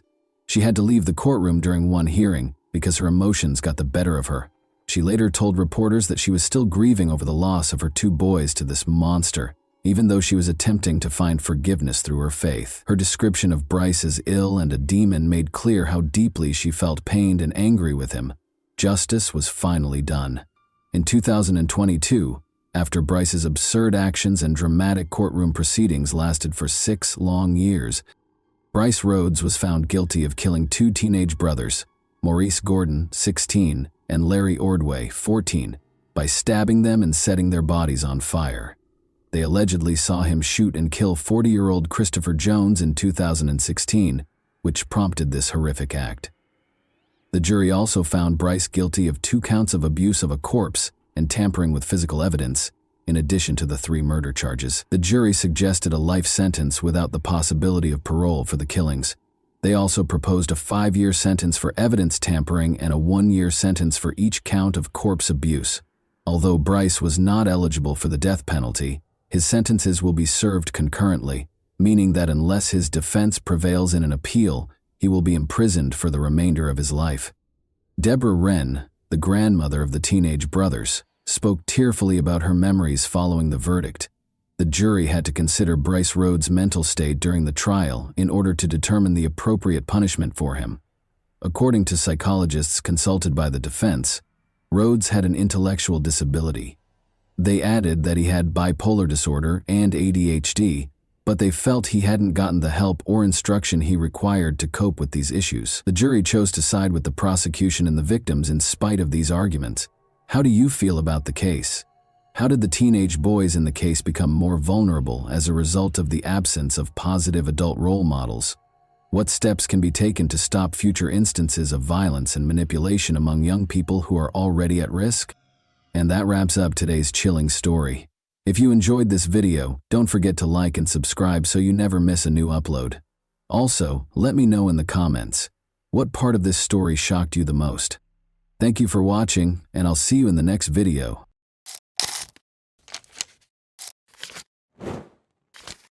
Hey guys, welcome to my channel, and today we're going to take a look at another horrible case with you. A woman who was determined to return home safely to her children risked her life to get out of a predator's grasp. She had no idea that her courage in assisting in the kidnapper's capture would reveal a much more sinister force and save the lives of innumerable others. By working with the police, she was able to expose the rapist's true identity as well as that of a serial killer. Her testimony's credibility was called into question, though, given the process used to retrieve her memories of the assault. Shackled in chains, the prisoner paced the field, moving across the ground with deliberate steps. He lost himself in recollections, his gaze never leaving the tall yellow grass. The simple clothes he used to wear, jeans, a shirt, and a cap, had become luxurious, and his once dark auburn beard had gone completely gray since his last visit. He was now with police officers, the very people he had avoided for almost 20 years. The prisoner had recently broken his lengthy silence by confessing to the disappearances of multiple young women in the 1990s and agreeing to help the police locate their bodies, which were buried in a field outside of Houston, Texas. Families in Texas and Oklahoma had been tormented for years by the loss of their daughters, who had disappeared in the middle of routine situations, like going for a morning run, getting washed, or coming home from a theater group party. There were no answers for a long time. Finally, the man who had caused their pain, a 56-year-old Texas prisoner who was charged with violence and kidnapping but not murder, spoke. At least 7 victims, including 4 girls who did not survive their interactions with him, were connected to him by the police. When taken as a whole, these cases depicted a serial killer posing as a good Samaritan who preyed on a particular kind of young brunette who was discovered on the streets. Although his surprising admission helped reveal the truth about what had happened to some of the victims, the family's most important question was still, why? Sandra Soppel, then 19 years old, completed her high school education and began working as an exotic dancer in May 1997. She was bringing up 2 kids and getting ready to have a third. Sandra's intelligence and determination, which would ultimately save her life and open a Pandora's box of horrific crimes, were characterized by those who knew her. An frightened young woman called the police on May 17, 1997. Sandra was the one. She described the nightmare she had just gone through. She had been abducted and had thrown herself out of a moving car in a last-ditch attempt to get away. She was taken to a nearby hospital after reporting the crime, and despite her severe injuries, she insisted on talking to detectives. Keeping the kidnapper from hurting anyone else was her top priority. But the fall from the car had messed with her memory, and she had forgotten important details of the crime in her subconscious. Later on, Sandra's recollection would prove to be crucial in cracking the case. After failing to find any early leads, the police changed their strategy and had Sandra put under hypnosis. She remembered specifics of the attack after the session. She remembered the kidnapper's face in addition to the make, model, and color of his vehicle. The police's suspicions about a possible suspect were confirmed by this discovery. Sandra was asked to choose her assailant from a lineup a few weeks following the hypnosis. A man named William Lewis Rice was indicated by her gesture. The police had seen Rice before. He had long been of interest due to his criminal past and actions. Although Rice had a challenging upbringing, he had a strong bond with his mother, who would stop at nothing to help him. Rice was born and raised on a farm in Yukon, Oklahoma. He left school to work as a horseshoer in the 9th grade. He married Judy Fleming, a shy girl he met in Anadarko, Oklahoma, when he was 19 years old. Judy remembered that if she didn't date Rice, he would shoot himself. She initially thought he had good intentions, but she quickly discovered he was capable of extreme cruelty. Their turbulent marriage was characterized by violence and adultery. After Rice broke into her new house, beat her, and put a knife to her throat, Judy finally filed for divorce. Even after getting married and getting divorced once more, Rice's violence spiraled out of control due to his growing hatred of women. Rice's first attack is known to have occurred in the spring of 1986, when her Mustang broke down on Interstate 35. The 19-year-old aerobics instructor, daughter of a sheriff's deputy, found herself stranded. Rice offered to help, but instead he kidnapped her, taped her hands together, and pushed her into his truck's sleeper cabin. After saying he loved her and that they would live together in Houston, he later attacked her. By calling her family from a payphone and feigning the need to use the restroom, the girl was able to get away. For the kidnapping and assault, Rice was taken into custody and given a 25-year prison term. However, because of prosecutorial misconduct, an appellate court lowered his sentence to 10 years in October 1996. Following his release, Rice went back to Anadarko to live with his mother, where he assimilated. His background was unknown to many locals, and he came across as modest and courteous. But by the spring of 1997, local young women were starting to go missing. Now in his late 30s, Rice had relocated to Houston, where he continued shoeing horses and working on construction sites. Although his actions raised suspicions, there was no hard proof that he was responsible for the crimes. When Sandra Sapal identified Rice, it was the last straw for the police. By connecting him to Sandra's attack and other unresolved crimes, they compiled evidence against him. Rice's trial took place in April 1998. In her testimony regarding her kidnapping, Sandra described how Rice had threatened her with a knife, cut her tire, and enticed her to his vehicle. She talked about how she thought her risky escape had saved her life. The defense, however, contested her testimony, claiming that Rice's name and photo might have distorted her memory and that hypnosis was unreliable. In spite of these defenses, the jury convicted Rice of aggravated kidnapping and gave him a 60-year prison term. The community experienced brief respite after Rice was imprisoned, but it wasn't until years later that he came forward with his most sinister secrets. Detectives were able to re-examine cold cases in the mid-2000s thanks to developments in DNA testing. In one instance, Tiffany Johnston, a 19-year-old recently married woman, was kidnapped in July 1997 from a car wash in Bethany, Oklahoma. Although her body was discovered the following day, the case wasn't resolved until 2015, when Rice was connected to the crime by DNA evidence. In order to avoid being executed, Rice consented to assist law enforcement, which helped them locate the remains of two additional victims, Kelly Cox and Jessica Kane, who were interred in the Texas killing fields. Although Rice's motivations were still unknown, his confessions gave his victims' families closure. Some saw his cooperation as a perverted form of pride, while others thought it was motivated by a wish to avoid the death penalty. In any case, his crimes left a path of destruction, and those he had harmed received some justice when he was ultimately sentenced to death. In addition to saving her own life, Sandra Sapal's courage and tenacity helped expose a serial killer who had been terrorizing communities for years. Her story serves as a testament to the tenacity of people who are not intimidated into silence, and her bravery made sure that Rice could no longer prey on innocent lives. And that wraps up today's chilling story.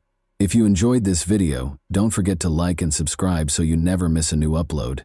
Also, let me know in the comments what part of this story shocked you the most. Thank you for watching, and I'll see you in the next video.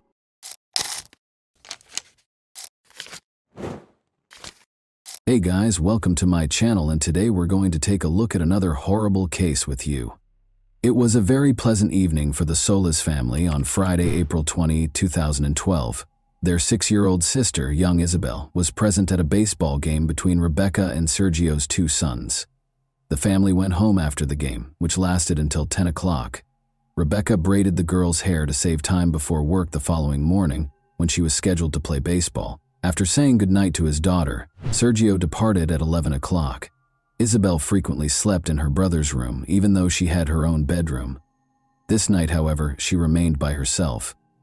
Becky and the boys soon fell asleep, and Sergio dozed off on the couch as he watched a baseball game that he had previously recorded. The man woke up at 5 and walked slowly to the bedroom. When he went to sleep beside his wife, the house was calm and quiet.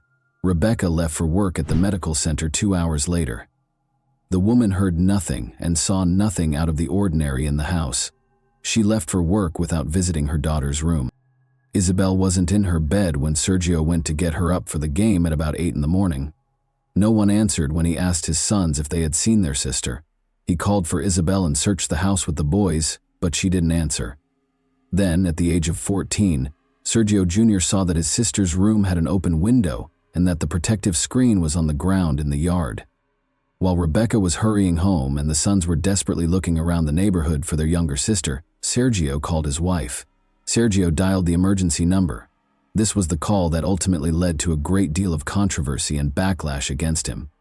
Sergio was remarkably composed throughout the call, despite the fact that people react differently when under stress or panic. In addition to his composure, many found it odd that he announced his daughter's kidnapping right away. The idea of telling his wife to come home even made him laugh. Sergio clarified that he was only attempting to maintain composure so that he could give the police all the information they required. It's interesting to note that Sergio Jr.'s neighbor also dialed 911. He was obviously upset and trembling, unlike his father, but he also said right away that his sister had been abducted and that they would not be able to locate her. Rebecca, who had also been in a state of panic and despair upon arriving at her house, was then given the phone. She was able to provide a detailed account of the attire her daughter was wearing prior to going missing. In fact, the girl's bedroom window had a protective screen on the ground in the yard when the officers arrived. It had a big hole in it, like it had been made with a tool. Soft toys that were always lying in the room beneath the girl's window were now strewn about. Isabel's shoe prints, which were found on the electrical box beneath the family's high fence and on the alley behind the house, were found on the floor next to blood. When he kidnapped the girl, the criminal most likely climbed over it. The police conducted extensive door-to-door searches, dismissing the possibility that the 6-year-old girl had escaped because they thought the case was one of kidnapping. Around 6:30 a.m., Alicia Stardevant, the Solis family's neighbor, reported being awakened by a noise. The girl's room is right across the fence from her bedroom. Alicia claimed to have heard the barking of the Solis family's dogs as well as her own. She heard men's voices outside of them, as if they were coming from her side of the fence rather than the Solis family's house. However, she ignored the fact that it was already becoming light outside and went back to sleep. The men didn't whisper or lower their voices, according to Alicia, and she didn't even consider the possibility that there was a small child present. Only locals were permitted to pass through the checkpoint that the police had set up around the Solis family's home. Since children are typically killed within 100 meters of the scene of the kidnapping, the search initially concentrated on a small area surrounding the house.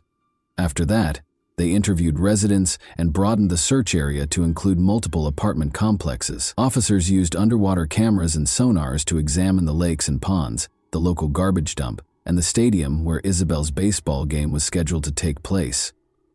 The Solis family's house was searched by forensic specialists and search dogs, and border guards handed out pictures of Isabel. There is a significant likelihood that children who disappear in Arizona wind up on the Mexican border. Furthermore, 16 criminals who had harmed women and children resided close to the family's residence in 2012. At the time, they were all questioned and turned away.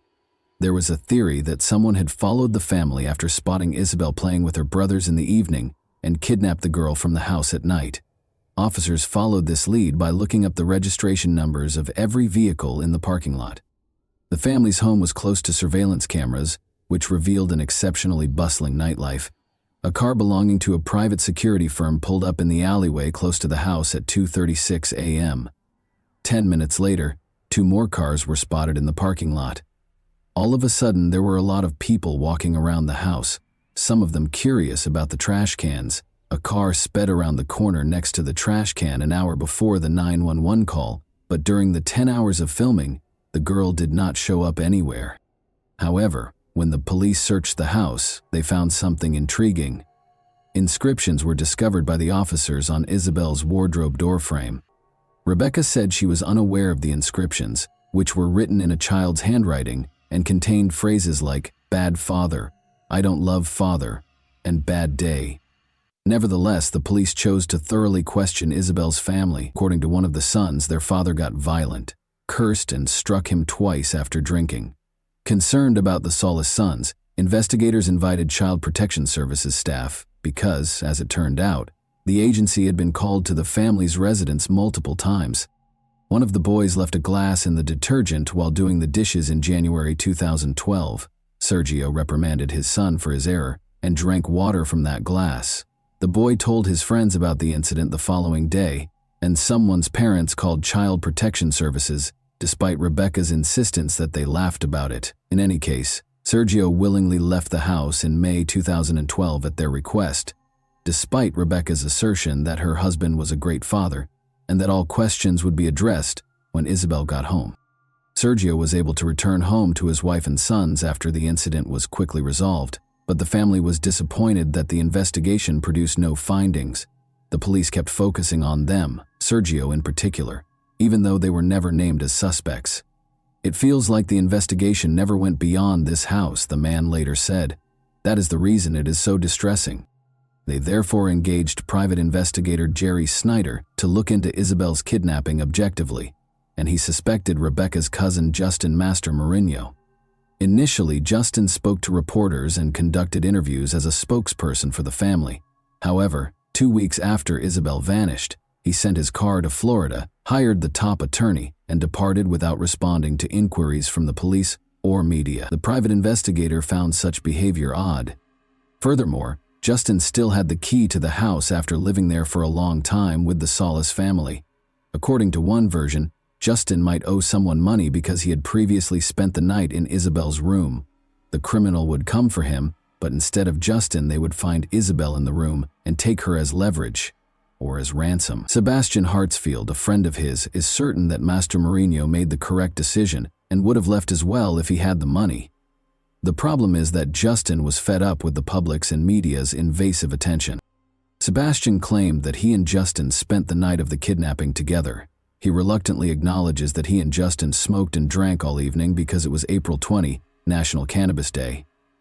Sebastian is certain that his friend is innocent, even though there was a 6-hour lapse while they were sleeping, and he is unsure of Justin's whereabouts. The police chief stated that the investigator the family had hired had no evidence, but the police were certain of Justin's innocence when they finally questioned him. It is noteworthy that Sergio's daughter was abducted for ransom and that he was also suspected of owing money to criminals. Isabel was at the age when family members most frequently kidnap children.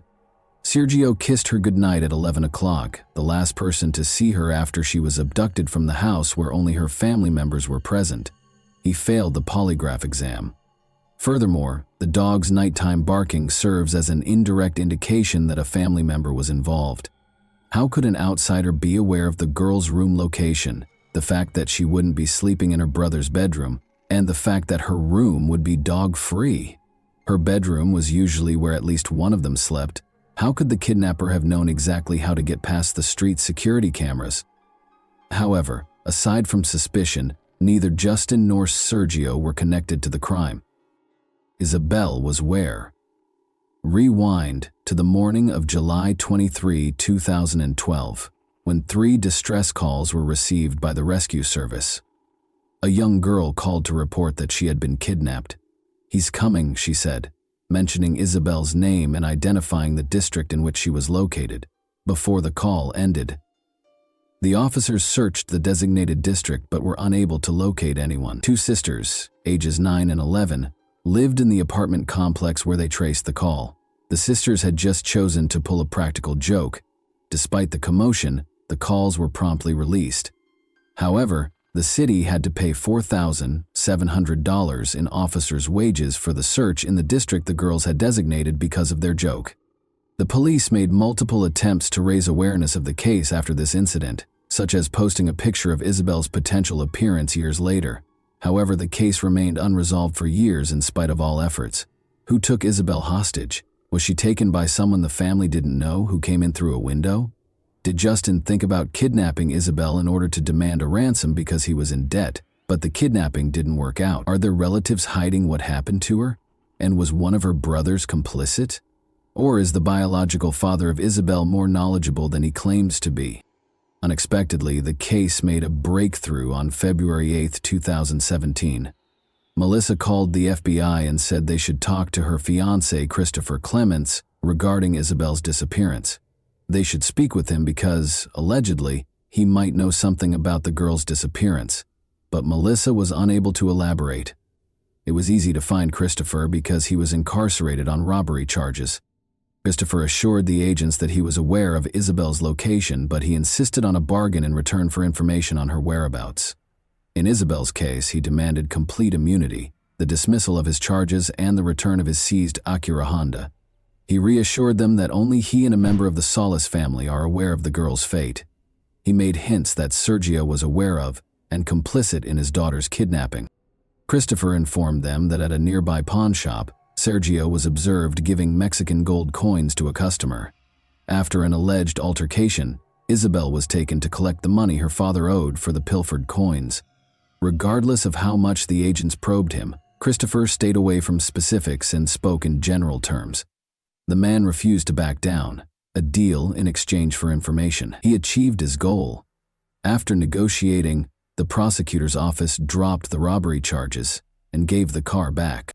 On March 3, 2017, the police and FBI discovered Isabel's remains after the man gave them the location.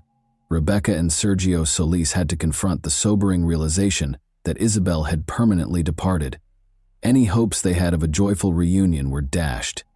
Christopher Clements did not, however, get the freedom he had hoped for from the agreement. He was instead taken to the Maricopa County Jail, where he was accused of committing another robbery. Full immunity, which Christopher insisted on in Isabel's case, was not provided by the agreement. Investigators started looking into the man's past in greater detail. He committed first-degree violence when he was 16 years old, beginning his criminal career. Ever since, he had been in trouble on several occasions. The man's ex-wife claimed that Christopher was compelled to sleep in the car until they left, frequently brought girls home from strip clubs, and was obsessed with adult films. He was employed at a shopping mall just 2 kilometers from Isabel's residence when she vanished. Detectives definitely looked into Sergio's relationship to the local pawn shop that Christopher had mentioned. 2 months prior to Isabel's kidnapping, they learned that 21 gold coins had been taken from a woman's home, and they assumed Christopher was the thief. Hours after the theft, he was seen on the security camera entering the pawn shop, delivering the items, and taking the cash. Sergio's involvement or any connection to the case was not implied in the video. Christopher was probably merely researching the charges against Sergio that were reported in the media and speaking with agents in an attempt to discredit the girl's father. A search warrant for the home where Christopher and his fiancée Melissa previously resided was among the many that the police were issued. Investigators discovered a sheet of plywood in one corner of the yard, beneath which was a plastic container filled with ashes and a number of gory finds, such as a faded, lilac child's hooded hoodie and a very young child's school assignment with the name Mercedes on it. She was Isabel Mercedes Solis in full. On Christopher's devices, they also discovered explicit images of girls between the ages of 3 and 13. His computer was searched for Isabel Solis, unsolved cases in Arizona, and child killer acquitted. According to a former acquaintance, Christopher discussed the Isabel case and hinted that there might be evidence in his car's trunk. Thus, its return was essential. The vehicle, a Honda Acura, was reportedly given back to the man in return for details regarding Isabel's location. Although Isabel's cause of death is still unknown, the same acquaintance claims that she was suffocated and that chemicals were poured over her body. The man recalled that Christopher had concealed pictures of the Solis house in a Bible in his room and showed them to him. In addition to obtaining a warrant for this Bible, investigators did discover images of the house. After 2 months, the Tucson police chief declared that they had a suspect, Christopher Clements, 36, who was accused of 2 murders. The problem is that when Christopher told 2 agents on March 3, 2017, where they would find Isabel, he pointed out a crucial marker, a stack of tires that obviously did not appear there in a single day. The agents were immediately alarmed by this instruction, because the police had discovered the body of a teenage girl from Tucson near that same tire pile a few years prior. Maribel Gonzalez was the girl's name. Isabel had been missing for 2 years when a rescue service dispatcher received a terrifying call in June 2014. A woman reported seeing a body by the side of the road. When the police arrived on the scene, they discovered a naked body buried beneath the tire pile, the smell of decay and evidence that someone had been dragged on the ground. The place was a long way from the closest residences. In an attempt to identify the girl, the police sent a picture of the tattoo on her collarbone and a chain with an anchor that she was wearing to the media. In fact, a number of people reported that it was 13-year-old Maribel Gonzalez to the police. According to Maribel's relatives, she was seeing Mariano, a man in his 20s. A month before Maribel vanished, they ended their 3-year relationship. Around 11 or 12 p.m., Mariano told the police she sent him a message. She had a fight with her mother the day she vanished, so she asked him to come get her. He had to get up early for work, so he disregarded her message. She was never seen by him again. Even at night, she enjoyed taking solitary walks, according to her boyfriend. She also enjoyed visiting the mall, which is the same one where Christopher Clements worked and is close to Isabel's house. Because the bodies were discovered close to one another, the police were able to connect these cases. Maribel's DNA and Christopher's DNA were compared, and they matched. 2 years prior to Maribel, Isabella was abducted and murdered. Could Maribel's death have been avoided if the offender had been apprehended following the initial crime? As it turns out, Christopher's name was mentioned multiple times during the investigation, prior to his 2018 conversation with the agents. As is already known, the officers got in touch with everyone who lived close to Isabel and committed sexual offenses, which are violent crimes against women and children. Christopher was one of 16 names on the list.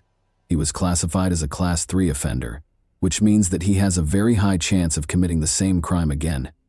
He spoke with the police, but he clearly managed to persuade the officer that he was unrelated to the case. Maybe he had an alibi from his girlfriend.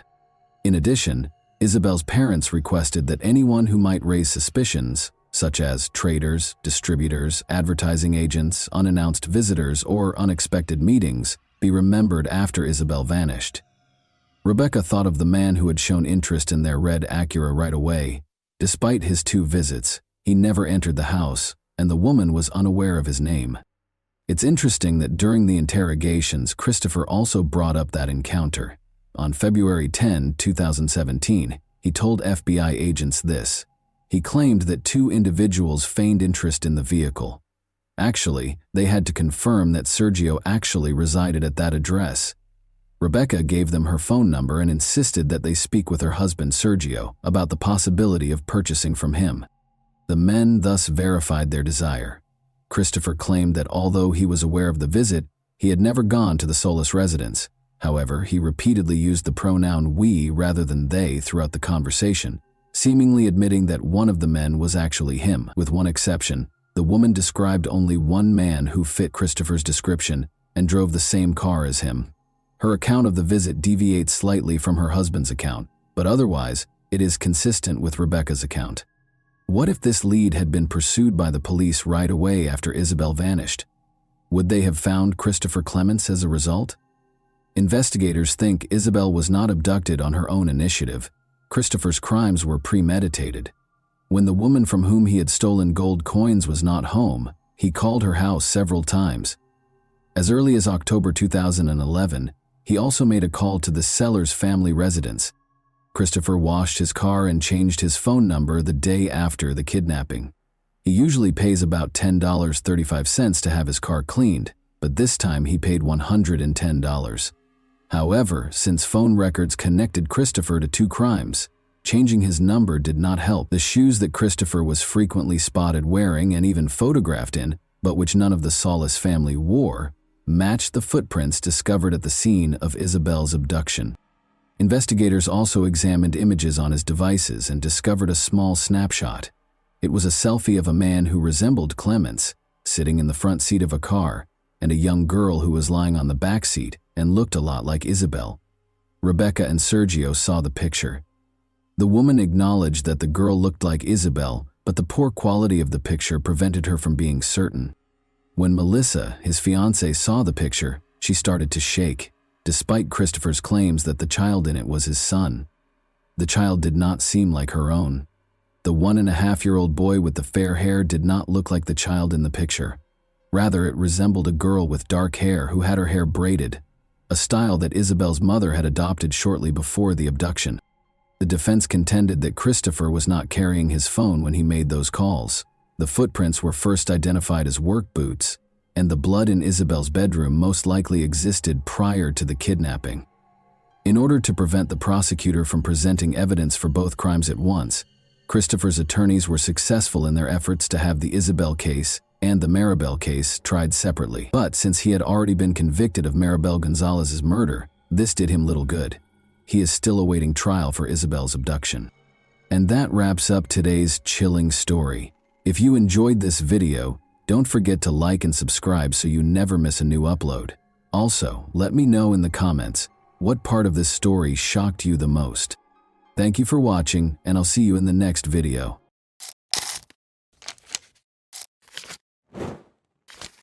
Hey guys, welcome to my channel, and today we're going to take a look at another horrible case with you. The phone rang early on April 27, 2006, in a comfortable home in a small Michigan town. The homeowner's previous life was instantly shattered by the sound she heard when she answered the phone, but the second phone call she would have to take 5 weeks later was nothing like that conversation. Whitney Sarek, an attractive and outgoing 18-year-old student, was crossing campus to attend a lecture on Wednesday, April 26, 2006. Whitney attended Taylor University in Upland, Indiana, as a freshman. Both Whitney and her older sister were now students at the same university where her parents had previously attended. Whitney actually wanted to attend a different university, but her parents assured her that they would pay 2/3 of her tuition if she attended a Christian university. They wouldn't even cover the cost of her education if she chose to go to a non-religious school. Whitney's decision was clear-cut, given the high expense of higher education. Whitney became anxious as she made her way across campus, negotiating crowds of other students, as she realized how quickly the school year was coming to an end. She was thrilled to spend the summer vacation with her parents in the small Michigan town of Gaylord, but she was also saddened by the thought of bidding farewell to her new friends, whom she wouldn't see again until the fall. During her first year of college, Whitney had made a lot of new friends. She soon found that the older students were just as amiable as the freshmen and had gone through many of the difficulties of college life, so she also had a few older friends. They were willing to help if she asked for advice. Because she thought she might learn something useful, Whitney seized the chance to engage with older students whenever she had it during her studies. Whitney saw a poster asking for student volunteers to help decorate the banquet hall for a celebration honoring the new university president just that morning as she was making her way to her lecture. As she got closer, Whitney found that the majority of the volunteers who had signed up were older than she was. When she heard this, she also wrote her name down. The student had a typical rest of the day. After studying and hanging out with friends, she went back to her dorm room in the evening and fell asleep quietly. Naturally, she had no idea that the events that would alter her life would occur just 24 hours later, when she laid her head on the pillow that night. Whitney got up early the following morning, showered, brushed her teeth, and took her time choosing her outfit. Whitney wasn't conceited, but she wanted to look respectable because she knew she would be interacting with university employees and senior citizens all day. As she got closer to the parking lot meeting place, she noticed some students standing close to a university van. Despite not knowing them, she greeted them with confidence, introduced herself, and since she was the first person they had been waiting for, they all boarded the van. With ease, the car began traveling north on Highway 69 in the direction of Fort Wayne. It was the banquet hall, where the event was scheduled to take place, and it was only an hour away. Whitney immediately started talking to Laura Van Ryn, a 22-year-old who was seated beside her. Another student questioned whether Whitney and Laura were related, despite the fact that they were strangers. In addition to having similar appearances, the two stunning blondes who were tall and slender learned that they had been raised in small Michigan towns. Whitney's hometown of Caledonia, 2 hours south of Gaylord, was where Laura had traveled to study. In addition, they were both younger daughters of devoutly religious parents and were involved in sports, playing football, basketball, volleyball, and running. The students went into the banquet hall as soon as the van came to a stop. It was their responsibility to get ready for the celebration. As they set the tableware, arranged the chairs, and arranged the tables over the course of the following few hours, Laura and Whitney remained together and spoke amicably. The volunteers ultimately determined that their work was finished at around 7 p.m. They took their seats on the van again, and the van drove back south. Laura and Whitney chatted for a few more minutes on the drive, but they soon felt the weariness from their work, just like the other children. They fell silent as they looked thoughtfully out the window at the passing landscape. When the van was within 2 miles of the campus, about 30 minutes later, a bright beam of light filled the van's interior. It quickly grew stronger, bouncing off the faces of those inside, and in a matter of seconds the whole interior of the van was blazing. After a horrified scream, there was total quiet. In a matter of minutes, distressed drivers on Highway 69 called the 911 hotline to report that something horrible had happened. Rescue personnel were shocked by what they saw, even though they had prepared for the worst when they got to the scene. Bodies, glass fragments, and wreckage littered the area. The headlights of a fully loaded truck driven by Robert Spencer were the source of the sudden light that filled the van's interior. While traveling north on the highway, the truck driver had dozed off behind the wheel. The truck didn't stop when it swerved off the road and onto the grassy median strip. After veering back onto the road, it struck the southbound van that was transporting the students. The truck literally tore off the van's back end when it hit it, sending it spinning uncontrollably. The pupils were thrown out and dispersed in all directions, since half of the vehicle was gone. Sadly, 5 of the 9 people in the van could not be saved, but when the rescue crews arrived, they discovered Robert still alive inside his truck. A few hours later, on April 27, Whitney's mother in Gaylord got a call early in the morning. Her husband wasn't at home because he was helping the church rebuild houses following Hurricane Katrina's devastating effects. The coroner, who was on the other end of the line, told the woman that her daughter had died in a terrible accident. The Van Ryn family also had to take a late phone call at the same time, 3 hours south of Gaylord in Caledonia, but they were informed that Laura had survived the same accident and was in critical condition. Early in the morning, the girl's boyfriend, Aaron, and her parents arrived at the hospital. In the hallway, Laura's classmates were already anticipating their arrival. The girl was in a coma, swollen, bandaged, and wearing a neck brace as she lay in a hospital bed. Laura's leg, elbow, collarbone, and ribs were all broken, the family was told, but the brain trauma was the most serious injury. The patient had been stabilized, but it was unclear if she would ever awaken from her coma. Even if she did, she would probably not be able to live independently because of the severe damage to her brain. Laura's family made the decision to move her to a Grand Rapids rehabilitation facility that specializes in brain injuries because they knew that her recovery would be a long one at best. Additionally, Whitney's sister and mother showed up at the hospital. Even though they were only a few feet from her body, the coroner reassured them that they didn't need to identify her and even discouraged them from going inside the mortuary. They were also given Whitney's handbag, which was filthy, stuffed with broken items, and smelled horribly of gasoline. When the handbag was discovered close to Whitney's body, the women knew that her body would be in an even more appalling state. They didn't want to remember her that way, so they couldn't bring themselves to look at the body. They merely returned their daughter's body to Gaylord, their hometown. Whitney's 19th birthday fell on her farewell, so her family chose to play a collection of videos from her past birthdays. More than 1,400 people, or roughly half of the town's total population, came to bid her farewell. She was laid to rest in a closed casket the following day. Meanwhile, Laura's family members, who alternated between sitting in the girls' hospital room, received a startling update. Brain scans suggested Laura would emerge from her coma, but it was not clear when. For the next few weeks, Laura stayed in a coma, but her injuries healed over time, and there were all indications that she would get better. After 30 days following the incident, Laura finally regained consciousness on Tuesday, May 16. At first glance, her brain appeared to be operating normally. It was a miracle, and her family was incredulous. The girl was getting better pretty quickly, and she soon had the ability to sit up and move her hands and legs. Laura's loved ones discovered a lot of new information about her at the same time. Laura's 3-year boyfriend, Aaron, whom she intended to wed after graduating from college, was astounded to see that her eyes had changed from being greenish to a much deeper shade of blue.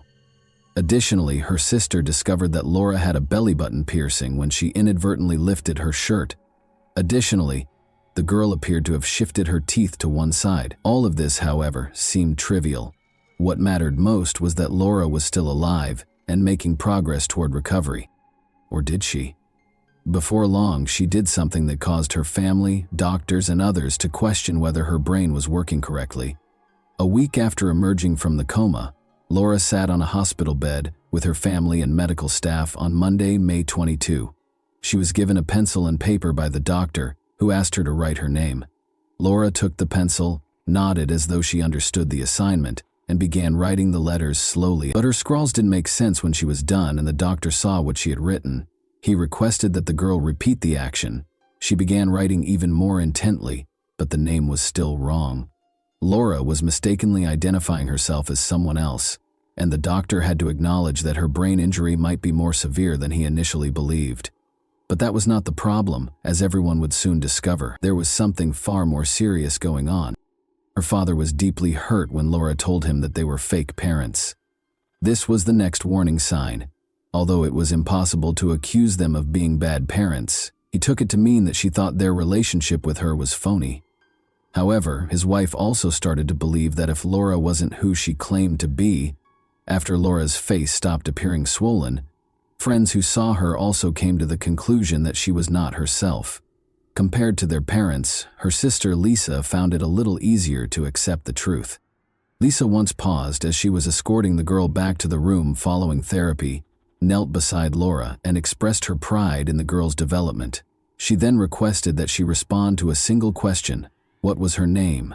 The girl said, Whitney. However, they clarified to her that people who have experienced brain trauma occasionally mispronounce their own names. Because of this, when Lisa inquired about the names of her parents, she replied, Sarah Newland and Laura and Whitney had only known each other for a short while, so Laura was unable to provide an accurate response. Despite her understanding, Lisa didn't want to frighten the poor girl who was seated in front of her. She summoned the courage to compliment her, carried her back to the room with composure, and told their mother and father everything. A horrible reality hit the entire family when their father discovered that his daughter had been identified only by appearance. The parents of the girl they had been caring for all this time deserved to know that Laura had been dead for 5 weeks. Rescue services began working at the scene on that terrible day of April 26, following the accident, attempting to ascertain who else they could assist and who was beyond saving. On the side of the road, they discovered a girl who was critically hurt and barely surviving. Medical personnel hurried to her, loaded her into an ambulance, put her on a stretcher with a nearby handbag, and drove her to the hospital. While treating the injured girl, the doctors looked at the identification in the handbag and recognized her as Laura Van Ryn. As the bandages were gradually taken off, it was clear that Laura's appearance had changed dramatically as a result of the accident. But her appearance didn't matter to her family. Her survival was a great relief to them. However, when they gave Laura paper and a pencil on Monday, May 22, and asked her to write her name, she wrote Whitney instead of Laura. It turned out that there had been a terrible error, but no one had been aware of it until that point. The medics thought Whitney's handbag was hers when they discovered her by the side of the road. They came to the conclusion that it was the same person after comparing the girl's photo with the one on the identification. Surprisingly, Whitney's purse had landed beside Laura at the same moment. The case of mistaken identity was formally confirmed 1 week after Whitney wrote her name on the paper. And once more, in the middle of the night, the Sarok family's house rang with an unsettling phone call. In order to spare Whitney's mother from hearing the news alone, the coroner asked her to bring a companion. She invited Carly, her eldest daughter, to accompany her. After that, The coroner started talking about the possibility that Whitney was still alive. They were terrified of what they would see on the way to the hospital. If Laura's parents were unable to identify that it wasn't her, how should the patient appear? However, their worries were unjustified. They knew it was Whitney as soon as they walked into the hospital room. For Laura's loved ones, the miracle for the Sarek family became a nightmare. They were afraid that Whitney's parents would be upset with them for preventing them from seeing their daughter for so long, in addition to learning that their daughter had been dead for 5 weeks. Nonetheless, the Sarek spouses realized that they shared some of the blame. Laura's family believed what they were told, and they didn't recognize Whitney's body. All the clues were compared to pieces of a puzzle, but how could they be certain that a puzzle needed to be put together? Since one family had already gone through what the other had not, they were able to empathize with one another. Laura's body was exhumed and shipped to Caledonia a few days later. Despite their brief acquaintance, Laura and Whitney's shared tragedy united the two families for all time. They respected each other's sentiments, emotions, and personal space by not talking about what had happened for 2 years. However, they later made the decision to write a book in which they detailed every incident and offered their own interpretation of it. It was discovered that the driver responsible for the incident, Robert Spencer, had been operating a vehicle for 9 hours beyond the permitted limit. He was given a 4-year prison sentence after acknowledging his guilt. He was incarcerated for 2 years in total. He recovered from the accident at the same hospital where Whitney was thought to be Laura. By asking Laura's parents what they would say and how they felt about the person responsible for the accident, reporters attempted to incite them against Robert. But Laura's family overcame it. Neither of the two families brought legal action against him, and they were kind and understanding. To make sure that such an error would not occur again, the state of Indiana modified the process for identifying incident victims. Whitney acknowledges that she only remembers the banquet preparations and the pizza they had as a post-work snack, not the actual incident. The time she spent with Laura's family is completely forgotten. She recalled waking up with her mother close by. She gradually recovered physically and finished her studies. She married in the same church where her funeral was held 4 years later. Her boyfriend, Matt Wheeler, was her pick, and he helped her get better. They are parents to 2 kids. And that wraps up today's chilling story. If you enjoyed this video, don't forget to like and subscribe so you never miss a new upload. Also, let me know in the comments what part of this story shocked you the most. Thank you for watching, and I'll see you in the next video.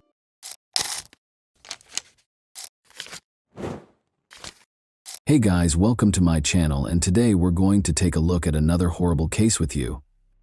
A terrible crime is depicted in the tragic events of November 28, 2014 in Fort Worth, Texas. An apartment complex resident named Ashlea Ann Harris, 31, was the target of a vicious and premeditated attack.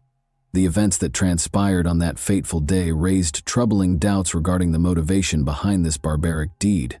The incident started when a worried apartment complex resident called 911 on December 12th.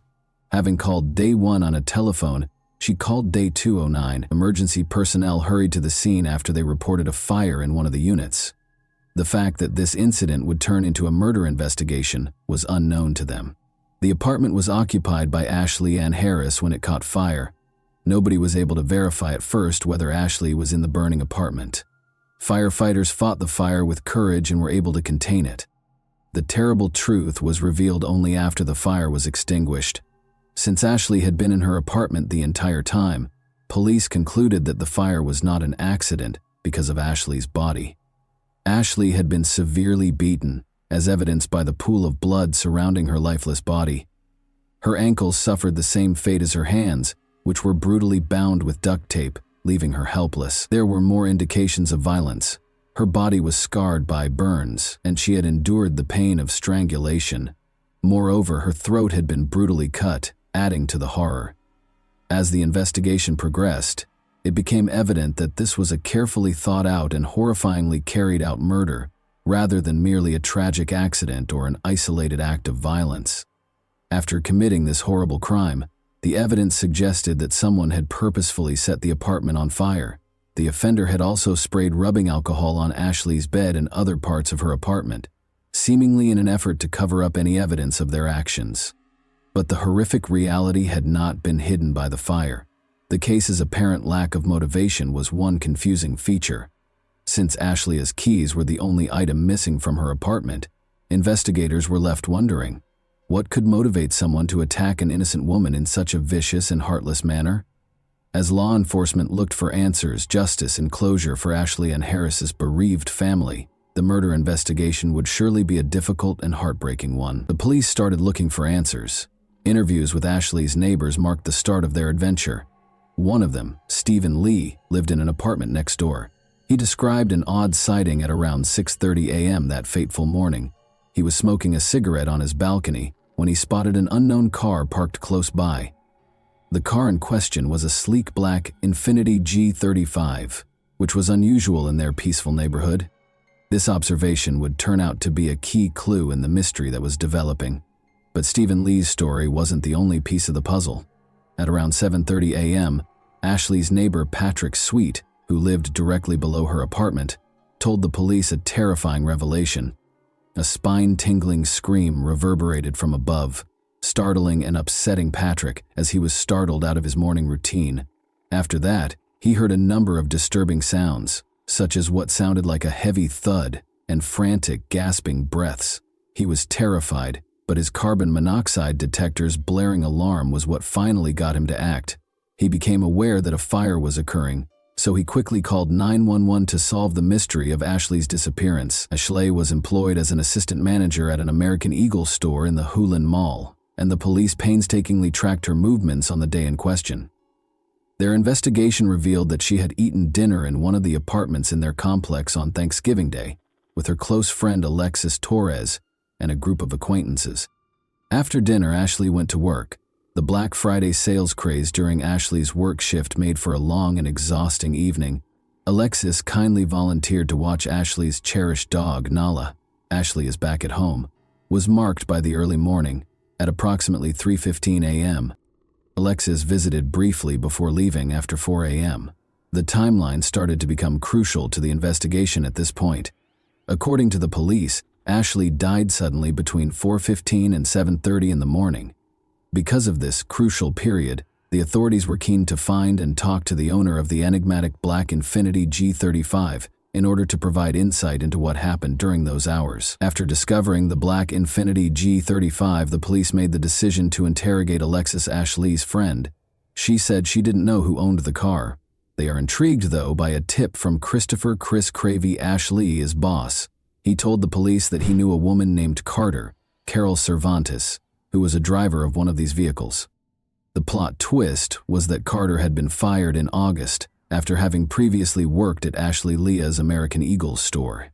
The police began monitoring Carter's home after obtaining this lead. The following Saturday morning at 8 a.m., their patience paid off when they saw Carter leave her apartment and get into her Infiniti G35 with a man. After that, the man drove her to Hulen Mall, where he parked after dropping her off at the entrance. When the police came to question him, they found that he was actually Clarence, Carter's boyfriend. David Mallory, who used to work at the same American Eagle store, became suspicious when Clarence was unable to provide his driver's license when asked, which resulted in his arrest. Officers observed some odd details about him while he was at the police station. The plastic price tag fastener was still on his brand new ski mask, which showed no signs of wear. In addition, his lower lip, which was visibly swollen even after Clarence was arrested, looked like a recent injury. Despite being seen entering the mall, Carter was never seen again. Instead, she was apprehended at her apartment complex, where she appeared to be doing laundry and taken in for interrogation. Her initial claim that she had not left the apartment complex that day was refuted by surveillance footage, which showed her leaving the mall and making her way home. According to the police, she may have decided to walk the 2 miles home after spotting them conversing with Clarence in the mall parking lot. Notably, they noticed minor scratches on her arms as the puzzle pieces came together. The police had to determine whether Carter and Clarence were involved in Ashley's terrible death, and if so, what the motivation was for the gruesome events that had taken place. A troubling picture of the circumstances leading up to Ashley's untimely death was painted by additional evidence that surfaced. An important turning point in the investigation was when Ashley's missing keys were found, since it turned out that they also provided access to the American Eagle store where she worked. Given that Ashley's keys could open the store safe, The police concluded that Carter and Clarence had planned Ashley's murder. Stealing what they thought was tens of thousands of dollars, presumably amassed from Black Friday sales, seemed to be the crux of their evil scheme. Armed with Ashley's keys, they carried out their plan on a fateful Saturday morning, but when they got to the store, they ran into an unforeseen problem. Their attempt at robbery was foiled by the fact that the locks had already been changed. Additional incriminating evidence was discovered during the search of Carter and Clarence's apartment.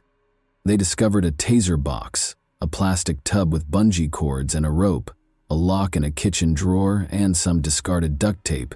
They also found a broken deadbolt lock, 2 more locks that looked like they were used for practice and were marked as lock-picking practice locks, and the black Infiniti G35, a key vehicle in the investigation, which also had sinister secrets inside. They found a plastic bag inside a black garbage bag, a sharpening stone that was probably used for a knife, a 9mm cartridge, a cell phone, a walkie-talkie, and a sheathed buck knife.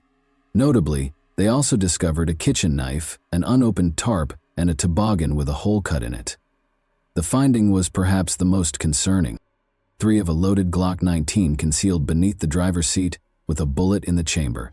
The disturbing picture of Carter and Clarence's role in Ashley's murder was painted by these strong pieces of evidence. The state decided not to pursue the death penalty after both defendants were charged with capital murder. Instead, it sought life in prison without the possibility of release for both of them. Carter and Clarence upheld their not guilty pleas in spite of the overwhelming evidence against them, paving the way for a torturous court battle that would ultimately decide their fate. Although the prosecution gave both defendants a largely consistent story, the court cases of Carter, Carol Cervantes, and Clarence, David Mallory, developed independently. But after Carter's case was heard, attention turned to proving that she was the alleged mastermind of the crime. The prosecution believed that Carter and Clarence had several reasons for wanting to hurt Ashlia. First, they thought the two wanted Ashlia's keys, which would allow them to enter the store safe and the large amount of money they assumed was kept there, especially after the Black Friday sales. The prosecution also claimed that Carter and Clarence wanted to exact revenge on Ashley. An additional layer of personal animosity was introduced into the situation when they blamed her for their dismissal. The court proceedings explored the individuals' personal histories. In June 2014, Ashley took over as store manager while her boss, Chris, was on medical leave. An important part of the operation had been played by Carter, the store's assistant manager. Notably, on August 24, 2014, she had also employed Clarence, her boyfriend, to work with her at the same place. A sizable amount of $18,000 inexplicably vanished from the American Eagle store's safe. When Ashlia, who was in charge of locking the store that evening, noticed that the back door had been left open, suspicion was cast on Carter. Clarence was identified in surveillance footage as the person who had broken into the safe and stolen the cash. This finding signaled the start of a series of events that would ultimately result in a tragic conclusion. Chris, Ashlia's boss, didn't find out that Carter had employed Clarence until after the theft. It was shocking to learn that Clarence had a history with the American Eagle brand, having worked at an Amarillo store.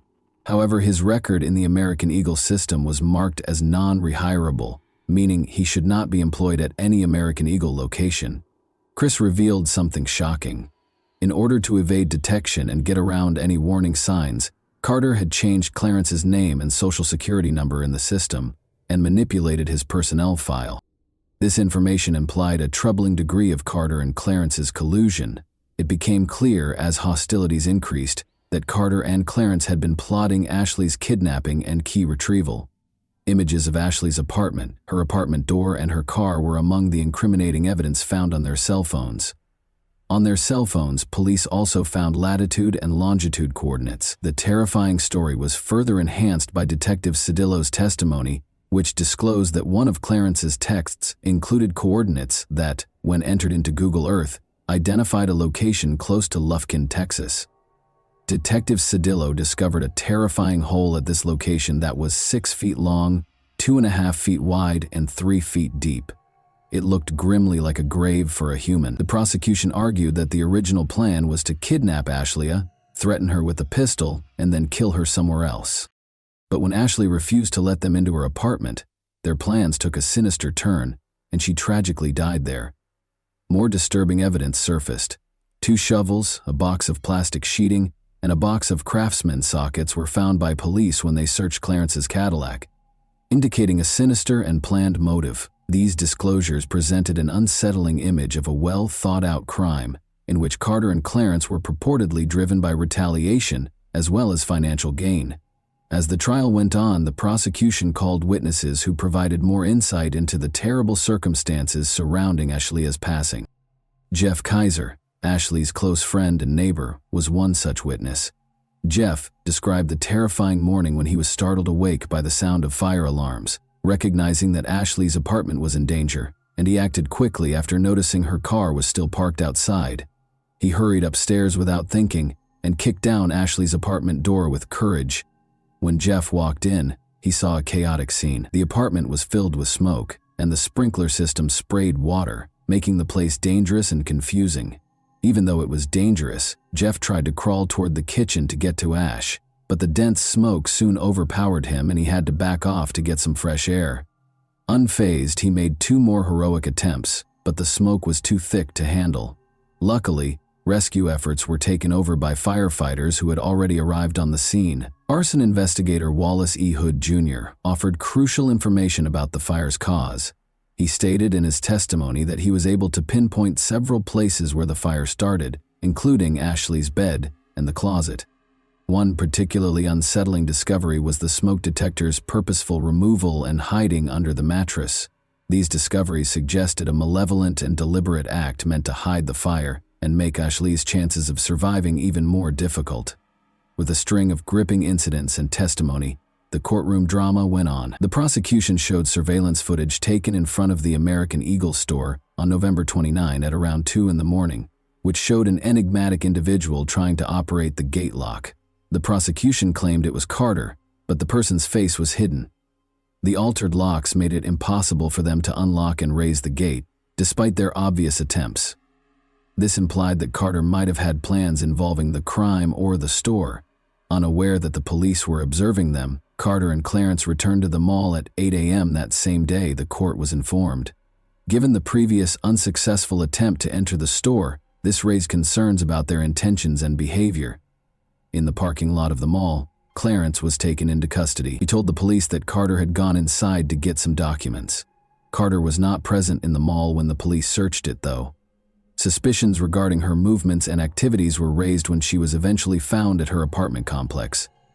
Important details regarding Ashley's injuries were supplied by Dr. Richard Fries, a deputy medical examiner at the Tarrant County Medical Examiner's Office. The extent of her physical trauma was graphically depicted by the autopsy. Among Ashley's many wounds were cuts to her cheek, scalp, and left side of her face. Her chin was scraped, her lip had laceration and scrape marks, and her right side was marred by a patterned bruise, with additional bruises discovered around her left eye and between her eyes. The most unsettling finding was probably a star-shaped cut behind her left ear with a bruise surrounding it, which the medical examiner determined was the result of a pistol blow. The testimony described Ashley's experience in a distressing way, implying that she had been beaten viciously and savagely. Ashley sustained multiple wounds, including a knife wound to her neck, bruising and abrasions to her right arm, chest, and neck. Ashley suffered multiple blows to her face, according to testimony from Dr. Fries, a witness in the case. Additionally, he mentioned that Ashley's eyes had patachi, which suggested that she might have been strangled or suffocated. Dr. Fries clarified that a fractured cricoid, a neck cartilage, is more frequently linked to severe force or auto accidents and is rarely observed in asphyxia or strangulation cases. Ashley's death was ruled a homicide after he determined that she died from asphyxia and blunt force trauma to her head and neck. Carter's trial was surrounded by a compelling and heartbreaking courtroom drama. The foundation of her defense was the claim that she was not responsible for Ashley's untimely death. She bravely removed the layers of fear and manipulation that had surrounded her life by taking the stand to testify in her own defense. Carter's testimony portrayed Clarence as a domineering and dangerous man, painting an unsettling picture of their relationship. She disclosed that he had a terrifying amount of control over her day-to-day activities, including deciding when she was allowed to eat and drink. As she admitted to trying to rob the American Eagle store, the entire courtroom listened intently. but she maintained that Clarence's threatening words were what forced her to commit this crime. She told of the terrifying time he pulled out a gun and gave her the order to steal. To make matters worse for her, he claimed that if she refused to accept the money, a dangerous threat would be waiting outside her parents' house, threatening their lives. Carter's story took a darker turn when she described a horrific experience in which she was raped by two unidentified men. She claimed that Clarence himself had allowed these attackers to enter her apartment, and she had to endure the unspeakable cruelty of their acts. Carter adamantly insisted that Ashley was innocent on the fateful night of her murder. She testified that she was asleep in her bed and did not know where Clarence was at the time. She strongly denied any role in Ashley's death and firmly stated that she was not involved in the tragic incident. In a remarkably quick decision that took only 2 hours, the jury remained skeptical despite Carter's compelling testimony and returned a guilty verdict. Carter was given a life sentence without the chance of release as a result. That was not the end of the case. Clarence also appeared in court, arguing that he was innocent of Ashley's murder, but the same lack of response was given to his claims. He was sentenced to life in prison without the possibility of parole, just like Carter, after the jury, clearly unimpressed by his claims, found him guilty as charged. And that wraps up today's chilling story. If you enjoyed this video, don't forget to like and subscribe so you never miss a new upload. Also, let me know in the comments what part of this story shocked you the most. Thank you for watching, and I'll see you in the next video.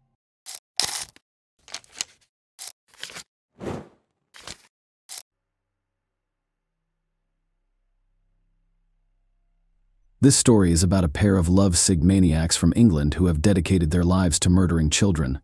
Working together, the lovers would lure them into a deserted location and subject them to hellish torments. Even after their arrest, the criminals found ways to torture the teenagers, while prominent British politicians lobbied for their release. Ian Brady and Myra Henley were born on January 2, 1938, in Glasgow, Scotland. His mother, Margaret Stewart, worked as a waitress, and his father's identity is unknown, according to her. He was a local journalist who died 3 months before her son's birth. Margaret gave 3-month-old Ian to the Sloane family, who had 4 children of their own. Ian took their last name but continued to see his mother regularly. At the age of 9, he and his family moved to the town of Pollock, where he enrolled in the local school. From an early age, Ian's acquaintances noticed his cruelty to animals and later described him as the Terrible. He dropped out of school and started working at a shipyard, but after less than a year, he changed jobs and became a messenger butcher. He was put on trial again at the age of 16. His girlfriend, Grant, went to a dance with another boy, and Ian threatened her with a knife. The judge sentenced him to probation with the condition that he live with his birth mother and her new husband, so he relocated to Manchester. Patrick Brady, as you might expect, adopted his stepfather's surname and hired him as a fruit porter at the market, but the hard work did not appeal to Ian a year later. The young man was caught stealing a bag of lead seals with the intention of selling them on the black market for extra money. Due to his age, he was sentenced to 2 years in a juvenile facility.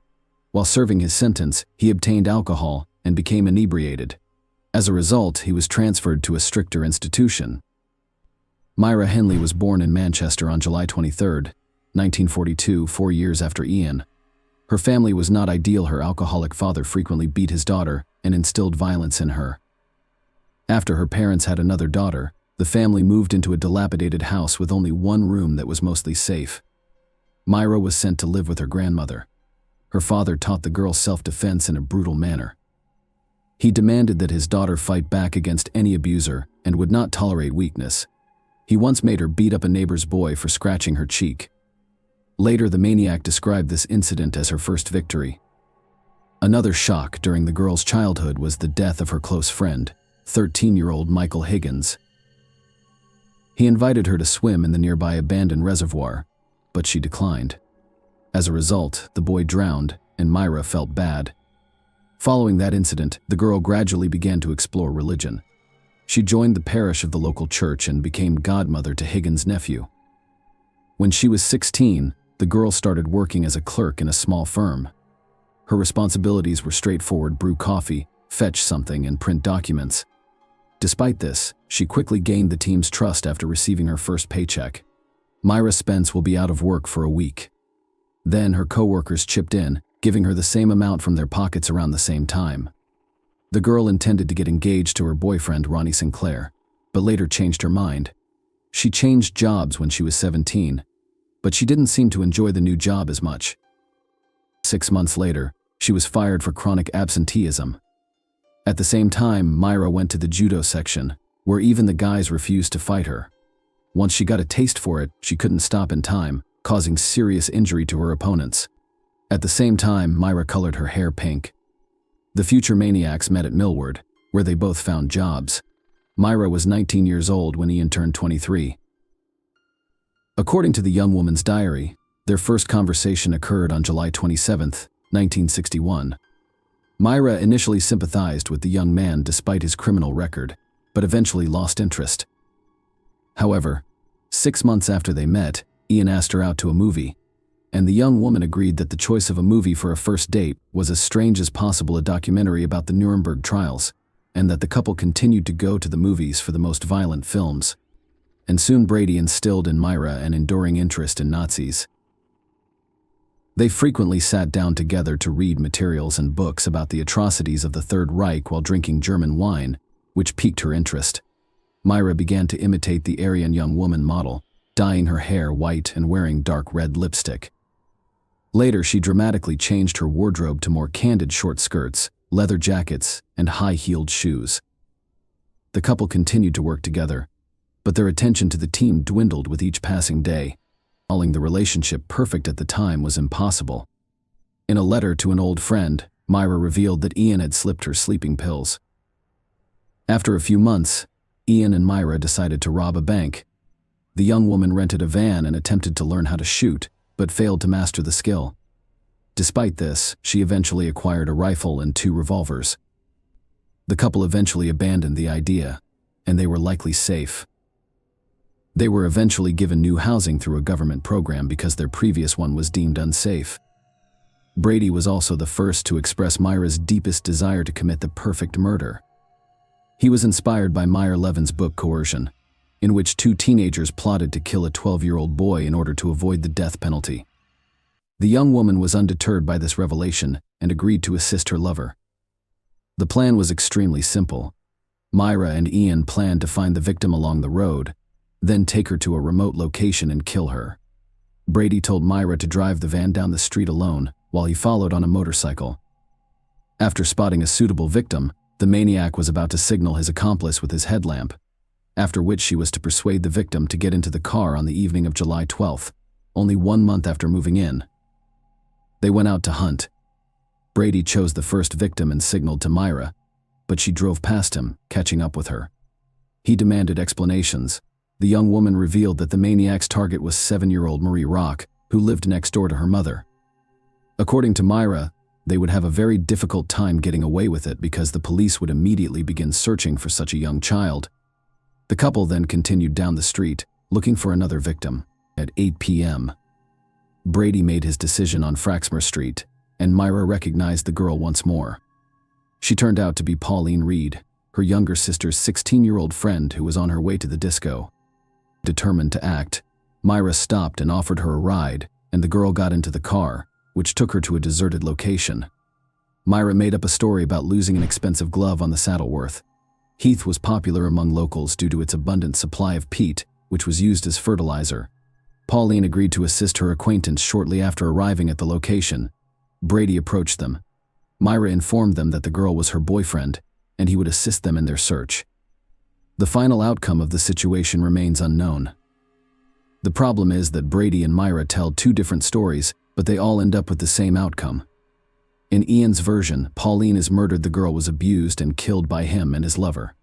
Myra, on the other hand, she claimed that she was left in the car while Pauline and Brady allegedly went to look for the glove. After a while, the maniac returned alone and reported the girl's death. He led Myra to her body, and she noticed that the girl's clothes were severely wrinkled. Myra's version does not make sense to me. What excuse would a 16-year-old girl have for going on a search with a stranger while Myra was sitting in the car? Most likely, with this story, the maniac was attempting to absolve herself of direct involvement in the murder after burying the body. Myra and Brady packed the motorcycle into the van and drove home. On the way, they saw Pauline's mother and brother looking for the girl. After nearly 6 months apart, the couple decided to act again, but this time with a 12-year-old boy. When the boy saw the victim in a store, they struck up a conversation and offered the child a ride home as an added incentive. Brady offered the boy a drink once inside the car. He specified that the alcohol be picked up at their house, but first a pair of maniacs asked the child to assist in the discovery of a fictional glove in Saddleworth, much to his dismay. The boy agreed. The situation then proceeded in the same manner as before. Henley claimed Brady had taken the child from the car, abused and killed him. The maniac reiterated that she was not present during the entire ordeal. 7 months later, on June 16, 1964, the couple abducted 12-year-old Keith Bennett while he was on his way to his grandmother's home. He met the same fate, violence, and murder. The police, who were unaware of serial killers at the time, initially arrested the boy's stepfather but discovered no evidence against him. The next murder occurred 6 months later, on December 26, 1964. It is unclear whether they were able to maintain this cycle unintentionally, or if the pause was necessary to lull the police into a state of alertness. You'd think that if children began disappearing one after another in a small town, law enforcement would devote all of their efforts to apprehending the maniac, but on December 26th of that year, with only a few days until the New Year and Christmas, Ian and Myra decided to give their town another unpleasant gift. This time, the situation has changed dramatically. They searched for their new victim on the playground. Leslie Ann Downey, 10, was scattering shopping bags near the car. The maniacs asked the girl to assist with the collection after asking her to help them transport the bags home. The girl consented and was assaulted. As soon as she crossed the threshold, the couple began abusing the unfortunate child in her home for an extended period of time. After playing with her, the sadist killed her and returned the corpse to Saddleworth. Myra insisted that she was not present during the murder. The attentive viewer recalls that the couple lived with Myra's grandmother. Where was she at the time of all these atrocities? On the morning of the murder, the caring granddaughter sent her to a relative's house and forbade her from returning home. Despite this, the old woman attempted to return in the evening, but Myra refused to let her in. The next day, after cleaning up the girl's corpse in the house, she returned with the grandmother. The couple committed the next murder. 10 months later, breaking a strange cycle, but that wasn't the only thing that made this case unique at the time. Maureen, Myra's younger sister, David Smith, 17, was already married. The couple frequently spent time together, and the young man quickly won Brady's heart. First and foremost, he was eager to hear everything the maniac had to say, including speculations about Nazi philosophical speeches, dreams of robbing a bank, and so forth. Second, he had already been to the police station several times, just like Ian had, despite the fact that their crimes were very similar.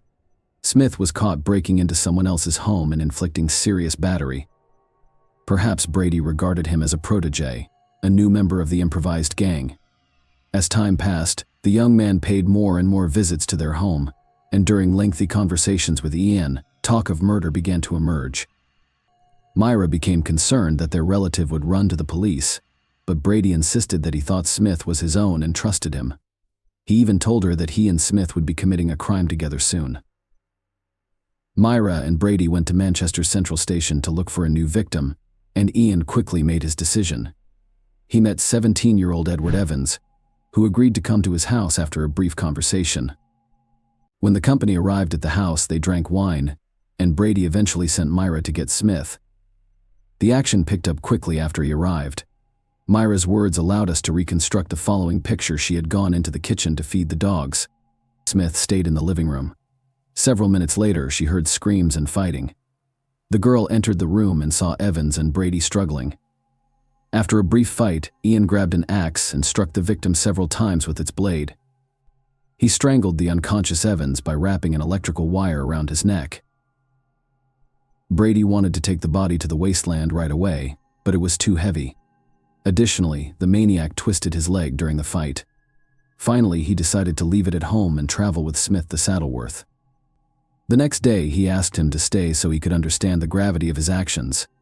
Smith initially agreed to help Brady dispose of the body. Perhaps he was too scared to refuse. The young man may not have shared the homicidal couple's sadistic tendencies, given his history of minor law breaking.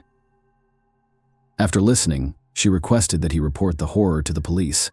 Smith listened to her and called the cops from a nearby phone booth at 6 a.m. His story differed slightly from what Myra would later say. The police archives include an exact transcript of that call. Brady led me into the kitchen and offered me 3 small buns with a drink. I nodded and asked for the rest. Ian went into the living room while I waited in the kitchen. After a few minutes, I heard a wild scream like a woman screaming in a high-pitched voice. After hearing Myra's screams, I ran into the living room and saw a young man lying face up on the couch with his feet on the floor. Ian was standing over him, holding an axe over his head and hitting him on the left side of his head. The officer knocked down the maniac's door, and Myra opened it. He took out his identification card and quickly made his way into the house, where he caught Brady, who was writing an explanatory letter to work and asking for time off due to an injury. The officer told a made-up story about investigating gun cases and asked to see the house. Myra agreed, and he inspected all but one room. The young man described how Ian bragged about killing 3 or 4 children and even gave the approximate location. Brady allegedly met Evans in a bar, and a fight ensued, and somehow the boy came to his house. Smith had also testified against Brady at the time, and the police believed his testimony much more. There, the police found many interesting finds. Notebooks, lists of names, photographs of Brady and Myra Simpson, and explicit pictures of them. The notebooks contain lists of coded words, which the police were quickly able to decipher. It turned out that Brady kept records of burial sites, weapons, and methods of killing. As it was impossible to assert the exact location of all the victims on the basis of this information, it was rather superficial. Another book contained a list of names including all the victims of the couple, but here's the strange thing: in addition to the victims we know, the list contained the names of other children. With all this information, the investigators questioned Brady again, and his story was once again very weak.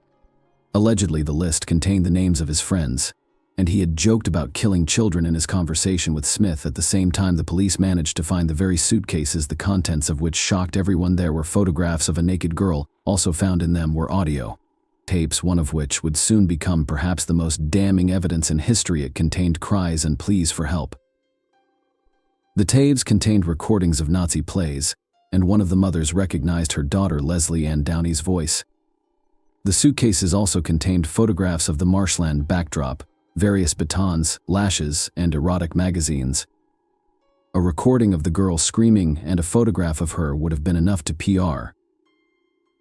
On October 10th, police discovered a child whose hands were sticking out of the ground due to the body's composition.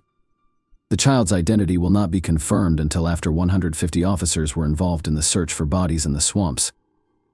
Initially, they focused on the area near Route 628, but later, based on witness statements, they moved to Route 635, where they made their first discovery. On April 19, 1966, Myra and Brady were charged with the murder of Edward Evans Lessell in one of the most high-profile trials in British history. He did not deny taking them, but claimed that the girl was brought to their home by 2 men and then taken away to an unknown destination. The police temporarily halted their search of the swamps due to the onset of winter. During the trial, David Smith, the main witness, signed a contract with a local newspaper to give an exclusive interview if Myra and Brady were convicted.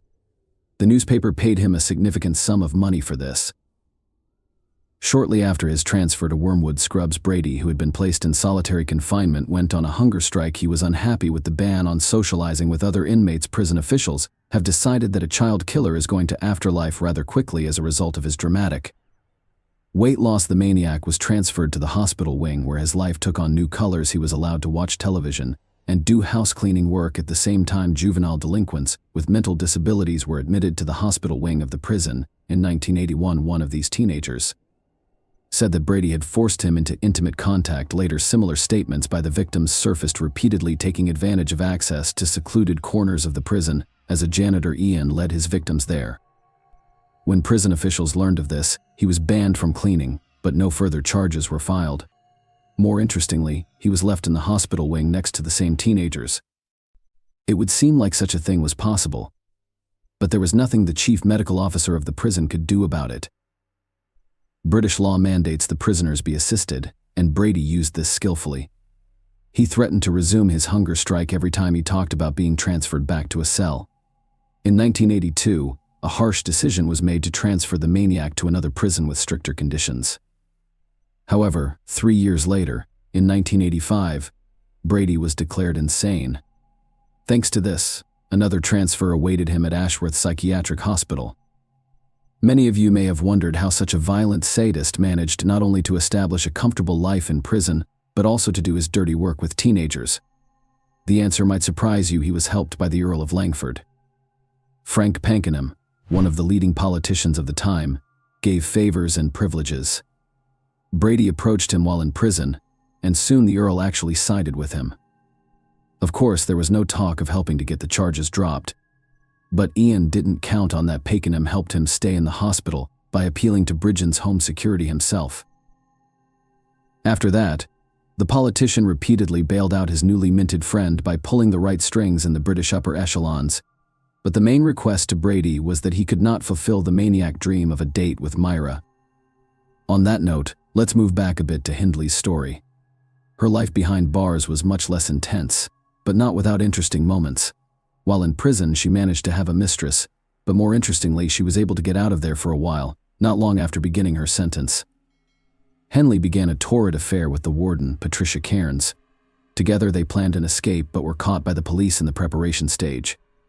As a result, Cairns went from a prison employee to a prisoner for 6 years in November 1986. Keith Bennett's mother wrote her a letter begging her to tell her about her son's fate. It was filled with pain and despair, and the last lines were clear. "I am a simple woman working in the kitchens of Chrissy's hospital. It took me 5 weeks to write this letter, because it is very important to me that it be accepted by you, as it is a plea for help."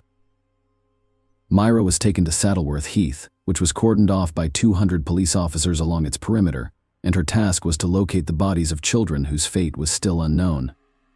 The detective couldn't tell if Henley was moved by this or if there were other motives, but she agreed to participate in the investigation under tight security. Since then, Myra has been out on the heath several more times, and in 1987, the caps were successful, and that's what you call the discovery of Leslie Ann Downey's body. And later, Pauline reads, once Brady learned of his former lover's cooperation with the investigation, he also decided to partially confess to what he had done. True, the maniac asked to be given the means and opportunity to leave his life, which no one could legally do, having been refused. Ian still talked and also expressed his desire to help the police in their search for the remaining bodies. On July 3rd of that year, he was taken to Saddleworth, where he was never able to pinpoint Keith Bennett's burial site. Later, frustrated detectives refused to make another trip to the heath with the maniac, and he turned to reporters. In a letter, he indirectly admitted that he killed 5 other children, but police could not confirm this information. 6 months later, Brady still secured a second visit to Saddleworth, but again proved useless. Keith's body has yet to be discovered. In 2003, the police resumed their search using the most advanced technology, but it yielded no results. They only had 40-year-old photos, making finding the right place next to impossible. Myra made a long attempt to obtain an early release. She wrote appeals that secured Lord Longford's support, and by the early Nazis, almost everyone was convinced that her release was inevitable, unfortunately for her life. Otherwise, Hennel. Yes. The cause was complications from a heart condition. The rest of Brady's life was less rosy, while Myra's release was seriously considered. Ian's release from the asylum was being given the go-ahead by senior British officials. With each year in the asylum, he gradually went mad until he lost what little, if any, sanity he had left. In spite of this, he managed to live long enough until he was 79 years old. In 2017, the maniac died of cancer, and the urn with his ashes was buried at the bottom of the sea. Brady's death made a few people sad. His namesake Police Federation branch chairman Ian Hansen noted that such monsters deserve no sympathy. That was the end of the story of the child-murdering lovers, but in Britain, their names will long be remembered. Ian and Myra are a prime example of inhumanity, boundless impotence, and cynicism, as well as a total lack of morality. Just by remembering the history of the past, we are able to prevent the events of the future, so our work is not in vain. Please share your thoughts on this story in the comments section, and thank you for watching.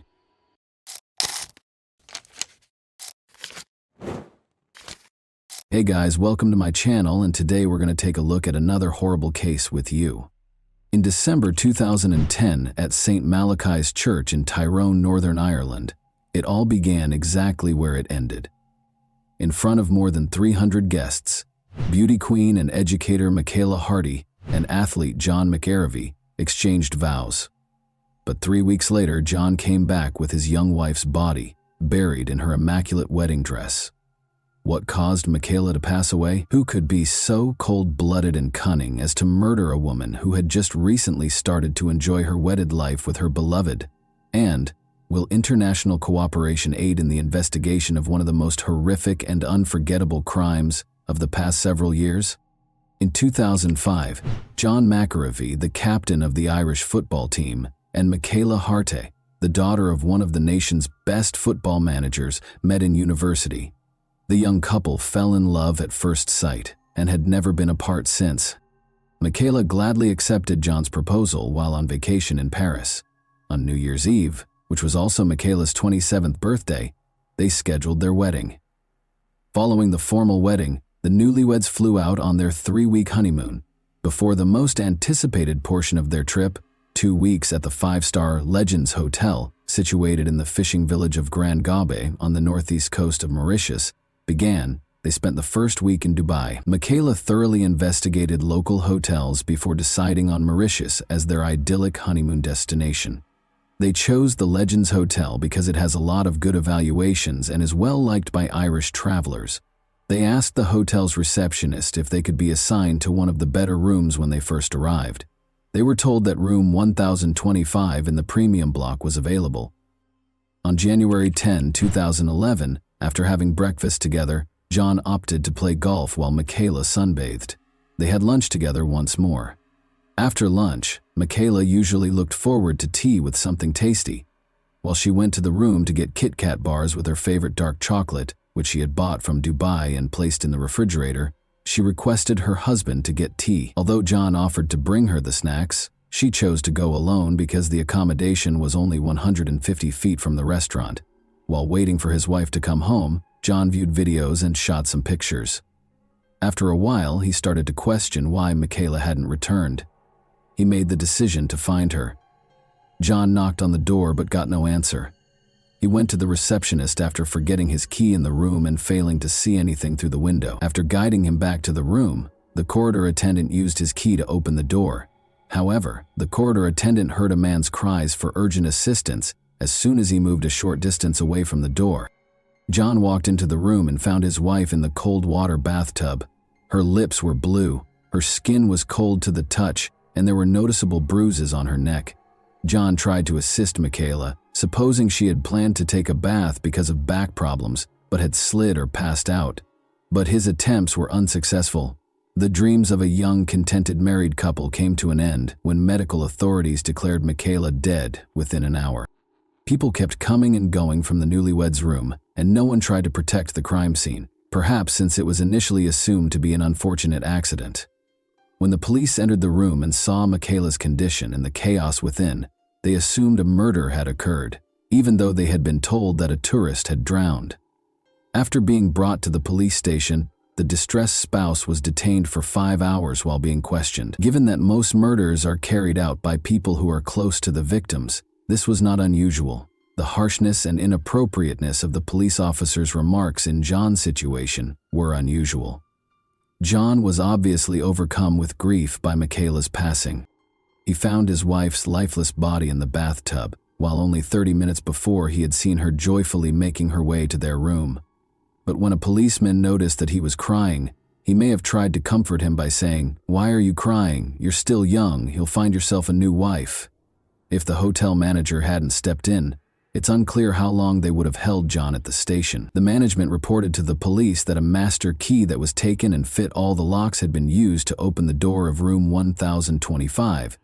It became clear that a member of the hotel staff was responsible for the murder. Most likely, it was an accidental killing. At 2:42 p.m., a staff member, possibly a security guard with the master key, entered the room. Michaela opened her own door 2 minutes later. The maid's sudden appearance forced the thief, who might have been hiding in a tiny alcove in the toilet, to make a snap decision. Since cleaning rooms is a standard procedure in hotels, he could have just grinned at Michaela and pretended to do his job if it was part of his responsibilities. Nothing would have happened. He was aware that his presence in the room would be difficult to explain, though, if he was a security guard. He then saw no choice but to hide in the bathroom and wait for the woman to just go. However, that did not occur. Michaela chose to seize the chance and went into the restroom as investigators conjectured. She found the robber inside.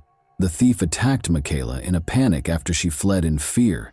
He put Michaela in the bathtub after realizing that he had killed her, possibly in an attempt to make it seem like an accident involving the maid. Despite the shock, he may have also imagined that water would wash away any DNA evidence left on his victim. The murderer was still present when John got up from the table at 3:05 p.m. to see why his wife was taking so long. John could have apprehended the murderer at the spot if he had his keycard with him, but by the time he approached the administrator, requested that the door be unlocked, and stepped into the room, it was 3:26 p.m., and the thief, who had inadvertently become a murderer, had disappeared. The cops were under tremendous pressure to release John. It is critical to settle the case as soon as possible when a visitor is slain in a nation that depends significantly on tourism. The local police head claimed that the island had a 100% homicide clearance rate, which gave the impression that the case would be resolved quickly. Given that Michaela was one of 30 persons slain on the island in 2011, and that all cases but Michaela's were resolved by dubious confessions, one might assume he was merely praising the work of his colleagues, but any professional would be cautious. The police once again used admissions to solve every case the following year. The investigators had a perfect crime scene, which may have made up for the police's over-reliance on instinct and intuition, if that's what it is. Surveillance cameras were installed all throughout the hotel, the room was cleaned daily, the security system recorded every entry, and the hotel itself was essentially an invincible fortress with watchful security personnel everywhere. That was not at all the case, as we shall see in a moment. 2 hotel staff members were detained by the police within 2 days after the murder, and 2 of them, Avinash Tribhovan and Sandeep Munia, were charged with the crime. The other staff members obligingly became important prosecution witnesses. Dasan Narayanan, a hotel security guard, was also taken into custody a week later. On the day of the murder, Dasan was on duty. His fingerprints were discovered on a phony key that the robbers used to replace the stolen universal key in the security room, although it was impossible to determine his precise position at the time of the crime. There was nothing Dasan could do to explain how his DNA got onto the room's safe door. He gave a preemptive explanation for why his DNA might be present if it were discovered, acknowledging that he had touched Michele's cheek in his haste to assist John. Nevertheless, the police chose to concentrate their efforts on Avinash and Sandeep and merely charged Dasan with being an accomplice to the thefts, despite his contradictory testimony. In 2012, the trial started on May 22. The police's pattern of obtaining confessions served as the foundation for the prosecution's case. According to the prosecution, Michaela discovered Avinash and Sandeep stealing cash from the safe or her purse when she returned to the hotel that day. In order to save their jobs, the robbers chose to silence Michaela because hotel workers frequently provide the majority of their family's income, not just their close relatives. Their colleague Raj Thikoi also provided testimony during the trial. After being arrested at first, he was granted immunity and turned out to be the most important prosecution witness. Raj claimed that although he was close to the room and heard a woman's anguished cries, he chose not to knock on the door. Rather, he hid and watched as Sandeep and an upset, sweaty Avinash left the newlyweds' room. When he later inquired about what had transpired, they responded, "Nothing happened, just keep quiet. If you say anything, we'll involve you in this matter." Prosecutors mostly relied on the confession that one of the suspects, Avinash Tribhovan, gave, in accordance with standard police procedures, in addition to witness statements. Because of their negligent investigation, it appeared as though the police were being judged alongside Sandeep and Avinash, even though they were the ones who were implicated. The defense lawyers called attention to all of the investigators' obvious flaws, errors, and gaps. First of all, the hotel was not closed when Michaela's death was found. and neither a visitor nor a staff member was questioned. The evidence was compromised since some tests were not carried out and others weren't done until the hotel room was given back to them. Although palm and fingerprints were discovered in the room, their owners were not recognized. However, there was no DNA evidence that Sandeep and Avinash were guilty.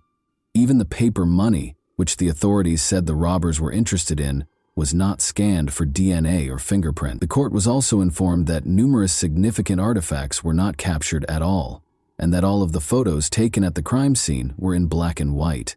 The enigma surrounding the 46 security cameras that recorded the activities within and outside the hotel, however, generated the most controversy.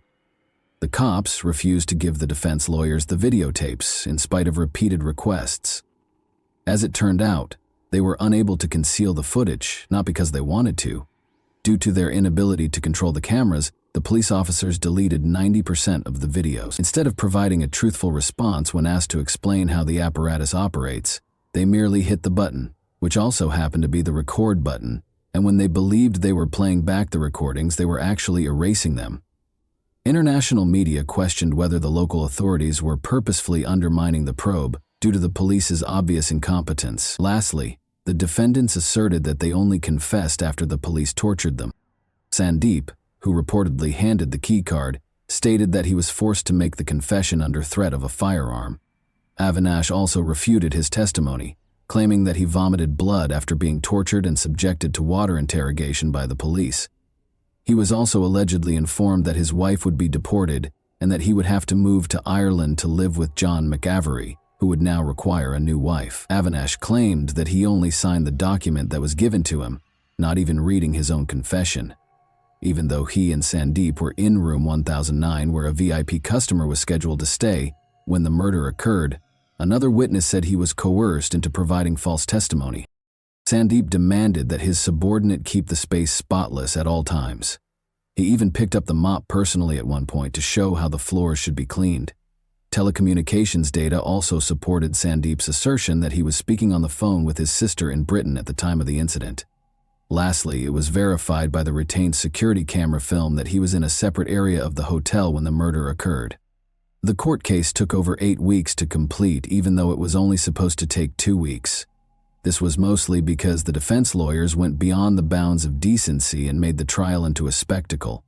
They frequently cracked jokes and caused the board, spectators, and law students in the courtroom to erupt in laughter.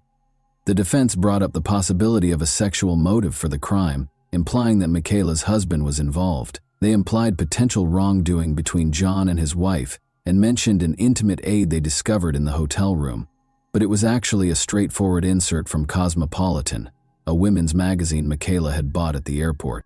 Then, using a purportedly verified video, they tried to demonstrate that John and Michaela had a heated argument, but the people in the video weren't Michaela and John. Rather, they were 2 Germans who looked like them. In order to verify that he was the man in the video, John had to reach out to him on Facebook and ask him to give a statement at a German police station. All things considered, the sensationalism surrounding Michaela's murder case caused great distress to her family. Specifically, John was ranked highly on the list of readers' choices in a survey called Who Killed Michaela that was published by a local newspaper. In addition, the police released pictures of Michaela's battered and nude body to the Mauritius newspaper, which caused her family unimaginable distress.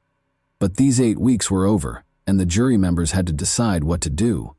After a guilty conviction, Michaela's family thought the accused would have the right to request a review of the case because the judge gave a clear summary of the case and highlighted the suspect's culpability. They were certain that the verdict would be just what they had expected.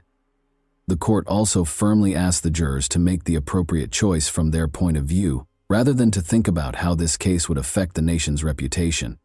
And the jury found Avinash and Sandeep not guilty, after 2 months of trial and just 2 hours of deliberation. After the acquittal verdict, John and Michaela's families were incredibly disappointed.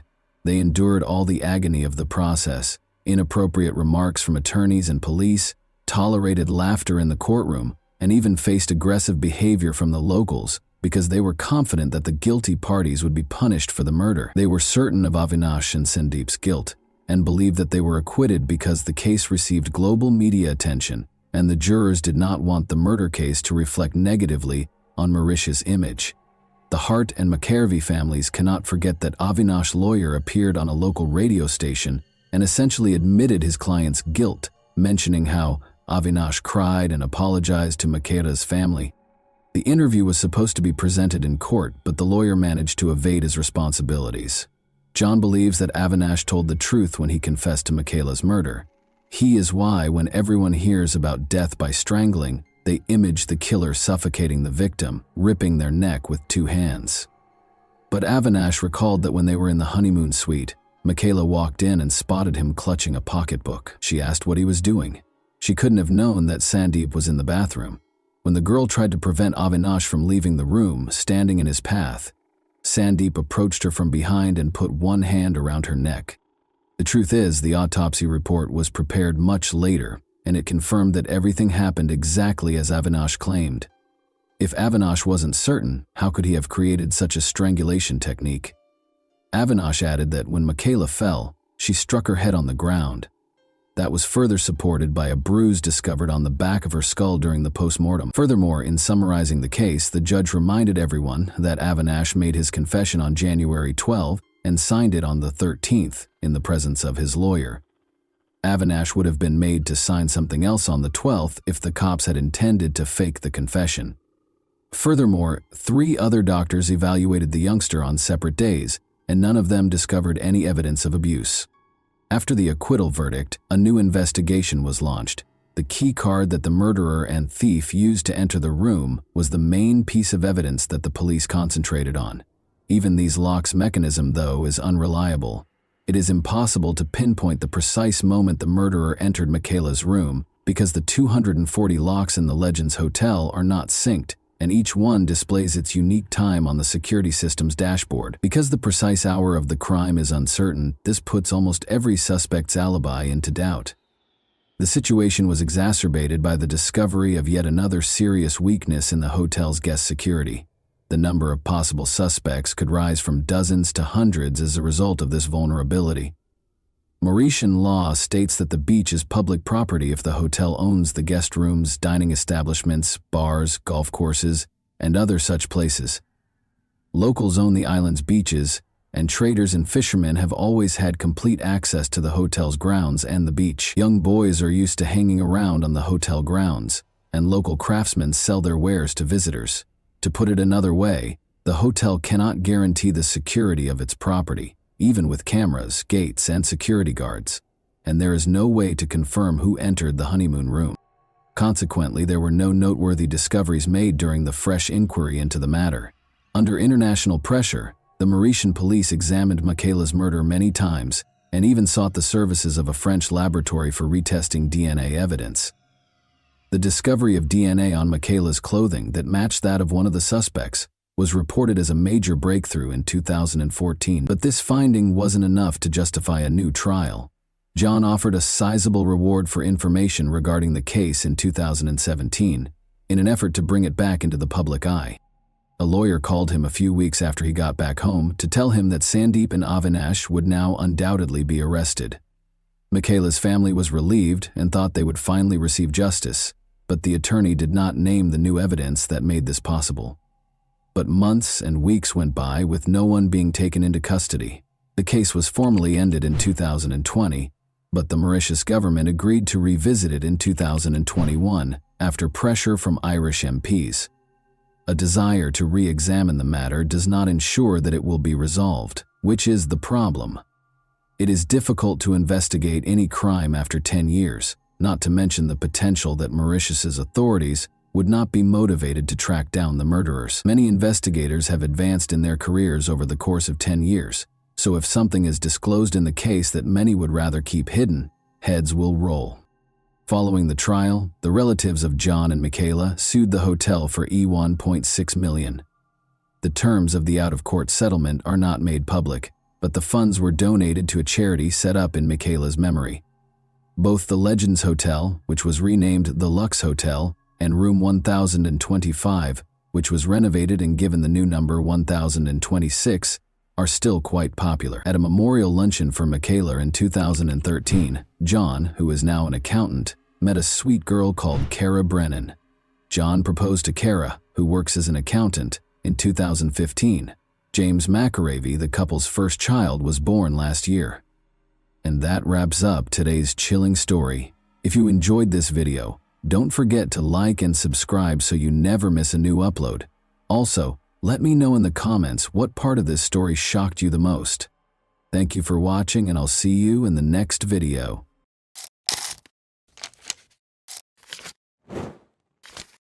Hey guys, welcome to my channel, and today we're going to take a look at another horrible case with you. The tragic death of Barbara Faye Villarreal occurred in Garland, Texas, on November 7, 1986. A large kitchen knife was found embedded in her body after she was brutally stabbed and murdered in her own home. There were bloodstains all over the crime scene, which was horrifying and gory. Despite detectives' efforts, the case remained unsolved for almost 40 years. The killer had been hiding in plain sight, leaving a trail of unsolved questions until 2023, when advances in DNA technology revealed the truth.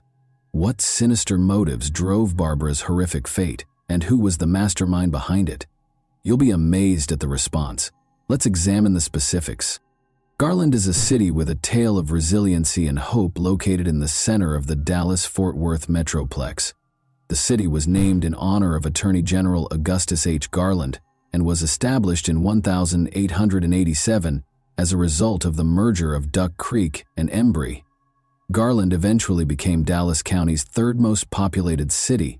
However, there were difficulties along the way. The city, which is in Tornado Alley, had one of its worst days in May 1927, when a terrible tornado ripped through the streets, killing 17 people and leaving a path of destruction in its wake.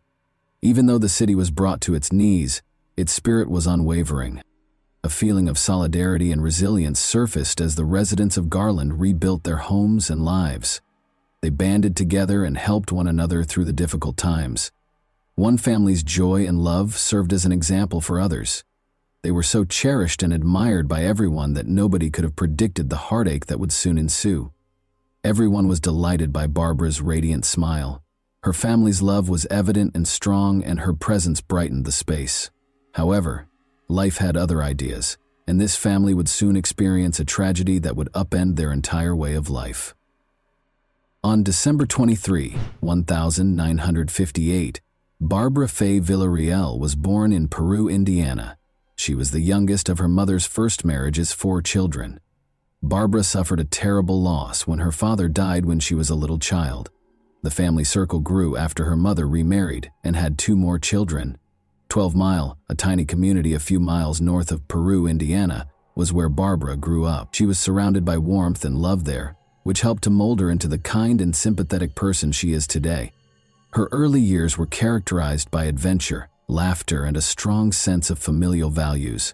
She loved the little things, like swimming in the local lake and riding her bike to her grandparents' corner store to buy candy. Her extended family, which included many cousins with whom she enjoyed sharing recipes and making memories, was always present on Sundays and holidays. At home, Barbara loved spending time with Kami, her faithful Pomeranian friend. As she matured into a young woman, her compassion, warmth, and understanding nature became increasingly apparent. Her heart was always willing to lend a helping hand to others, and her radiant smile could light up any space. Barbara married Domingo Diaz Villarreal on February 25, 1979, and the two of them created a life full of promise, love, and laughter. Barbara had made a name for herself in the accounting division of DeGolyer and McNaughton in Dallas, Texas, by the time she turned 27. She and Domingo settled in Garland, where they were surrounded by friends and neighbors in the 3600 block of Colbath Street. One of them was Barbara's best friend, Lisa Nugent, who loved her for being a kind, considerate, sweet, and wonderful person in general. A feeling of unease descended upon the tiny New Mexico town of Lovington on the evening of November 7, 1986. In stark contrast to the horror taking place inside the Villarreal residence, the sky was a serene shade of pink and orange. Domingo Villarreal was standing at a neighbor's door at 8:52 p.m., his hands shaking, his eyes wide, and his voice trembling. Slightly lucid from shock, he begged for assistance. "There's a problem with Barbara," he managed to say. After the neighbor promptly dialed 911, emergency personnel reached the location in a matter of minutes. The house was illuminated by the flashing lights of the police cars and ambulances that occupied the street. Officers entered and were greeted by a sight that chilled them to the bone. Barbara was brutally stabbed several times, and a large kitchen knife was still embedded in her body as she lay lifeless on the floor. As a brutal reminder of the evil that had killed her, the knife appeared to mock the scene. In his first statement, Domingo claimed that two men had broken into their house, bound him, and pulled Barbara into a different room. He stated that when Barbara's screams shattered the night air, he was in the backyard. She was being held captive by two armed men when he hurried inside.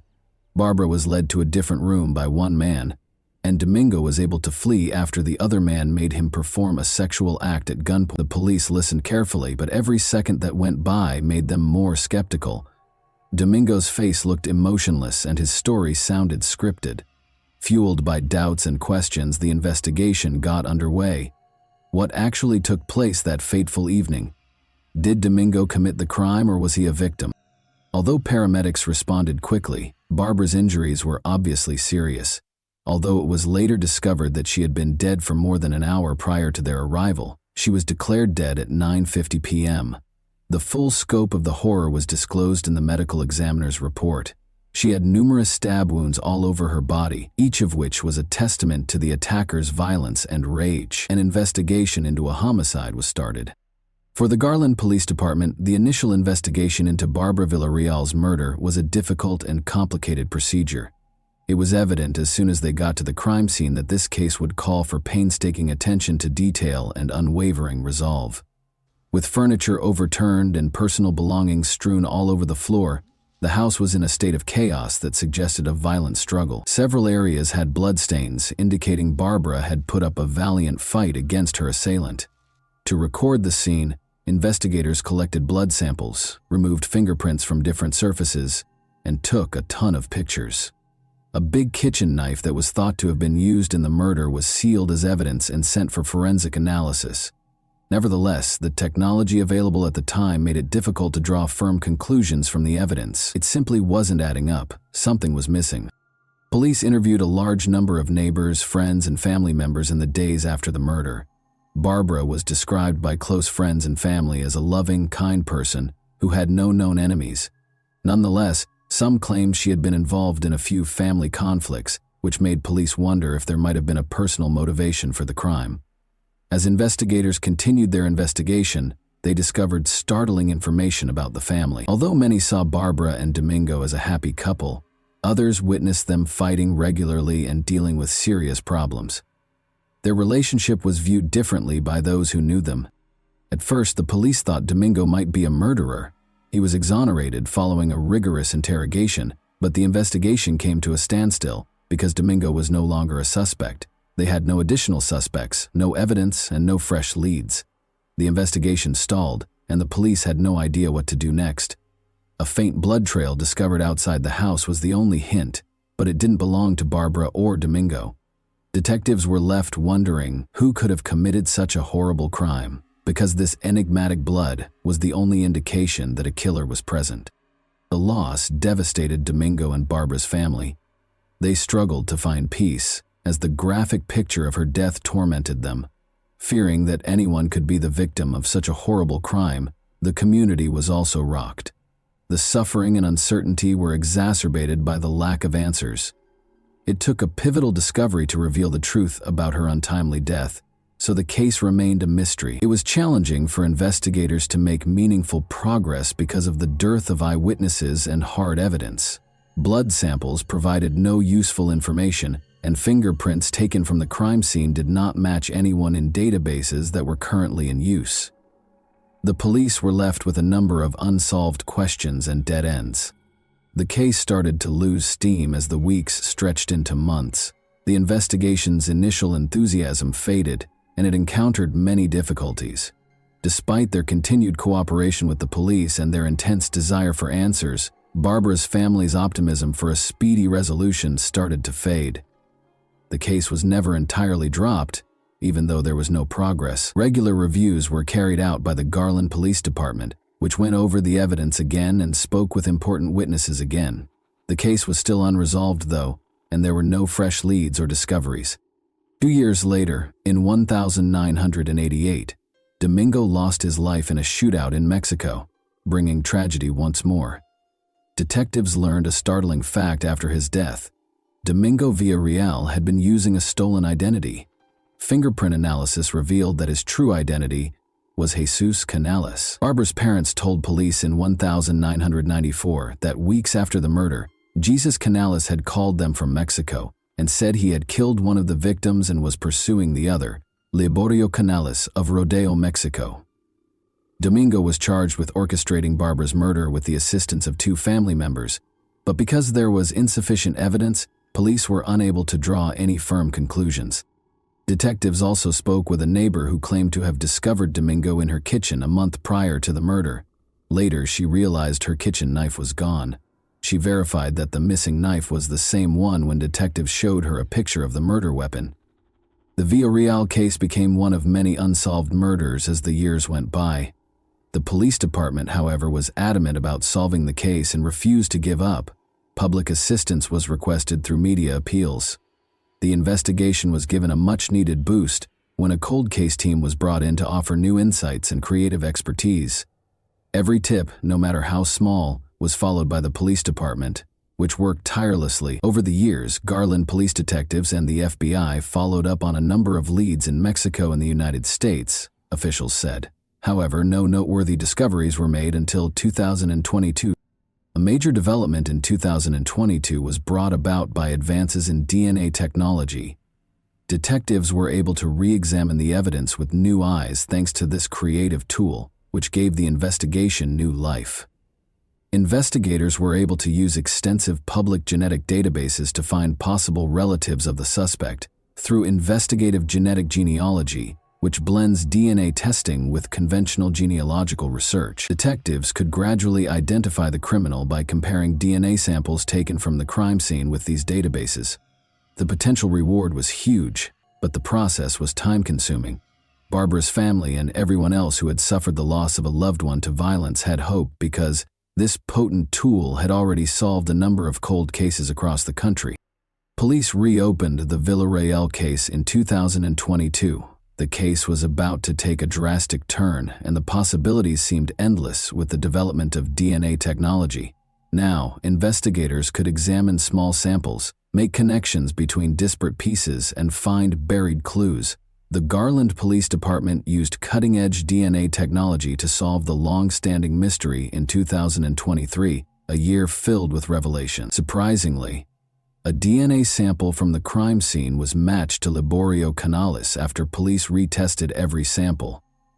Investigative genetic genealogy, which followed Canales' family tree and helped identify him as the suspect, made this discovery possible. An incredible twist came to light after more research. Domingo Villarreal had a brother named Liborio Canales. Even more startling was the fact that Jesus, Domingo had never told Barbara or the police that he had a brother. Liborio Canales was taken into custody by the Lovington Police Department on Tuesday, July 18, 2023, without any opposition. On a federal murder warrant, he was arrested and checked into the Lea County Detention Center. It was found by the police that he had left the country 2 days after killing his sister-in-law, Barbara. He had come to the United States from Mexico to celebrate his birthday with his family, not realizing that he was being pursued by police, which is why his arrest was successful. Authorities in New Mexico and the Garland Police Department worked together to make the arrest. Investigators had been following Canales around, and they quickly caught him when he crossed the border. Canales was taken into custody without incident and did not resist arrest. After that, he was taken for additional interrogation and processing. Liborio Canales eventually broke under the strain of interrogation and admitted to the horrible crime that had remained unsolved for almost 40 years. He came clean about the shocking reality of what actually transpired on that fateful day, because the weight of his secrets had become too much to bear. Canales claims that a family argument that had gotten out of hand was the driving force behind Barbara's heinous murder. Even though the specifics of the conflict are still unknown, It is clear that tension had been rising for a while before a tragic altercation. Authorities were able to assemble the evidence and create a compelling case against Canales thanks to his confession. Later, he was accused of killing Barbara. The legal proceedings proceeded swiftly because of his advanced age and the overwhelming evidence against him. Canales would ultimately be held accountable for his deeds, providing Barbara's family with closure and the community with justice. Given the seriousness of the accusations, the judge set Canales' bond at $1 million. After being deported to Texas, Canales was subjected to additional legal proceedings. An important first step toward taking responsibility for his actions was his booking into the Dallas County Jail on August 18. Canales received a 20-year prison sentence after his extradition and booking. This sentence probably means he will be incarcerated for the rest of his life because of his advanced age. After waiting for justice for almost 40 years, Barbara's family felt a sense of closure after the sentencing. The case demonstrated how crucial cold case units are and how DNA technology can be used to solve even the most difficult cases. It also gave families of other unsolved crimes hope. According to Barbara's mother, the way the Villarreal case was resolved had a big influence on how investigations were conducted. The Barbara Villarreal case serves as an example of the effectiveness of tenacity and creativity in criminal investigations. Through the unwavering efforts of law enforcement and the revolutionary potential of DNA technology, a cold case that appeared destined to go unsolved was turned into a tale of justice. The knowledge gained from this case will continue to direct and motivate those committed to cracking cold cases and providing closure to families as we move forward. And that wraps up today's chilling story. If you enjoyed this video, don't forget to like and subscribe so you never miss a new upload. Also, let me know in the comments, what part of this story shocked you the most? Thank you for watching, and I'll see you in the next video.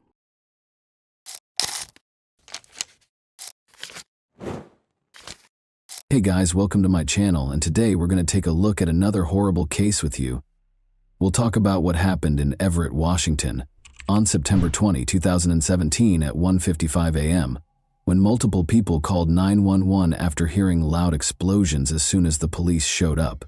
They discovered a horrifying image on the doorstep 10 minutes later. Directly outside the door was Alicia Canales McGuire, 24.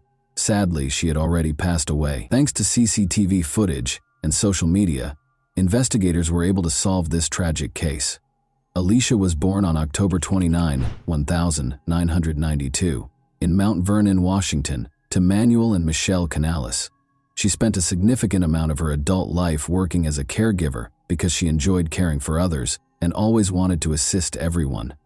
Raised on a farm, Alicia began working at the age of 5. She frequently went back to assist on the family farm because she understood the importance of hard work.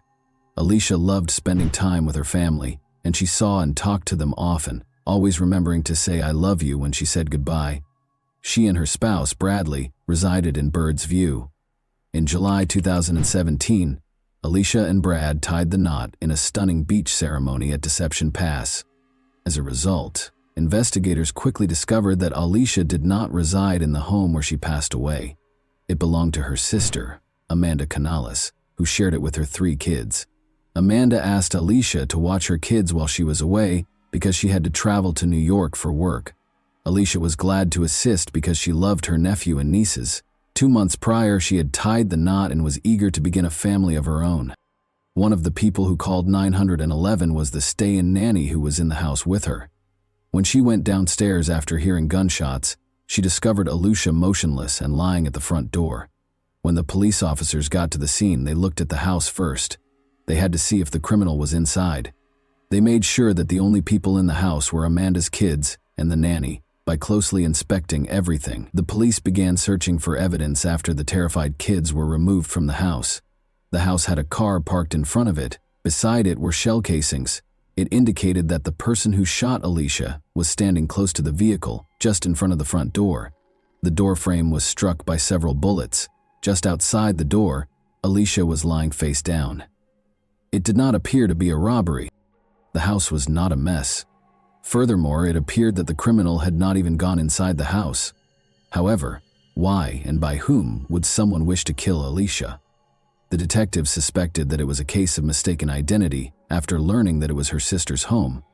The investigators questioned Amanda, who may have been the target, but she was in New York when the nanny, who was also present in the house when the crime was committed, relaxed. They inquired as to whether she knew who would want to harm her or if she saw the person who shot Alicia.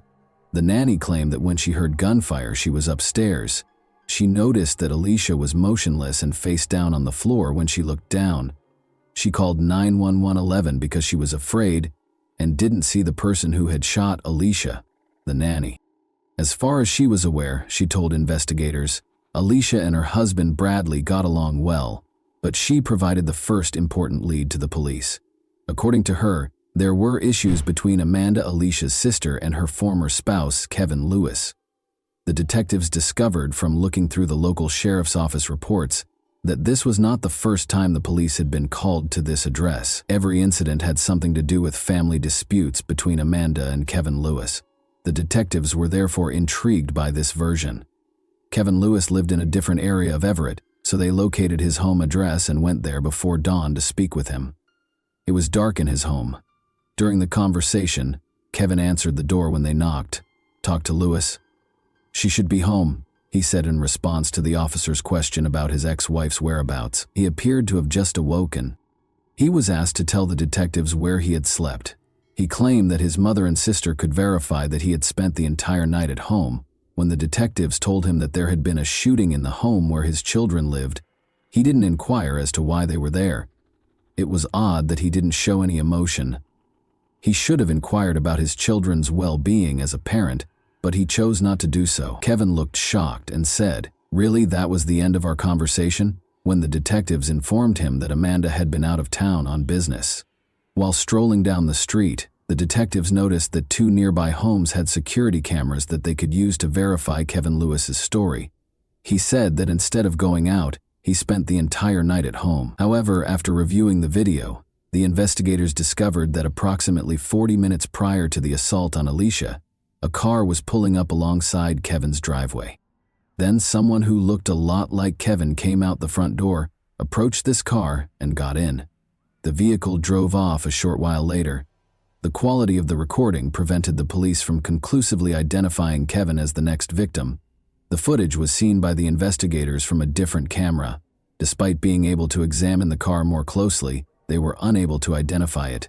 They could only make out that the car was light in color. About 20 minutes later, they saw the car return after fast-forwarding the recording. But they had one important detail to notice. This car's front right rim was different from the other 3. The front right rim was dark, while the other 3 were light. Kevin Lewis, who was in the first recording, got out of the car and went back to his house when the car came to a stop close to it. Approximately 20 minutes prior to the 911 calls regarding a shooting, this man, whoever he was, entered the house. The car then drove off and never came back. The drive from Kevin's house to Amanda's was 15 minutes. This could indicate that the car had enough time to reach Amanda's house, or it could indicate that the car was unrelated to the shooting. It was too soon to say. Amanda learned of her sister's passing. She was in New York a few hours later when their father called to inform them that Alicia had passed away. Alicia married, was content, and hoped to start a family of her own, but now her family had to grieve for her. Amanda said she had no doubt that her ex-husband Kevin was the one who shot Alicia when the investigators asked her if she believed he could have done it. Amanda Canales wasn't prepared to publicly acknowledge how toxic her relationship with her ex had been, even after her 8-year marriage ended. Despite having 3 young children, 2 girls and a boy, and spending 10 years with Kevin Lewis, Amanda had been extremely unhappy and continued to live in fear of him even after their June 2017 divorce.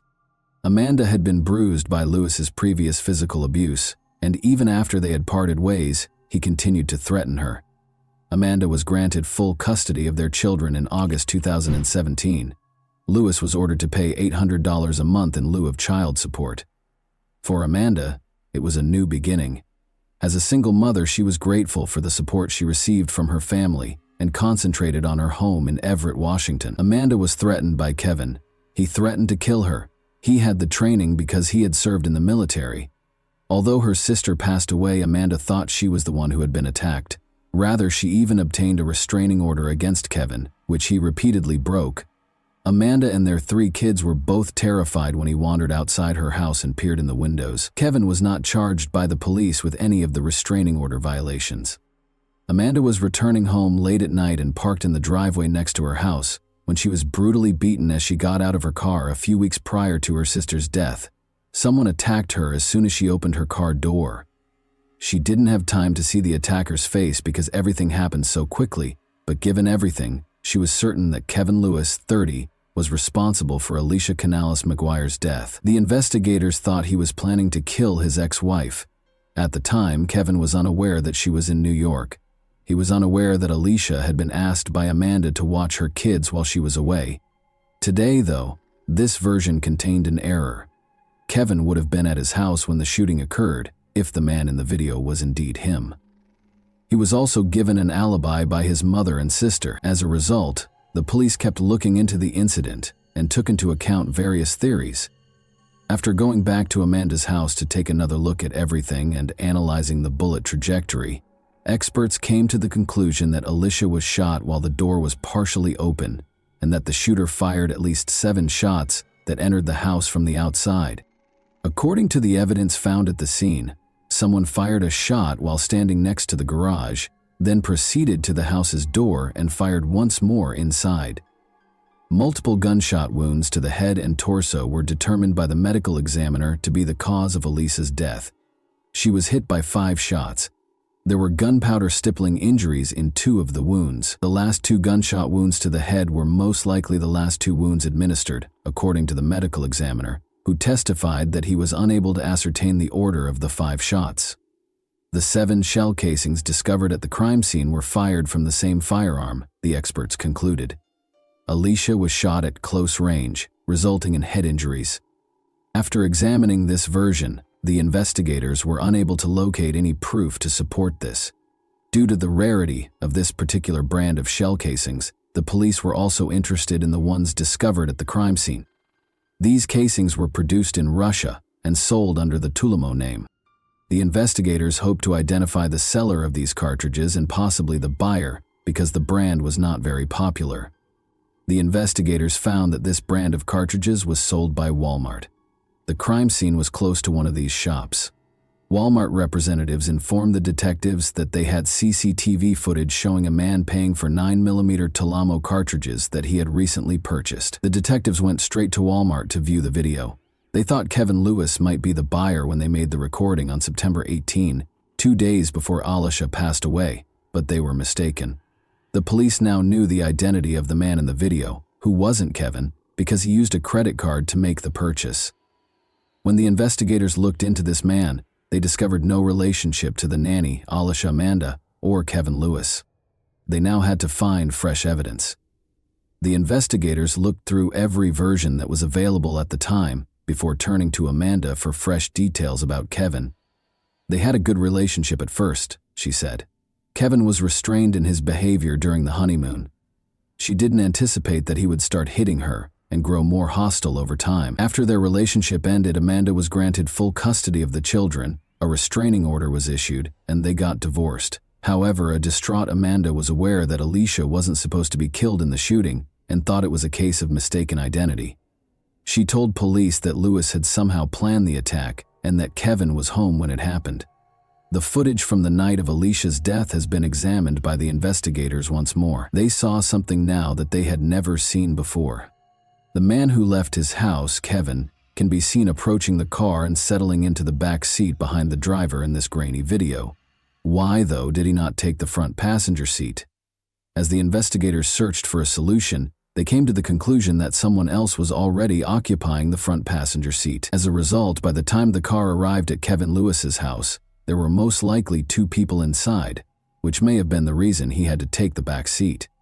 There was insufficient evidence for the police to connect Kevin to Alicia's demise.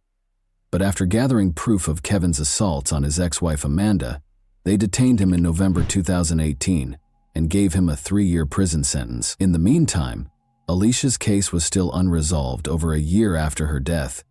The only break in this case came in 2019 when a woman with crucial information called the police station. A girl from nearby Spokane who had attended a party and boasted about being hired to kill someone on York Road, the street where Alicia was shot, was the source of the detective's tip. Given that Spokane was roughly 5 hours away from Everett, the police were unsure of what to believe.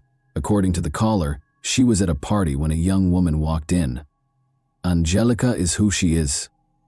The latter boasted about her involvement in the crime with her boyfriend. This woman claims that Angelica stated that a person died as a result of being shot in the head. They were hired to shoot from around the corner by the children's father. Additionally, according to Angelica, they killed the wrong person. A case of mistaken identity was involved in the incident. The specifics of this case have never been made public by the police. Alicia's head injury was only known to the investigators and her family.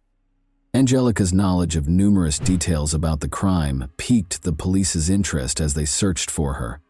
Her true name, Alexis Hale, was discovered by the investigators. On her social media, they discovered pictures of her brandishing a 9mm handgun. It might have been the crime's weapon. Additionally, there were multiple videos with a man in the background. It was Jaredon Phelps, Alexis's boyfriend. Alexis Hale shared a video taken through a car's windshield that examined the road signs the night before Alicia passed away. The investigators were able to pinpoint the precise location of the car at that time, which was roughly 10 minutes away from Kevin Lewis's home. A few hours after Alicia's passing, Jaredon Phelps boasted about a wad of cash in the video below. One of the 5 comments that the investigators saw on Phelps's social media photo was from his aunt. They identified his aunt as Kevin Lewis's mother after clicking on her social media profile. As it happened, Kevin's cousin was Jaredon Phelps. The police had good reason to make an arrest. Alexis Hale was the first to be placed in handcuffs. She screamed and claimed that because she was only 17 years old, the police were unable to arrest her. She demanded a lawyer because she understood why she had been arrested. Jaredon Phelps was taken into custody by the police in a different area of the city at the same time. Phelps and Hale had driven from Spokane to Everett to carry out the shooting, according to the investigators' phone records. Additionally, early on September 20, Lewis's neighbor's security footage captured someone getting into a car. At 1:13 a.m. EM, the man in the white top departed, and at 1:37 a.m. he returned. Following Alicia's passing, Lewis was wearing a white top when the police visited him. Alexis kept everything from the investigators. At the time, Kevin Lewis was serving a 3-year prison sentence for assaulting Amanda. As a result, the researchers were hoping that Phelps would provide some information. The investigators suspected it was Kevin Lewis, and now the police had a confession and the name of the man who hired Hale and Phelps. Phelps provided them with additional information about the crime when they brought him to the scene. Following Alicia Canales McGuire's death in September 2017, Kevin Lewis, who was already incarcerated on an unrelated charge, was charged with aggravated murder with a firearm, conspiracy to commit murder, and solicitation to commit murder in July 2020. At the age of 20, he entered a guilty plea to first-degree premeditated murder. He was given a 31-year prison sentence by the court. At age 18, Hale entered a guilty plea to the same charge and received a 15-year sentence. During the trial, Phelps testified that he had committed the crime for financial gain and to gain notoriety. Lewis gave Phelps money, which he used to purchase a Ferragamo belt buckle, Timberland boots, and some tattoos. He asserted that he had given his ex-girlfriend $200 after she obtained the pistol from a family member. Later that year, Lewis entered a not guilty plea and was put on trial by the prosecution. Claimed that in order to get his ex-wife out of the way, he had given $2,400 to his cousin and his girlfriend. Although he had made them into adolescent killers, Alicia had unintentionally opened the door in a tragic case of mistaken identity. Lewis gave Phelps an envelope of cash on the way back. Phelps said Lewis had led them to the house, but that he didn't know who the target was. Phelps and Hale dropped Lewis back at his house and then went back to the spot Lewis had indicated. After getting out of the car, the two headed for the house. Hale went to knock on the front door and Phelps stopped beside the garage.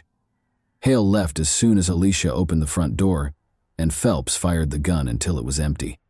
The gun's muzzle crossed the threshold as Phelps fired the first few shots from his position close to the garage, and the final 2 after approaching the front porch. The final 2 shots were directed at the head and neck region. Phelps and Hale returned in their vehicle because of a glove that might have been left at the scene.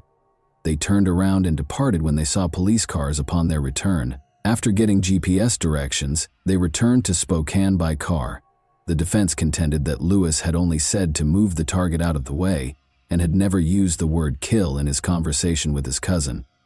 However, the court was reminded by the prosecution of Kevin's violent past and his threats against Amanda. They claimed that power and control are at the heart of this case, and it was obvious what the goal was. Amanda described him as pure evil. He had played with their kids, who were in the house when she was supposed to die, she remembered incredulously. I assumed you loved them, but a person who truly cares for someone would never want to put them in danger or cause them any trauma. Did you care that they would have woken up to find their own mother dead, lying in a pool of blood, if it had been just me home that night? She asked. She also discussed finding her kids a safe place to live. She informed Louis that, in spite of all the harm you caused, they are recovering and moving on. In case you were wondering, they never inquire about or discuss you. The jury found Lewis guilty of first-degree murder in less than 3.5 hours after a 6-week trial in November 2021. In January 2022, 34 Kevin was given a life sentence without the possibility of parole. Records show that Lewis is still incarcerated at the Washington State Penitentiary in Walla Walla County, where Judge Thompson also ordered him to have no contact with his former wife, his children, Phelps, or Hale for the remainder of his life. And that wraps up today's chilling story. If you enjoyed this video, don't forget to like and subscribe so you never miss a new upload. Also, let me know in the comments what part of this story shocked you the most. Thank you for watching, and I'll see you in the next video.